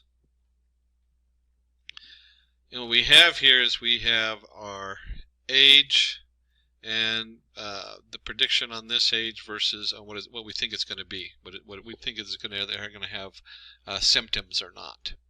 And the first thing we notice is that's hard to read because we really want a yes/no answer. So we'll go ahead and just round off the predictions using the argmax, the NumPy argmax for predictions. So it just goes to a 0, 1, and if you remember, this is Jupyter Notebook, so I don't have to put the print. I can just put in rounded predictions, and we'll just do the first 5. And you can see here 0, 1, 0, 0, 0. So that's what the predictions are that we have coming out of this, is no symptoms, symptoms, no symptoms, symptoms, no symptoms. And just as we were talking about at the beginning, we want to go ahead and take a look at this. There we go. Confusion matrices for accuracy check. Most important part when you get down to the end of the story, how accurate is your model before you go and play with the model and see if you can get a better accuracy out of it. And for this, we'll go ahead and use the scikit, the sklearn metrics, scikit being where that comes from. Import confusion matrix, some iteration tools, and of course a nice matplot library. That makes a big difference, so it's always nice to have a nice graph to look at. Picture's worth 1,000 words. And then we'll go ahead and call it CM for confusion matrix, y true equals test labels, y predict rounded predictions. And we'll go ahead and load in our CM. And I'm not going to spend too much time on the plotting, going over the different plotting code. You can spend we have whole tutorials on how to do your different plotting on there. But we do have here is we're going to do a plot confusion matrix. There's our CM, our classes, normalized false, title, confusion matrix. CMAP is going to be in blues. And you can see here we have to the nearest CMAP, titles, all the different pieces, whether you put tick marks or not, the marks, the classes, the color bar. So a lot of different information on here as far as how we're doing the printing of the confusion matrix. You can also just dump the confusion matrix into a Seaborn and real quick get an output. It's worth knowing how to do all this when you're doing a presentation to the shareholders. You don't want to do this on the fly. You want to take the time to make it look really nice, like our guys in the back did. And let's go ahead and do this. Forgot to put together our CM plot labels. We'll go ahead and run that. And then we'll go ahead and call the definition for our mapping. And you can see here plot confusion matrix. That's the little script we just wrote. And we're going to dump our data into it. So our confusion matrix, our classes, title confusion matrix, and let's just go ahead and run that. And you can see here we have our basic setup.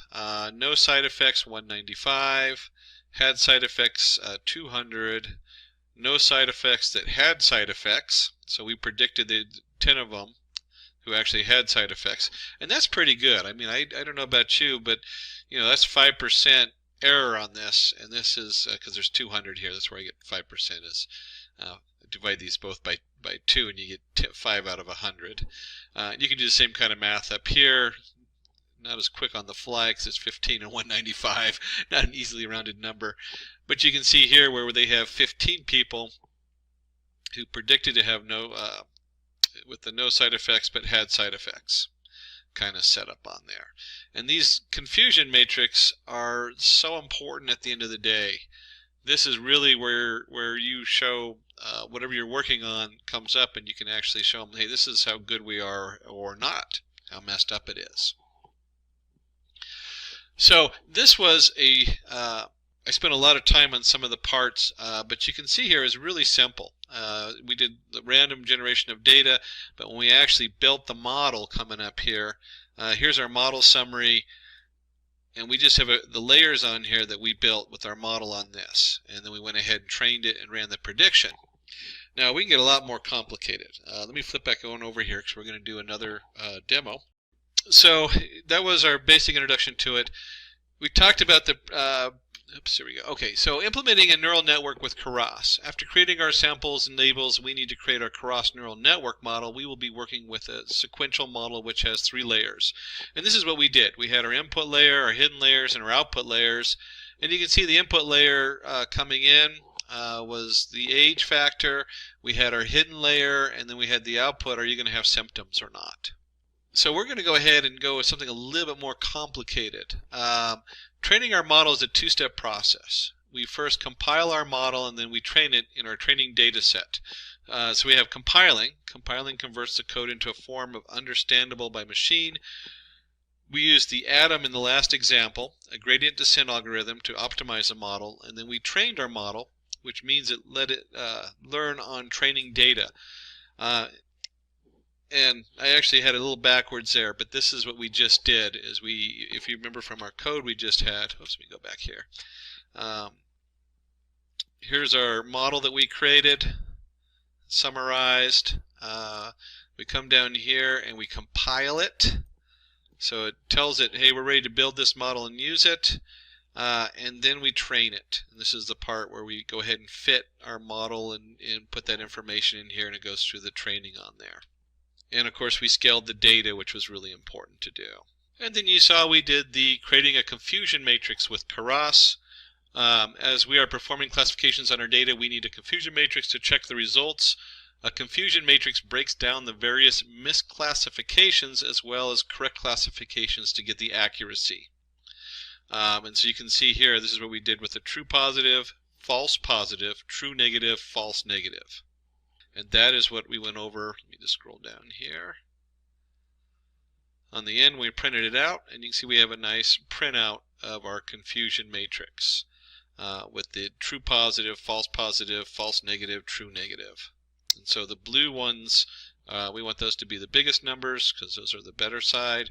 And then we have our false predictions on here as far as this one. So it had no side effects, but we predicted, let's see, no side effects predicting side effects and vice versa. So here's the OpenAI documentation, and you could see the new features introduced with the ChatGPT 4.0. So these are the improvements. One is the updated and interactive bar graphs or pie charts that you can create. And these are the features that you could see here. You could change the color, you could download it.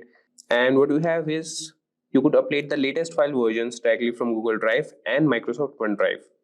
And we have the interaction with tables and charts in a new expandable view that I showed you here. That is here. You can expand it in the new window. And you can customize and download charts for presentations and documents. Moreover, you can create the presentation also. That we'll see in further. And here we have how data analysis works in ChatGPT. You could directly upload the files from Google Drive and Microsoft OneDrive. I will show you guys how we can do that and where this option is. And we can work on tables in real time. And there we have customized presentation ready charts. That is, you can create a presentation with all the charts based on a data provided by you. And moreover, a comprehensive security and privacy feature. So with that, guys, we'll move to ChatGPT. And here we have the ChatGPT 4.0 version. So before commencing, guys, there's a quick info for you. If you're one of the aspiring data analysts looking for online training and graduating from the best universities, or a professional who elicits to switch careers with data analytics by learning from the experts, then try giving a shot to Simplilearn's Purdue postgraduate program in data analytics in collaboration with IBM. You can find the link in the description box and pinned comment. So let's get started with data analysis part. So this is the pin section or the insert section where you can have the options to connect to Google Drive, connect to Microsoft OneDrive, and you can upload it from the computer. This option was already there, that is upload from computer. And you can upload at least or at max the 10 files. That could be around Excel files or documents. So the max limit is 10. And if you have connected to Google Drive, I'll show you guys. I'm not connecting you, but you guys can connect it too, and you could upload it from there also. And there's another cool update, that is ability to quote directly in your chat. So while chatting with ChatGPT, I'll show you guys how we can do that. And you could find some new changes that is in the layout. So this is the profile section. It used to be at the left bottom, but now it's moved to the top right and making it more accessible than ever. So let's start with the data analysis part. And the first thing we need is data. So you can find it on Kaggle, or you could ask ChatGPT 4o to provide the data. I will show you guys. So this is the Kaggle website. You can sign in here and click on datasets. You can find all the datasets here. That would be around computer science, education, classification, computer vision. Or else you could move back to ChatGPT and you could ask the ChatGPT 4o model to generate a data and provide it in Excel format. So we'll ask him. We'll not ask him can you, we'll just ask him provide a data set that I can use for data analysis and provide in CSV format. So you could see that it has responded that I can provide a sample data set, and he has started generating the data set here. So you could see that he has provided only 10 rows, and he is saying that I will now generate this data set in CSV format. First he has provided the visual presentation on the screen, and now he is generating the CSV format. So if you want more data, like if you want 100 rows or 1000 rows, you could specify in the prompt and ChatGPT will generate that for you. So we already have the data.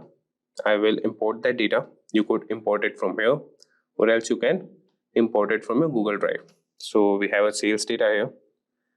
We will open it. So we have the sales data here. So the first step we need to do is data cleaning. So this is the crucial step to ensure that the accuracy of our analysis is at its best. So we can do that by handling missing values. That is, missing values can distort our analysis. And here ChatGPT 4 can suggest methods to impute these values, such as using the mean, median, or a sophisticated approach based on data patterns. And after handling the missing values, we will remove duplicates and outlier detection. So we'll ask ChatGPT, clean the data if needed. So we can just write a simple prompt that would be clean the data if needed. And this is also a new feature. You can see the visual presentation of the data here, that we have 100 rows here, and the columns provided, that is sales ID, date, product, category, quantity, and price per unit, and total sales. So this is also a new feature that, okay, we just had it back. We'll move back to our ChatGPT chat here.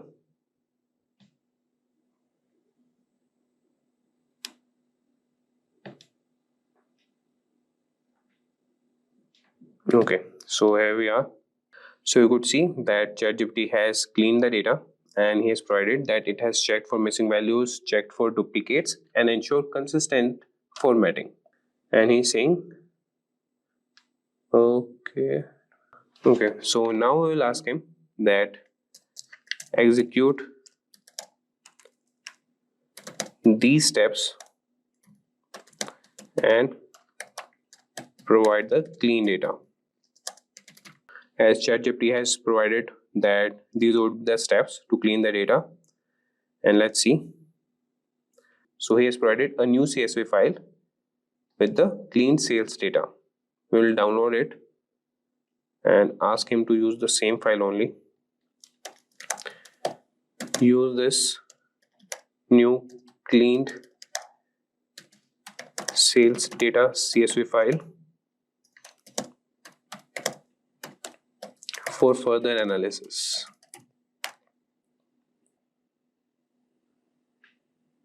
So you could see that he is providing what analysis we can do further. But once our data is clean, the next step is visualization. So visualizations help us understand the data better by providing a graphical representation. So the first thing we will do is we will create a prompt for generating the histograms, and we'll do that for the age distribution part. So we'll write a prompt that generate a histogram to visualize the distribution of customer ages. To visualize the distribution of customer ages. And what I was telling you guys is this code button. If you just select the text and you would find this reply section, just click on that and you could see that it has selected the text or what you want to get, or the prompts started with ChatGPT. So we'll make it cross and you could see that it has provided the histogram here, and these are the new features here. And we could see that he is providing a notification that interactive charts of this type are not yet supported. That is, histogram don't have the color change option. I will show you the color change option in the bar chart section. So these features are also new. You can download the chart from here only, and this is the expand chart. If you click on that, you could see that you could expand the chart here and continue your chat with ChatGPT here. So this is the interactive section. So you could see that he has provided the histogram that is showing the distribution of customer ages, and the age range are from 18 to 70 years with the distribution visualized in 15 bins, that he has created 15 bins here. And now moving to another visualization that we'll do by sales by region. So before that, I will open the CSV file that is provided by the ChatGPT. So you guys can also see what data he has provided. So this is the clean sales data, and you could see that we have columns: sales ID, date, product, category, quantity, price per item, total sales, region, and salesperson. So now moving back to ChatGPT. So now we will create a bar chart showing total sales by region. So we'll enter this prompt that create a bar chart showing total sales by region. So what we are doing here is we are creating bar charts or histogram charts, but we can do that for only 2 columns. If we want to create these data visualization charts, we need 2 columns to do so. So you could see that he has provided the response and created the bar chart here. And this is the interactive section. You could see that here's an option to switch to static chart. If we click on that, we can't, we are not getting any information if we scroll on that. And if I enable this option, you could see that I can visually see how many numbers this bar is indicating. And after that, we have the change color section. You can change the color of the data set provided. So we can change it to any color that is provided here, or you could just write the color code here. And similarly, we have other 2 options, that is download and another is the expand chart section. And if you need what code it has done to figure out this bar graph, so this is the code. You could use any ID to do so. If you don't want the presentations or the visualizations of the bar charts here, you could use your ID and use the Python language, and he will provide the code for you. Just take your data set and read it through pandas and generate the bar charts. So moving to next section, that is category wise sales section. So here we will generate a pie chart showing the proportion of sales for each product category. So for that, we'll write a prompt, generate a pie chart showing the proportion of sales for each product category.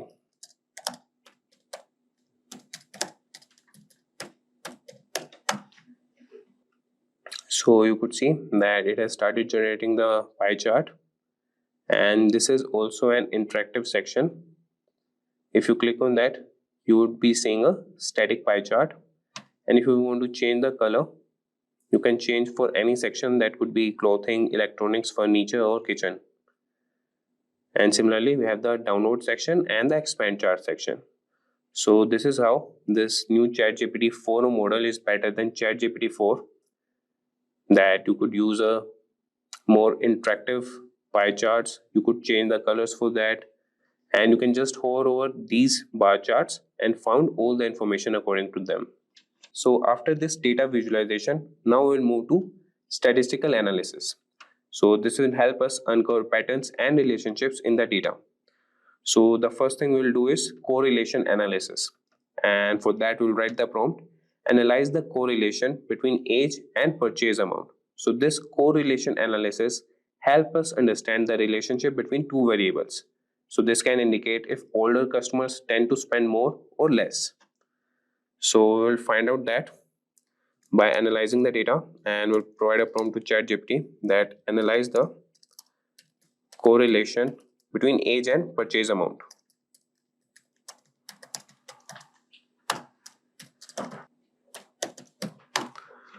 So let's see what it provides. So here's the response by ChatGPT. You could see a scatter plot that shows the relationship between customer age and total sales. That is with a calculated correlation coefficient of approximately 0.16. So this indicates a weak positive correlation between age and purchase amount, suggesting that as customer age increases, there's a slight tendency for total sales to increase as well. So you could just see the scatter plot here, that if the age increases, so it is not correlated to sales, as you could see an empty graph here. So till 40 to 50 years of age or the 70 years of age, you could find what amount they have spent here. That is the total sales accumulated by these ages. So now moving to sales trend. So here we'll perform a time series analysis of purchase amount over the given dates. So what does this do is, time series analysis allows us to examine how sales amount changes over time, helping us identify trends and seasonal patterns. So for that, we'll write a prompt. Perform a time series analysis of purchase amount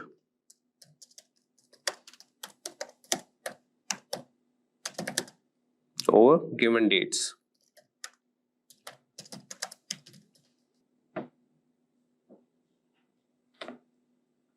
So you could see that ChatGPT has provided us the response, and here's the time series plot showing total sales over the given dates, and each point on the plot represents the total sales for a particular day.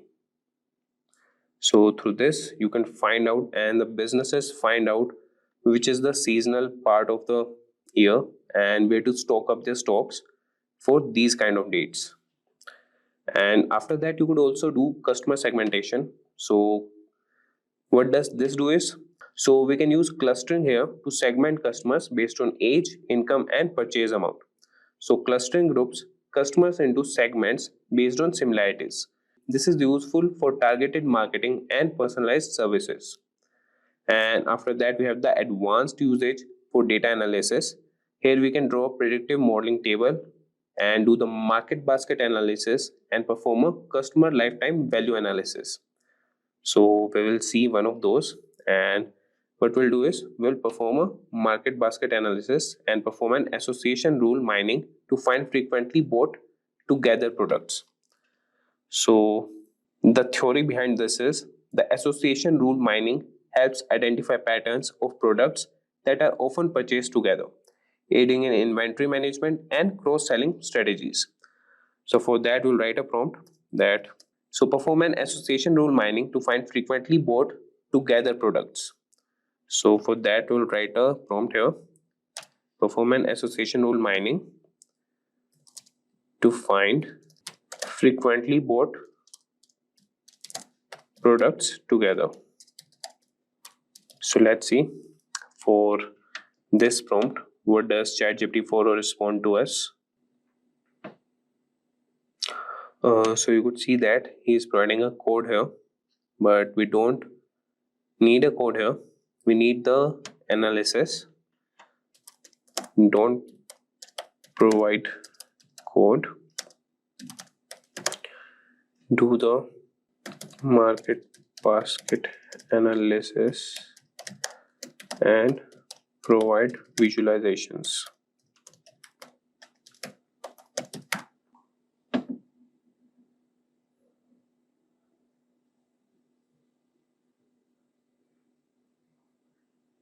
So you could see that ChatGPT has provided the response that given the limitations in this environment, so he is not able to do the market basket analysis here. So but he can help us how we can perform this in an IDE. So he's providing, you can install the required libraries, then prepare the data, and here he is providing the example code. So you could see there are some limitations to ChatGPT 4 also, that he can't do advanced data analysis. So you could use the code in your IDE and do the market basket analysis there. So there are some limitations to ChatGPT 4 also.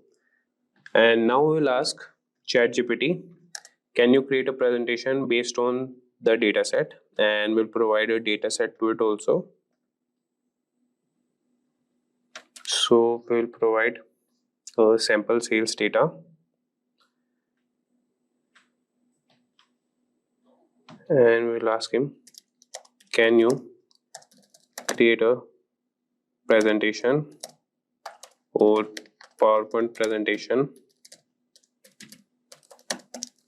based on this dataset and only provide data visualization graphs. So you can see that ChatGPT 4 has started analyzing the data, and he is stating that, and he will start by creating a data visualization from the provided dataset and compile them into a PowerPoint presentation.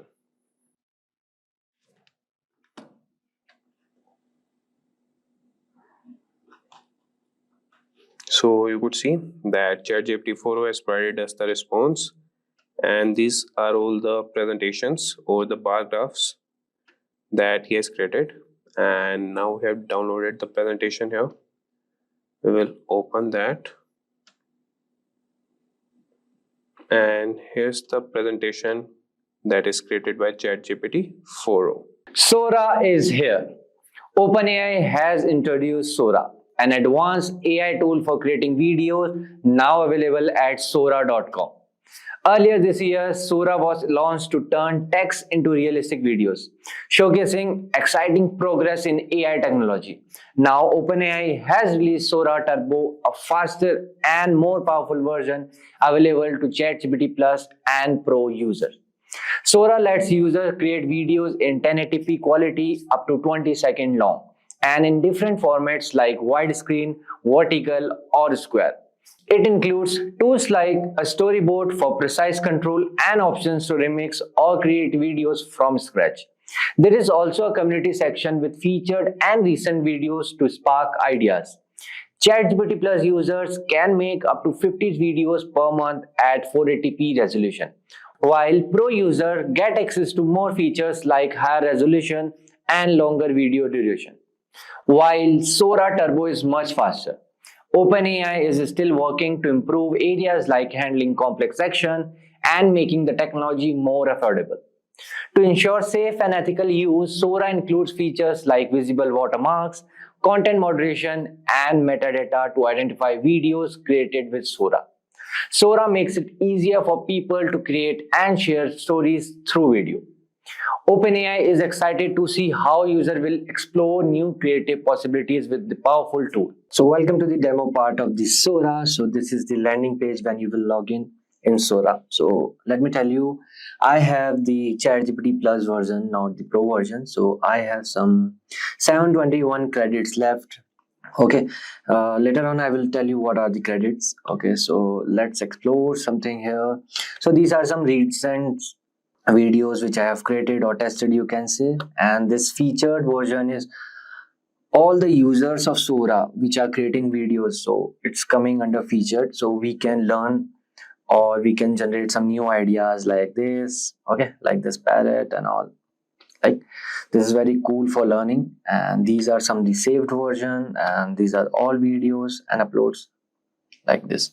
So let's come into the credit parts. Okay, so you can see I have 721 credit left.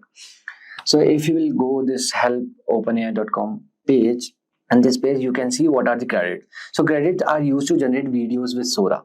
Okay, so if you will create 480p square 5-second video, it will take only 20 credits. Okay, for 10 it will take 40, then this, then this. Okay, for 480p this much credit, 25 credit, 50 credit, like this. 720 is different, 1080p different. Okay, so here it is written, please note that requesting multiple variation at once will be charged at the same rate as running 2 separate generation requests. Okay, so here this plus icon you can see. So here you can upload the image or video. Okay, so you can also do like this, you can upload the image and you can create that video from that image.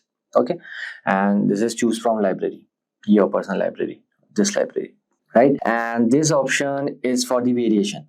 Okay, like these are basically presets like balloon world, stop motion, archival, film noir, or cardboard, and the paper. Okay, so this is the resolution. Okay, 480p, this is the fastest in video generation. Okay, 720p will take like 4x slower, and 1080p 8x slower. I guess 1080p is only available in ChatGPT's pro version. Got it? Okay, so we are just doing. I'm just showing you demo, so I will choose this fastest version only. Okay, so this is the time duration, how long you want, like 5 seconds, 10 seconds, 15 and 20 seconds is available in pro version, okay, of ChatGPT. And this is how much versions you want to take. I will select only 2, okay, because it will again charge more credits to you. Okay, and these credits are monthly basis, I guess. Okay, these credits are monthly basis. Okay, see again, recut, remix, blend, loop to create content. This will take again more credits. Okay, see here, ChatGPT Plus, up to 50 priority videos, 1000 credits. Okay, per month, I guess. Yeah, per month. Up to 720p resolution and the 5-second duration. And ChatGPT Pro, up to 500 priority videos, 10,000 credits, unlimited relax videos, up to 1080p resolution, 20-second duration, download without watermark. Here you can download with watermark, I guess. I don't know. Yeah, we'll see. About everything, okay, ChatGPT. But ChatGPT Pro is $200 per month. So, yeah, it's expensive, right? So yes, let's do something creative. So okay, I will write here.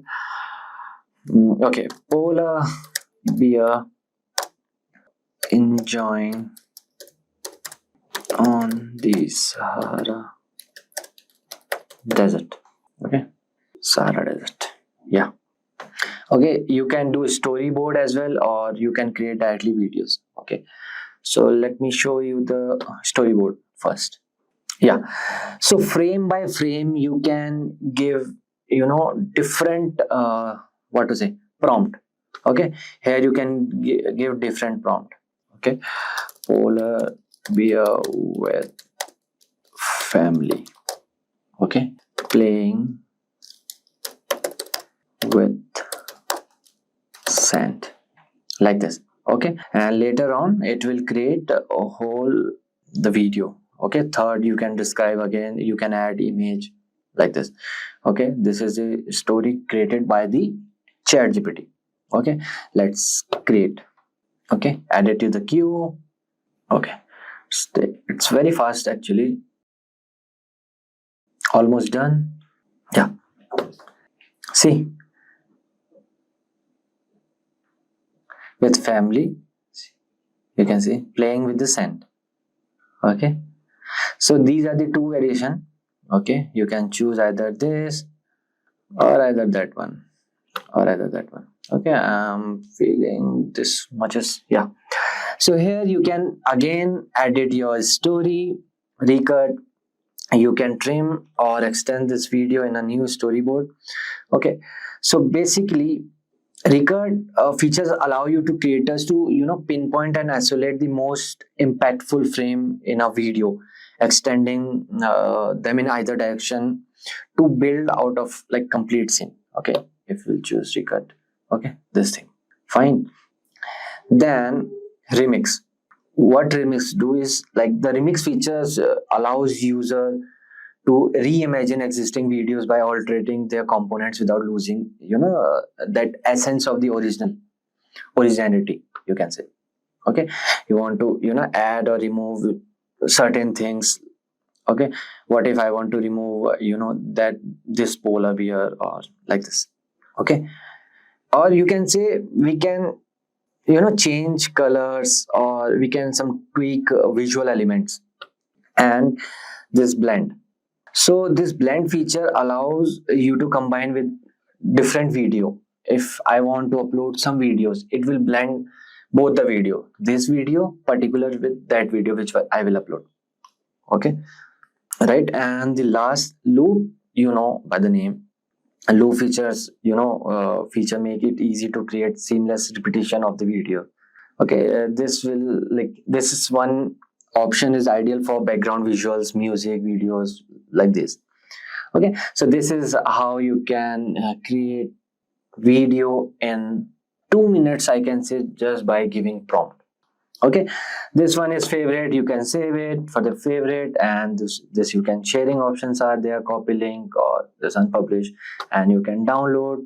See, I told you without watermark is available in only pro version. So I have this with watermark, you can download. See, download a video in just a click, or you can download as a GIF as well, right? And add to a folder. Okay, fine. This is the notification activity, right? So let's create one. Okay, monkey with family driving car on the space. Yeah, so okay, I will choose this times 16:9. Like, it takes more credit of mine, it's okay. Yeah, add it to the queue. If you'll go to favorites, it will come this one because I chose it.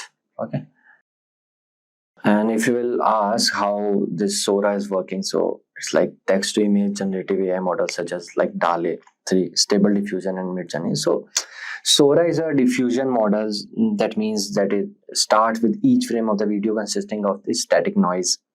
See, oh, it's cartoonish, but yeah. See, if you want Lamborghini, you can add that I want Lamborghini or Tesla, whatever. So this is how you can generate videos with Sora, in quick 2 minutes. Hello everyone, I am Mank and welcome to today's video where we will be talking about LLM benchmarks, tools used to test and measure how well large language models like GPT and Google Gemini performs. If you have ever wondered how AI models are evaluated, this video will explain it in simple terms. LLM benchmarks are used to check how good these models are at tasks like coding, answering questions, and translating languages or summarizing text. These tests use sample data and specific measurement to see how well the model performs. For example, the model might be tested with a few examples, like few short learning, or none at all, like zero short learning, to see how it handles new tasks. So now the question arises, why are these benchmarks important? They help developers understand where a model is strong and where it needs improvement. They also make it easier to compare different models, helping people choose the best one for their needs. However, LLM benchmarks do have some limits. They don't always predict how well a model will work in real-world situations, and sometimes model can overfit, meaning they perform well on test data but struggle in practical use. We will also cover how LLM leaderboards rank different models based on their benchmark scores, giving us a clear picture of which models are performing the best. So stay tuned as we dive into how LLM benchmarks work and why they are so important for advancing AI. So without any further ado, let's get started. So what are LLM benchmarks? LLM benchmarks are standardized tools used to evaluate the performance of large language models. They provide a structured way to test LLMs on a specific task or question, using sample data and predefined metrics to measure their capabilities. These benchmarks assess various skills such as coding, common sense reasoning, and NLP tasks like machine translation, question answering, and text summarization. The importance of LLM benchmark lies in their role in advancing model development. They track the progress of an LLM, offering quantitative insights into where the model performs well and where improvement is needed. This feedback is crucial for guiding the fine-tuning process, allowing researchers and developers to enhance model performance. Additionally, benchmarks offers an objective comparison between different LLMs, helping developers and organizations choose the best model for their needs. So how LLM benchmarks work? LLM benchmark follow a clear and systematic process. They present a task for LLM to complete, evaluate its performance using specific metrics, and assign a score based on how well the model performs. So here is a breakdown of how this process works. The first one is setup. LLM benchmark come with pre-prepared sample data including coding challenges, long documents, math problem, and real-world conversation. The task span various areas like common sense reasoning, problem solving, question answering, summary generation, and translation, all present to the model at the start of testing. The second step is testing. The model is tested on one of the three ways. Few shot, the LLM is provided with a few examples before being prompted to complete a task, demonstrating its ability to learn from limited data. The second one is zero shot. The model is asked to perform a task without any prior examples, testing its ability to understand new concepts and adapt to unfamiliar scenarios. The third one is fine-tune. The model is trained on a dataset similar to the one used in the benchmark, aiming to enhance its performance on the specific task involved. The third step is scoring. So after completing the task, the benchmark compares the model's output with the expected answer and generates a score, typically ranging from 0 to 100, reflecting how accurately the LLM performs. So now moving forward, let's see key metrics for benchmarking LLMs. So LLMs benchmark uses various metrics to assess the performance of large language model. So here are some commonly used metrics. The first one is accuracy or precision. Measure the percentage of correct prediction made by the model. The second one is recall, also known as sensitivity. Measure the number of true positive reflecting the correct prediction made by the model. The third one is F1 score. Combines both accuracy and recall into a single metric, weighing them equally to address any false positive or negatives. F1 score ranging from 0 to 1, where 1 indicates perfect precision and recall. The fourth one is exact match. Tracks the percentage of predictions that exactly match the correct answer, which is especially used for the tasks like translation and question answering. The fifth one is perplexity gauges. Here it will tell you how well a model predicts the next word or token. A lower perplexity score indicates better task comprehension by the model. The sixth one is BLUE, bilingual evaluation understudy. Is used for evaluating machine translation by comparing n-grams, sequence of adjacent text element, between the model's output and the human-produced translation. So these quantitative metrics are often combined for more through evaluation. So in addition, human evaluation introduces qualitatively factors like coherence, relevance, and semantic meaning, provide a nuanced assessment. However, human evaluation can be time-consuming and subjective, making a balance between quantitative and qualitative measures important for comprehensive evaluation. So now let's moving forward see some limitation of LLM benchmarking. While LLM benchmarking are valuable for assessing model performance, they have several limitations that prevents them from the fully predicting real-world effectiveness. So here are some few. The first one is bounded scoring. Once a model achieves the highest possible scores on the benchmark, that benchmark loses its utility and must be updated with more challenging tasks to remain a meaningful assessment tool. The second one is broad dataset. LLM benchmark often rely on sample data from diverse subjects and tasks. So this wide scope may not effectively evaluate a model's performance in edge cases, specialized fields, or specific use cases where more tailored data would be needed. The third one is finite assessment.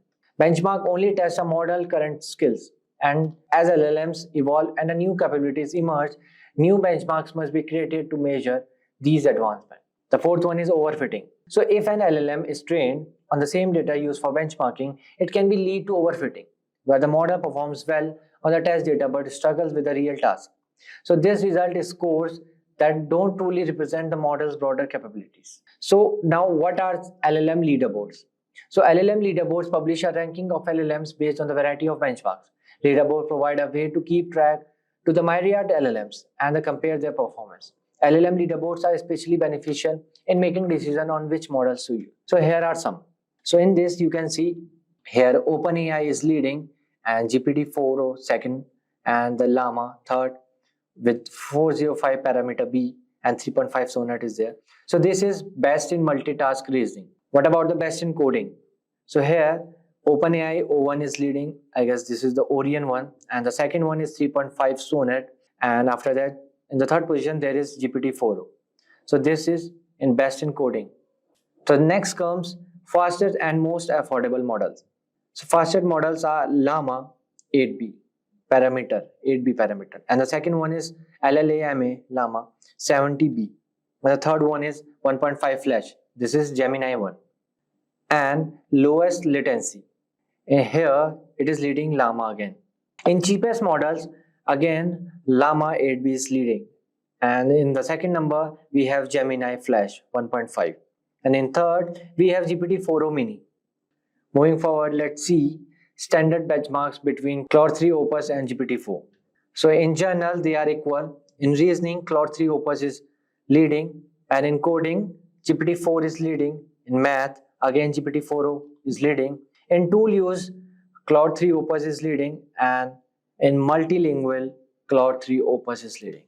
Today we are exploring Hugging Face, an amazing tool that makes working with language and AI super easy. If you are curious about using advanced technology to understand or create text, this video is perfect for you. Hugging Face is a company that helps people use AI models for language tasks like translation, text analysis, or even generating new text. They have created a library called Transformer, which comes with pre-trained models, so you don't have to build everything from scratch. It's simple, powerful, and perfect for developers, researchers, or even beginners. So in this video, I will show you 3 cool things you can do with Hugging Face. Speech to text, turn spoken words into written text easily, great for captions or voice apps. Second one is sentiment analysis. Find out if a text is positive, negative, or neutral. Helpful for understanding reviews or comments. The third one is text generation. Create human-like text that sounds natural. Perfect for chatbots or creative writing. I will also explain some important basics like how pipelines make using Hugging Face models super easy and how tokenization helps AI understand text.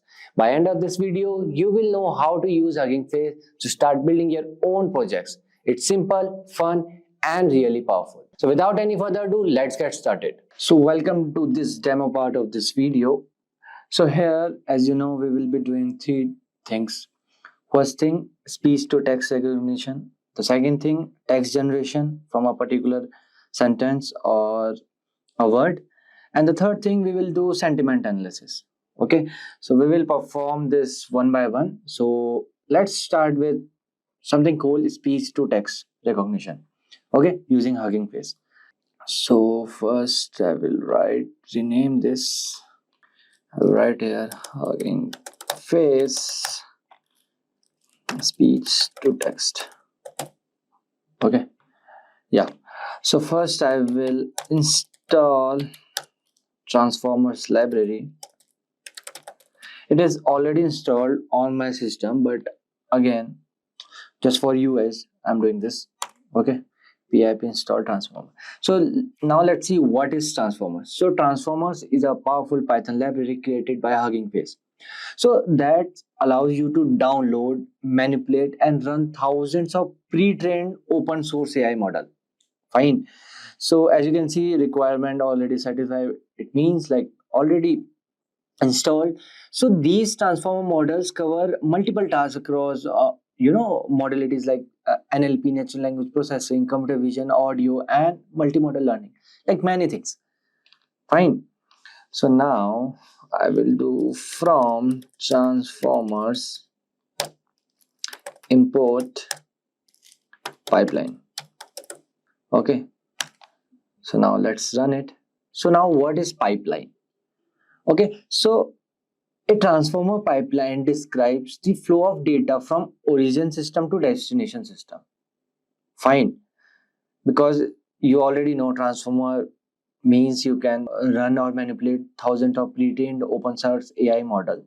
So pipeline describes the flow of data from origin system to destination system and defines how to transform the data along the way. Okay, so let's check the versions transformers.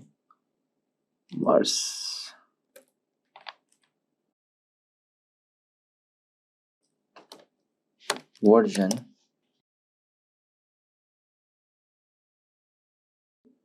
Okay, that long tab. Okay, why it is coming? Import transformers.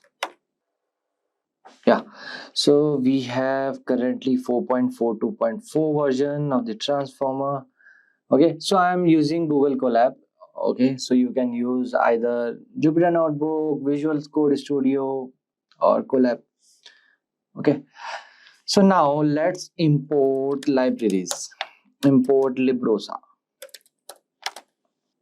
Okay, so what is Librosa? So Librosa is a Python package for audio and music analysis, right? Because we are doing speech to text, so we need this. So it provides various functions to quickly extract key audio features and matrices from the audio files. Okay, and this Librosa can also be used to analyze and manipulate audio files in a variety of formats such as WAV wave, MP3, M4A, and like that. Okay, so next we will import Torch. I hope everyone know Torch. So Torch is nothing PyTorch. It is a machine learning library based on the Torch library used for applications such as computer vision and NLP. And originally it was developed by the Meta AI and now the part of Linux Foundation, umbrella. Let's import one more thing. Import. So now let's import IPython.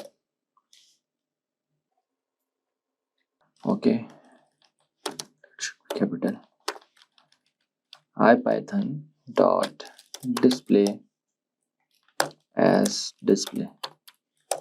So now you will be wondering what is this IPython display. Okay, so it is an interactive command line for the terminal for Python, and it can provide a IPython terminal and the web-based notebook platform for Python computing. And this IPython have more advanced features than the Python standard interpreter, and we quickly execute a single line of Python code. Nothing. Okay, for that I'm using this. And the next is from transformers.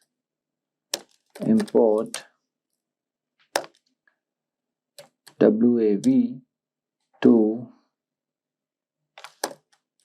vectorizer for CTC and WAV to vectorizer to tokenizer. Okay, so now what is this? So WAV2 vectorizer for CTC is supported by the notebook on how to fine-tune a speech recognition model. Okay, and this tokenizer. So tokenizer is nothing. Tokenization is a conversion of a text into meaningful lexical tokens belonging to categories defined Alexa program. In case of NLP, so those categories include nouns, verbs, adjective, punctuation, etc. Okay, now, and the last library, let's import NumPy as NP. I hope everyone know NumPy. What is NumPy? Again, NumPy is a Python library used for working with arrays. It also has a function, for working in domain like linear algebra, Fourier transform, and matrices, and many others. Fine. I hope everyone know about these library which we have imported. Okay, so let's move forward. Right, tokenizer equals to to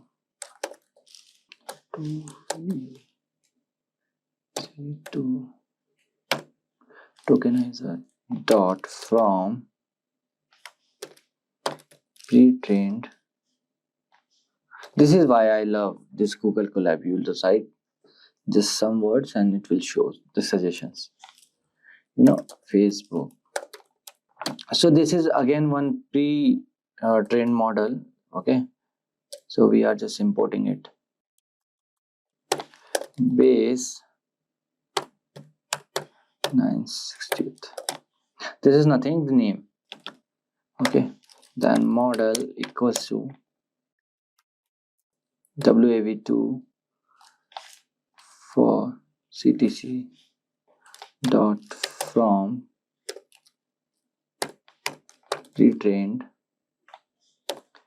then Facebook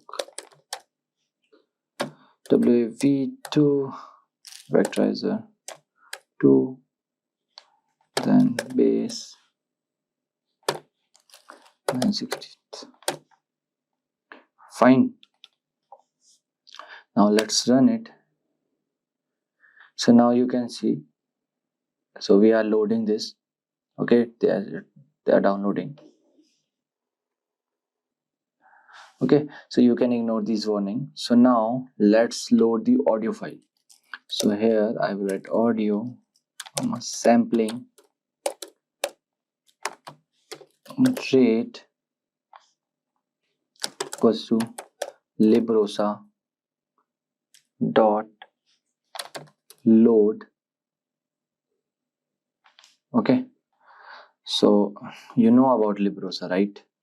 Then I have v dot m4a. So I have already one speech or one audio, you can say. So I will play it, don't worry. Before the final output, I will show you 16,000. Okay, so now I will write okay, I've already loaded, I guess. Okay, no issues. I will load again. Okay, the file is loaded. I will rename it to V. Yeah, fine. So now it won't, the error won't come again. We have v.mp4a. Okay, so now we have to do, okay, let me try it. We have v.mp4a, but I don't know why it is not coming. Okay, let me copy the path. Now it will run, I guess. It's running. Yeah. So now I will write here audio, comma, sampling rate. Okay, now listen carefully. Then I will write display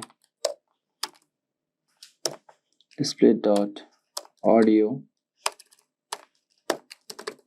then path, comma,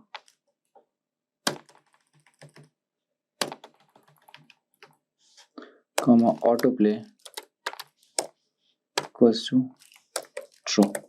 Okay. Hello and welcome. This is an AI voice message. I guess you heard, but again, let me play it again. Hello and welcome. This is an AI voice message. Okay, so it is saying hello and welcome. This is an AI voice message. Fine. So now what I will do, I will input some values. Input values equals to tokenizer, then audio, comma, return tensors equals to pt. Fine. Dot input values. Okay, then here input values. Okay, input values. Okay,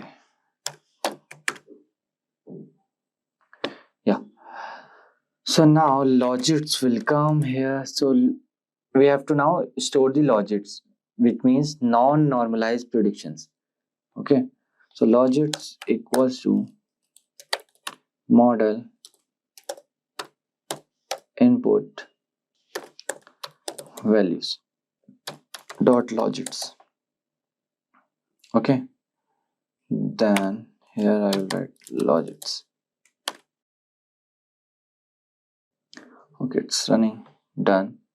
So now what we will do, we will store predicted IDs, then we will pass the logits to values to softmax to get the predictive value. Okay, so here I will write predicted IDs equals to torch dot arg max. Okay, then logits comma dimension equals to -1. Okay, then I will pass the prediction to the tokenizer decode to the transcription. Okay, so here I will write transcriptions equals to tokenizer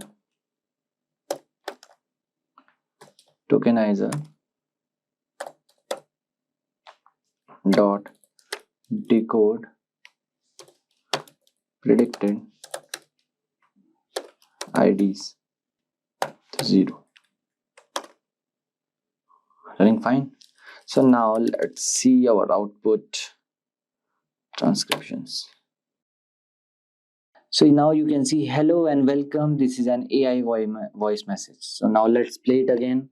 Hello and welcome. This is an AI voice message. Amazing, right? So this is how you can use Hugging Face for the speech to text recognition. It's a very small code, line of code, as you can see. Okay, so now let's move forward and do the sentiment analysis, okay, or text generation. So let me open new drive. So yeah, so now I will write here, I will write sentiment slash text generation Hugging Face. Okay, so first of all, let's import the files. So first I will write import warnings, then warnings dot filter warnings. Okay, I will write here ignore,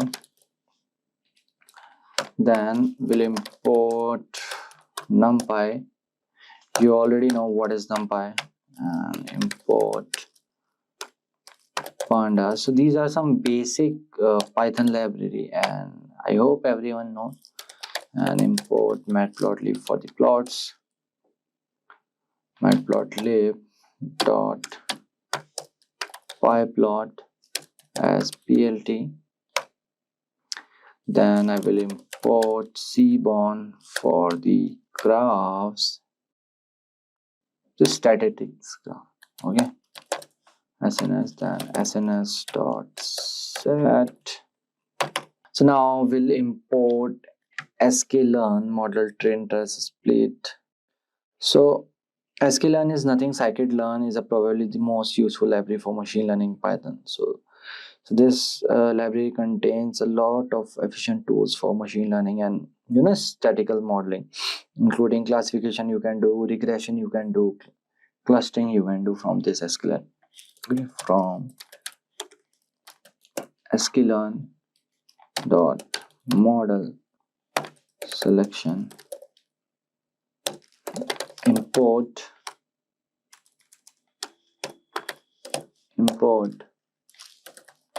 train test split from sklearn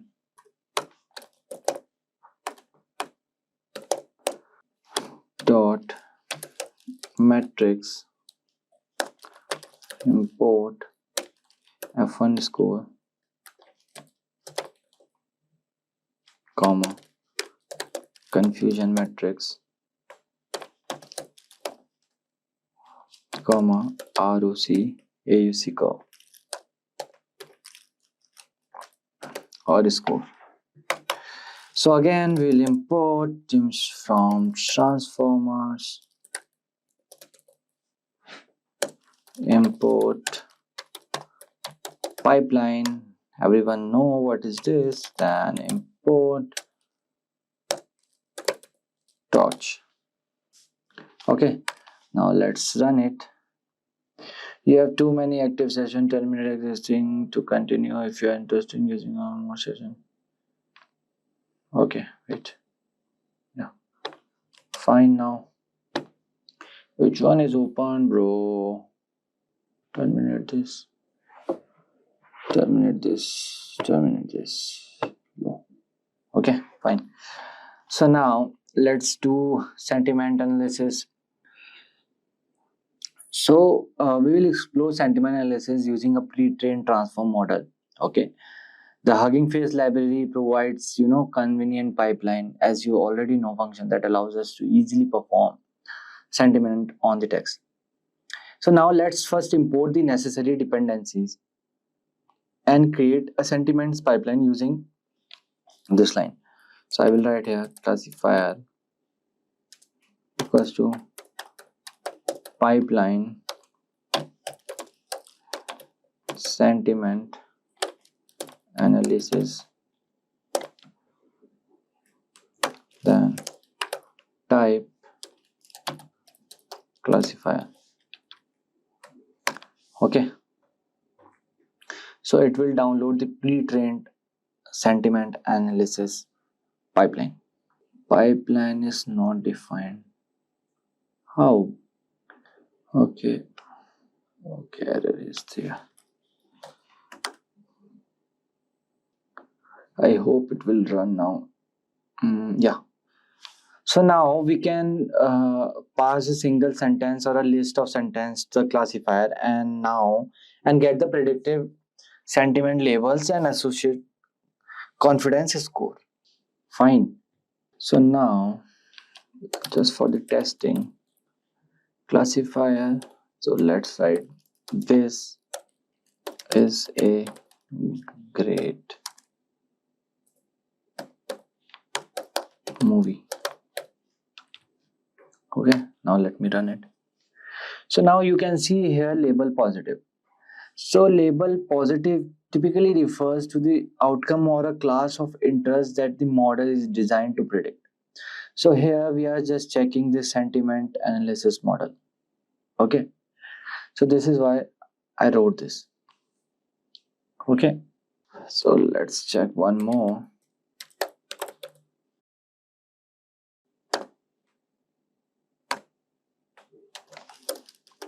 This was a great course. Then I did not understood any of it. Now let's check this. Yeah, perfect. And the score, you can see the accuracy score 99%, which is almost close to 100%, and which is amazing. So now you have access to a GPU, so you can also utilize it for the faster processing by specifying the device using the parameter. Okay, so now what I will do, first I will, okay, wait, yeah, fine. So now I will import dataset airline tweets equals to pd dot read. PD means pandas library, here we are using. Okay, now first import, I will import here itself. So I have tweets.csv. Okay, tweets.csv. Let it upload. Yeah, done.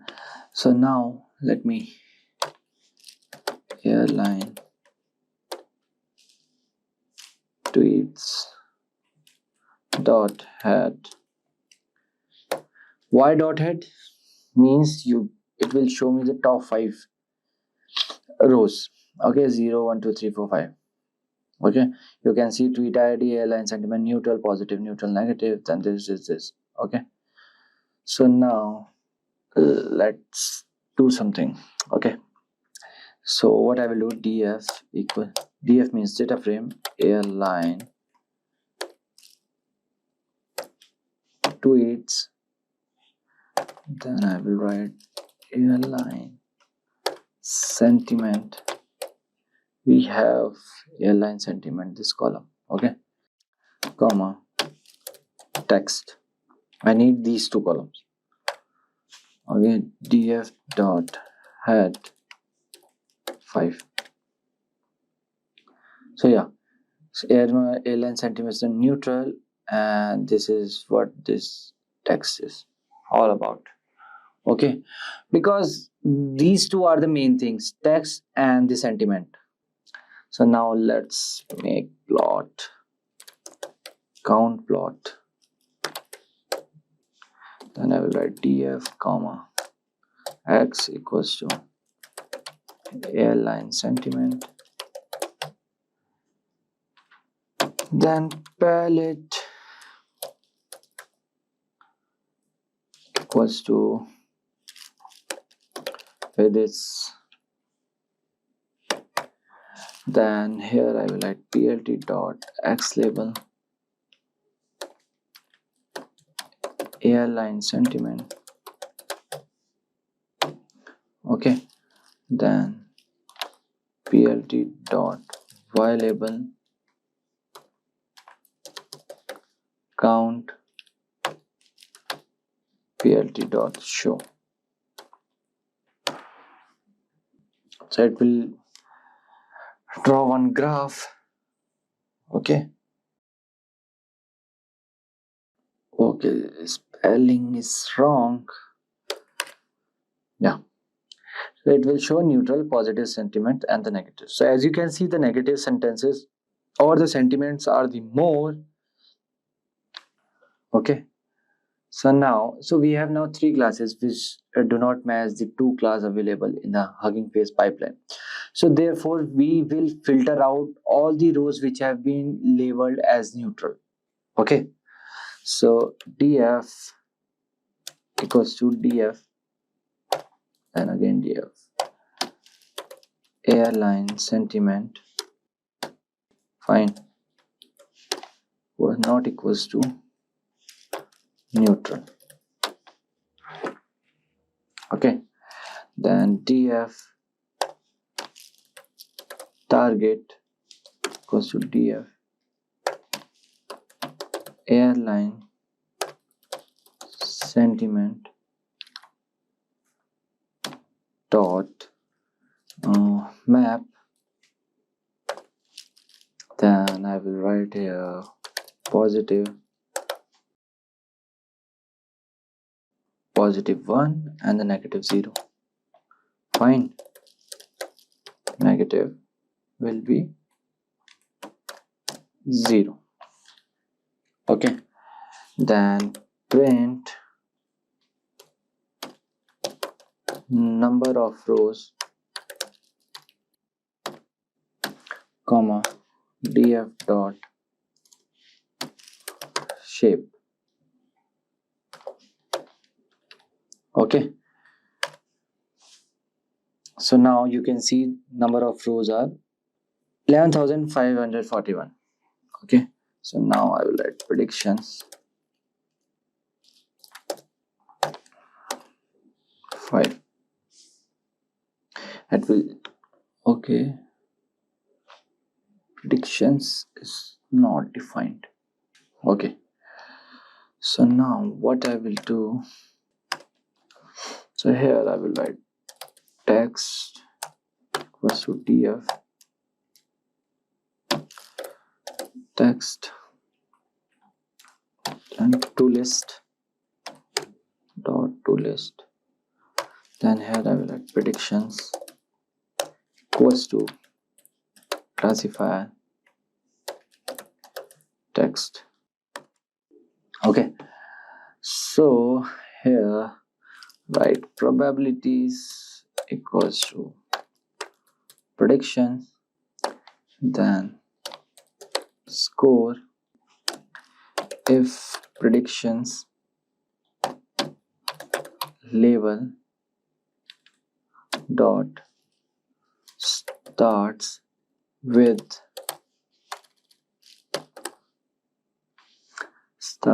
P means positive. Okay,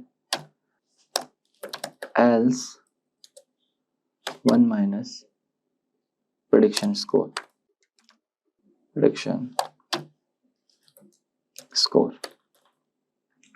Okay, then I will write for prediction and prediction. Why it is not running? This is taking time, too much time. I don't know why. So as you can see, finally we have the output of predictions values. So this depends on system to system. My system took almost 17 minutes 47 seconds to complete. Okay, so now let's run it. Okay, predictions is not defined pro now. Predictions. Yeah, so now I will write here predictions equals to np dot array. Np means numpy dot array. Then I will write 1 if prediction label is positive dot starts with P. Okay, else 0 for prediction and prediction values. Yep. Okay, fine. So now let's check the accuracy of our model. Print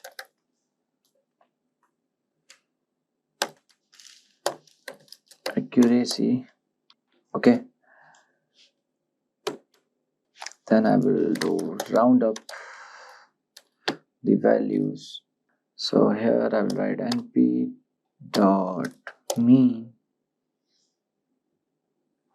then df, then the target, right? Yeah, then I will write equals to predictions, then I will write into 100 comma 2, then I will write percentage. Okay, fine, looks good. Yes, so as you can see, our accuracy is 88.99%, which is very good again. So now let's do some confusion matrix. Confusion matrix, then df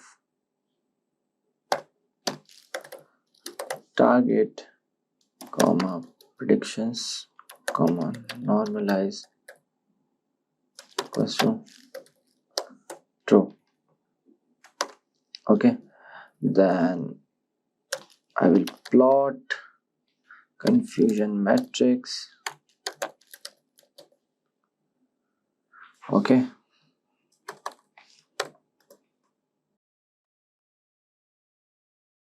df then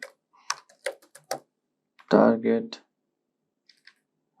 comma predictions comma normalize equals to true. Okay, my bad. Right here, confusion matrix comma labels. Okay, so here I will plot a confusion matrix using Seaborn. Okay, so here I will use ARGS, which is confusion matrix, and p.array, so which is labels list. So I will write plt dot figure, then figure size equals to 8,6. That's SNS dot set font scale equals to 1.4. Okay, then let's create the heat map.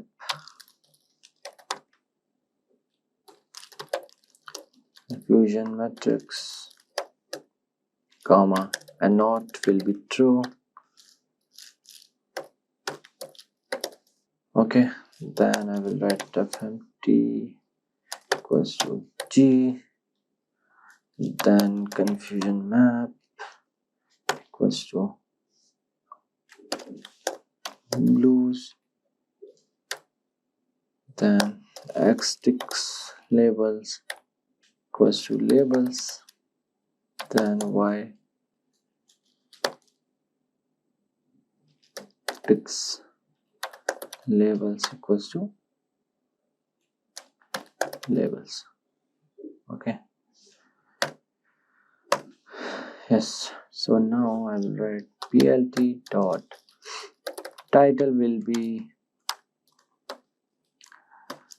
confusion matrix, then plt dot x label will be predicted values, then plt dot y label will be actual values, then plt dot show.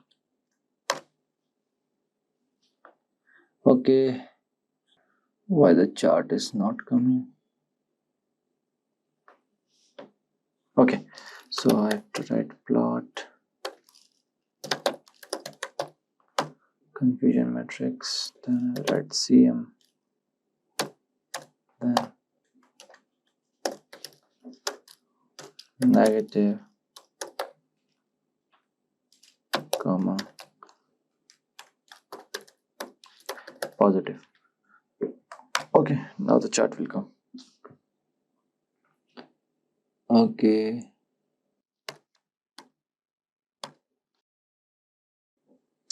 yeah, so now you can see here this is actual, and this is a confusion matrix, and the negative and the positive ratio is there. Okay, so now let's print the now let's check the ROC AUC score. So I will write here print ROC AUC score, then here I will write ROC AUC score, then TF target, comma, props. Okay, so 94. Okay, so first let me tell you what is this ROC AUC score. So this is the area under the ROC curve. So what it does, it sum up how well a model can produce relative scores to discriminate between positive and the negative instance across all the classification threshold. So with this ROC score of 94, 0.94, which is 94%, we can conclude that a pre-trained sentiment analysis model has achieved a high level of accuracy and effectiveness so in predicting the sentiment labels. So this indicates that the model is capable of accuracy classifying text into positive or the negative sentiment categories. Okay, so now we'll do text generation. Okay, so text generation involves generating creative and coherent text based thing. So I will write here text. Okay, so text generation involves generating creative and coherent text based on a given prompt or starting point. So what we will do first, we will import the necessary dependencies and load the data set of the poem. Okay, so here I am write poems. Let me write poems equals to pd.read.csv. Don't worry, I will give you these files. Okay, description box below I will add. So here I will write robot frost, okay, dot csv. Fine. And then I will write poems dot head 5, or head, just have to write head. Module pandas has, okay, not dot underscore csv. Yeah, okay, it will show the top 5. Stopping by woods on a snowy evening, fire and ice. The aim was song, collection, content, year of publication. Okay, so now what we will do, we will write content equals to poems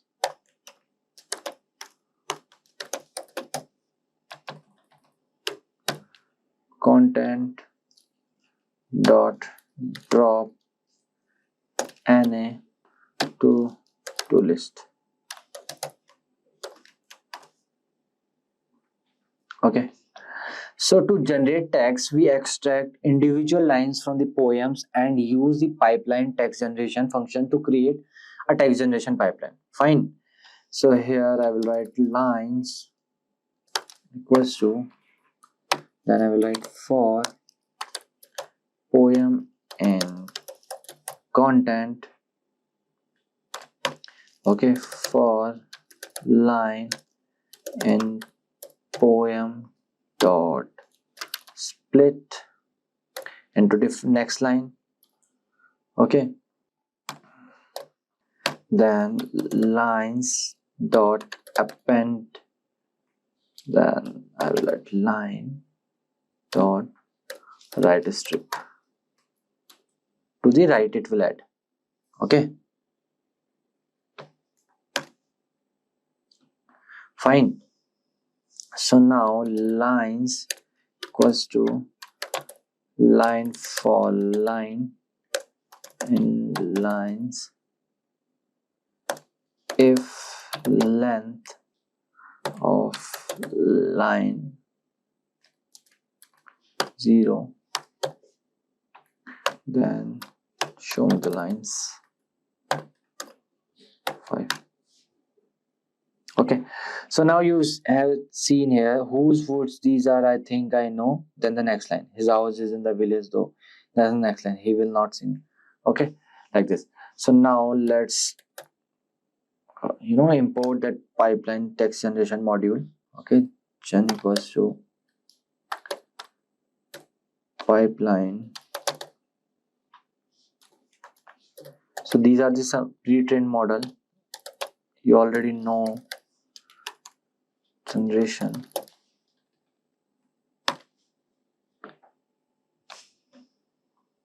Okay, so now I will write here lines.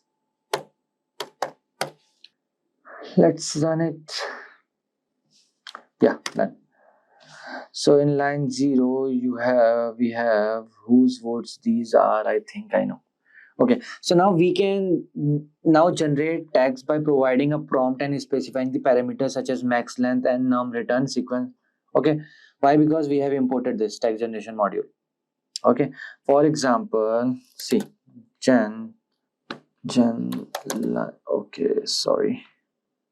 lines 0 dot max length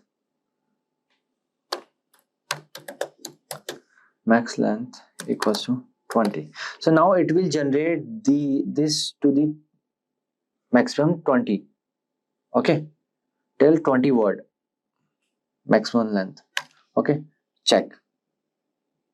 Okay, okay, expression cannot contain perhaps double equals to where? Okay, wait, now it will run. So see, the line was this much only. Whose words these are, I think I know. Whose words these are, think I know. But here the generated text. I wish to go to church because I feel like. Okay, this is how you can do, text generation. Now let's check for the more. Gen lines 1. Okay, then max length equals to 30, comma num return sequences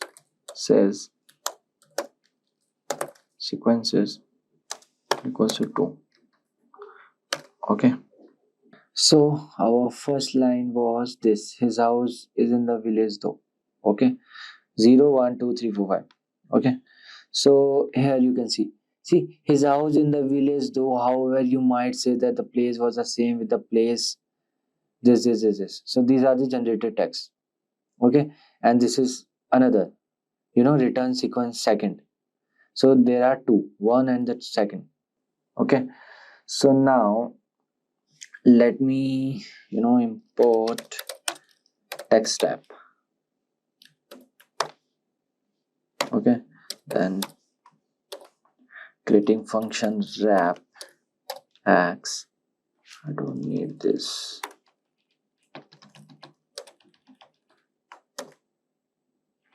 Then return text wrap dot fill x, comma replace white space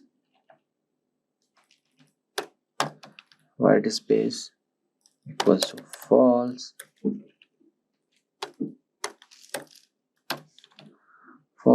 comma fix sentence endings equals to true.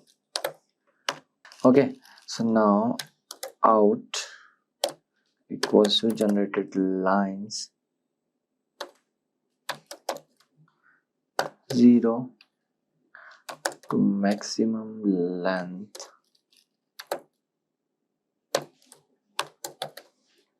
equals to 30. Then print wrap out to 0. Then generated text. Okay, so now we are setting the pad tokens to EOS tokens. Okay, so whose these are, I think I know, and this is the maximum 30 till 30. Okay, so now I will write here. Okay, preview equals to. Okay, so now what you can do, you can generate a prompt to generate text on a specific topic like this. Prompt equals to transformers have a wide variety of application in NLP. Okay, so this is my prompt. Okay, this I'm not importing from the data set. Okay, so I will write out equals to gen prompt, comma max length equals to 100. Print wrap out. Okay, here I will write, anyways, here I will write generated text prompt.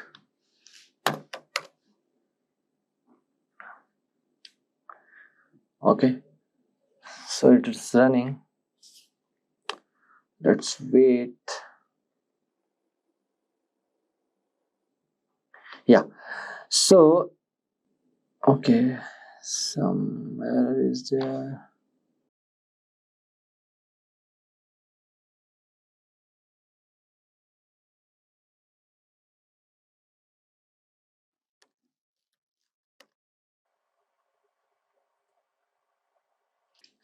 Okay, so here the issue is with 100 words.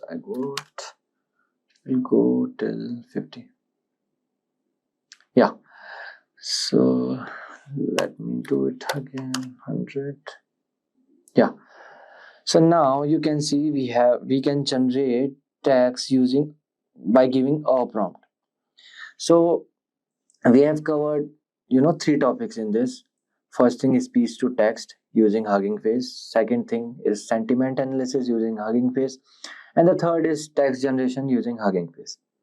Okay, and in this text generation we did with two methods, one with the data set and second thing with the by giving prompt like in ChatGPT, you can say. OpenAI is one of the main leaders in the field of generative AI, with its ChatGPT being one of the most popular and widely used examples. ChatGPT is powered by OpenAI's GPT family of large language models, LLMs. In August and September 2024, there were rumors about a new model from OpenAI, codenamed Strawberry. At first, it was unclear if it was the next version of GPT 4.0 or something different. On September 12, OpenAI officially introduced the O1 model. Hi, I am Mayank. In this video, we will discuss about OpenAI model O1 and its types. After this, we will perform some basic prompts using OpenAI Preview and OpenAI Mini.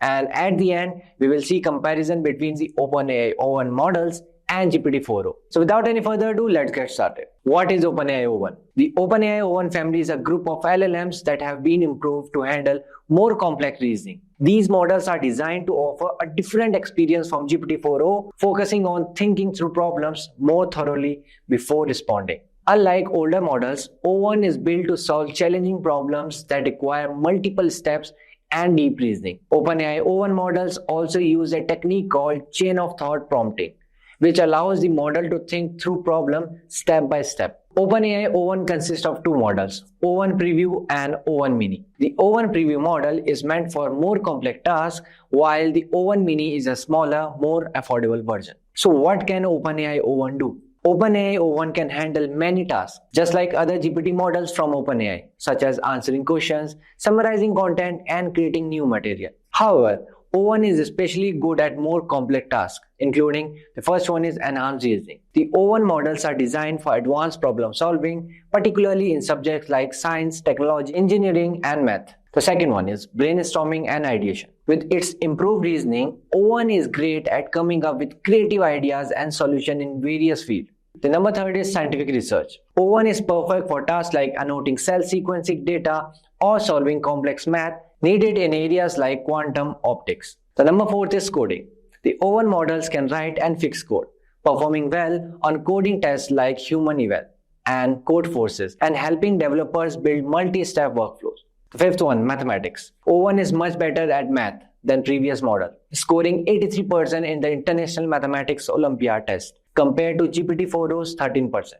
It also did well in other math competitions like AIME, making it useful for generating complex formulas for physics. And the last one is self-fact checking. O1 can check the accuracy of its own responses, helping to improve the reliability of its answer. You can use OpenAI O1 models in several ways. ChatGPT Plus and team users have access to O1 Preview and O1 Mini models and can manually choose them in the model picker. Although free users don't have access to the O1 models yet, OpenAI planning to offer O1 Mini to them in the future. Developers can also use these models, OpenAI's API, and they are available on third-party platforms like Microsoft Azure AI Studio and GitHub models. So yes guys, I have opened this ChatGPT 4.0 model here and ChatGPT O1 Preview, as you can see. So I have this Plus model, okay, the paid version of ChatGPT. So I can access this O1 Preview and O1 Mini model. Okay, we will go with O1 Preview model and we will put same prompts in both the model of the ChatGPT 4.0 and the O1 Preview and see what are the differences are coming. Okay, so we will do some math questions and we will do some coding. We will do some advanced reasoning and quantum physics as well. Okay, so let's start with, so I have some prompt already written with me. So first one is number theory. Okay, so what I will do, I will copy it from here and paste it in this and both. Okay, so let me run in 4.0 and O1 preview. So here you can see it's thinking. Okay, so this is what I was saying, chain of thoughts. Okay, so these are the chain of thoughts. First is breaking down the primes, this is, and then is identifying the GCD. And now see the difference between the output. See, output is 561 is not a prime number, and the GCD, greatest common receiver, of 48 and 180 is 12. Okay, here see, ChatGPT O1 preview is giving the output in step by step. First, see, determine if 561 is a prime number or not. The number 561 is not a prime number. It's a composite number because it has this. Okay. Then second step, then the greatest common divisor. Then they found 12. And answer is no, 561 is not composite number because of this, and the greatest common divisor of 48 and 180 is 12. See, just see the difference between the two models. This is why ChatGPT O1 models are crazy for math, coding, and advanced reasoning, quantum physics, for these things. Okay, so let's go with our second step. So here, if you will see, you can see the attach file option in ChatGPT 4.0.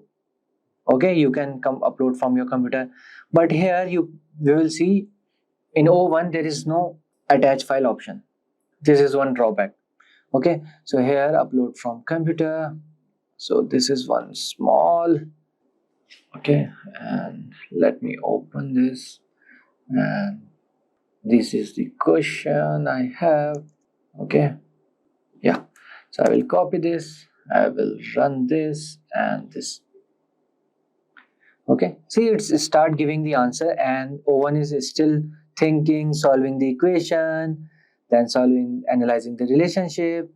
Okay, so ChatGPT O1 will take time, but it will give you more accurate, more step by step as you want. Okay, so here you can see solve for x question, this, and here the steps you can see. Okay, this is more structured way, you can say, in a good structured way. Okay, ChatGPT O1 preview give you in good structured way, as O1 mini as well. Okay, so yeah, so here they wrote just 1 and 2, this, and here if you'll see question 1, solve for x in this, and step 1 is this, step 2 is this, and step 3 is this, then the answer of x is equals to 3. But here simply they wrote we know this, and x equals to 3. For the second question, see, expanding the left hand side, this, but here step 1, square both sides of the given equation. Start by squaring both sides. Okay, it's written but not in good way. Okay, so this is why O1 is better for math. Okay, so now let's check it for the coding part. Okay, so I have one question. Okay, let me see what output it will give to. First I will write I need. Okay, leave it. I will copy it, and I will copy it as well here, run it and run it. See, it start giving answer.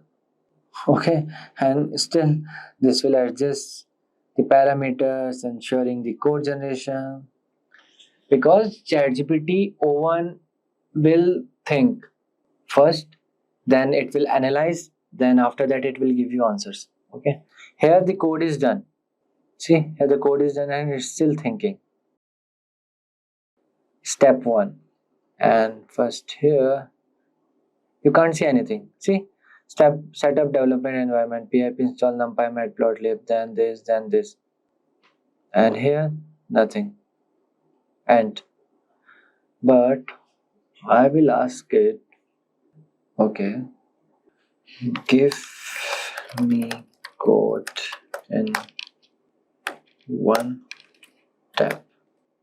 Okay, here also I will write give me code in single tab. Okay, so I can just copy and paste. So what I will do, I will open one online compiler and I will directly copy it and paste. Okay, so let's finish this. I hope it will work. So let me open W3 Schools compiler. Okay, yeah, same I will open for this W3 School.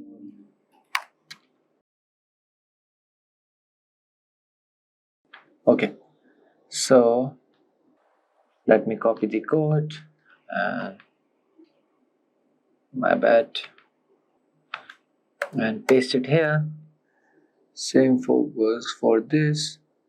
Okay, okay, I will copy the code and I will paste it here. Okay, I hope it gives something. Yeah, cool. So yes, now you can see the difference between the output. So this is the output of 4.0 and this is the output of O1 preview. See, O1 preview output is this and this is the output of 4.0. So this is the difference. This is why O1 takes time, but it will give you more accurate result in a good way. Okay, so now let's check something else. So moving on, let's see some advanced reasoning question. Okay, so this is the logical puzzle one, the first one. Okay, so I will copy it and I will paste it here. Okay, this is for O1, this is for preview. Because why I'm not comparing O1 with mini, because they both are same but slightly differences there. Okay, so here we can see more difference between 4.0 old model versus new model, you can say. Okay, so now see, the answer is end in this much only, but it will explain you in a better way. See, thoughts for 7 seconds, explanation, that case 1 then case 2. Okay, with conclusion in both scenarios, summary, and this here, this one small explanation, and that's it, right? So they created O1 preview for more, it will describe you more in a better way, right? Now let's see some scientific reasoning as well. Okay, so let me copy it here. So still thinking, but start giving answer. Says thought for 16 seconds. So again, I will say that ChatGPT O1 is much better than ChatGPT 4.0. ChatGPT 4.0 is great for content writing and all, but ChatGPT O1 preview and mini are very good for reasoning, math, coding, or quantum physics, these type of things. Okay, advanced reasoning. Okay, ChatGPT 4.0 is great for generative text. Okay, like for marketing, writing copies, emails, and all of those. So now let's see some comparison between O1 models and GPT 4.0 model. When new models are released, their capabilities are revealed through benchmark data in the technical reports. The new OpenAI model excels in complex reasoning tasks. It surpasses human PhD level accuracy in physics, chemistry, biology on the GPQA benchmark. Coding becomes easier with O1 as it ranks in the 89th percentile of the competitive programming questions Codeforce. The model is also outstanding in math. On a qualifying exam for International Mathematics Olympiad IMO, GPT-4o solved only 13% of problems, while O1 achieved 83%. This is truly next level. On the standard ML benchmarks, it has huge improvement across the board.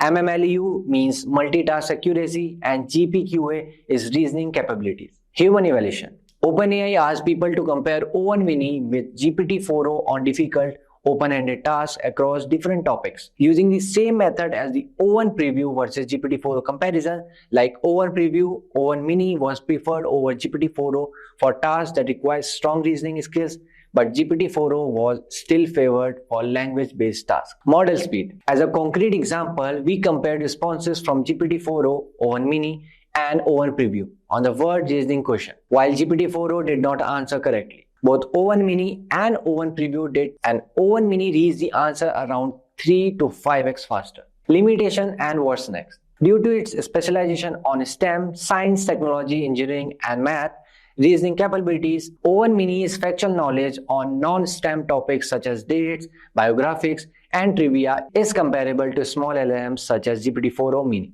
OpenAI will improve these limitations in future versions, as well as experiment extending the model to other modalities and specialties outside of STEM. So let's talk about the very first top AI tool, which is Skillora.ai. This AI tool aims to provide the best AI-driven mock interview experience. You can take mock interviews for any job roles and subject, receiving instant constructive feedback. Skillora's AI interviewer listens to your responses and asks dynamic flow-up questions to test your depth of knowledge. With the Essential plan, you gain access to 6 AI mock interviews per month. You'll receive instant feedback, ideal answers, and performance reports, helping you upgrade your skills for just $8 per month. The premium plan allows you to enjoy 15 AI mock interviews per month. You'll get the same instant feedback, ideal answers, and performance reports along with priority support, maximizing your learning for only $15 per month. Next up, we have Visco's. Visco's advanced AI coach is designed to elevate your job interview skills, harnessing insights from over 10,000 companies. It offers tailored sessions that simulate real interviews, providing personalized feedback and performance analytics. It transcribes your performance and delivers a conversational experience akin to an actual interview. It also offers customized feedback and performance analytics, helping you refine both your answers and communication skill. During practice session, you can craft questions specific to your desired role and industry, ensuring relevance and depth in your preparation. Supporting various interview styles. The price for AVA services are available for free. Next up, we have Interviewing.io. Interviewing.io is an AI-powered platform that provides candidates with simulated technical interviews. The platform uses machine learning algorithms to assess your coding skills, problem-solving abilities, and communication style. You can get 4 simulated technical interviews for $225. Next up, we have Mockmate. Mockmate is an AI-powered tool that allows you to practice answering common interview questions. This tool provides feedback on your answers and gives tips on how to improve your performance. The service is available for $29 per month. Moving on to ChatGPT. ChatGPT is an AI chatbot that can be used to practice answering interview questions in a conversational setting. The chatbot can be customized to simulate the style of an actual interview, and it provides feedback on your answers. The free plan allows you to get started with writing assistant, problem solving, and many more. You will have limited access to ChatGPT 4o Mini, including data analysis, file uploads, vision, web browsing, and custom GPTs. All of this is available at no cost. Then we have the Plus plan, which is for $20 per month. The Plus plan amplifies your productivity by offering early access to new features, access to ChatGPT 4, 4o, and GPT-4o's Mini, up to 5x more messages for ChatGPT 4o. You can access to data analysis, upload files, vision web browsing, and DALL-E image generation. You can also create and use custom GPTs. Then we have My Interview Practice. My Interview Practice is an AI tool that allows you to practice interviews in a simulated environment. The platform uses AI to generate interview questions based on your chosen field and provides instant feedback on your responses. This tool is particularly useful for those who want to practice their interview skills in low-pressure environment. The Plus plan is for $49 per month. You get 1 month of access. And the Premium plan is for $57 per month, and you will get access to additional features and many more benefits. Next up, we have Udly. Udly offers real-time interview coaching using AI. It analyzes your speech and body language, providing feedback on how to improve your performance. Udly services are available for free. Now you might be wondering how AI tools can help you ace your job interviews. AI tools can assist in several ways. At first, we have research companies. AI tool provides information about companies' website, news articles, and social media, helping you tailor your answers to the interview's question. Practice questions. AI tool help you practice answering common interview questions, boosting your confidence and preparation. Feedback. AI tool offers feedback on your answers, highlighting areas for improvement and refining your responses. Personalized advice. AI tools provide tips and advice on improving your interview skills, giving you an edge to your next job interview. Choose the right AI tool and select an AI tool that fits your needs and preferences. Use the tool consistently, starting a few weeks before your interview to maximize its benefits. After practicing with the AI tool, get feedback from others to identify areas for further improvement. Dress professionally and be punctual for your interview to make a positive first impression. Show enthusiasm and confidence during the interview to leave a lasting impression on the interviewer. AI tools can significantly aid in interviewing preparation. By using them effectively, you can enhance your chances of success in your next job interview. Imagine you are managing a global supply chain company, and where you have to handle orders, shipments, and demand forecasting. But unexpected issues arises where sudden shortages like transport delays and the changes in demand. So instead of relying on manual adjustments, what if an AI agent could handle everything automatically? This AI wouldn't just suggest actions, it would decide, execute, and continuously improve its strategies. That's the power of Agentic AI. With that said, guys, I welcome you all on our today's tutorial on what is Agentic AI. Now, let us start with understanding first the first wave of artificial intelligence, which was predictive analytics, or we could say data analytics and forecasting. What exactly happened?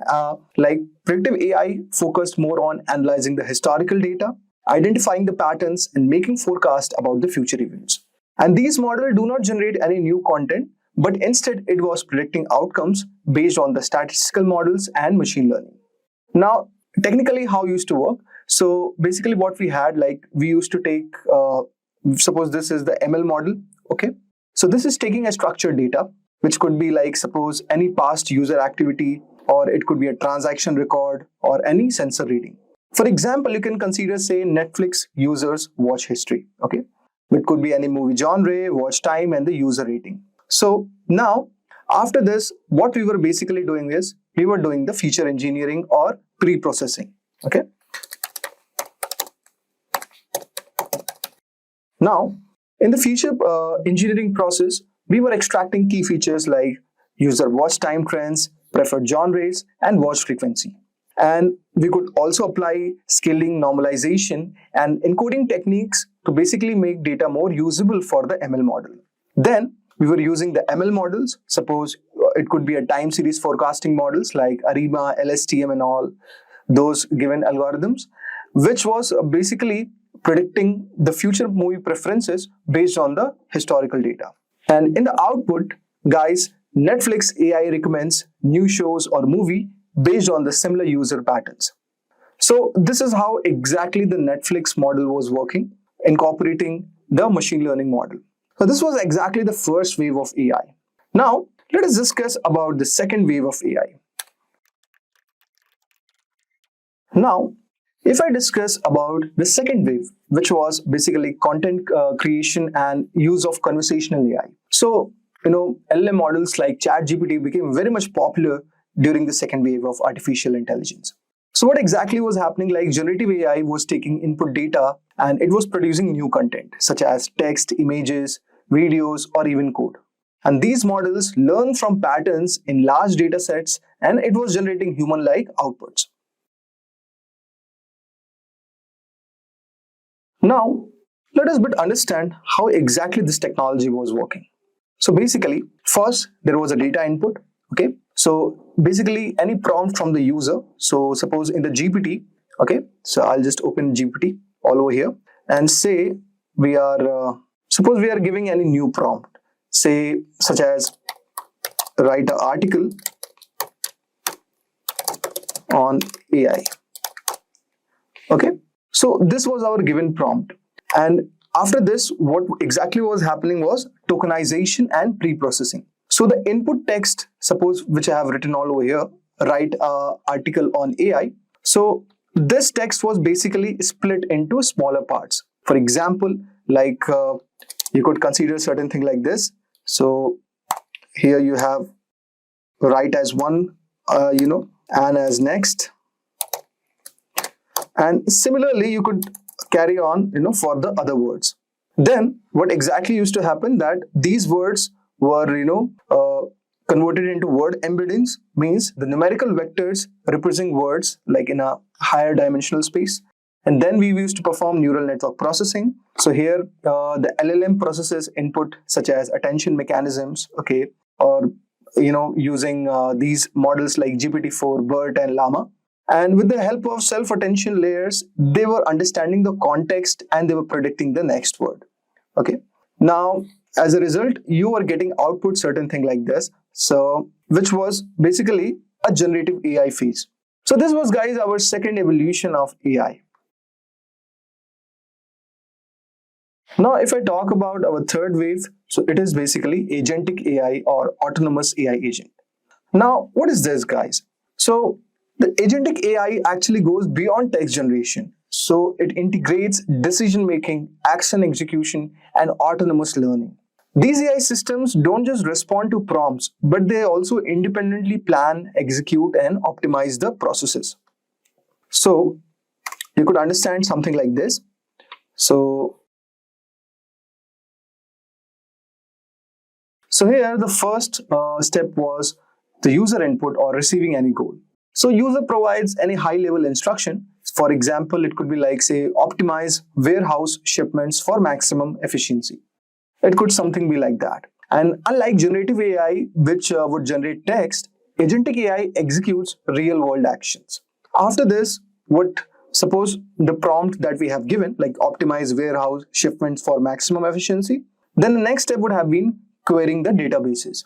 The AI would pull the real-time data from multiple sources. So it could be traditional database like SQL or NoSQL, where we are fetching inventory levels or shipment history. Then it could be a vector database from where it is receiving some unstructured data like past customer complaints and all those things. Then with the help of external APIs, it is connecting to like forecasting services or fuel price APIs or supplier ERP systems. And these things are like present with this respect. Then the third step was the LLM decision making. Now, after querying the database, the AI agent processes data through the LLM based reasoning engine. Example like decision rules applied, like suppose if inventory is low, then it could automate supplier restocking orders. Like if shipment cost is increasing, then it is rerouting shipments through cheaper vendors. And suppose also if weather condition impacts the route, then it is adjusting the delivery schedules. Now you can understand how agentic AI is behaving all over here in the decision-making process. Now, next step would be action execution via APIs. So AI is executing tasks without human intervention. It is triggering an API call to reorder a stock from a supplier or update the warehouse robot workflows to prioritize fast-moving products, or even send emails and notifications to logistic partners and about the changes, what is going to be happen. And after this, finally, it is continuously learning, which is a data flywheel all over here. Okay, the AI is monitoring the effectiveness of its action, like it was restocking efficient or did routing shipments, reduce the cost and all. So it is monitoring the effectiveness of the action it has taken. And the data flywheel is continuously improving the future decisions. So basically it is using reinforcement learning and fine-tuning to optimize its logic. Okay. Now let's have a just quick recap about the comparison of all these three waves of AI. So basically, predictive AI's main focus was on forecasting the trends. Okay. While generative AI was creating the content, and agentic AI on the other hand, which is at the final step right now, is making decision and taking action. So you could see how the evolution happened of AI in all these stages. And if you understand about the learning approach, then predictive AI was basically analyzing the historical data, while generative AI was learning from the patterns like using text, image generation. Okay, but agentic AI is basically using the reinforcement learning or the self-learning to improve its learning approach. Now, if we just look at the user involvement in predictive AI, so human is asking for the forecast and all.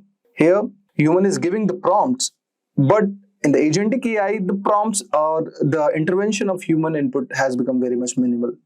If you could understand the technology, like basically predictive AI was using machine learning, time series analytics, so these kind of algorithms they were using. Generative AI was using transformers like GPT, Llama, BERT, and all those things. Now, Agentic AI is doing what, guys? It is using LLM plus APIs plus autonomous execution. So we have discussed how this workflow is, in a short way, how it is working. And moving ahead, we are also going to discuss through an example how exactly all these steps like Agentic AI is working. So based on the example, you could understand like predictive AI, Netflix recommendation model which they have on their system.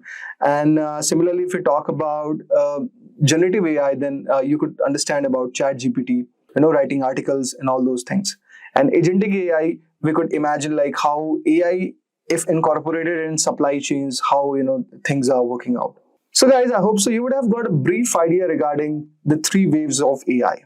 Now let us move ahead and understand about what is the exact difference between generative AI and agentic AI.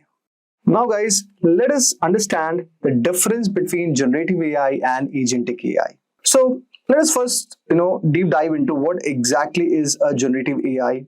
Okay. So as you can see all over here that generative AI models generally are taking input query, okay, and they are processing it using LLM or large language model and basically returning a static response without taking any further action. So in this case, for example, a chatbot like ChatGPT, it is taking the input from the user. So as I've shown you earlier that suppose I've given an input like write a blog post on AI in healthcare.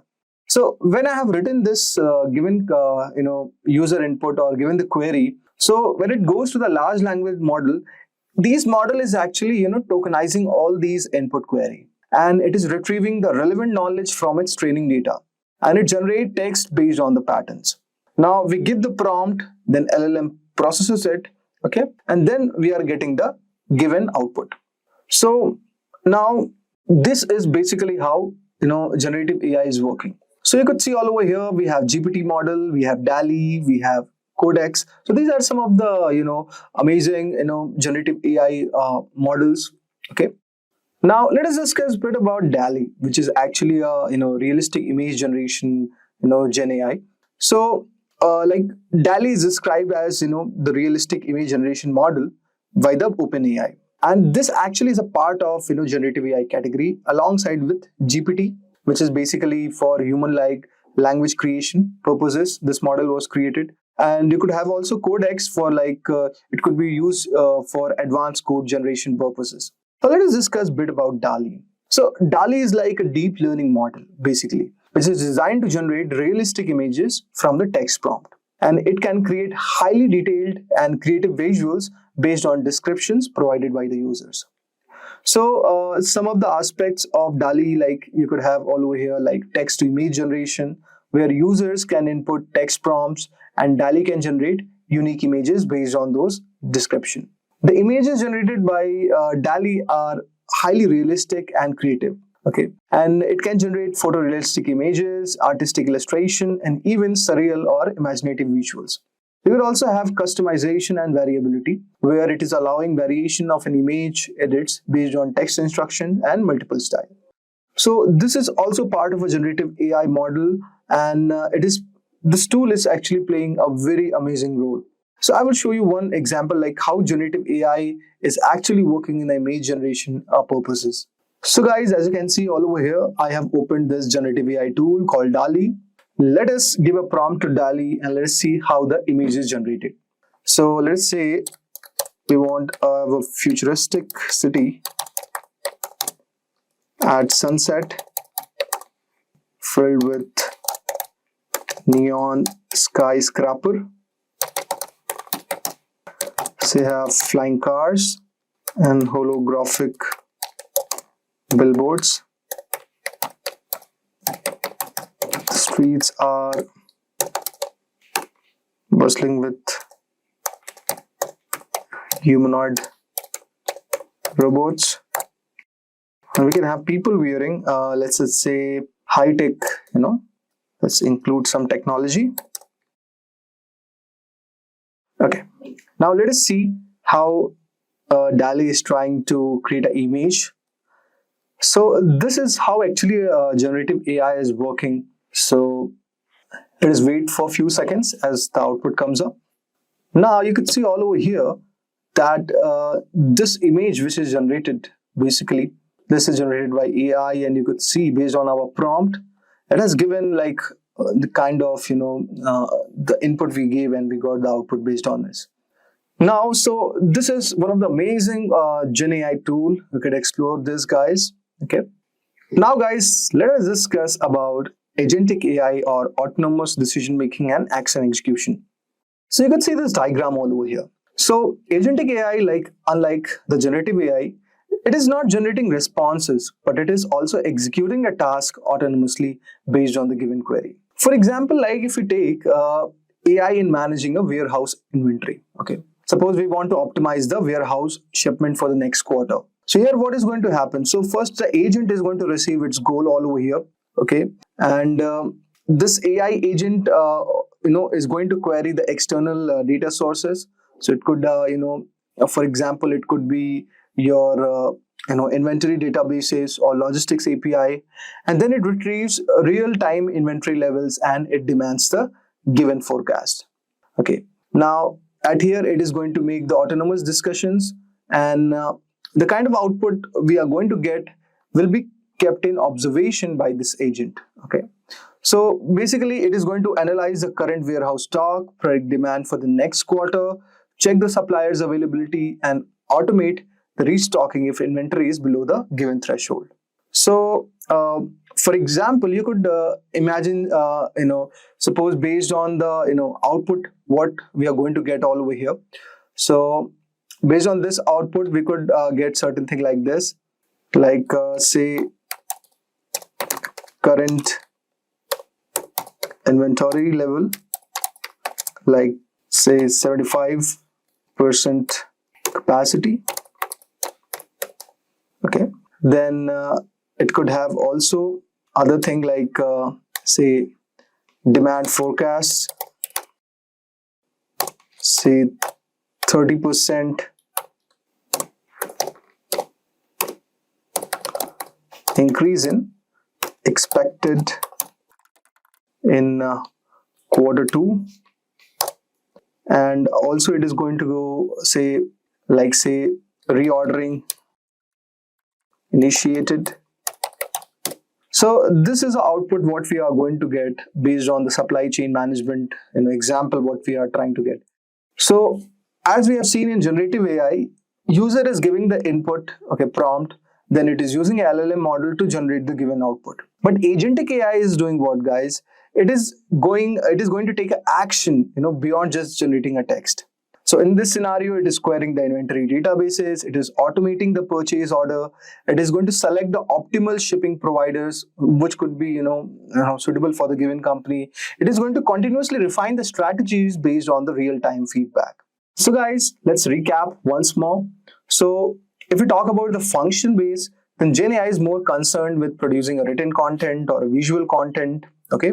And even it can code from the pre-existing input. But if we talk about agentic AI, guys, it is actually, it's all about decision making, taking actions towards a specific goal, and it is focused on achieving the objectives by interacting with the environment and making the autonomous decision. Gen AI is exactly relying on the existing data to predict and generate content based on, say, patterns it has learned during its training phase. But it does not adapt or evolve from its experiences. Whereas if I talk about agentic AI, it is adaptive. So it is learning from its actions and experiences. It is improving over time by analyzing the feedback, adjusting its behavior to meet objectives more effectively.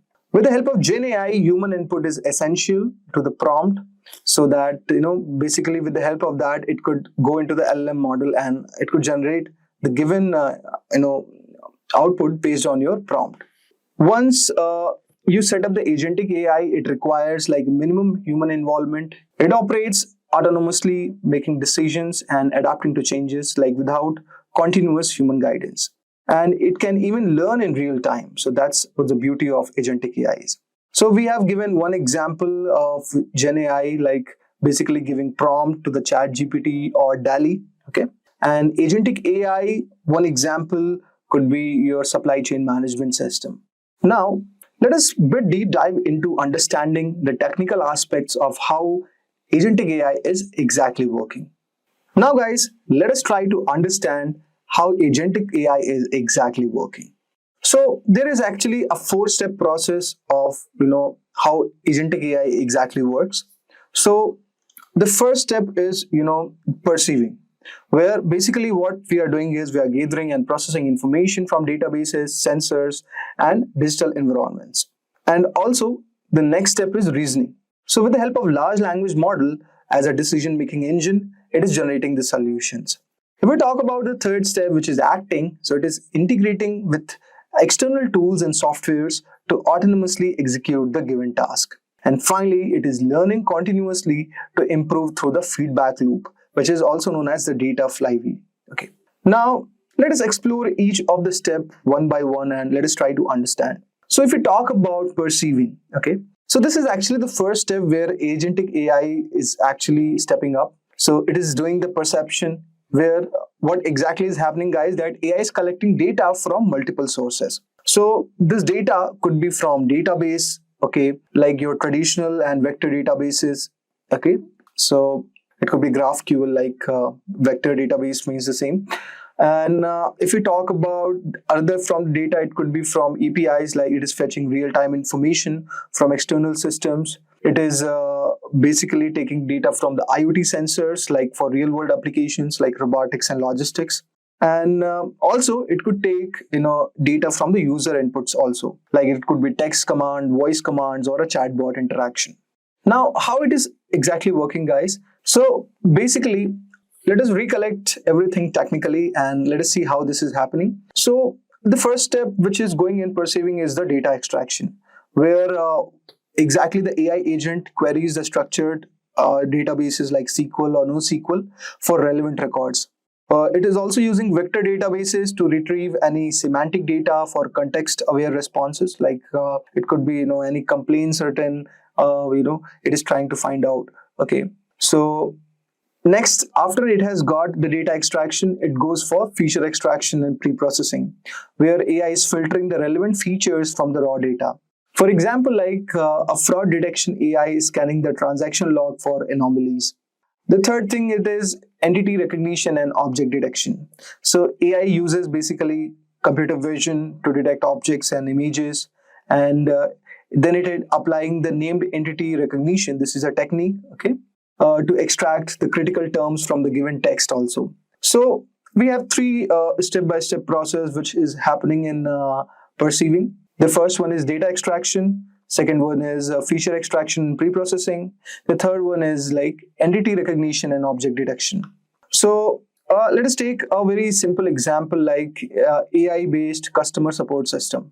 So if we consider an agentic AI assistant like for a customer service, so say a customer is asking, where is my order?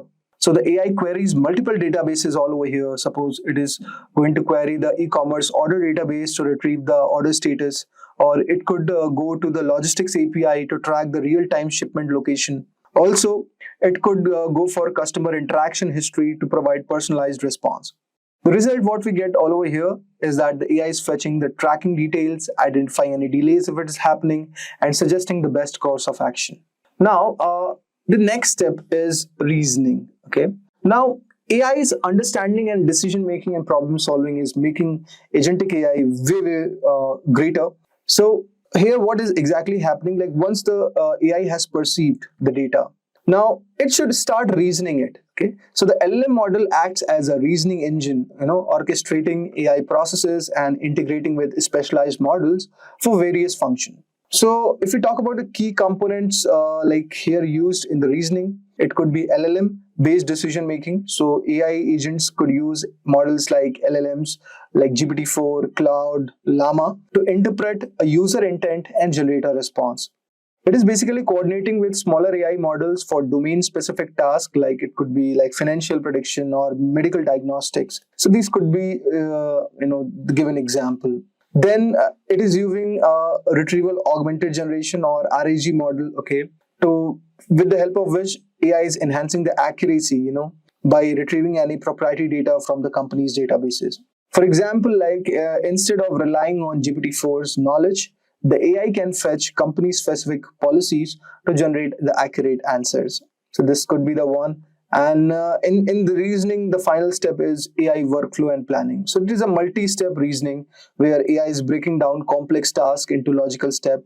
For example, like if asked to automate a financial report, AI is retrieving the transaction data, analyzing the trend, and it is formatting the results. Also, for example, you could use this in supply chain management.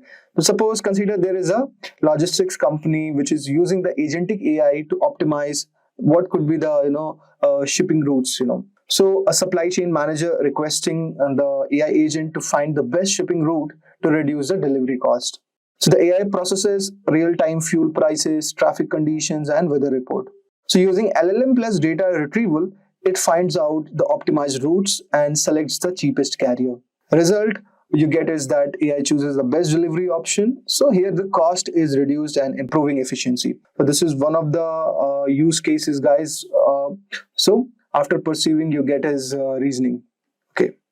Now let us move ahead and discuss about the third step, which is act. So in this step, basically what is happening, like AI is taking autonomous actions. So unlike generative AI, which stops at generating content, so agentic AI takes the real world action. Okay. How AI is executing tasks autonomously, guys? So basically first step is like here the integration with APIs and software could be happen, where AI can send automated API calls to the business systems. For example, like reordering the stock from the supplier's API. So suppose any inventory level is going down, so it could reorder that particular stock from the supplier's API. So it is interacting with the given API. Now it could also automate the workflows, like AI executes multi-step workflows without human supervision. So here like AI can handle like insurance claims by verifying the documents, checking policies, and approving the payouts. And finally, AI could operate within predefined business rules, okay, to prevent any unauthorized actions also. So ethical AI is basically being worked in this direction. For example, like AI can automatically process claims up to say 10,000 US dollars, but it is requiring the human approval for the higher amounts. So based on insurance and policy making stuff, so agentic AI could be really helpful in this scenario. One example, like let's consider. So let's say we have this agentic AI managing an IT support system. So suppose a user says my email server is down. So the AI can diagnose the issue, restart the server, and confirms the given resolution. Now, if it is unresolved, then AI escalates to a human technician. Then it results into AI is fixing the issues autonomously, reducing the downtime. Okay. So this is where your action or act is coming up into the picture. Now, if we go on to the next and the final step, which is learning. So learning basically with the help of data flywheel, it is continuously learning. Okay. So this is the feedback loop all over here, which is the data flywheel. So how AI learns over the time? If we ask this question, so what is exactly happening that it is interacting with the data collection? Suppose AI logs successful and failed actions. For example, like if users correct AI generated responses, the AI is learning from those corrections. Second thing, what you could do is you could you could fine tune the model and do reinforcement learning. So AI adjusts its decision making models, basically to improve future accuracy. It uses reinforcement learning basically to optimize workflows based on past performance. Okay. Now, third step could be automated data labeling and self-correction. So here, what is happening that AI is labeling and categorizing past interactions to refine its knowledge base. Example like AI autonomously is updating frequently asked answers based on the recurring user queries. So in this way, AI is learning over the time. Example one you could consider. So say we have this AI is optimizing any financial fraud detection. So say this is consider that this is a bank which is AI powered, which has this AI powered fraud detection system. So AI is analyzing these financial transactions and it is detecting any suspicious activity. And if flagged, the transactions are false, and AI is learning to reduce these false alerts. So over the time, AI is improving the fraud detection accuracy, like minimizing disruptions for the customer. So in this way, AI is getting smarter over the time, like reducing the false alerts and also the financial fraud. So let's have a just quick recap of what we studied right now. So Agentic AI works in 4 steps. The first step is perceiving, where AI is gathering data from databases, sensors, and APIs. The next step is reasoning. So it is using LLM to interpret task, applies logic, and generating the solution. The third step is acting. So here AI is integrating with external systems and automating the task. And finally, it is learning. So AI is improving over the time, via feedback loop, or which is basically called as data flywheel. So guys, now let us see this diagram and try to understand what this diagram is trying to say. So the first thing, you could see an AI agent all over here. So this is an AI agent, which is basically an autonomous system, so which has the capability of perceiving its environment, making decisions, and executing actions without any human intervention.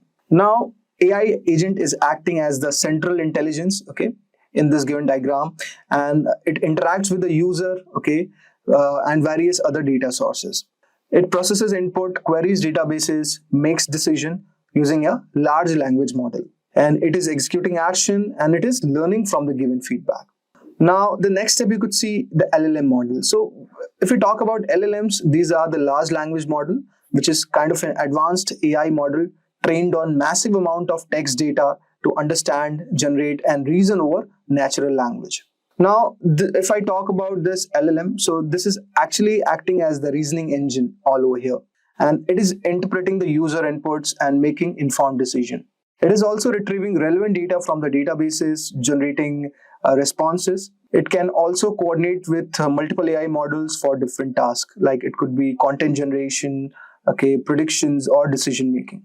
Now, when the user is asking a chatbot, like for example, let's say, what is my account balance? So the LLM processes the query, retrieves the relevant data, and responds the given bank balance accordingly. Now, if you look at the kind of database the LLM is interacting, so we have the traditional database and the vector database. So here, if I say the database, like AI agent basically is querying the structured database. So suppose structured database, like it could be a customer records or inventory data, or it could be any transactional log also. So traditional databases basically store well-defined, structured information. Okay. So for example, like when a bank AI assistant is processing a query like show my last 5 transactions, so it is basically fetching the information from a traditional SQL-based database. Next, we have this vector database also, guys. So vector database is a specialized kind of a database for storing unstructured data, which could be like text embeddings, images, or audio representations. So guys, like unlike traditional databases that store exact values, vector databases store in a high-dimensional mathematical space. It allows AI models to search semantically similar data instead of like exact matches. Now, AI is retrieving the contextual information from the vector databases, which is actually enhancing the decision making. It is improving the AI memory by allowing the system also to search for conceptually similar past interaction. Let's take an example to understand this. For example, we have discussed about a customer support chatbot. So suppose if it queries a vector database to find out similar past tickets, like when responding to a customer query. So a recommendation engine could use a vector database to find out similar products on a user's past preferences. So this could be done in that scenario. Also, some of the popular vector databases could be like Facebook's AI similarity search, Pinecone, or VV8. These are the certain amazing vector databases. Then you could see the next step is, after it has worked on these given data, it is performing the action. So the action component is referring where AI's agent has this ability to now execute tasks autonomously after the reasoning is done.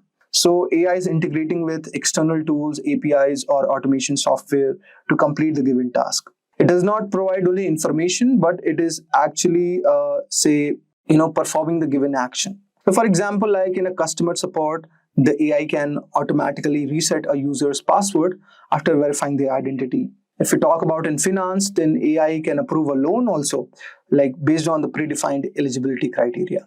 Now, finally, we have the data flywheel. So data flywheel is a continuous feedback loop where AI is learning from the past interactions, refining its models, and it is always improving over the time. Now, every time like the AI is interacting with the data or taking an action or receiving a feedback, that information is fed into this model. So this is creating a self-improving AI system that is becoming smarter over the time. So the data flywheel is allowing AI to learn from every interaction, and AI is becoming more efficient by continuously optimizing responses and refining strategies. Best thing in could be used in fraud detection. So in this, the AI is going to learn from the past fraud cases, and it is going to detect new fraudulent patterns and more effectively. Chatbots also can learn from user feedback and improve the responses. And finally, you have the model customization, which is basically you are trying to fine tune the AI models on specific business need or any industry requirement. So AI models are not static, like they can be adapted and optimized for a specific task. So custom fine tuning is actually improving the accuracy and domain specific application, like it could be finance, healthcare, or cybersecurity. So a financial institution, say, fine tuning an LLM to generate an investment advice, okay, on the historical market trends. That could be one use case. Or in healthcare, if we discuss, like the healthcare provider is fine tuning then AI model to interpret the medical reports and recommend the treatments. So guys, based on the given diagram, you would have got a brief idea like how agentic AI is working. Now, if we discuss about the future of agentic AI, then guys, I would say it looks very much promising because it is keep improving itself and it is finding new ways to be useful. Like with better machine learning algorithms and smarter decision making, these AI systems will be more independent, handling complex tasks on their own. And believe me, in industries like healthcare, finance, customer service, they have already started to see how AI agents can make more impact and it could be more efficient from a personalization perspective, managing resources and many more other things. So as the system continue to learn and adapt, I think so they will be opening up even more possibilities, helping businesses grow, improving how we live and work. Now, I would say that in conclusion that agentic AI is actually paving the way for new opportunities, like unlike the older versions of AI, which was assisting with generating content or predicting the data, or responding to any queries. But agentic AI can perform techniques independently with minimal human effort. And agentic AI has become self-reliant in decision-making way, and it is making very big differences in industry like healthcare, logistics, customer services, which is enabling companies to be more efficient. As a result, it is providing better services to their clients. Today, we are diving into the fascinating world of Google Quantum AI. We'll break it down step by step. What Google Quantum AI is, how it's different from classical computers, and why it's a game changer, and the real problem it's solving.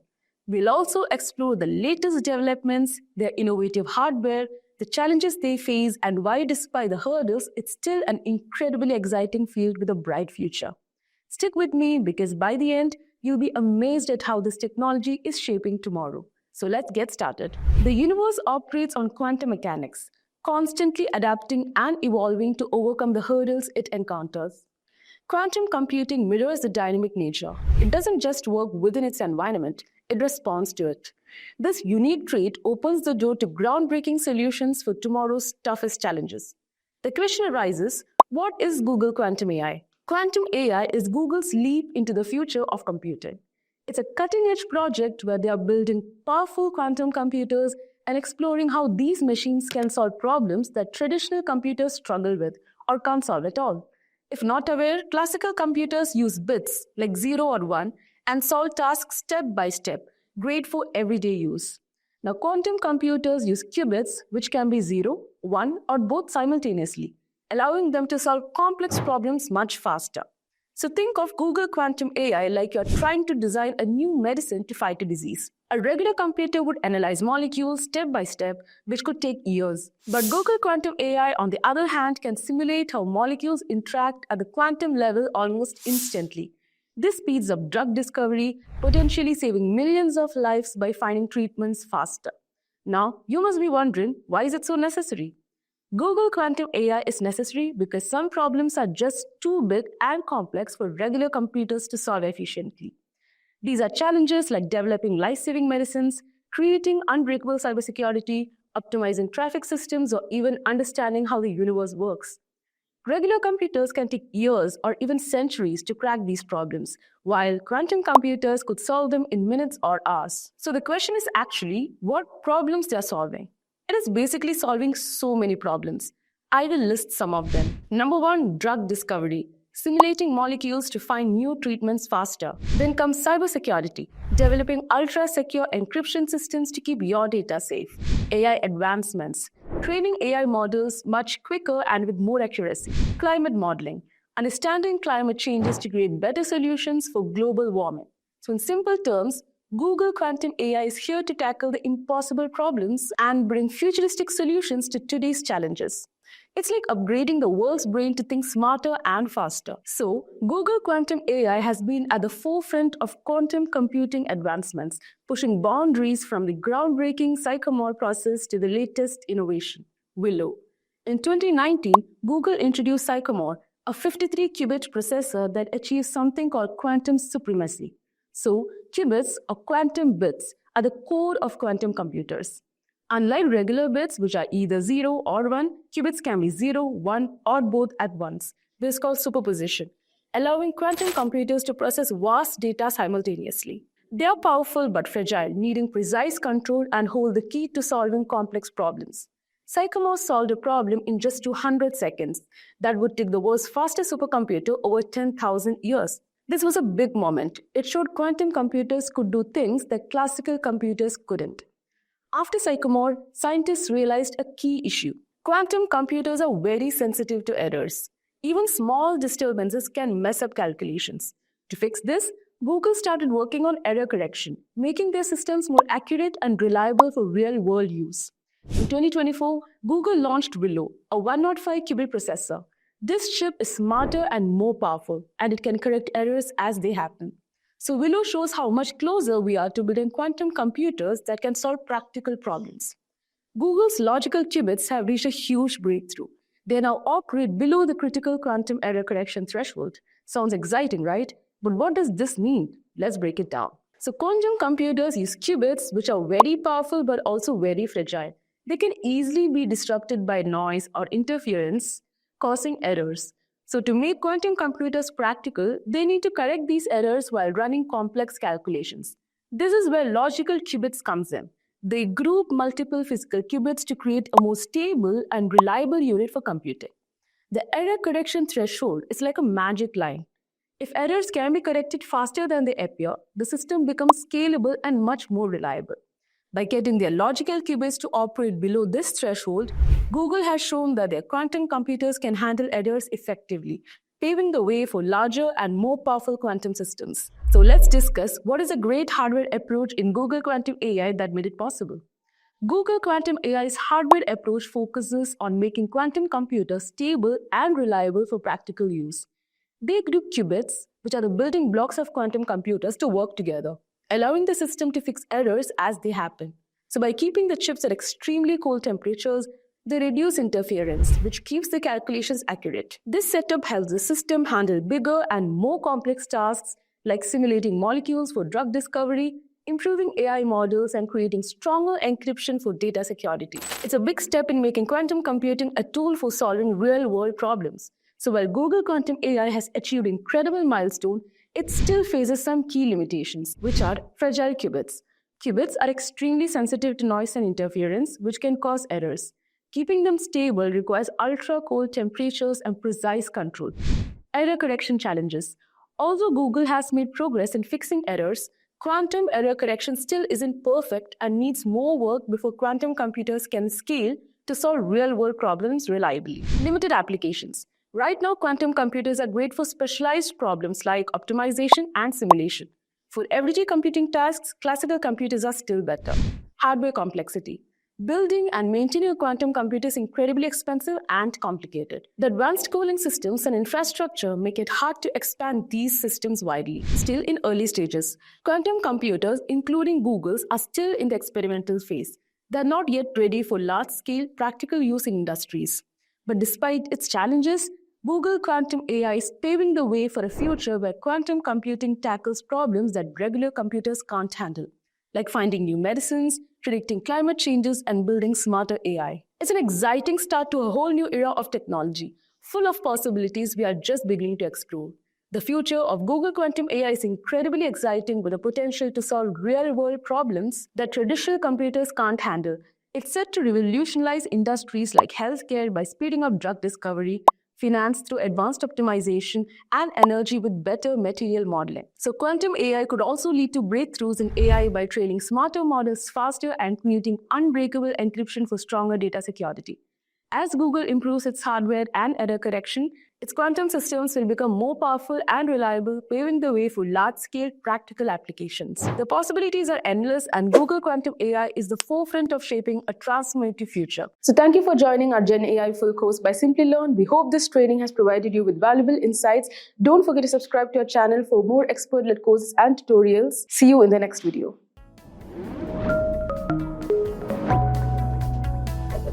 Hi there, if you like this video, subscribe to the Simplilearn YouTube channel and click here to watch similar videos. To nerd up and get certified, click here.